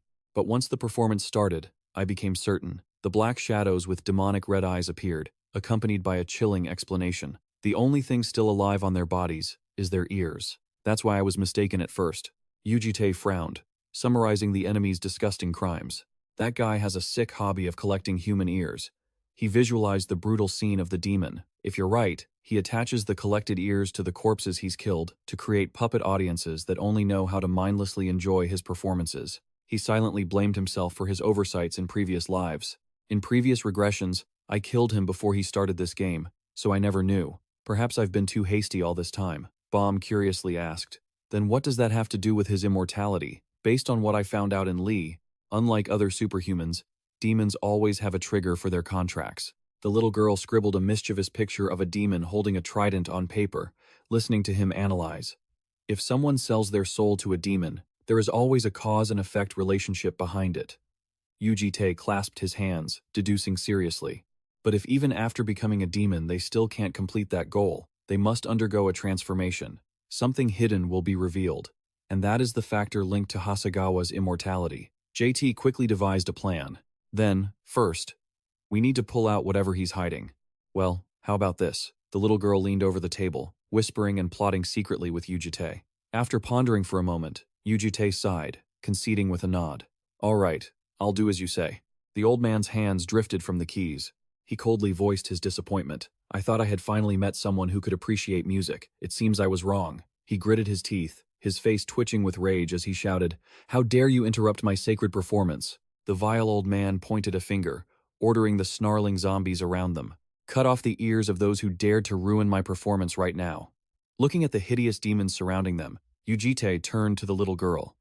Is this the world you live in? Now do you understand what recklessness is? How reckless was that? Contrary to her fragile appearance from just a moment ago, Bomb lifted her head, looking at him with absolute determination. You know, she whispered, her body suddenly radiating a soft, emerald green light. But I want to know more about you. Aggressive undead puppets lunged toward them, intent on tearing them apart in the world he was witnessing. Bomb didn't waver. She declared firmly, I will fight too. The supreme energy of the Green Dragon tribe erupted violently, whipping her green hair around and making her look both fierce and magnificent. Her lips parted as she uttered a supreme incantation. Those who have decayed and rotted away, remain where you are and submit to the laws of nature. A massive, brilliant green magic circle appeared beneath their feet, accompanied by the label, S+ rank dragon speech. That judgment caused the undead to freeze instantly, wailing in agony from the overwhelming power. The words of a green dragon always carry immense weight. The magical shockwave pressed down on everything around them, forcing all living things to submit. Old man Hasegawa gritted his teeth, trying to hold his ground, but it was useless. Even the dead dared not resist such supreme power. Yu Jitae stood calmly by her side, silently observing the girl's overwhelming force. Glittering dragon scales appeared on Bomb's beautiful face, radiating authority. This is the law of mortality. I'll handle these puppets. She decisively assigned the task to her protector. And you, handle Hasegawa. Upon receiving the command, Yu Jitae shot forward like a black lightning bolt, heading straight for his target. His preemptive strike from above forced the old man to groan in pain, stumbling back in a struggle. The old man wiped a trail of blood from the corner of his mouth, grumbling bitterly. I don't know what kind of dirty tricks you've used. He roared in anger, releasing a dark, malicious aura, but that level of power simply wasn't enough. The sudden explosion of dark pressure knocked Bomb backward, causing a fresh smear of blood to appear on her forehead as she let out a soft groan. Yu Jitae frowned, feeling pained as he realized her limits. No matter what, a green dragon is still just a child. Was holding back Hasegawa too much for her? The grotesque undead puppets swarmed in, roaring as they tried to tear him apart, but with one sharp, cold swing of his black blade, he easily sliced them all to pieces in the blink of an eye. From afar, Hasegawa grumbled with a look of deep resentment. I really don't understand why you have to ruin my performance. His bony hands twitched, manipulating bloody marionette strings. Are you really so blind to my wonderful melody? The undead's red eyes glowed intensely as he raved madly. Then I'll just cut off your ears and attach them to my puppets. He grinned, his expression twisted and triumphant. That way, my performance will be enjoyed in perfect silence forever. A thick black mist enveloped the banquet hall, accompanied by the label, Metamorphosis. Yu Jitae narrowed his eyes, analyzing his opponent's devious tactics. He had connected with his puppets and amplified his demonic power. Performer and audience, was this Hasegawa's metamorphosis? Drained of energy by the immense dark pressure, Bomb could no longer hold up and collapsed to her knees. She leaned on her hands, panting, and apologized softly. I'm sorry, his magic power is too strong. I can't maintain the dragon speech anymore. He stepped in front of her and reassured her warmly. That's enough. Forcing Hasegawa to reveal his full power has already achieved our goal. But Bomb remained worried. However, a black sword, flickering with magical fire, appeared in his hand, followed by a cool final remark. Now, leave the rest to me. The entire swarm of undead hovered in mid-air before diving toward JT like bloodthirsty moths to a flame. From above, Old Man Hasegawa hissed in rage. How dare you whisper in front of me? He roared in absolute madness. You noisy pests. A horrific magical explosion erupted, shattering the entire stage into pieces. Surrounded by dust and debris, Bomb screamed in a panic, tears in her eyes. Uncle. Standing amidst the ruins, Old Man Hasegawa laughed mockingly. You were acting so cool just a moment ago. Now look at you. He stumbled through the smoke, screaming like a maniac. Why would you interfere with someone else's performance? Performing is sacred. No one is allowed to interrupt it. He narrowed his blood-red eyes and bared his hideous teeth as he ranted about history. In ancient Egypt, nobles who dared to interrupt royal musicians had their ears cut off. Suddenly, Yu Jitae's gloved hand coldly grabbed an undead puppet by the hair and yanked it back. Because ears that only know how to listen but don't know how to understand are completely useless. Dragging the puppet's head behind him, Yu Jitae stepped forward, indifferently asking with a touch of irony, "It seems you took inspiration from that story, didn't you?" Then, he delivered a lethal blow to the old man's pride. Deep down, you know your performance is terrible now, don't you? This left the old man sputtering, his darkest secret exposed. The old man roared like a deranged beast. You tone-deaf bastard. But before his curse could end, his head flew straight into the air, cleanly severed from his neck. Yu Jitae retracted his black magical blade with precision, ending the strike in an instant before his opponent could even defend himself. Down on the streets, passers-by looked up in horror at the top of the skyscraper as it erupted, glowing with brilliant blue energy. What is that? Standing in the ruined banquet hall, Bomb opened her emerald eyes wide, looking at the chaotic scene in confusion and worry. Old Man Hasegawa's severed head rolled across the floor, his eyes wide with bewilderment as he let out a confused, "Huh?" Yu Jitae coldly flicked the blood off his sword, then called out the name stained with blood. Hasegawa. His deep, black eyes looked down at the defeated demon, delivering the final verdict. Your little game ends here. The headless body of the demon shuddered and collapsed pathetically to the floor. His white-haired head continued to roll down the ruined stone steps in a miserable fashion, until Yu Jitae's polished black boot stepped down hard, pinning the head under his foot. He stood tall like an executioner, looking down at his prey crushed beneath his heel. Bomb walked over slowly, unable to hide her admiration for her protector's power. That was amazing. You took down Hasegawa with a single strike. But then, she noticed something unusual, and gasped in shock. Ah! Bomb called out in worry. Uncle! She immediately received a calm, reassuring reply from him. Don't worry. This guy won't die just from being decapitated. Just as expected, the head under his foot began to chuckle with a grotesque, eerie sound. Heh heh heh, you talk as if you know me so well. The old man muttered to himself in shock. That's right, now I understand. His power far exceeds most top-ranked superhumans, and he even knows my identity. Something not even the Superhuman Association knows. There is only one answer. The old man's blood-stained lips curled into a cunning grin. You are X, aren't you? The old man pressed him with rapid questions. What is your goal? To destroy the demons? Or world peace? Yu Jitae just coldly shut him down with one blunt sentence. A dying man sure talks a lot. He glanced at the pile of shattered puppets on the floor and leisurely began to expose the man's weaknesses. The entire audience for his disgusting performance was gone. For someone like him who made a contract with the Lord of the Abyss under the guise of being a performer, this was definitely a fatal blow. The giant, blazing eyes of the abyssal demon god appeared in the void alongside his scathing revelation. Your immortality also comes from your master, Amavaka, doesn't it? The demon's wrinkled face showed absolute terror beneath his boot. Huh? You even know the identity of the lord I made a contract with? What in the hell are you? Yu Jitae stared at him indifferently and replied, But you're wrong about one thing, he said, trailing off with a meaningful silence. The demon's headless body suddenly shuddered as it struggled to stand, muttering in a crazed state. Just because the audience left doesn't mean I can't perform. If they left because my show wasn't good enough, then I just need to improve my skills. From the severed wounds on the demon's body, crimson magical threads crept out, wiggling in a terrifying way. Old man Hasegawa grinned maniacally, triumphantly declaring, "And I just need to create a new audience." Immediately, a dark light flared from the neck of the headless corpse, shooting out countless red threads that wrapped tightly around everything nearby. The ghostly red threads coiled around Bomb, suspending the young girl in midair quite unexpectedly. Caught off guard, the girl opened her emerald eyes in shock. Hawa's severed, floating head smirked as he admitted to Yu Jitae, "All right, I admit it. You are the strongest superhuman I have ever seen. My threads have no effect on you." He glanced at Bomb and smiled wickedly.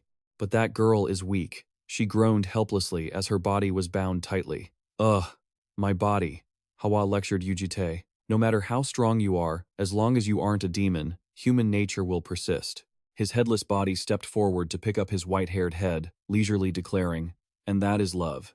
The old man issued a cruel ultimatum. "If you touch me, that girl dies. But if you stand still, she will kill you herself." From above, the girl looked down at Yu Jitae helplessly, while the old man hissed, "So, make your choice.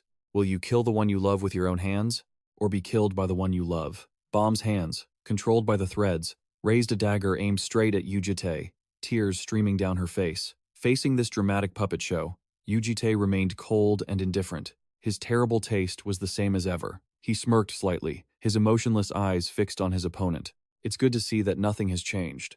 Hasegawa's headless body held up his blood-soaked head, laughing arrogantly amidst the brilliant red magical threads. But then, the old man's smile faltered, his red eyes contracting in confusion. "What do you mean?" Suddenly, the demon's entire body was swept into a surreal, shimmering green space. The old man looked around the mysterious void, stuttering in disbelief. "Is this an illusion?" From behind, Bomb with her vibrant green hair walked forward slowly, coldly denying it. "It's not an illusion. You've entered my inner world." She smiled triumphantly as Bomb's energy surged back, channeled through his very own threads. Realizing the terrifying truth about the being before him, the demon screamed in panic. You aren't human." Bomb floated in the surreal space, firing countless beams of green light that wrapped around and completely neutralized the demon. She looked down at the struggling opponent and proudly declared, "If your source of power is the Lord of the Abyss, then my source of power is the Green Dragon." Bomb proudly asserted, "My power might be weak, but my origin will never be inferior to yours." This made the old man tremble and stammer. "You Bomb? I've heard of that name before." The image of the majestic supreme dragon god appeared in his mind, making the demon shudder in terror, a transcendent entity of natural law, the one who created life and magic. "I thought that was just a legend." Bomb spoke to him with a smug tone. "Oh, and there's one thing you misunderstood. The U-Bomb magical aura wrapped around the demon like a cocoon." Bomb's voice rang out clearly. "You called him and me lovers earlier, right?" She stepped closer to him, using a tone that was coy yet cunning. "Sorry to break it to you, but we aren't in a romantic relationship. Yet, at least, not as of now." The demon's blood-red eyes, filled with horror, were trapped tightly within the shimmering green magical cocoon, with no way out. Back in the real world, the severed head of old man Hawa gasped, screaming in utter despair. Near the ruined piano, the mangled head of the demon stirred. He looked around blankly, asking, "Where am I?" Yu Jitae stood with his arms crossed and answered coldly, "You're awake?" Yu Jitae explained thoughtfully. "The hotel you were in has collapsed, so you can't perform there anymore. So, I moved you to a more suitable place to put on a show. Do you like it? The atmosphere here is quite decent, isn't it?" Standing opposite the headless corpse that was struggling to put his head on the grand piano, Yu Jitae calmly exposed his crimes. "Hawa, you murdered many people here." But the old man just bared his teeth, growling to cover it up. "Those people slaughtered each other, didn't they?" Memories of a wounded girl weeping surfaced, accompanied by the old man's lies, and the scene of Yu Jitae in a previous life being trapped by the demon's red magical threads suddenly rushed back with tension. Bomb lowered her eyes, calmly listening to the stories of the past, while Yu Jitae fixed his gaze on the old man. Coldly delivering the final blow, he declared that the old man would perform the last show of his life right here, leaving the blood-soaked head cackling with pathetic disdain. The last show, you say? Have you forgotten who I am? The old man raved, obsessively preaching about his dark contract. I wrote my own symphony by offering my soul to the devil and using my very life as collateral for the performance. Ghastly images of the audience's skulls appeared alongside his arrogant declaration. My performance is forever etched into the hearts of my audience. So as long as they live, I shall never die.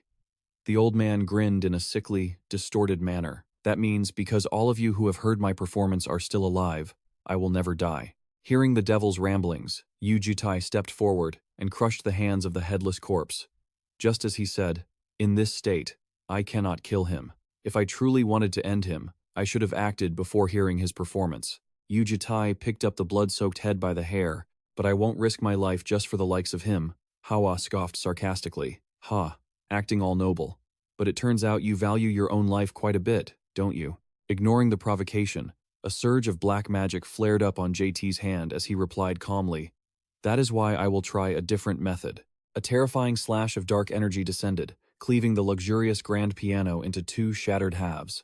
Witnessing his precious instrument destroyed so brutally, the old man Hawa shrieked in pain and fury. Yu Jitae coldly crushed the hands of the headless body on the ground. If a performer who has signed a contract with the devil no longer has the ability to perform, that will break the contract. His expressionless face leaned close to the blood-soaked head, full of oppression. Perform. Right now. The old man was in extreme panic, screaming to reassure himself. I am a disaster-class devil. An arm like this will heal in no time. Yet, looking down at his mangled hands with no signs of healing, his eyes contracted in utter confusion. It's not healing? Behind him, Bomb stood with her arms crossed, pride glowing with emerald magic, causing Hawa to grind his teeth in anger. Damn it, that brat's magic is hindering my recovery. A brilliant, supreme green energy enveloped and completely sealed the devil's headless corpse. Bomb tilted her head, observing her handiwork calmly, while Hawa panicked and deduced, could it be from that moment when the headless corpse was struggling and swinging its arms around?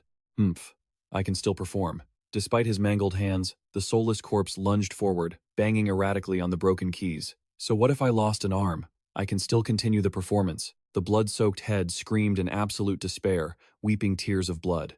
Now, Amavaka, listen, listen. This is the first piece I composed when I offered my soul to you, he wailed, begging his dark deity in his madness.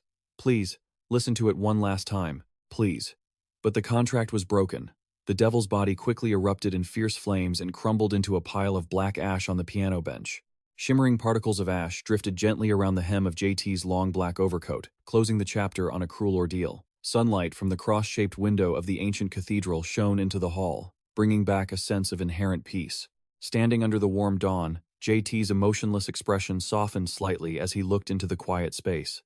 Bomb slowly walked to his side, curiously looking at the pile of ash, and asked softly, what happened here? Without a word, JT's gloved hand reached out and gently pinched the girl's soft, chubby cheeks. Feeling the sting, Bomb pouted and whined. That hurts, mister. She immediately received a stern but warm piece of advice from him. Never do something that dangerous again. The girl's cheeks flushed with shyness, and she pursed her lips, making a shy excuse. But if we didn't do it this way, we would never have been able to destroy Hawa. Without another word of nagging, Yu Jitae gently took off his black overcoat and draped it over the girl's thin shoulders with care. His gaze softened as he looked at the little girl, and he said in a deep, warm voice, you did well. He gently placed his warm hand on her head and smiled tenderly. Let's go home. Bomb's emerald eyes sparkled with happiness. She beamed a smile as radiant as a sunflower facing the sun. Okay, under the brilliant dawn of a new day, the two silhouettes, one large and one small, walked hand in hand toward the light-filled exit. Let's go to our home. The warm, gentle dawn light shone down on the luxurious, modern villas, bringing a very peaceful and fresh morning. On the sun-drenched balcony, a green potted plant swayed, welcoming the cool breeze of the new day. Inside the cozy living room, Bomb sat cross-legged on the rug, intently scribbling something into a small notebook, chin resting on her cheek, deep in happy thought. She hummed a joyful melody while flipping through the pages of her colorful diary. The first page of the notebook was decorated adorably by her with the title Diary of Observing Mr., accompanied by a funny chibi drawing of JT and a kitten. Below that was a drawing of a tiny version of JT wearing a crown, standing tall on top of the world, along with a comment full of admiration. Mr. is incredibly strong. Maybe there's no one in this world stronger than him, right? Bomb continued to flip the page, pasting a sad panda sticker, and thoughtfully recorded. He must have been all alone for a very long time. Maybe that's why he doesn't seem to pay much attention to the world around him. The next page featured a drawing of him in his usual simple gray t-shirt. Usually he's very easygoing, but sometimes he becomes incredibly serious. It feels like he's hiding many secret stories he can't talk about. Closing the diary entry was a drawing of the dapper black suit from last night, accompanied by her effusive praise filled with pink bubbles. Wearing a suit really suits him. Bomb smiled to herself, nibbling on her pen, the tip moving quickly as she wrote more, and images of the two of them dancing. On the brilliant dance floor last night, flooded her mind with romance once again. The girl suddenly turned into a blushing, love-struck version of herself, narcissistically muttering, "I think he liked the daring dress I wore last night." Heh. She was grinning from ear to ear. "What's that?" The familiar deep, cold voice suddenly rang out right behind her, making Bomb jump in alarm and shriek in shock. "Mister, you scared me." Faster than a flash, the girl quickly covered the notebook with her hands, her face bright red as she stammered, "What? What are you talking about? There's nothing going on." She was met only by his deeply skeptical gaze. "If there's nothing wrong, why are you so panicked?" Yu Jitae frowned, pointing at the cover as he cautiously asked, "What does that symbol mean?" "Oh, I just thought that whenever we get a little closer, I'll draw a little star." Yu Jitae was silent for a moment, his expressionless eyes responding coldly. "Is that so?" He turned and walked away dismissively, not forgetting to instruct, "All right, finish writing it." Then he quietly walked on. Bomb clutched her chest, letting out a breath of relief, muttering in confusion at his sudden change. Usually, he wouldn't even care about things like this. Why is he suddenly so curious today? Next time, I should definitely hide in my room to write. But then, she suddenly froze, her eyes widening. Bomb looked blankly, wondering. "Huh?" She glanced at his back, full of happiness, and thought to herself, thinking about it, he wouldn't have bothered with what I was doing before. Yet, just now, he actually asked me what I was doing first. Bomb flipped through her diary, drawing a meaningful cross out, her heart racing. Could it be that he is also gradually changing after meeting us? Unlike when we first met, he seems to be starting to pay a little attention to the world around him lately. Gnawing gently on her pencil, lost in thought, she smiled smugly. Could it be that I am the one slowly turning him into a gentler person? She hadn't been daydreaming for long when Gion, the green-haired girl, suddenly appeared, snatching the notebook and muttering as she read, "Observation diary?" This made Bomb jump and scream for the second time today. "You scared me." Bomb hurriedly asked for the notebook back, patting her head to soothe her. "Oh, it's you, Gion. I startled you, didn't I?" "I'm sorry." But the little girl just pouted, criticizing her artwork bluntly. "Your drawing is even uglier than mine." Bon looked at the glowing, sparkling card in her hand, puzzled. "Isn't that his official identification card?" Gion then proudly showed off her mischievous theft. "Yes, I stole it." Bomb quickly turned serious and warned her, "You little rascal. You mustn't just steal other people's things like that. Let's go. We need to return it to him." Gion Tio pouted, puffing out her cheeks in annoyance. Boo grabbed the card from her hand to return it. Bomb narrowed his eyes, examining the portrait of JT on it closely. JT's portrait looked incredibly serious, with the name Yu Jitae printed in bold, making her tremble as she whispered to herself. Could this really be the setting? Suddenly, the scene shifted to a skyscraper towering under the bright sun, accompanied by a caption reading, "International Superhuman Association Headquarters." On the TV screen, an emergency news bulletin was playing repeatedly. Here is our next update. Late last night, a massive explosion occurred at a hotel in downtown Kyoto, Japan. At around 11 p.m. local time, a violent blast erupted from the top floors of the hotel, causing part of the building to collapse completely and sending a powerful shockwave throughout the surrounding area. The news broadcast continued to show footage of the explosion site. As of now, the identities of the perpetrator and the victims remain unconfirmed, and the possibility that this was the act of a superhuman is being considered. The anchor concluded, "Police and fire departments are actively investigating the cause of the incident," before a hand holding a remote suddenly clicked, turning the TV screen off. In the quiet office, the elegant blonde man covered his face, letting out a weary, frustrated sigh. His face grew stern as he turned his gaze to question the girl opposite him. "Can you explain how this happened?"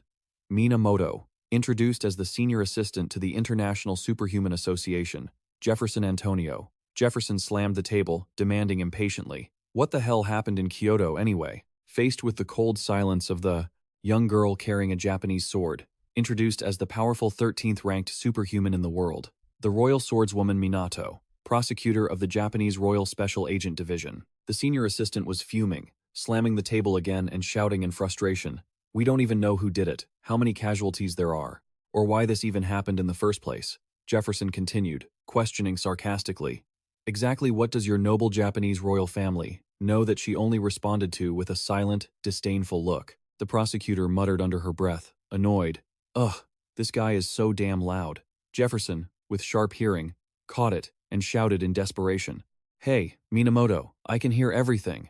Jefferson growled, ordering, "You need to investigate this immediately. The high-ranking board is in total chaos right now." Minato turned away indifferently. "I will look into it as soon as possible. If you're done, I'll take my leave." But the assistant hurriedly called out, Wait, I still have more to say." The girl clicked her tongue, clearly annoyed, and asked back, "What is it now?" Jefferson held up an envelope and explained, "Yesterday, our secretary's office received an anonymous tip. You know the Lee Academy's year-end event will be held at the Malaysia Dungeon Ballroom, right?" Minato stopped and replied, "Yes. So what?" The assistant treated the matter with gravity. "Something is going to happen there, and it's extremely dangerous. Is it that a demon will appear there?" The shocking news made. Minato's eyes widened in surprise as Jefferson continued to reveal.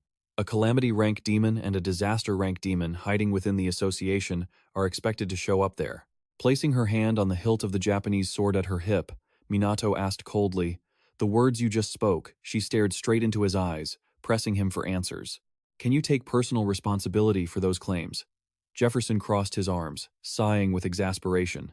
"This anonymous letter was placed directly on my desk. That means the informant has enough skill to infiltrate the assistant's office at the International Superhuman Association's headquarters. Naturally, we failed to track them." Seizing the opportunity, Minato smiled sarcastically. "Honestly, now is not the time to be criticizing our Japanese royal family, is it?" Jefferson clicked his tongue in embarrassment. "At first, when I read this, I thought it was just a joke or some nonsense novel. But after cross-referencing the information, the pieces fit together in a terrifying way." Minato asked suspiciously, "Then why are you telling me this important information? You know full well that the Malaysia Dungeon Ballroom is in Japanese territorial waters, right?" A military map appeared, showing the enemy's path.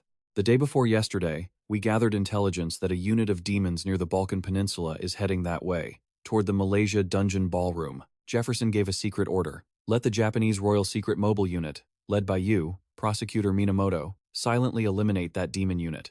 The assistant outlined the next move. "In the meantime, we will use the association's Special Air Force Task Force to root out the rats hiding within." He raised a finger, giving instructions with extreme caution. Of course, all these orders have been passed down from the top as top secret. The bustling streets of soon appeared, accompanied by the final instruction. "Handle this cleanly so that no rumors leak out during the year-end event." Sitting in the luxury car, Prosecutor Minato crossed her arms and muttered with disdain, "That damn long-nosed guy. Just because he leans on the chairman of the alliance, he dares to look down on our Japanese royal family like we're nothing. In the end, they're just using us to clean up their own garbage." The image of the demon Hagawa appeared, haunting her, along with her sharp reasoning. The tip the association received about the demons is clearly related to Hagawa's mysterious disappearance. The young woman looked out the window and continued to analyze. If evading the association's purge and taking down a calamity-rank demon like Hagawa were both done by the same person, then just like the slippery Jefferson said, that person must have truly terrifying skills. Minato's eyes narrowed as she speculated. Is this the work of an individual? Or is it a move by a mysterious organization behind the scenes? Curiosity flared intensely. What on earth was their goal? The driver, her subordinate, turned to ask cautiously, "What should we do? Should we assemble the secret mobile unit for now?" Minato sat up straight, gripping the hilt of her Japanese sword firmly. "For now, tell them to stand by." Looking at the necklace engraved with the majestic golden dragon emblem sparkling in her hand, she finalized her next plan. "I will personally pay a visit to the heaven-reaching banquet first." Night fell, silence enveloping the peaceful villa under a sky full of sparkling stars. The room door opened slightly, breaking the quiet atmosphere of the house. Yu Jitae had just entered the room, looking bewildered at the pitch-black space, and let out a suspicious sound. Suddenly, lights flared, illuminating the room as they all shouted in excitement. "1, 2. Gi-yun smiled brightly, holding a strawberry-covered cake, while Bam, Yoram, and Jian jumped up and down, cheering loudly. "Happy birthday, Yu Jitae!" He stood frozen, staring at the children, mumbling in confusion. A birthday? This made Bomb giggle mischievously as she explained, "Yes. A few days ago, I happened to see your ID card. December 12th is your birthday, right?" After being forced to wear a red pointed hat and holding little Jian in his arms, Yu Jitae pondered for a moment and muttered to himself, "Thinking about it, today really is my birthday. How is this surprise, sir? You were really shocked, right? It's the best, isn't it, sir?" The golden dragon girl's eyes shone like stars as she exclaimed excitedly, "This is my first time celebrating someone else's birthday." Yu Jitae immediately poured cold water on the mood. "Anyone looking would think it's your birthday today, not mine." He indifferently glanced at her from head to toe with a scrutinizing look. Yu Jitae frowned, eyes fixed on her unusually alluring outfit as he questioned her. "You're wearing that dress?" Gae-eun was startled and bewildered. "This?" She quickly chirped, showing off the sexy dress she had borrowed. "Because it's a birthday party, and for a party, you have to wear a dress. So I borrowed one of Bomb's for a bit. How does it look? It suits me well, right?" Then she innocently bowed to adjust her dress, complaining, "But it's a bit tight in the chest area. Is this dress made wrong?" This left Bomb standing behind her, speechless and blushing. At this moment, Yoram slowly carried the strawberry cake toward him, deep in thought and whispering to herself. The red dragon girl's face suddenly flushed red from embarrassment, and she snapped, trying to hide her confusion. "All right, these kinds of well wishes are way too cheesy. I can't bring myself to say them." With a firm tone, she carried the cake forward and suggested, "Fine, that's enough for the birthday greetings, right?" This made Bomb ask softly, "Yoram?" Suddenly, Yoram swung the strawberry cake hard, launching it straight at JT at an incredibly high speed. Facing the incoming hazard, JT held Jian tightly with one hand, his voice dropping as he calculated his next move. Then, Yoram took a running start, jumped into the air, and used all her might to smash the strawberry cake right into her protector's face. To Gae-eun's utter horror, the red dragon's face showed clear cunning and madness. She bared her teeth in a triumphant, declaring smile. "Let's have a birthday cake smashing match." Returning to Yoram's thoughts and efforts beforehand, her hands pressed firmly against the floor. Yoram panted, her legs raised in the air, struggling to perform a headstand.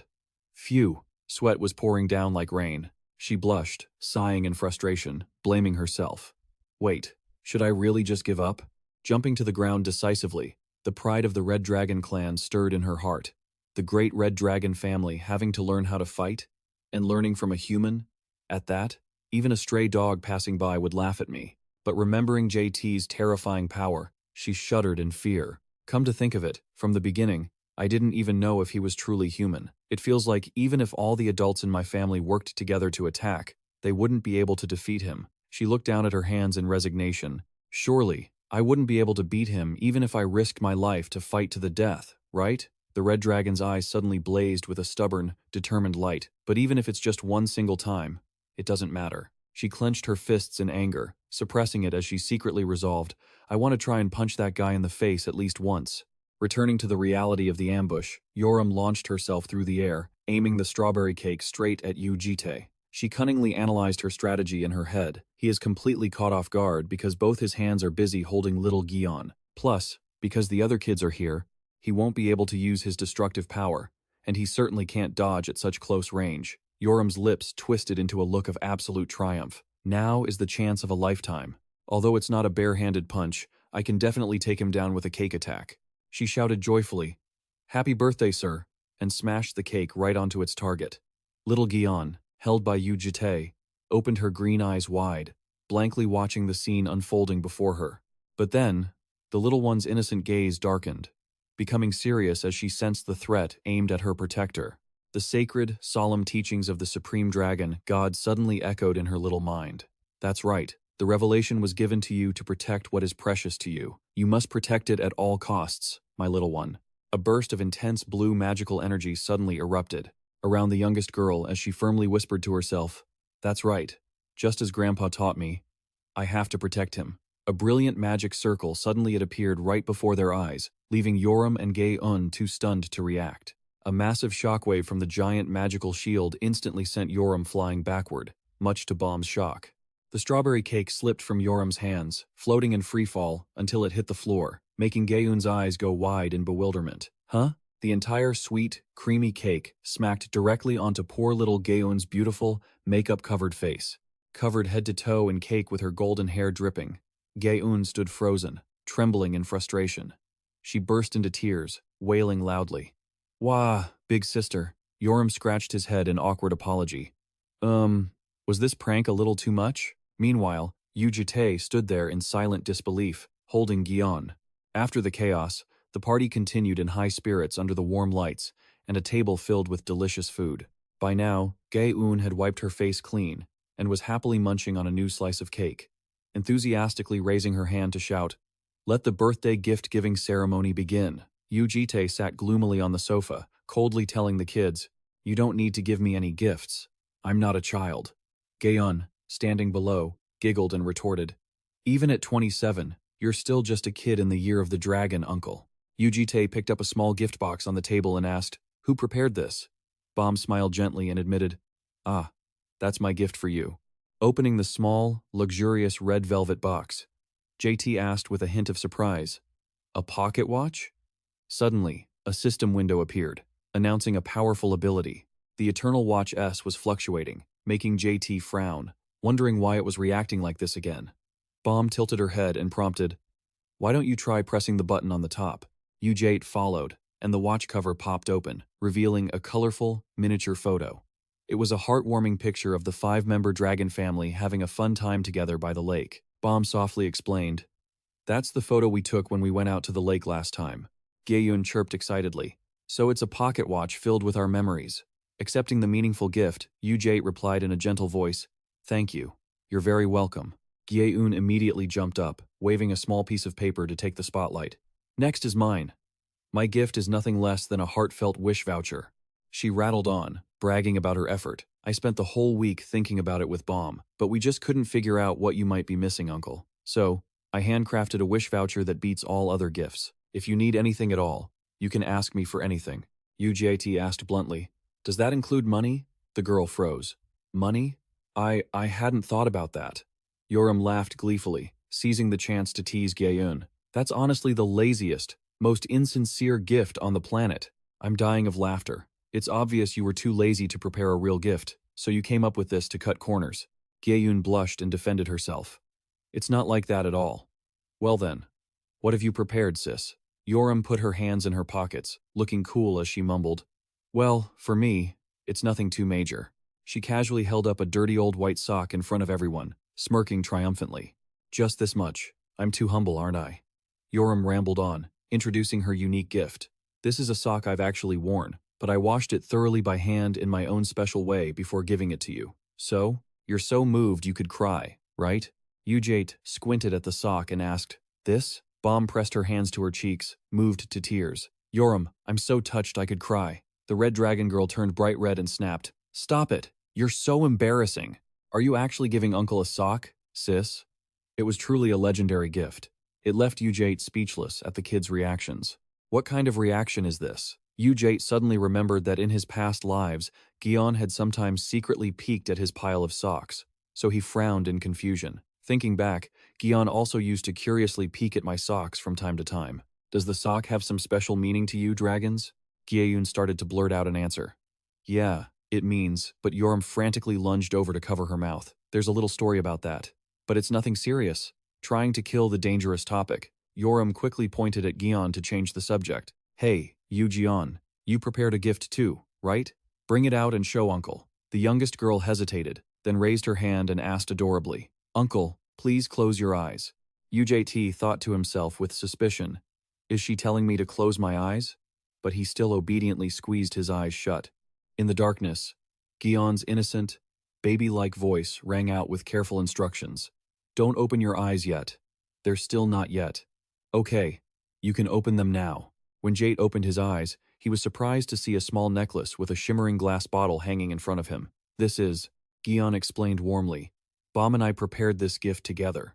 It was a scale from Gion, threaded onto a string made of her own hair. Gion touched the necklace on his chest and proudly explained, "I have one too. It's exactly the same, but that string is made of my hair." Bom smiled and gently added to the explanation of this unique idea. "I heard you lost one last time, so the two of us tried to make this so you wouldn't lose it again." Yujat asked if the exchange of hair had a special meaning. Bom smiled and waved her hands happily.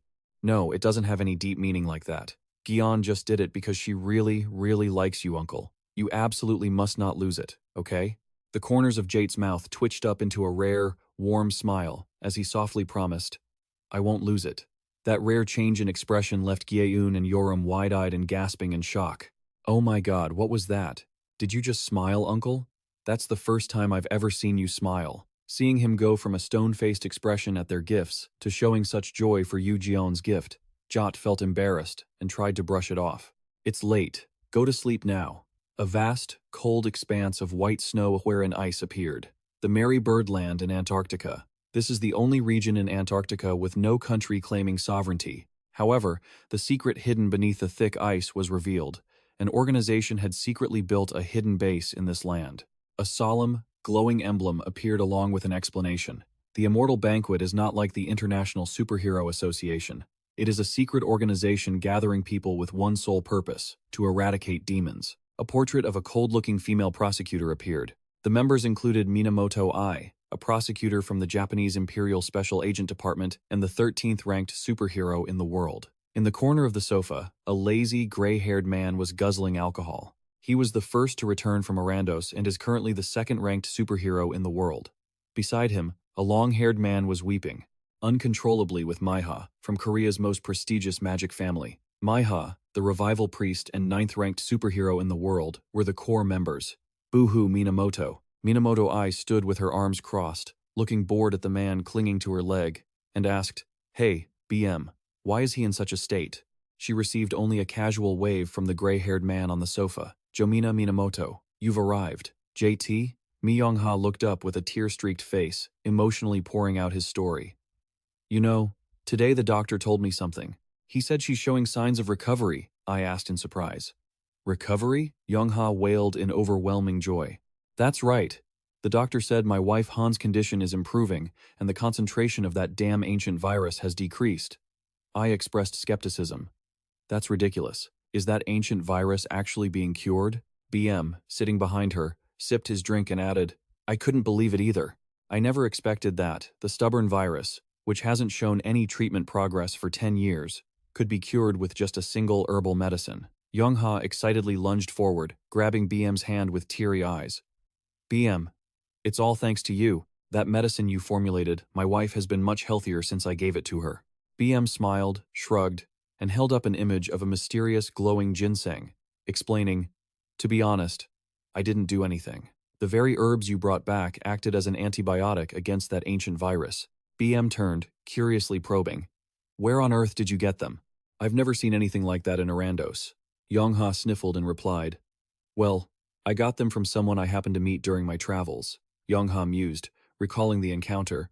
That person was no ordinary soul. I'd have to say he seemed incredibly powerful, don't you think? An incredibly powerful man?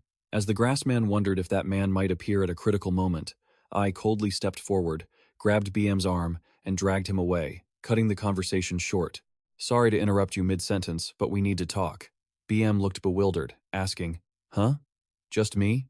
Young-ha stood behind them, waving with a knowing smile. Go on, go on. You two should let love blossom and experience some happiness together. Who are you blushing at? Cut it out. BM snapped, then added, Anyway, congrats on the situation with Hawa. Stepping into a quiet hallway corner, BM teased, What's with the sudden urgency? Don't tell me you've actually fallen for me. He was met with a freezing cold shower. Relax, you aren't my type. The gray-haired man muttered to himself, Wait, she isn't confessing? I ignored him, her face turning serious as she cut straight to the topic of Hawa. She looked him straight in the eye with gravity. A story about a disaster-class demon that's a real headache of a situation. Standing by the hallway railing bathed in warm light, I began to connect the dots. So, you mean BM nodded, picking up on it keenly. The disappearance of Hawa and the person who sent that strange tip to the International Superhuman Association headquarters. It seems like the work of the same person. Images of 3 terrifying dark entities appeared along with IE's analysis, and in that tip, they stated that 1 Calamity-class demon and 2 Disaster-class demons would appear. A portrait of the demon Hasoa appeared, looking dangerous. If that's true, then one of the Disaster-class demons is Hawa. I continued her analysis. Though I'm not certain, based on the current situation, that seems to be the case. For now, The association plans to proceed with the year-end event as scheduled. They told me to quietly deal with the demons gathering around the event venue, and then present it as a completed mission. In the meantime, they said they'd hunt down the demons hiding within the association. BM let out a scornful laugh, as if those idiots could actually find anything. The way I see it, you're the only one left to shoulder all the heavy lifting, right? BM asked for her take. But hey, should we keep this a secret from that grass man? He's planning to visit the heavenly banquet too. Shouldn't we discuss this together? I tilted her head, looking into the distance, and sighed deeply. His life might be in danger. Her sharp eyes grew thoughtful as she considered the carefree, resurrected monk in harm's way. A mental image of Yongha happily calling his son surfaced alongside Ai's warm confession. He just escaped the hell that tormented him for 10 years. Forcing him to go through that all over again, it's just too cruel. BM was taken aback, silently watching the young woman with amazement and admiration for her hidden kindness. Minamoto BM blinked, teasing her after her confession. Since when did you get so sweet? I'm truly touched. But he was immediately threatened by Ai, who flared up with bulging veins. Demon or not, I don't know, but do you want me to send you off first? Getting back to business. BM put his hands in his pockets and asked, So, what exactly do you want me to do? I said seriously, track down the whereabouts of Hasoa and the anonymous person behind all this information. The prosecutor looked at him with expectation. If it's you, this should be a piece of cake, right? Forget it. Even if it is me, I'm no detective. BM rested his chin in his hand, deep in thought, while an image of Uncle Du T with a terrifying, pitch-black murderous aura suddenly appeared behind him like a ghost. Noticing his teammate's strange expression, I curiously asked, What's wrong? Do you suspect someone? BM startled and dodged the question as he climbed the stairs. It's nothing serious. The gray-haired man smirked with a mysterious look.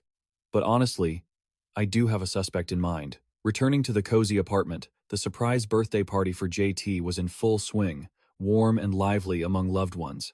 After their feast, the lavish table was left with nothing but empty plates and a satisfying, synchronized comment. Thank you for the delicious meal. Un climbed the stairs unsteadily, holding his stomach and complaining, I feel like this food-induced sleepiness is about to hit me. He was immediately shut down by Yoram, who followed behind, stuffing your face like a pig. No wonder you're rolling over to sleep. You little pig. Yu Jitae looked up and checked his wrist. Is it this late already? The smartwatch displayed 1:45 a.m. He sat gently on the sofa, holding the youngest, Gion, who was nodding off with her head tilted adorably against a teddy bear. Yu Jitae poked her chubby cheek with his finger. You should go back to your room to sleep. In another room, Bomb sat leaning against the headboard, reading her notebook intently under the warm glow of the bedside lamp. She wrote meticulously in her diary, December 12th, today is his birthday. Seeing his awkwardness, it seemed he didn't celebrate his birthday very often. How should she put it? Was it his unexpectedly cute and shy expression? Bomb hummed, her eyes dreamy, staring into space as if recalling the sweet moments from the night before. The door suddenly swung open. Yu Jitae entered carrying Gion and asked, You're still not asleep? Bomb panicked and slammed her diary shut. Her face flushed bright red as she shouted in confusion. Do you just walk into people's rooms without knocking? He explained nonchalantly. I brought Gion here to sleep. She always sleeps in your room anyway. Bomb hurriedly put the book away. Oh, I thought she would sleep with you. Just put Gion down and go to sleep. Just as Yu Jitae turned to leave, Gion's small hand grabbed his shirt and pulled him back. Yu Jitae turned to look at the youngest girl in confusion. Gion pouted and whispered a heart-melting suggestion. Let's sleep together. Yu Jitae flatly refused. I'm going to my own room to sleep. The little girl's face fell, and she grumbled in protest. Yu Jitae looked helplessly at the stubborn girl. Why are you like this all of a sudden? Bomb sat nearby, smiling and teasing. It seems Gion really wants to sleep with you, sir. Seeing him still hesitant, Bomb gently persuaded him. Don't be like that. Just stay here until she falls asleep.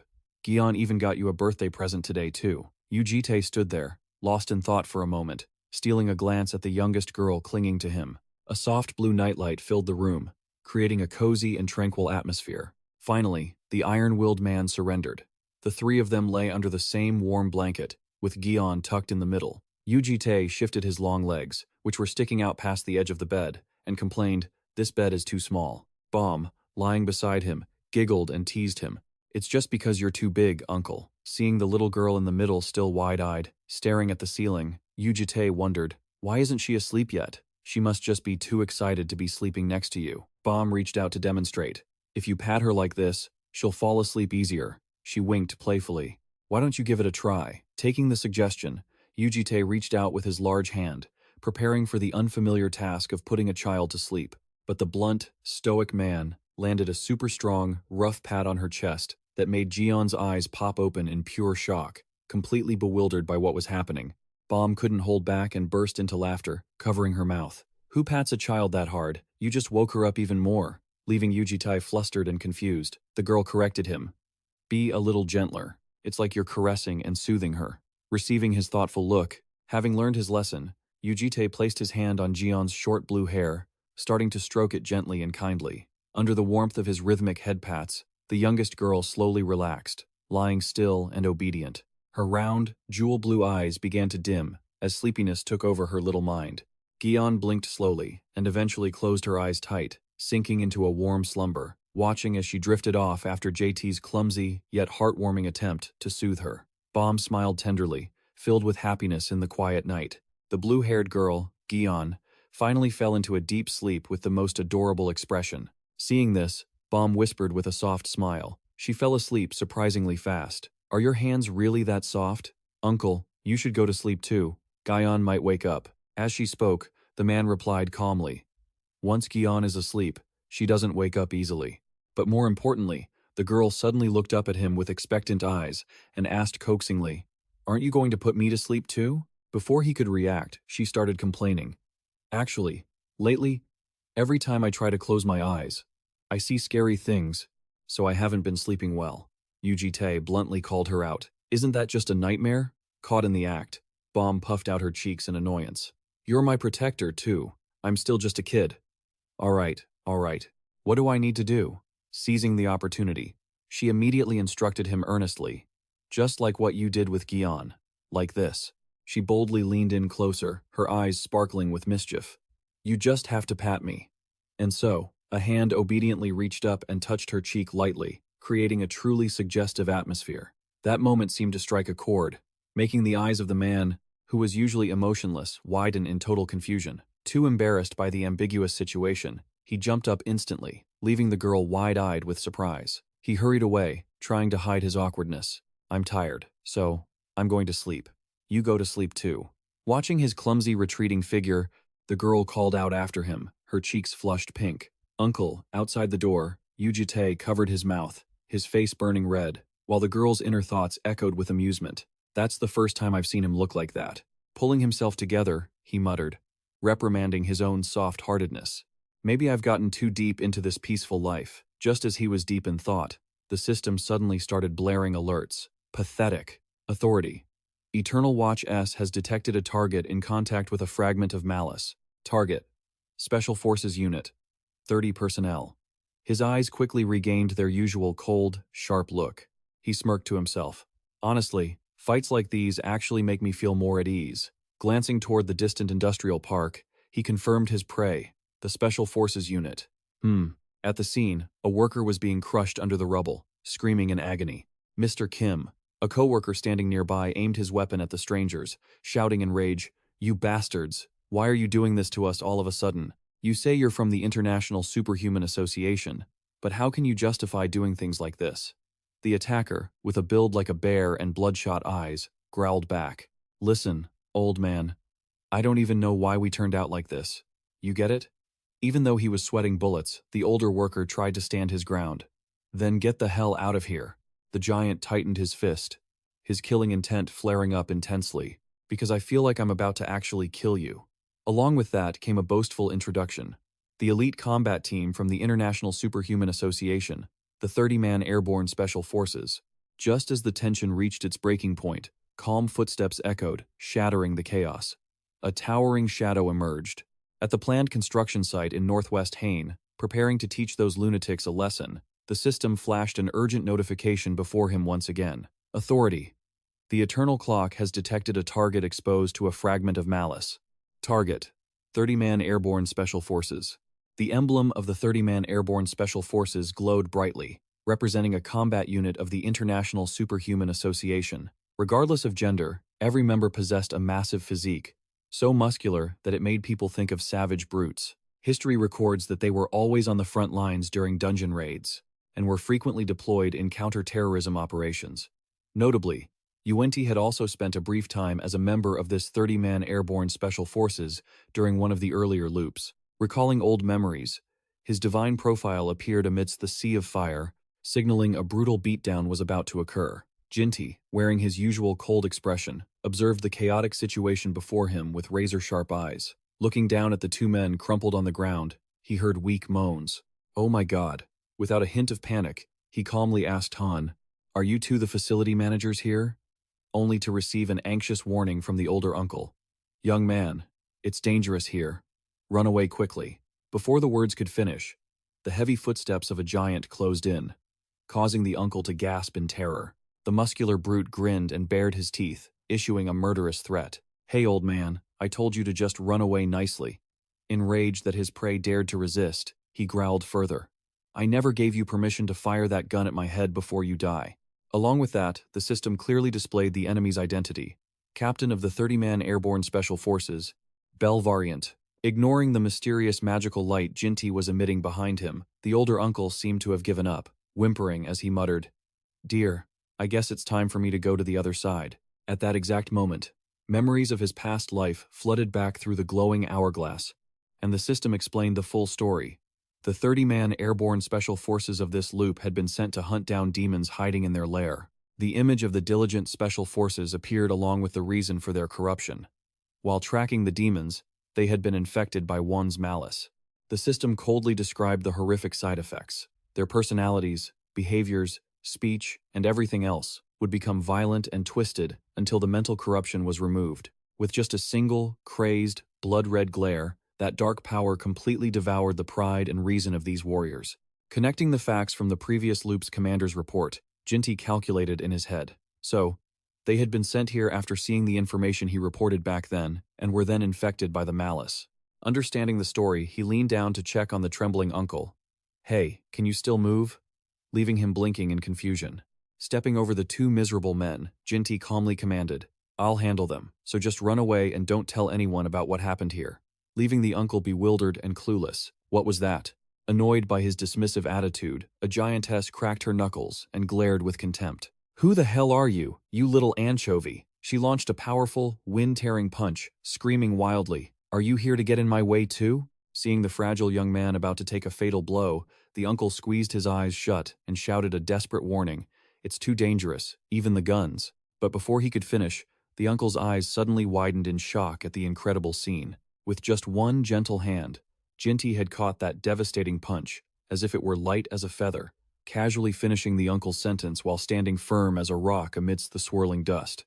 His slender figure contrasted sharply with the massive physique of his opponent, who was helplessly unable to pull her hand back. That moment inadvertently triggered a distant memory, back when this very girl would drape her arm over his shoulder, laughing and talking warmly. "Hey Jinti, you should eat more. You're way too skinny." She had been so enthusiastic about giving him nutritional advice back then, teasing him. "Your anchovy-like body isn't cut out for our airborne special forces. Should I recommend some high-end protein powder for you?" Pulling his thoughts back to reality, Jinti's eyes held only cold indifference for his former comrade who had lost her mind. Without further ado, he dropped a sharp taunt. "Your body might have gotten bigger since then, but your punch has gotten weaker. Are those muscles just for show?" The woman was so enraged, she roared. "What did you just say?" As soon as she finished, her expression twisted into horror. Her eyes rolled back as she realized an overwhelming source of power was descending. With a skillful flick of his hand, Jinti threw the 1,000-pound guardian body crashing to the ground, creating a deep crater. He turned and shrugged off his cumbersome coat. He muttered to himself. Accepting reality since they had been eroded by malice, his words wouldn't reach them anyway. Rolling up his sleeves to show off his toned arms, he thought threateningly, "It's been a while. Maybe I should use some real strength?" Witnessing that overwhelming aura, the uncle hugged his friend and cowered, his skin drenched in sweat as he stared at the army of muscle waiting to devour them.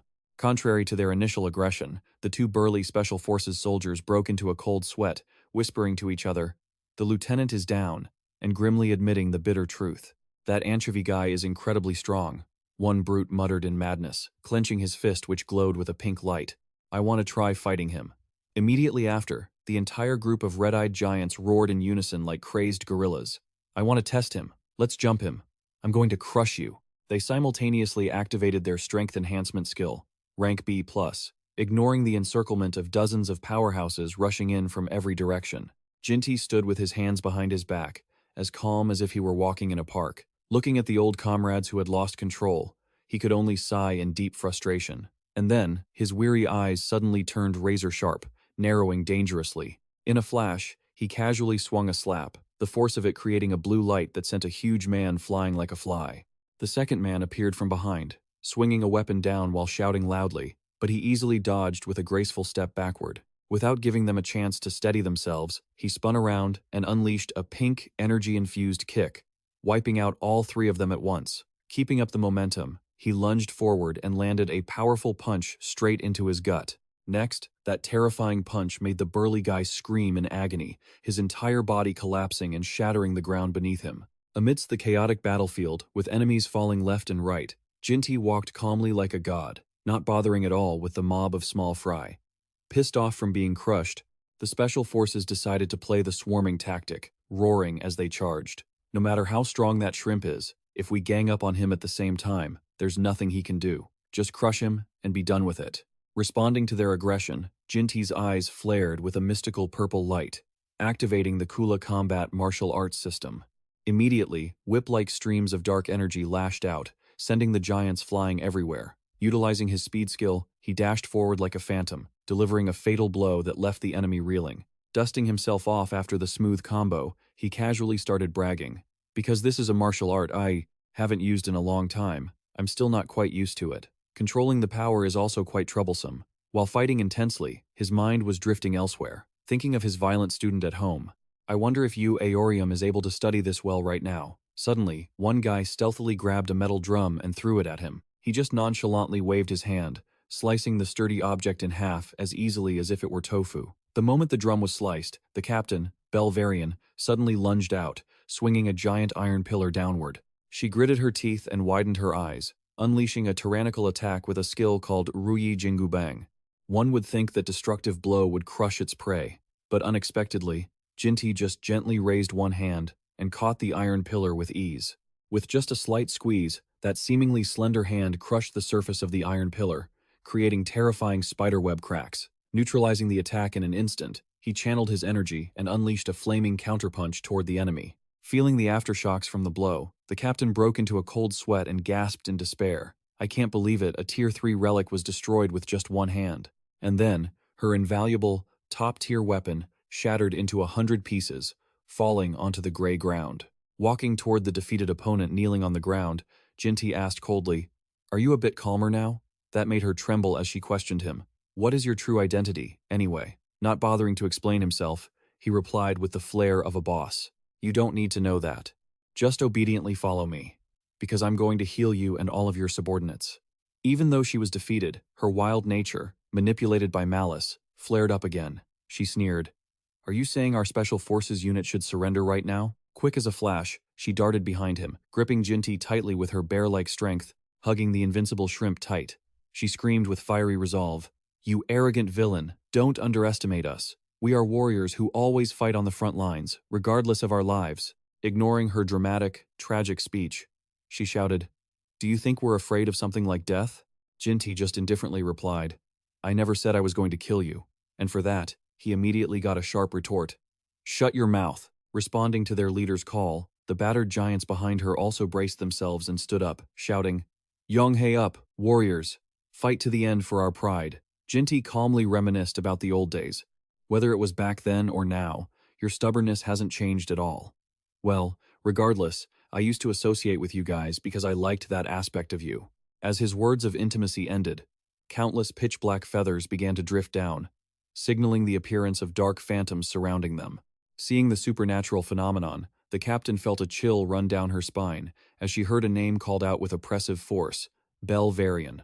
Around her now were countless warriors with black wings, radiating a murderous aura that obscured the night sky. With his purple eyes glowing brilliantly and mysteriously, he calmly dropped a final, coercive statement that extinguished all hope. "Do you have any interest in cooperating a little now? These dark forces are the Legion of Fallen Angels." In the depths of Jinti's pupils, a glowing scale symbol appeared, accompanied by the system's explanation. This, along with the Eye of the Deep Blue Heaven SS rank, and the Shadow of the Grand Duke SS rank, He looked like a demon lord descending, his absolute authority proving the saying that it is one of the three great authorities that Yu Jitae had snatched from the hands of the Grand Duke of the Demon Realm. This terrifying power just summoned was formally named by the system as the punishment of the Grand Duke SS rank. Encircled by dark chains, the muscular giants of the Special Forces suddenly and obediently knelt on the ground like children being punished. Placing his hand gently on the head of the unconscious captain, Jitae activated the system. Authority. Eternal Clock S rank confirmed. Traces from the other side of the horizon contained within the target, the 30-person Special Forces unit, are beginning to be collected. Malicious traces exposed. The jet-black energy streams tainted with evil were slowly sucked into his hand like a high-powered vacuum cleaner, with a notification. Collecting fragments of malicious traces. 15.3%. Standing next to him at this moment was one of the majestic fallen angel phantoms, radiating a sky-covering murderous aura. But for all that majesty, she suddenly sulked, causing Jitae to sigh and complain, "This is why I don't want to use it. It's quite troublesome." Tossing the trouble aside, he looked over the bulky mess of leftovers on the ground and wondered, "Anyway, with 30 people whose minds have been corrupted, I wonder if they'll all fit in there." While racking his brain over storage space, he suddenly came up with an idea that didn't seem related at all. I should bring some good wine.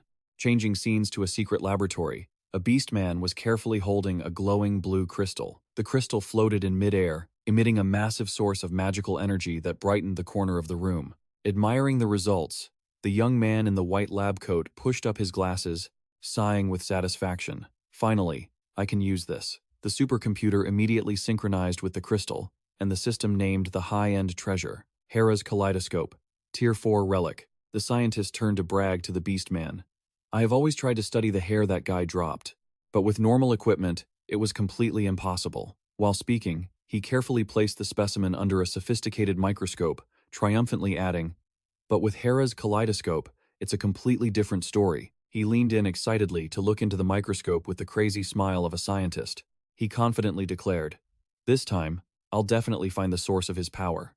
Just as he was busy dreaming of reaching for the stars, someone tapped him hard on the shoulder. He waved his hand, trying to brush them off. "Sorry, but I'm a bit busy right now. Can we talk later?" The person persistently tapped him again, causing the doctor to snap in irritation. "Come on, I told you I'm busy."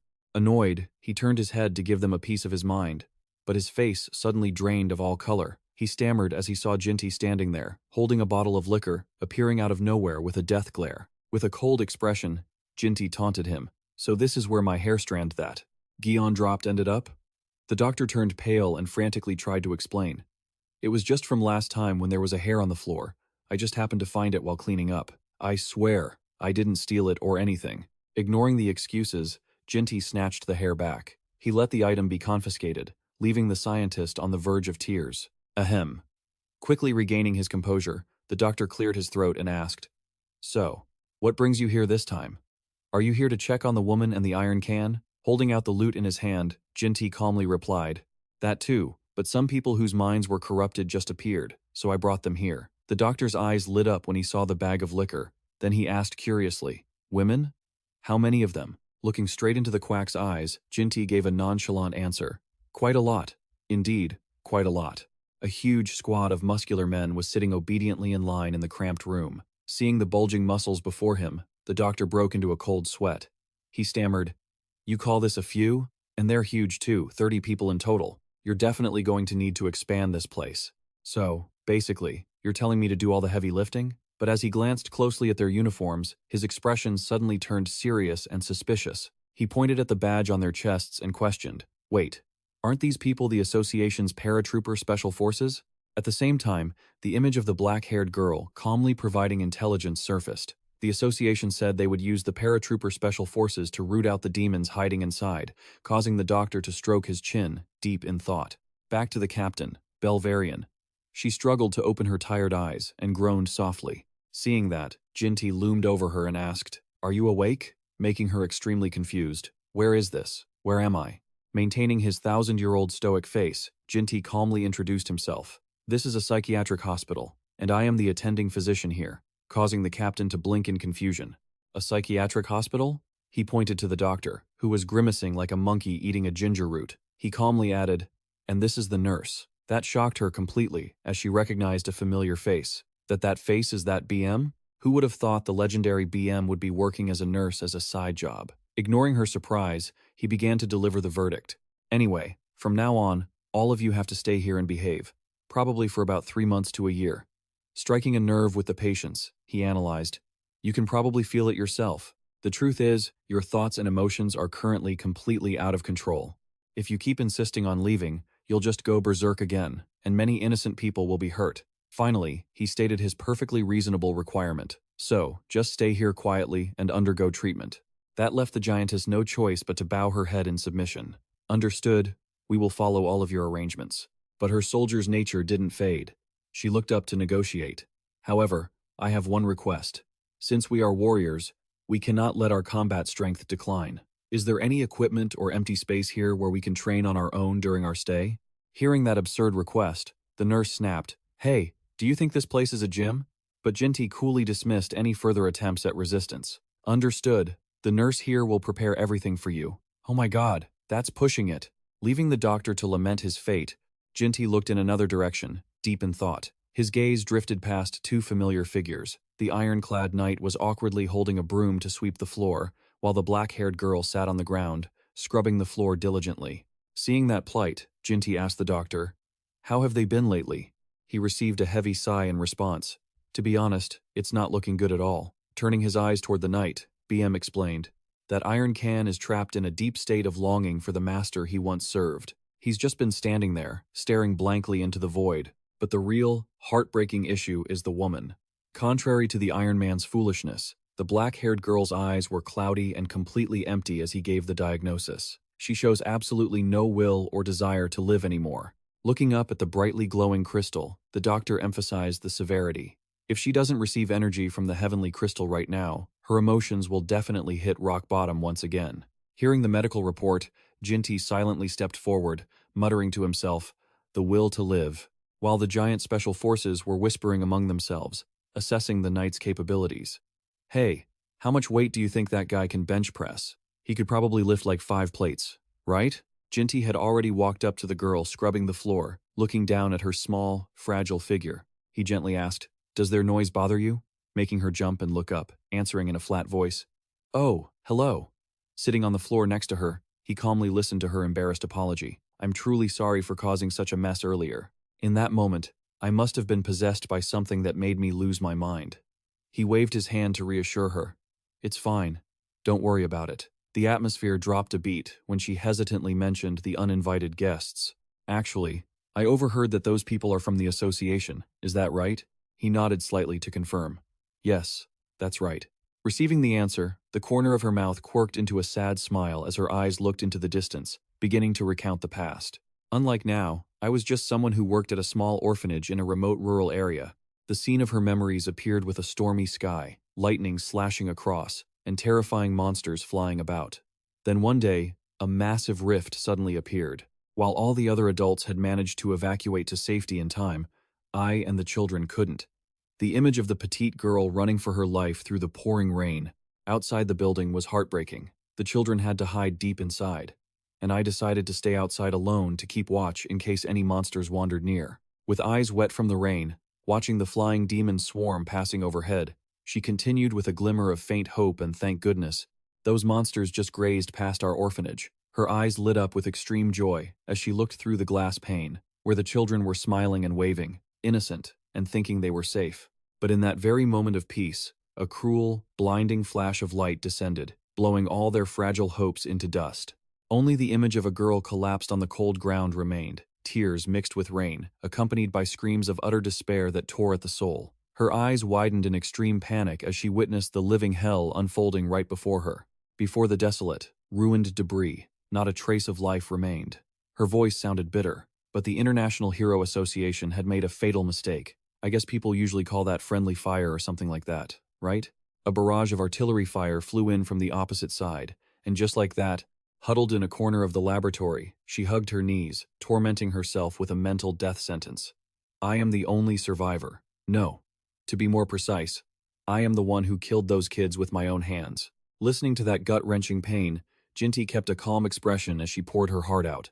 I can't remember much of what happened after that, just a feeling of something pitch black. I think perhaps I had turned into some kind of monster by then, and he softly asked, touching directly upon her emotional wounds. So, is that why facing the people from the association right now makes things so difficult for you? Listening to that thoughtful question, the girl suddenly shook her head to deny it. No, it's actually the opposite. I should be feeling miserable, but I could say that I'm actually feeling very happy.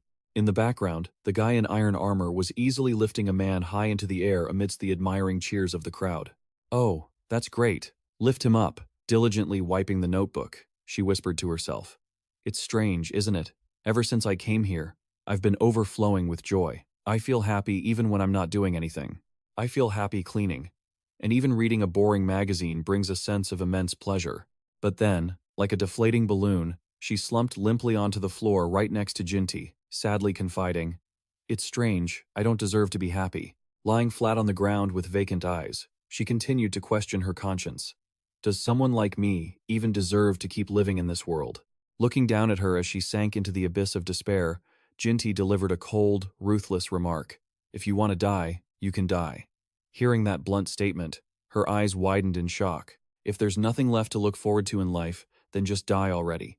However, he didn't forget to leave behind some sincere advice hidden beneath his dry exterior. But if you don't want to die, then think of something to look forward to. Standing up to leave, he walked away, dropping a life philosophy. Because having expectations is exactly what helps a person keep on living. Looking at his sturdy back, she called out softly, "So, does the doctor also live with expectations?" causing his footsteps to suddenly halt. Jinty's gaze suddenly became gentle and a bit sorrowful. His hand instinctively touched the necklace around his neck. He slowly closed his eyes, as if hiding some deep, inner secret. Then he walked on, leaving a light, drifting answer in the air. "I'm trying." The quiet atmosphere was suddenly broken by the heavy footsteps of the female captain approaching.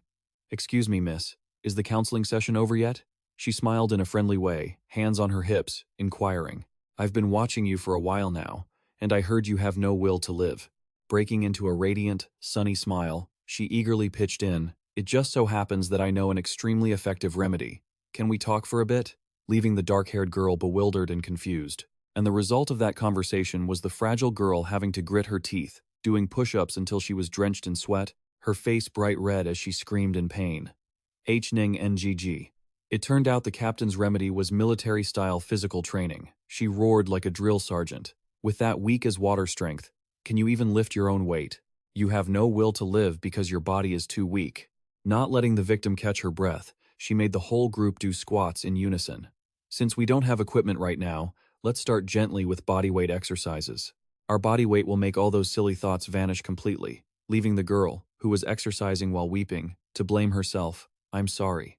Watching that bittersweet scene from afar, Jinty instructed the armored guy, Amara, "Take good care of her from the outside, okay?" And upon receiving a nod of understanding, Dr. BM suddenly spoke up timidly. "Doctor, I'm a little curious about something. May I ask?" Still keeping his eyes on the girl being physically tortured, Jinty asked back, "You mean the information provided to the association?" BM pushed up his glasses in surprise. "Huh? That's right, but I didn't expect you to be so willing to answer." The doctor sighed heavily, his expression turning serious. "So, is it true that a calamity-rank demon will appear at the year-end event?" "That's right. A major battle is about to break out, which is why I said that." Turning to look at the doctor with an icy gaze, Yu Jitae delivered a heavy, final sentence. "I'm going to need your help." At the same time, the scene shifted to the girl, with the golden dragon hair, her eyes wide with total surprise. Hitting her vision was a giant mascot face shaped like a funny little baby bird. This opened up a panoramic view of a large, spacious, and modern school campus. Walking out of the school gate, the girl's friends excitedly chatted away. "Class ended so fast today, didn't it? I love it. I wish we could get out at this time every day." The girl walking next to them innocently wondered, but why did class end early today?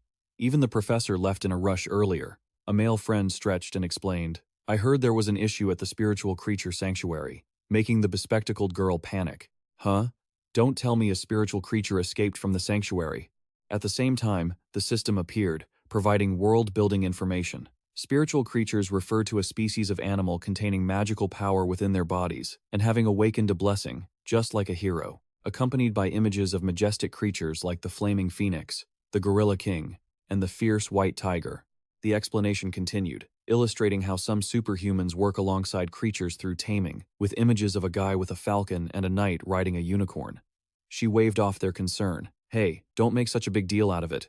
If the disaster alarm didn't go off, then the creature that escaped probably isn't that dangerous. Really? Quickly changing the subject, her friends excitedly urged her on. More importantly, we have plenty of time today. Want to head down to the city center to hang out? Okay, that sounds fun. I heard the new cafe that opened there is really nice. Then let's go to that cafe. Take some four-cut photos, and maybe even ride the disco spinner. Faced with the tempting offer, Ji-eun could only offer a strained smile. I don't think I can make it. Her friends clicked their tongues in disappointment. Oh, that's right.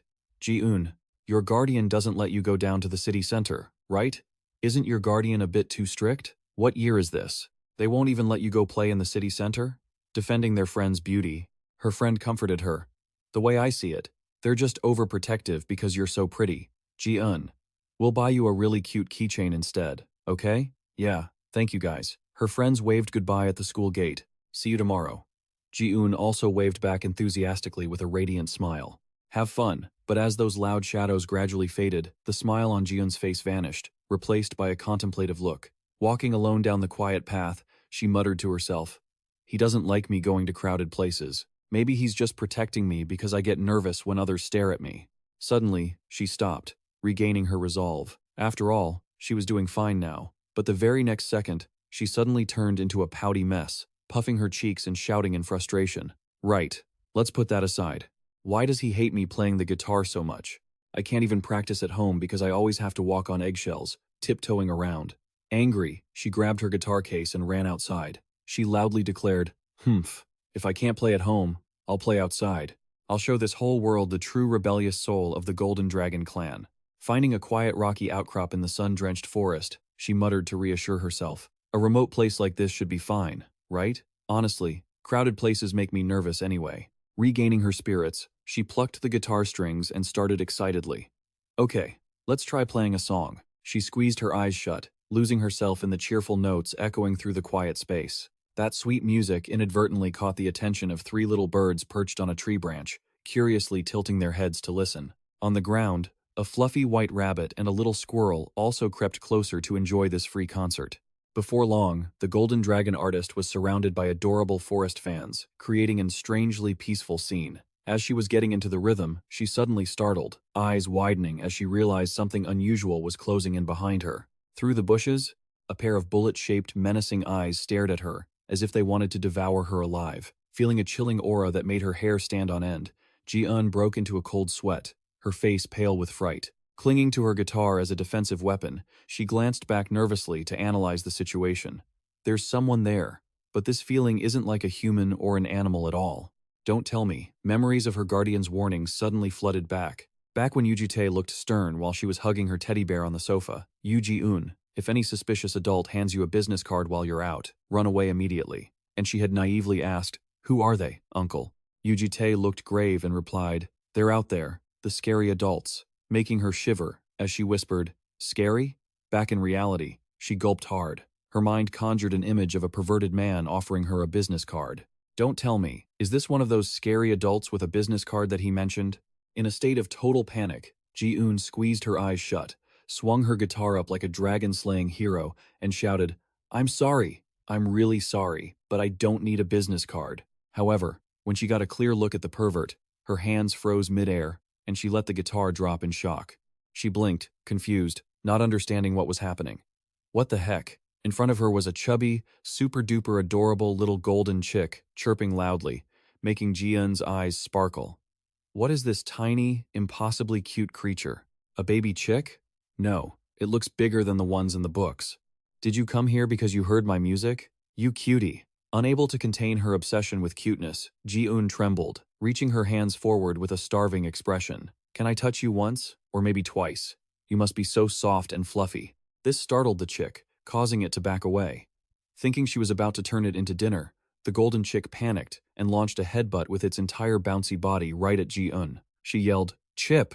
Seeing her target running for its life, she scurried after it, babbling. I'm sorry. I'm sorry. Did I make you uncomfortable?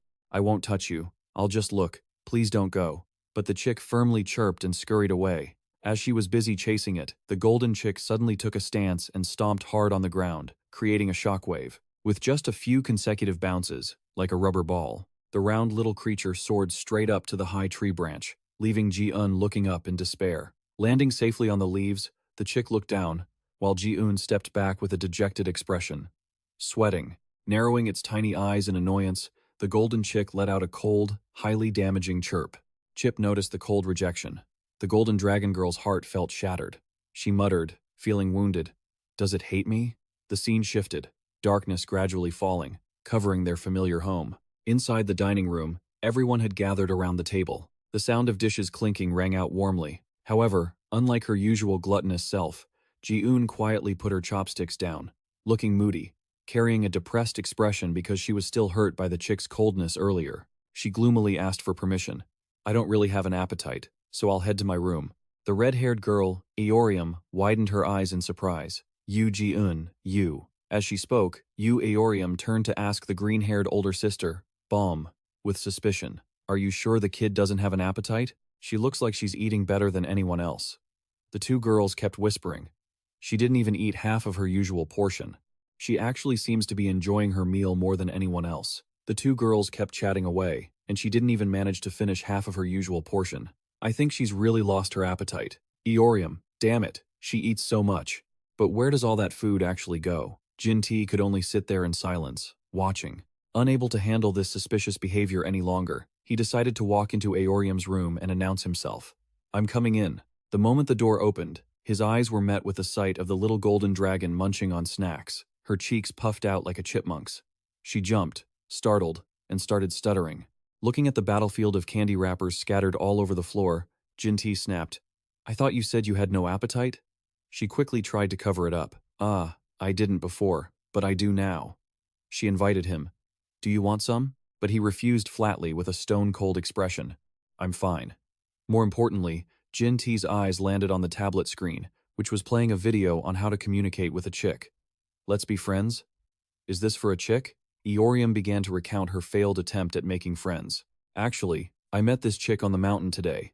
I wanted to get close to it, but it wouldn't open up to me at all." The memory showed her jumping around under a tree, crying out for the little bird to come down, then slumping over in sadness.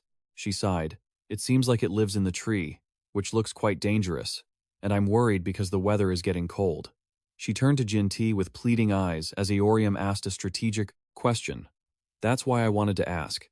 What should I do to make someone open up when you meet them for the first time?" Caught off guard by the question, his mind immediately flashed to the image of himself holding a fishing rod with a piece of cake tied to it to catch this very food-loving girl when they first met. Drawing from that practical experience of hurting her, he gave his advice. Try approaching it with food. If it's a stray chick without an owner, it's bound to be hungry. That judgment, sounding like the absolute truth, made Eorium's eyes sparkle with excitement. "Wow, why did you think of that?" The golden dragon girl excitedly finalized her plan. "I'll try it first thing tomorrow morning, thank you. I'll give you my 2 favorite snacks as a special reward. I told you, I'm fine." The scene shifts to a quiet forest under the bright moonlight, where the yellow chick is sound asleep on a high branch.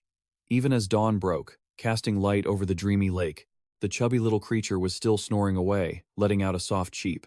Night fell once again. This time, 3 dark shadows appeared under the tree, looking up with hunger. They were 3 jet-black cats with big, sparkling eyes, looking completely harmless at first glance. The innocent-looking kittens seemed very friendly and cute, but just a second later, their true nature was revealed. Their eyes turned blood red, their sharp fangs bared, and they growled viciously as they leaped up with frightening force.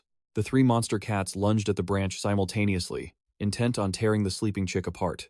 Sensing the murderous intent, the yellow chick snapped awake, its tiny eyes suddenly becoming sharp and dangerous. A blinding explosion of energy tore through the night, blasting the evil monster cats away, leaving a few feathers drifting under the moonlight. The next morning, Eorium walked along happily with a little smile on her face, carrying a paper bag in her hand, stepping along joyfully, holding a bag of nostalgic fried chicken that was still piping hot. She skipped through the green forest, sniffing the satisfying aroma. It smells so good." Remember Jin-tae's tip. Try approaching it with food. If it's a stray chick without an owner, it's definitely going to be hungry. Eorium held the bag of food high with an ecstatic expression. I'm so glad I asked for his advice. If I give it something this delicious, it'll definitely come closer, right? She stopped under the tree from the day before. The golden dragon girl called out hopefully. Cute little chick. You really surprised me yesterday. You know, I bought some amazing fried chicken for you. I'll give you both drumsticks. So, let's eat together. Eorium looked up at the empty branch, puzzled. Huh? Could it be that he doesn't like fried chicken? Looking around, she muttered anxiously. Or maybe he's not here? While searching frantically, she suddenly spotted a feather on the ground and panicked. This is from the chick, and there's blood on it too. Examining the faint scratch marks on the tree trunk more closely, Eorium frowned, analyzing further. And these claw marks, they're faint, but I can feel magic. The memory of a conversation with her classmates from that morning flashed in her head. I heard there's trouble at the spirit creature sanctuary, huh? Don't tell me spirit creatures have escaped from the sanctuary. Holding the blood-stained feather in her hand, Eorium's face turned pale at the horrific thought. It can't be, right? Meanwhile, in a bustling district of Hing, deep in a deserted, grimy alley, the yellow chick was being cornered. A jet-black monster cat swung its sharp claws, tearing through its back and making the chick let out a pitiful cry. Rolling and falling to the ground, the chick struggled to get back up, while the monster cat slowly mocked it. You're pretty fast for those short little legs of yours. All three monster cats slowly approached, smirking as they pronounced its death sentence. But this is the end of the line for you. Despite its bleeding wounds, the brave little yellow chick spread its tiny wings to challenge them. Why are you doing this? We all came from the same sanctuary. We could have gone our separate ways and enjoyed our freedom now. The enemy sneered maliciously and slowly replied, Why are we doing this, you ask? The monster cat's face turned hideous, roaring with hatred. It's simply because we hate you. The vile jealousy stemmed from those days in the sanctuary. Even at the spirit creature sanctuary, you were the only one who got spoiled just because you were cute. You hogged all the delicious snacks and all the love for yourself. Cornering its prey against a pile of stinky trash bags, the monster cat boasted. But now, there are no fences or keepers left to protect you. And so, swinging its blood-red claws, it lunged, aiming straight for the little creature's life. It roared, Die! The chick closed its eyes, giving up. Damn it. Is this how it ends? The chick curled up, gritting its teeth as it waited for the fatal blow to land. But at that split second, when life hung by a thread, a heaven-shaking stomp landed, blocking the attack. It turned out to be Eorium. She delivered a powerful punch that sent the monster cat flying while shielding the chick with her own body. To the chick's amazement, she let out a sigh of relief. Thank goodness. 2 lines of tears welled up in her eyes. Eorium smiled radiantly at the tiny creature. You're safe now. Hugging the chick tightly, she turned to scold the monster cats with the tone of a strict parent. If you're friends, you should get along. Why are you picking on the weak? The cat monsters clicked their tongues in annoyance. Humans, everything gets messy whenever humans get involved. Knowing they couldn't act recklessly, they swished their tails and slinked into the shadows, leaving a threat behind. Consider yourself lucky, Razor. As the danger faded, the little yellow chick looked up at its savior, but Gisun blinked in confusion. Huh? Answering that curious look, she excitedly explained with the logic of a greedy dragon. Oh, how did I find you? You have a salty, delicious scent. I just sniffed and followed that scent until I found you. In the middle of her chatter, she suddenly remembered the ragged wounds on the creature's back and panicked. Oh, that's right. Now's not the time to talk. Let me bandage your wounds first. Gently cradling the tiny creature, she muttered in distress. Those cats are so awful. How could they do that to such a cute, tiny baby? Feeling safe and warm, the chick started to drift off, making Gisun panic and shake it awake. Hey, open your eyes. Little chick, wake up!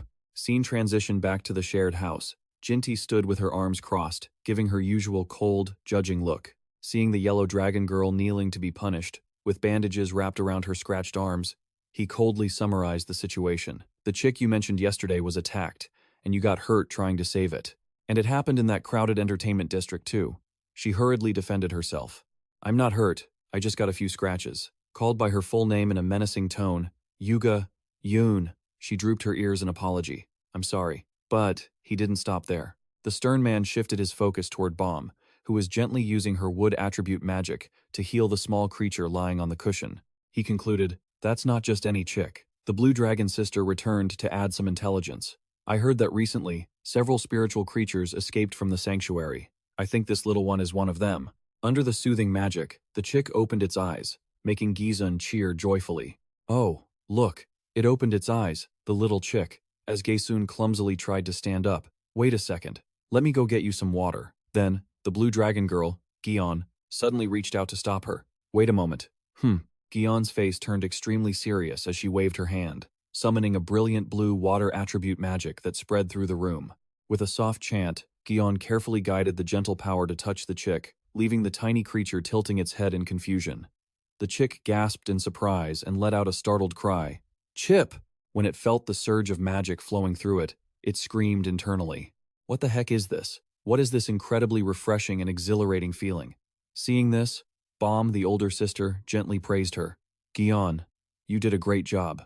That made Gaesun beg, curious.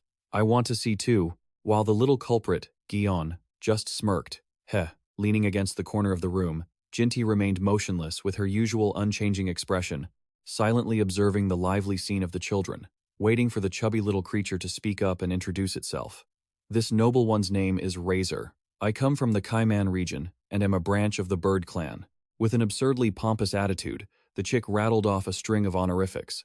Oh, beautiful maidens, I sincerely thank you for healing my wounded body and for providing me with water. This debt of gratitude, Gaesun suddenly turned and called out, Hey! Cutting off the grand internal monologue, the trio of dragons stared blankly at the chick, which was chirping incessantly. Jinti curiously asked, What is it saying? Gaesun could only scratch her head helplessly. I'm not sure either. I'm not really good at the language of spiritual creatures. Out of options, Gaesun turned to their knowledgeable savior for a translation. Sir, you understand what it's saying, right?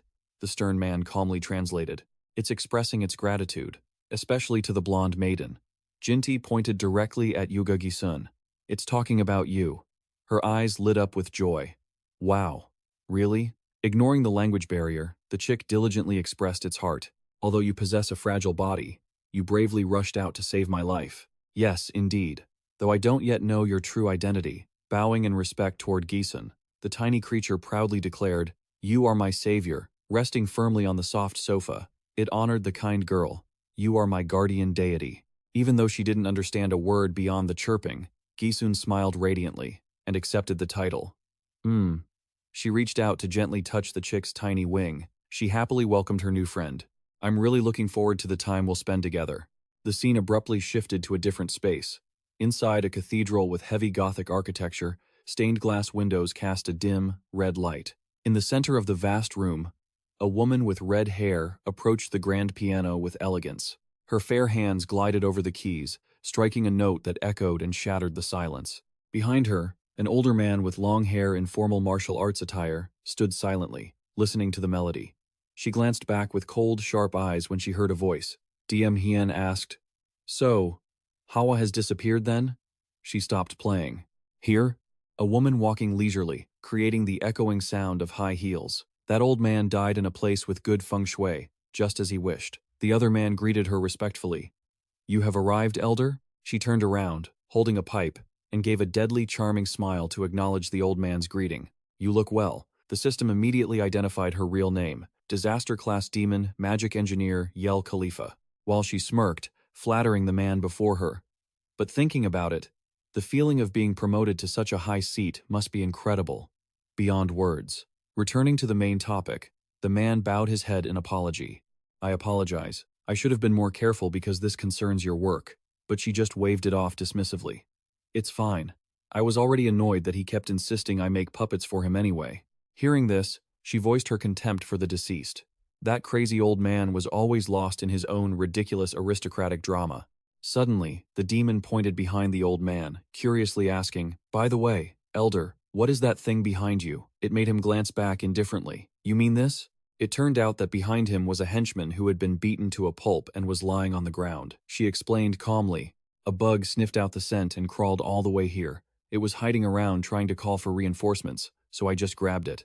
The blood-covered man looked up. The system displayed his identity. Rank 14 superhuman, the Hound Edward Gren. He gritted his teeth and hissed in resentment. I've been suspicious for a while now, but I never thought you were the traitor one. Not bothering to pay attention to the dying man's final words, one hurriedly apologized. Forgive me. I'll clean up this mess immediately. To one's surprise, the superhuman, who seemed completely exhausted, surged up, swinging a fist crackling with blinding lightning toward his enemy while screaming madly. No matter how pathetic I look right now, Do you really think I'd be easily taken down by some punk pretending to be a teacher at Le? Facing that sudden, terrifying counterattack, One widened his eyes in shock. He's too fast. A bright golden flash exploded as the hound's full-force punch slammed into his enemy's face. It promised to be an intense turn of events. Seeing her prey dare to fight back, the elder woman smirked with amusement, ignoring the fact that her body was being jolted by the magical lightning. The hound stubbornly gritted his teeth and growled, "Even if I die here, ugh." With his face twisted in hatred, he glared and unleashed a desperate final strike. "At least I'll drag you down with me." But the following scene was horrifying as the old man's body suddenly twisted into a grotesque mess, revealing monstrous, giant eyes.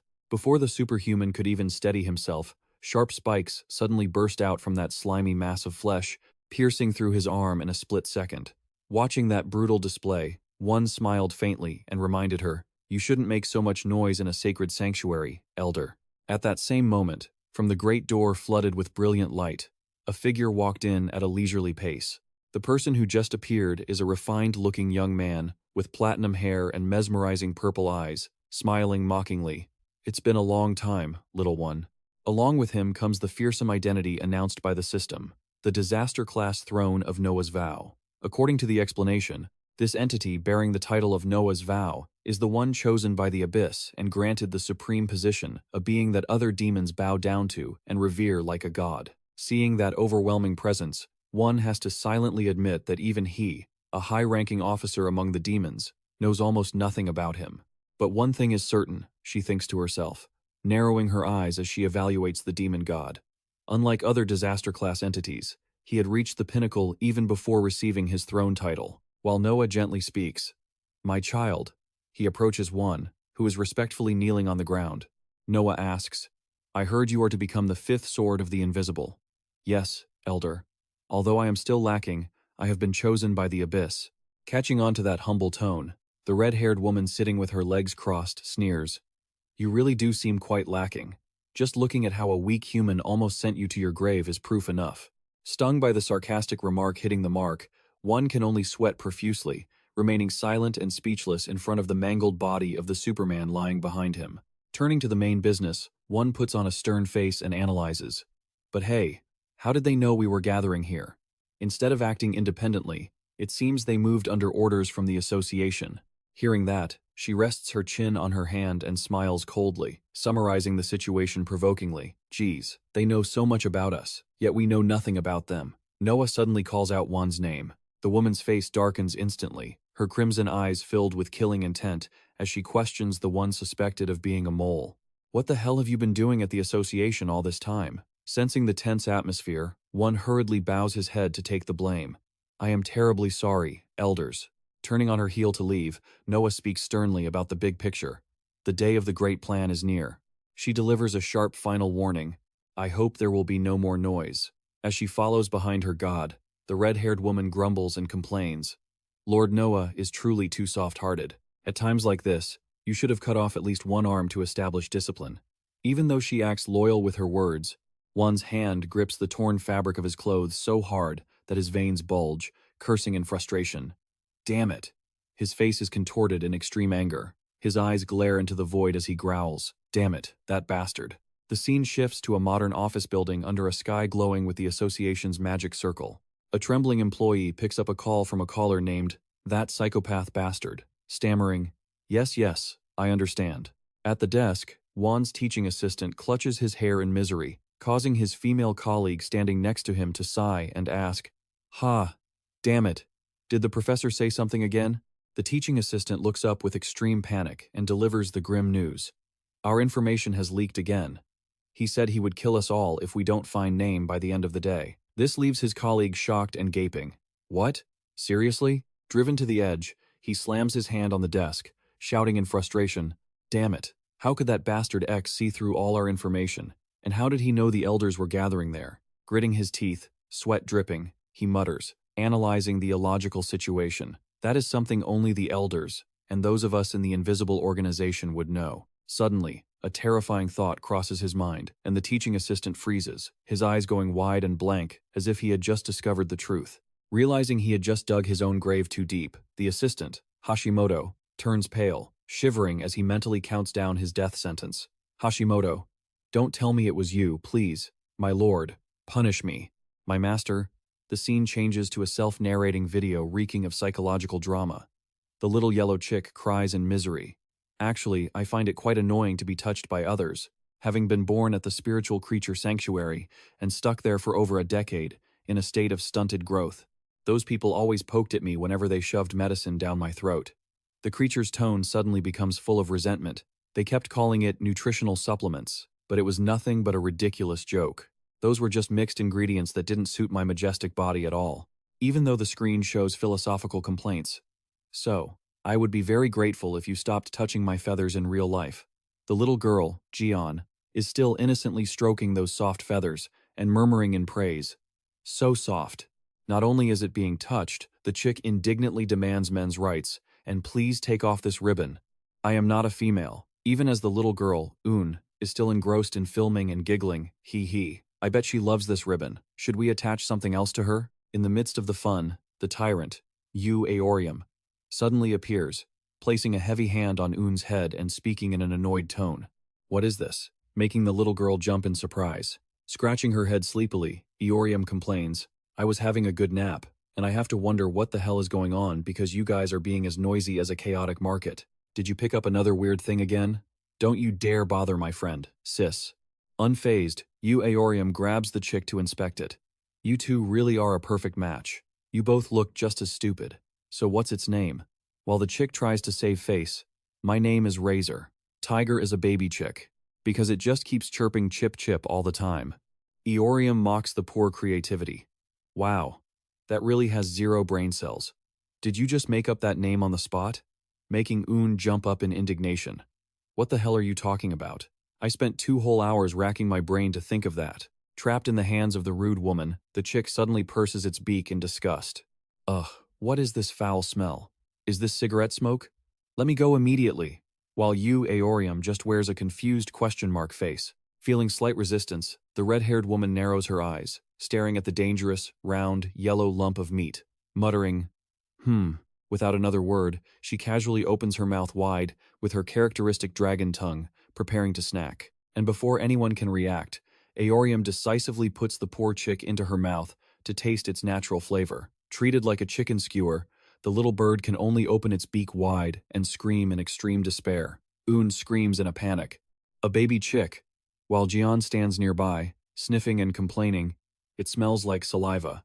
And the culprit casually wipes her lips, clicking her tongue in disapproval. What kind of chicken is this? It doesn't taste good at all. She hugged her darling tightly, looking completely disheveled. Gae-un puffed out her cheeks, glaring angrily at her violent sister. Good grief. She really couldn't take it anymore. Summoning all her courage, the little golden dragon unleashed a flurry of punches onto her sister's back. I told you not to bully our little chick, but the other one just nonchalantly argued back. I was just having a tiny little taste. Just a tiny bit. That made Gae-un blow up, hurling insults. You old witch. You muscle-headed pig. You flat-chested dumpling. Those incredibly damaging words immediately hit Aorium's trigger. She whipped her head around, veins popping on her face, growling. Flat-chested? A terrifying, devilish grin spread across her face. The red dragon menacingly stepped forward, cornering her trembling younger sister. Fine. If you're brave enough to touch upon my biggest insecurity, then so be it. I won't bother your precious little chick friend anymore. Looking straight at her new prey, she made a cold, bold declaration. In that case, as her friend, you can obediently take the beating for her instead. The little chick tilted its head in confusion. Chip. And just like that, the family abuse began. Aorium coldly delivered a kick straight down onto Gae-un's back as she dangled there. Furious and frustrated, she hissed, Have I been too gentle with you lately? Leaving the victim screaming miserably. Being flattened like a frog, Gae-un whimpered, begging for mercy. I know I was wrong. I'm sorry, sister, but the assailant was still in a frenzy, ready for revenge. Try tasting what it's like to be killed by a flat-chested dumpling, you giant dumpling. In another corner, the youngest sister, Yu-gi-un, was very dedicated to her filming career, calmly using her phone to record the entire crime scene. With skillful finger movements, the girl ruthlessly saved the moment her second sister was getting hammered, and pressed send with cold, decisive precision. A spatial messaging system instantly popped up with a blunt notification. Video shared. Realizing she had just sent it to the wrong address, Yu-gi-un broke out in a cold sweat, her eyes wide with panic, muttering, Oh crap. The room door swung open. The true authority of the dragon pack had arrived. The eldest sister, Bomb, appeared with a stern expression, calling the youngest by her full name, Yu-Gi-On. You are not allowed to touch your sister's things without permission. With that, she cast a glance at the battlefield on the carpet, sternly warning the other two. You two, stop causing such a scene this instant. Causing Yu Aorium, who was still pinning her sister down, to obediently shrink back. As for Gay-un, her soul had left her body, muttering through tears. Haha, the gods have truly abandoned us. After cleaning up the chaotic little ones, Bomb gently picked up Yu-Gi-On with model-like grace. Suddenly, a flash of green mana streaked past her nose, catching her attention. Bomb's pupils suddenly contracted, widening in terror.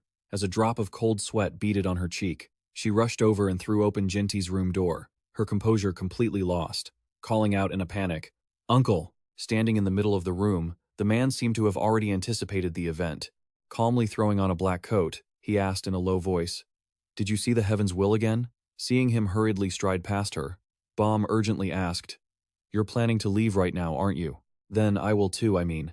You should get ready quickly." Hearing him ask for a favor for the first time, Bomb blinked in confusion and asked, "Huh?" Jinty turned half of his face back, pensively admitting, "It seems this time I cannot avoid asking for your help." He glanced back to give quick instructions. "I'll explain all the details on the way." Meanwhile, she was still reeling from the shock of it all. "Uncle, you just asked for my help, is that right?" Thinking she was backing down, he coldly advised, "If you're truly scared, you don't have to go." But Bomb burst into a radiant smile, shaking her head vigorously. No, that's absolutely not it." Her face brightened with happiness as she exclaimed, "I'm actually very happy. This is the first time you've proactively asked me to come with you. Uncle." She even pushed her luck, teasing the man whose face was dark as a soot-covered pot. "But uncle, you really can't get anything done without me, can you? Can't you bring yourself to say, 'Please help me' even once? Should I just leave you behind and go alone?" The scene suddenly shifted to the cold Antarctic region. In the desolate land of Mary Bird, plagued by endless snowstorms, hidden deep beneath the thick ice was a reinforced iron door, the secret hideout of the Genben Key organization. Inside the luxurious room, Dr. BM cheerfully clapped his hands, excitedly breaking the silence. "Come now, let me introduce them." Pointing toward an elderly woman in a hooded cloak and a sword-wielding woman, BM enthusiastically said, "This is Minamoto and Cory." The old woman lifted her teacup, offering a kind, smiling greeting. "It's a pleasure to meet you, young ones."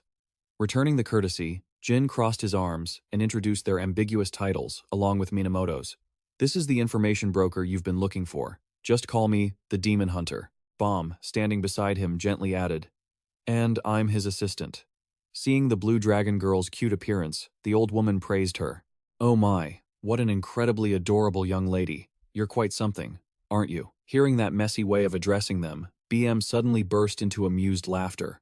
"Ho ho ho, young lady," she says. "How funny," while Minamoto's face darkened, radiating a menacing killing intent. Furious at the ambiguous attitude of the opposing side, the swordswoman Minamoto slammed the table and stood up, shouting, "Hey, BM, I know I'm in a position where I have to ask you for help, but this isn't right at all." Pointing her finger straight at Jinty's face, she sulkily questioned, "You didn't even bother to reveal your real name or organization, just calling yourself a demon hunter. And that's it? You even brought an assistant along? Are you playing games with me right now?" BM quickly reached out to intervene, trying to cool her temper. "Calm down, Minamoto. You shouldn't provoke him." But she was still fired up, shouting, "Do I look like I can calm down right now? A top-ranked superhuman just died not long ago. In this burning high-stakes situation, what the hell were you thinking bringing a nobody like him here?" Not bothering with the young woman's arrogant attitude, Jinty sat as steady as a rock, slightly curling his lip in challenge. "If you don't trust my skills, do you want to test them yourself?" This made her eyes widen in anger.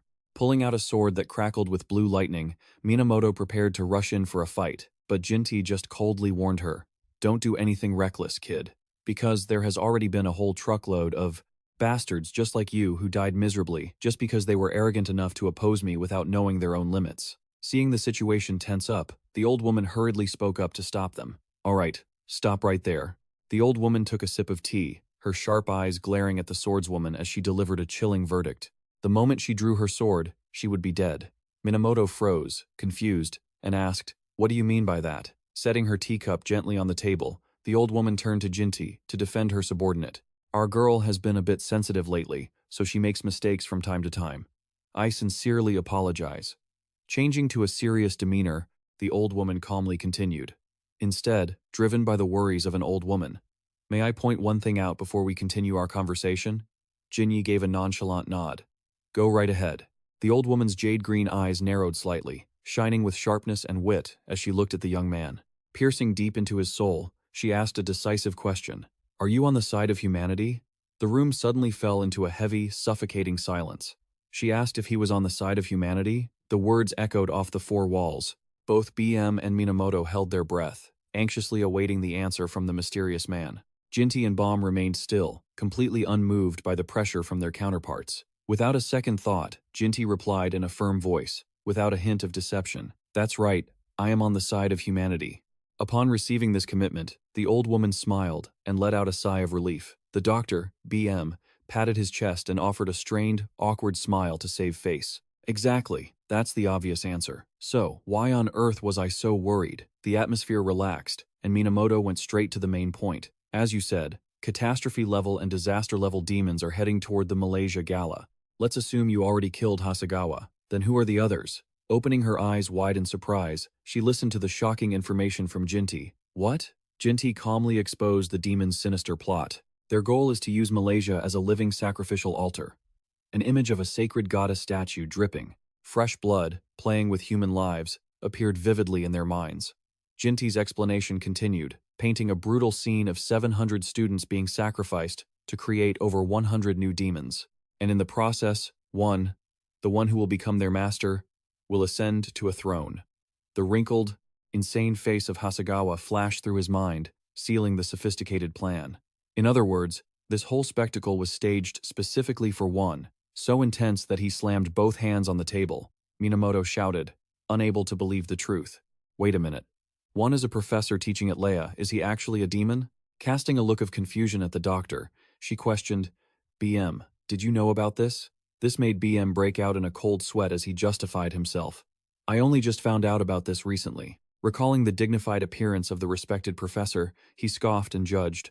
I always thought that smug look on his face looked just like a demon's.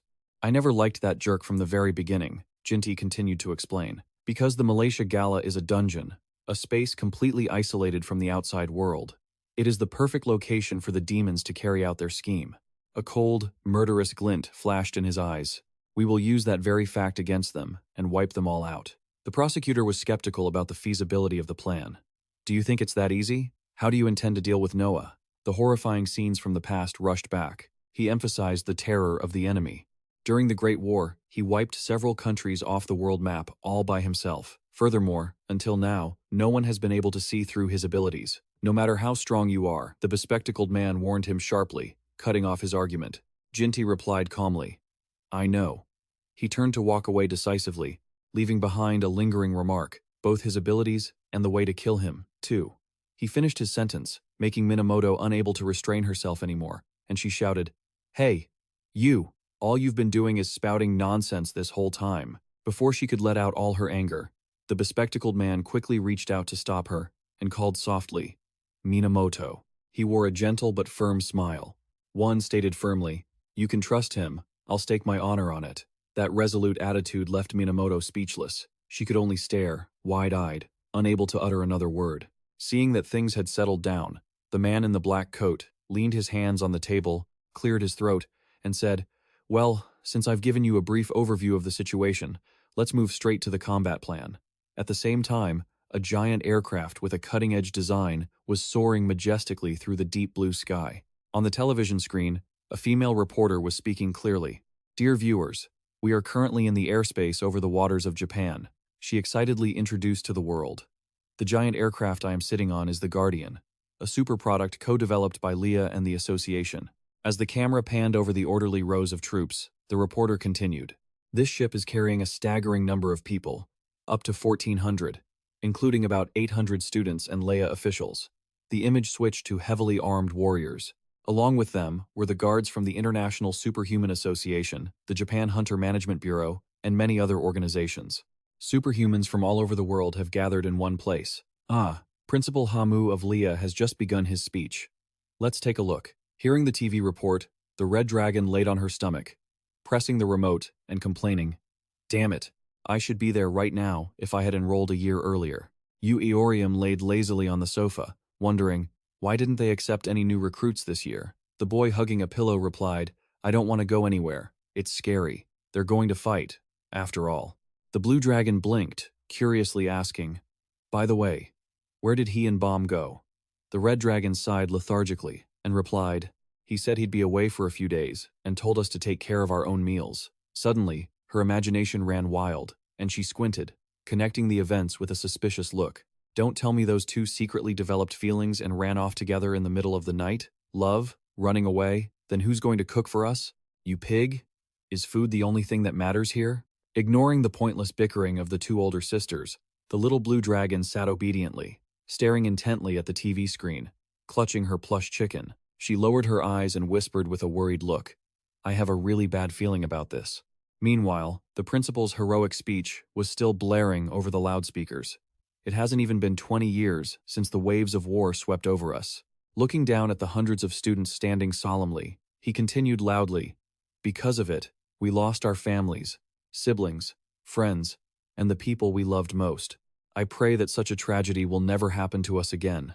We, who are living in an era of peace." He spoke solemnly. He made his declaration, completely unaware that the Demon One was smiling craftily right behind his back. The noble voice continued to echo in the wind. "After careful consideration, we will ensure that this raid puts your safety above all else." Meanwhile, in a hidden corner on the deck, JT's group was silently observing every move, approaching with serious expressions, ready to carry out their mission. Minamoto whispered, "Hey, Demon Hunter, take this." Placing two exquisite badges into UJT's hand, Minamoto calmly explained, "These badges represent the Japanese royalty." She carefully instructed the group, "From this moment on, you will enter the dungeon as members of the Japanese royal family. Don't go wandering around saying weird things and inviting unnecessary suspicion." "You, the man in black, nearly short-circuited," Minamoto added resentfully, "and listen closely. I don't know what others think, but personally, I still don't fully trust you." Before leaving, Minamoto didn't forget to turn back and deliver a cold threat. "If anything goes wrong here, you'd better prepare yourself." Watching Minamoto's figure fade into the distance, UJT spoke up softly. "Her personality has changed so much," U-Bomb asked. "Do you know her?" Memories of his fourth life suddenly flooded back. Back when Minamoto used to follow. He followed, calling out, "Senior Jin T, let's go together," which annoyed him to death. The man could only sigh, admitting that it could be considered that way. Suddenly, the bespectacled one popped out of nowhere with a bottle of alcohol, excitedly breaking the tense atmosphere. "Hey, why is everyone so stiff? Are you worried about something?" Yu Jitae glanced at him, exposing him immediately. "You're the one who looks worried. Seems like you've been drinking more than usual." This made one flinch and scratch his head. "Oh, is it that obvious?" He laughed awkwardly with flushed cheeks from the alcohol and confessed, "Well, to be honest, I am a bit uneasy. It's been a long time since I participated in a mission this dangerous." But then, Juan quickly regained his bravado, waving the bottle and declaring, "But as a member of the righteous Yongjeon Bank, I guess this is our destiny." Anyway, JT cut off the monologue by calling Juan by his real name, making him jump. Terrified, he shouted, "Ah, how do you know my real name?" Ignoring his panic, Yu Jitae's expression became extremely serious. "Your role in this campaign is the most dangerous and important, so don't you dare die." Yu Jitae gave a lethal warning that made one break into a cold sweat. "Good heavens, it sounds like you're planting a death flag on me. I've got goosebumps all over." Even so, one happily turned away, waving his hand and laughing. "Remember to treat me to some good drinks after this is over." Waiting for the bespectacled man to leave, U-Bomb suddenly looked up at Yu Jitae and whispered, exposing him, "You're a liar, uncle." The girl understood everything and spoke softly. "In reality, you're the one taking on the most dangerous role." He reassured her, "You don't need to worry about me." U-Bomb's small hand gently tugged at the lapel of his jacket. "We should start preparing," but JT gently interrupted. "No, I am worried." Looking into U-Bomb's jade-colored eyes, he sighed. U-Bomb expressed her sincere concern. "Even though I know you are incredibly strong and won't die, I'm still worried."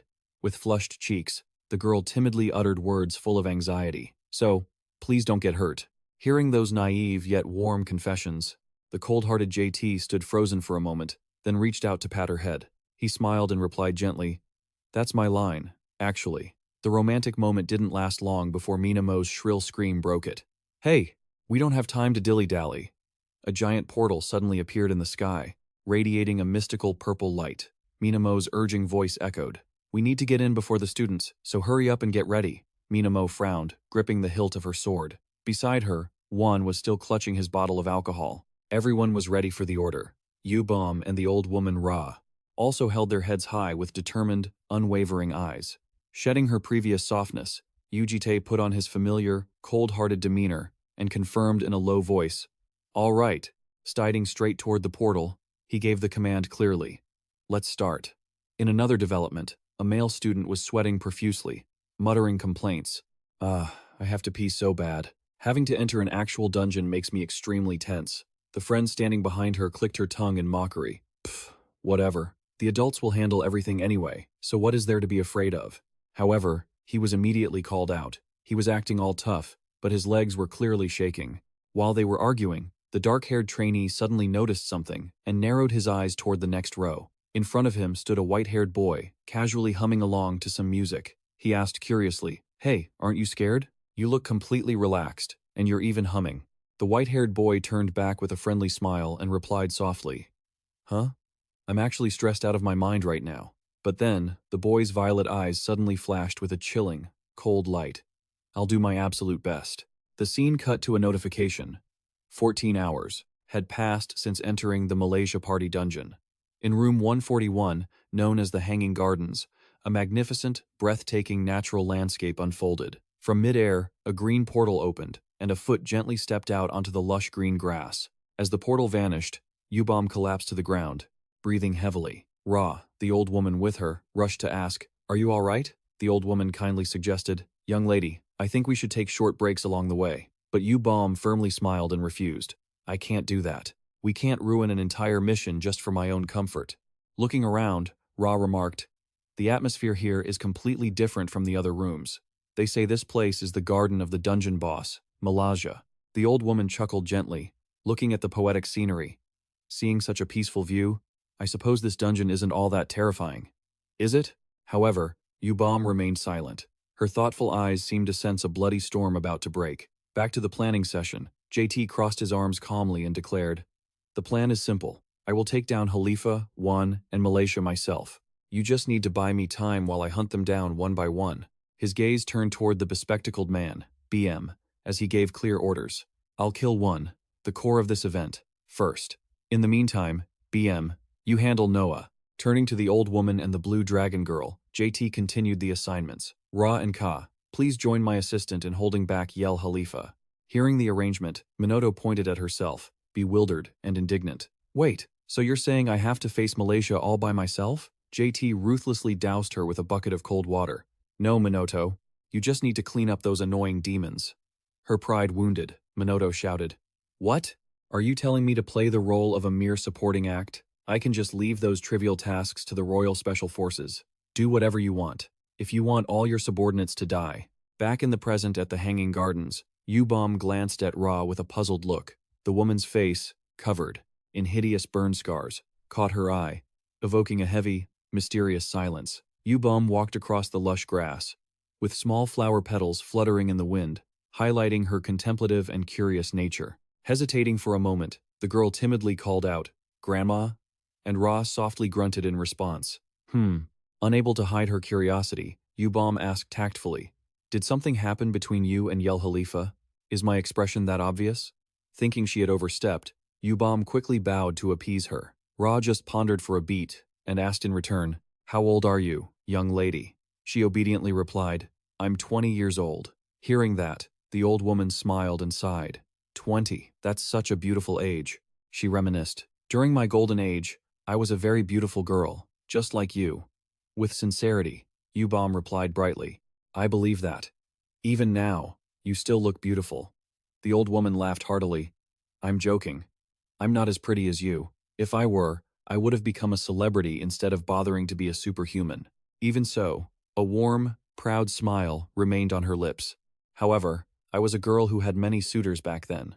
Memories took her back to her beautiful youth, where she gently knitted amidst the cheers of her admirers. All the unmarried men in the area would lurk around my house just to get a glimpse of me. For some reason, I was very arrogant back then and didn't want to show my face. I acted so snobbish. The old woman continued, her story mixed with nostalgia and laughter. She recalled the outcome of that arrogance. Because of my coldness, all the men chasing me eventually got discouraged and left. The scene shifted to a young man waving happily. Only one boy remained. He was short, awkward, and quite the sentimental type. Not even in my wildest dreams did I ever think I would marry him. The old woman described the moment she wore her wedding dress and her husband carried her, leaving Yu-Bomb stunned. Huh? The old woman excitedly continued about her husband's adorable silliness. You know, what's the funniest part? When he proposed, he gave me earrings instead of a ring. I don't know why, but he said it was because my ears were pretty or something like that. Her wrinkled hand touched her hideous scar, and her voice choked up. He really was a foolish man. Looking at her sorrowful expression, Yu-Bomb's emerald eyes widened, and her heart felt squeezed by a sense of tragedy. The old woman stared blankly ahead and asked bitterly, "It looks hideous, doesn't it?" The bloody past rushed back with images of raging flames and her husband's body lying in a pool of blood. Askalifa, that filthy wretch, killed my husband and burned our house down. She left without taking my life. But the desperate hand of her younger self reached out toward her husband, who lay motionless in the sea of fire. The beautiful young girl from back then was now screaming in pain, half her face burned away. The old woman sighed. I lost half of my soul. With today's technology, I could easily remove these burn scars, but I chose to keep them. She slowly explained her self-inflicted cruelty. Because if I erase them, it feels like I'm personally erasing the memories of my late husband. Her eyes suddenly sharpened, burning with the flames of hatred suppressed for years. After the war ended, I searched for Khalifa everywhere, but I could never find her. Suddenly, out of nowhere, a purple spatial rift tore through the sky, revealing the wicked villainess stepping out, holding a puppet with an arrogant air, making Ra clench her fists, gritting out each word. The day has finally come. Facing the old woman, the red-haired villainess, Khalifa, smiled cunningly. She spoke playfully, "Please convey my thanks to that young man." But as soon as she saw the person in front of her, the smile on her face faded, replaced by a look of grimacing disgust. What the hell? What's with that hideous face? Without offering an insult back, the old woman Ra simply stepped forward, her remaining eye flashing with a sharp glare. Today, it seems the day has finally come for me to take back what belongs to me. At the same time, the system notification rang out. 15 hours have passed since Malaysia's party entered the dungeon. In room number 98, known as the drainage channel, a group of warriors is wading through water, battling 7 monsters. Watching from afar, someone spoke up in praise. They're well trained, aren't they? Are they students from the Blue Dragon dormitory? He received a nod confirming they were students, trained personally by Professor One, so of course they had to be good. Still, the man frowned, breaking into a cold sweat, clearly apprehensive about something. But they look a bit tense. The friend was startled and agreed. Oh, you see it too? The scene before them was truly chilling. As the students slashed at the monsters, their expressions and movements were as stiff as wood. Their expressions, everything, they look so stiff. Isn't it just creepy? Scene shifts to the command center. The commander's furious roar echoed everywhere. How many times do I have to tell you? I said we're advancing too fast. The commander's face was beet red, his neck veins bulging as he challenged him.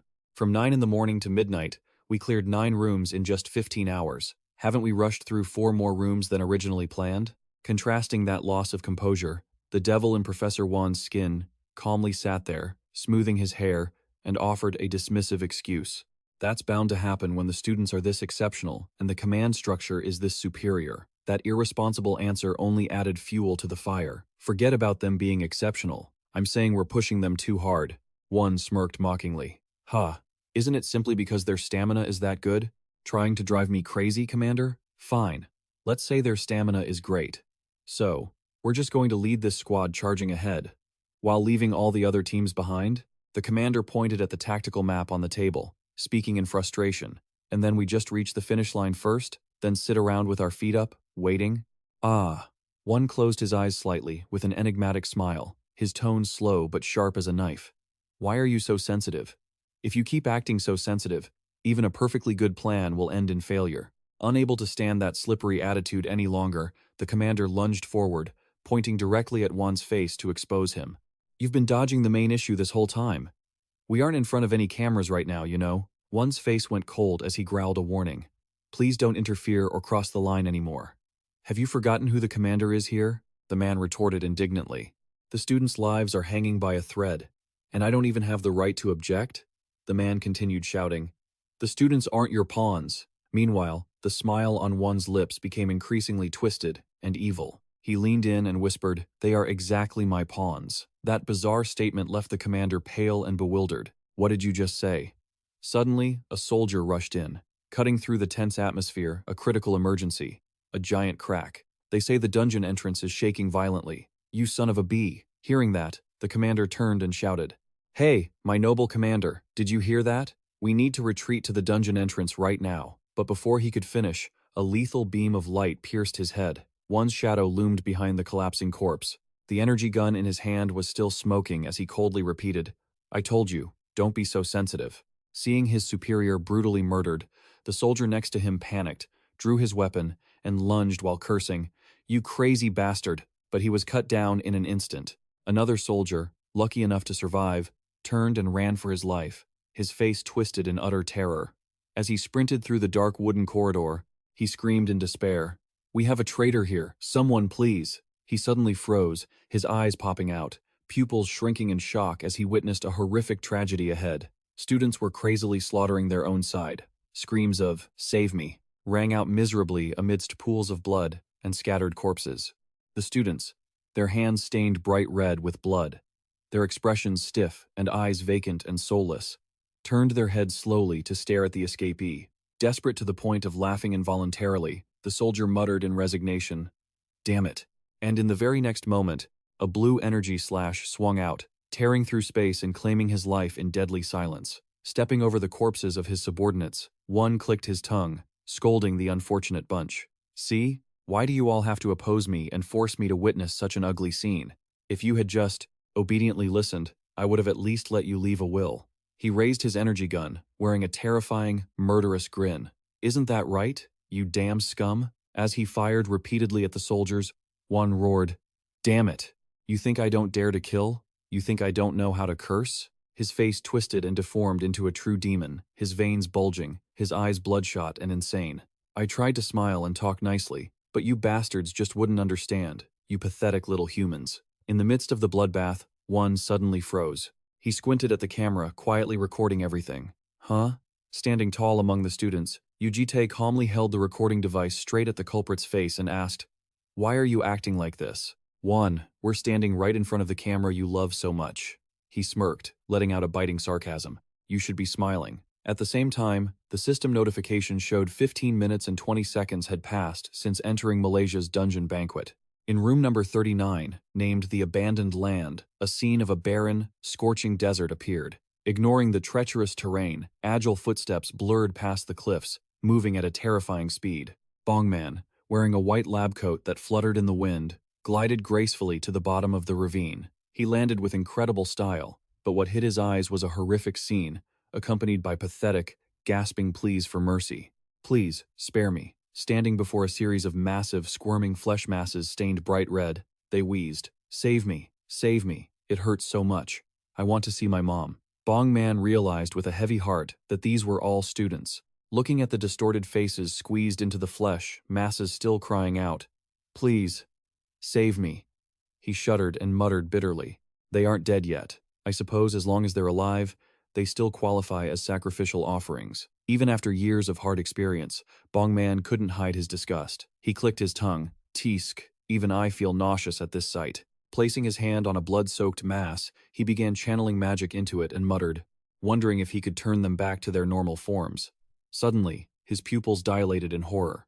Realizing the danger, Bongman hastily jumped back to dodge a surprise attack. The hideous mass of flesh began to split open from within, and a pale hand reached out, gripping the ground tightly.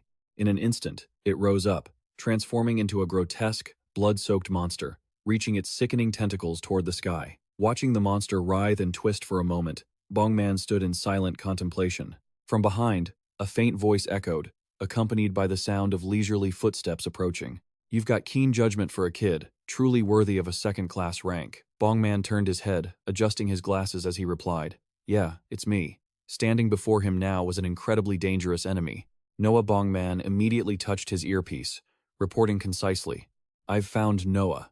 The white-haired teenager stood with his hands behind his back, wearing an innocent smile, yet his violet eyes burned with chilling, deadly intent. At the other end of the line, Yu Jitae replied in a low voice, "Understood. I'll finish things here and head over immediately." Back at the drainage area, one slicked back his hair, flashed an arrogant smile, and greeted him. "Ha! Who would have thought we'd run into each other in a place like this? I apologize for making you witness such an eyesore." With a fake, dignified air, he feigned politeness. "Long time no see." Yu Jitae glanced past the students, standing motionless and soulless behind him, commenting dryly, "Seems like you've done a very thorough job with the brainwashing." Standing amidst the corpses and the mindless students, one boastfully flaunted his cruel achievements. "I spent a lot of time brainwashing these brats back at the Blue Dragon dormitory. Right now, their intellect is basically on par with a dog's." Patting the head of a female student who stared with empty eyes, he sneered sarcastically. "If it weren't for your interference, student Yu Aorium would have ended up like this too. That girl was supposed to become my loyal dog." Responding to the provocation, Yu Jitae's gaze remained as still as the depths of a lake. One continued to vent his bitterness.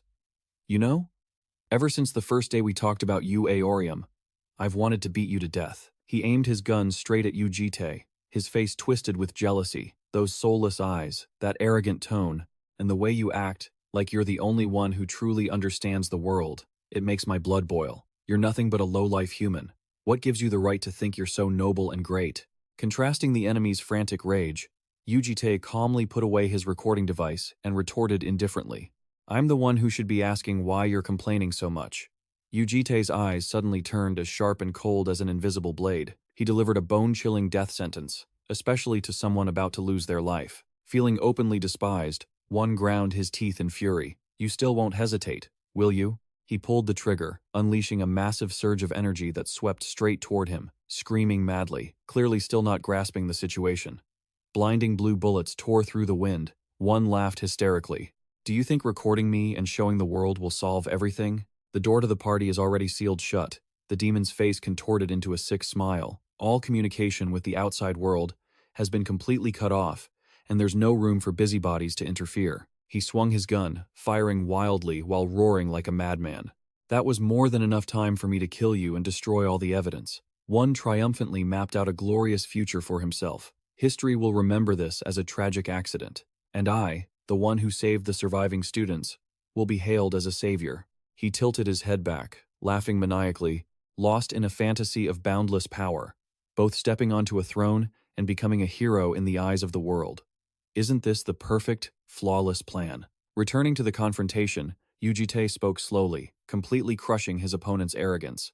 "It seems I'm not the one failing to grasp the situation here." A deep blue aura flared around Yu Jitae with power as he firmly declared, "I am the one who closed the dungeon gates." One panicked intensely, sweat pouring off him as he looked at his gun, which had suddenly become useless. This was absurd. He had blocked his third-grade artifact, and with his bare hands? While he was in total confusion, his communication device suddenly rang frantically. "We're in big trouble. A demon human at the dungeon entrance is slaughtering all the others." One turned to Yu Jitae in a panic, questioning him. "What is that?" But he only received a nonchalant reply. "That is my clone." Yu Jitae calmly explained his perfect counterplan. He had disguised himself as his own chief assistant and infiltrated the demons. By now, every single demon stationed at the dungeon entrance was likely dead. Hearing that, one was so angry he saw red, grinding his teeth. "You've completely lost your mind." He charged madly toward Yu Jitae and screamed desperately, "You low-life piece of trash." However, in response to the passionate charge, he only received a 1,000-pound punch from Yu Jitae, landing squarely on one's left cheek. The force of the punch sent one's body flying like a ball, crashing into the stone wall behind him and shattering the bricks. Embedded in the cracked wall, one spat out a mouthful of blood. Yu Jitae walked leisurely toward the defeated man, his black coat fluttering gently in the wind. One collapsed on the floor, clutching his chest while cursing incessantly. "You bastard! You son of a BT!" In his final struggle, he tilted his head back and roared orders at his brainwashed subordinates. "What the hell are you doing? Kill this piece of shta!" Suddenly, a series of giant shadows with widespread wings appeared in midair, causing someone to gasp in astonishment. "Huh?" Without even blinking at the aggressive formation, Yu Jitae just turned and ordered his allies. "They're only brainwashed, just knock them out." One lay flat on the ground, overwhelmed by the opponent's sheer power. How could someone possess such terrifying strength without showing even a hint of fatigue? Covered in blood and dirt, he laughed bitterly in helplessness. "Damn it. I should have realized the moment you saw through our plans. He stared with cold, sharp eyes directly at the man before him. One uttered bitterly. So, your ex. He asked one final, weary question. What is your goal? To stop the demons? Or for the peace of humanity? A dark aura condensed into a sharp scythe in Yu Jitae's hand. He replied coldly. The same as you. I have a plan of my own, and you people are getting in the way. He stood tall before the defeated man, kneeling at his feet. He delivered the final line with cold, sharp precision. One stared in shock at the Reaper's scythe looming over him, able only to let out a strangled gasp. Huh? Then, suddenly, he burst into a crazed, manic laugh. JTU watched the dying man with a blank expression, while one wheezed. Right, I suppose you have a grand plan of your own, too. With his face smeared in blood, he cast one last look at him. I don't know what that plan is, but the moment that scythe swings down to sever my body, one left behind his final curse. Just like my failure today, I sincerely curse you to fail just the same. The entire body of the demon dissolved into nothingness, leaving not a single trace behind. Returning to the desolate wasteland, Bongman faced Noah, who was currently playing casually with a blue butterfly on his fingertip, thinking to himself, I've heard that under this canopy, Oscar Brand stands at the top. And right behind him, it's you, sitting precariously on the square, mangled piles of flesh that were once students. Noah smiled with a chilling, eerie look, though this whole situation was truly a bit disappointing. Looking at his miserable opponent at his feet, Noah flashed a smile that was both innocent and malicious. Hard to believe you're ranked second. Bongman looked utterly trashed. His white lab coat was shredded, and his entire body was covered in blood as he knelt on the ground, looking absolutely pathetic. Noah lazily toyed with the blue butterfly, repeating the hollow praise. They say that under this canopy, Oscar Brand is the best, and right behind him is you. The white-haired boy looked down at him, his eyes filled with contempt. This is honestly just a bit disappointing. I never expected the second-ranked to be this pathetic. Bongman, blood spilling from his mouth, still managed to smirk with reckless abandon. Well, sorry for being such a mess. Damn it, I already saw this coming, but this is a bit too much. Watching Noah's graceful silhouette amidst the blood-stained battlefield, Bongman gritted his teeth, determined to fight back. Setting aside whether the boy was stronger or weaker, he couldn't even get a touch on him. Bongman's cat-like eyes narrowed as he heard the devilish boy ask a bizarre question. You look like you're sleepwalking, you know that? Noah spun his black umbrella gently in his hand, casually lecturing him. A sentient being's thoughts reflect into the subconscious and project themselves as dreams while sleeping. But Bongman cut him off. What kind of nonsense are you babbling about? The white-haired boy drove the tip of his black umbrella into the dark pool of liquid beneath his feet. I'm suddenly curious. Black energy surged violently, as if to swallow everything whole, as Noah smiled, curious to see what Bongman's dreams tasted like. Noah's purple eyes flared up, with a haunting light, signaling that a destructive attack was about to begin. Memories of the pre-battle conversation flashed through Bongman's mind, where he had questioned the enemy's true power. A god? Going even deeper than that? I want to stop. In the old laboratory, JTU and Bongman were walking together, discussing strategy. JTU explained, That's right, Noah will become a god within her own space. That made BM frown. Her own space? You mean some kind of illusion? JTU corrected him. It's nothing like an illusion. She can literally turn her imagination into reality. Come on, even if the world turns into a fantasy game, a childish ability like that is basically cheating. Afterward, JT gave him some brief advice. Don't worry, just don't get swallowed by her domain. He patted Bongman's shoulder confidently. Don't try to win, just buy time for me until I finish my work. I'm counting on you. Returning to reality, Bongman breathed heavily, blood trickling down the corner of his mouth. Damn it, I should have just made up some excuse and declined this mission. He tried to analyze his opponent's opening through the gray mist surrounding the umbrella. Regardless, that domain was definitely the strange gray mist emanating from that umbrella. That power must be why his arm was severed in the blink of an eye, and why the students ended up in such a state. Bongman backed away a step, calculating to himself.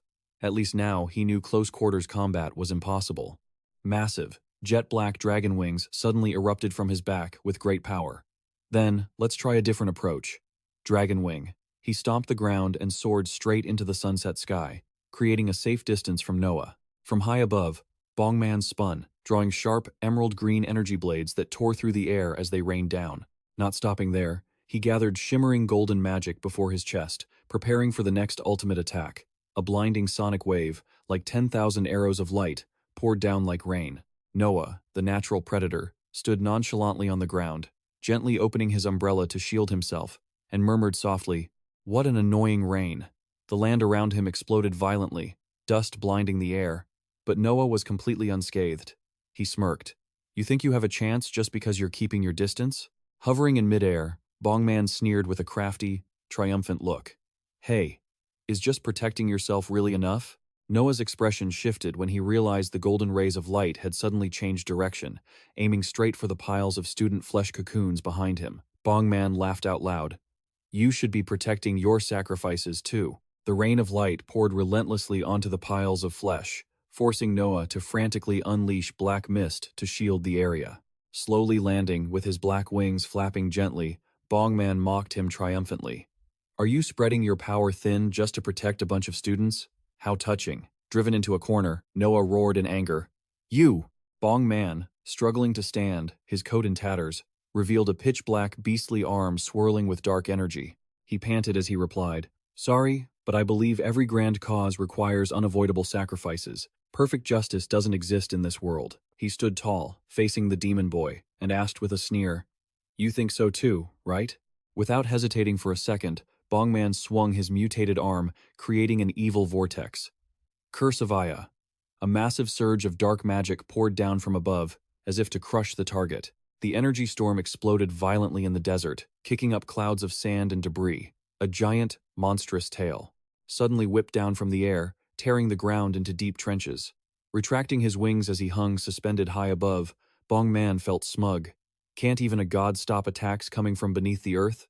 With his grotesque, half-human, half-demon appearance, he smirked. It was quite hideous. Right? I've grafted quite a few chimera beasts into my body. Sometimes, they even talk to each other. You know, the blood-red eyes on his eerie arm suddenly began to move, clamoring and complaining. "Hey, hey! What do you mean, disgusting? Are you ashamed of us?" He growled back. "Humph, such ingrates. You only reached rank 2 because of us." The parasitic beasts kept squabbling. "How about we go on strike?" they suggested, forcing Bongman to quickly calm them down. "It's not over yet, so keep your heads in the game."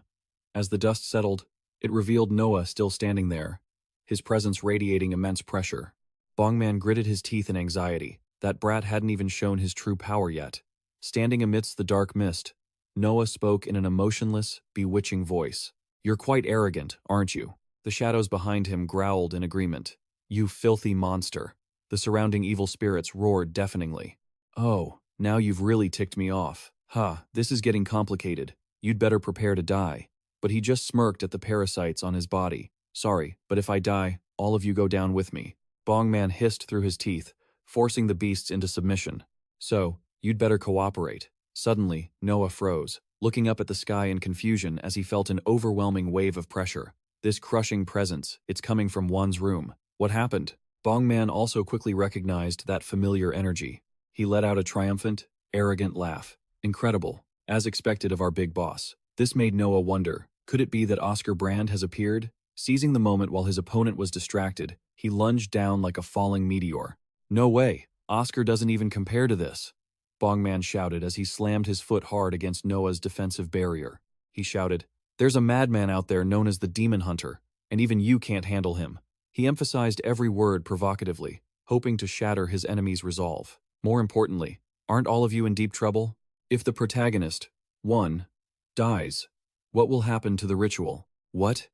You're planning to hold the one ritual without one?" he retorted, mocking the preacher. A terrifying silence followed from Noah. The silver-haired youth swung his umbrella hard, pushing Bongman back and causing him to lose his balance in midair. Noah's purple eyes suddenly flashed with a lethal spark of energy. He retracted his umbrella and shot forward at the speed of lightning. Bongman stomped his foot against the cliff wall, giving chase.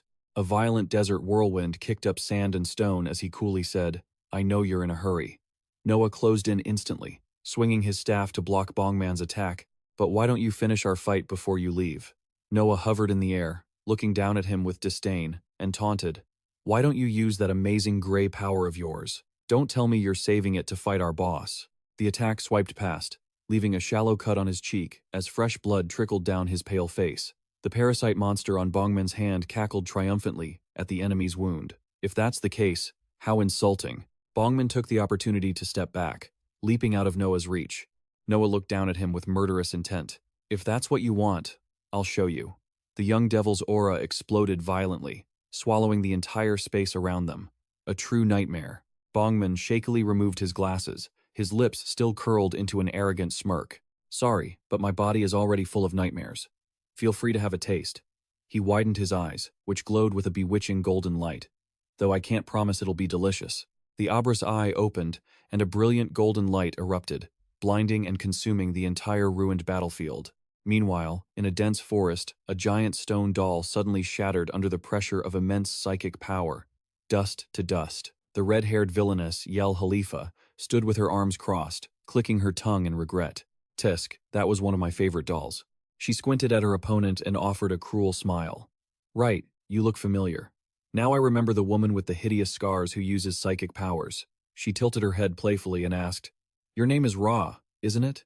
She let giant rocks hover around her, using the ultimate power of a former rank 5 superhuman.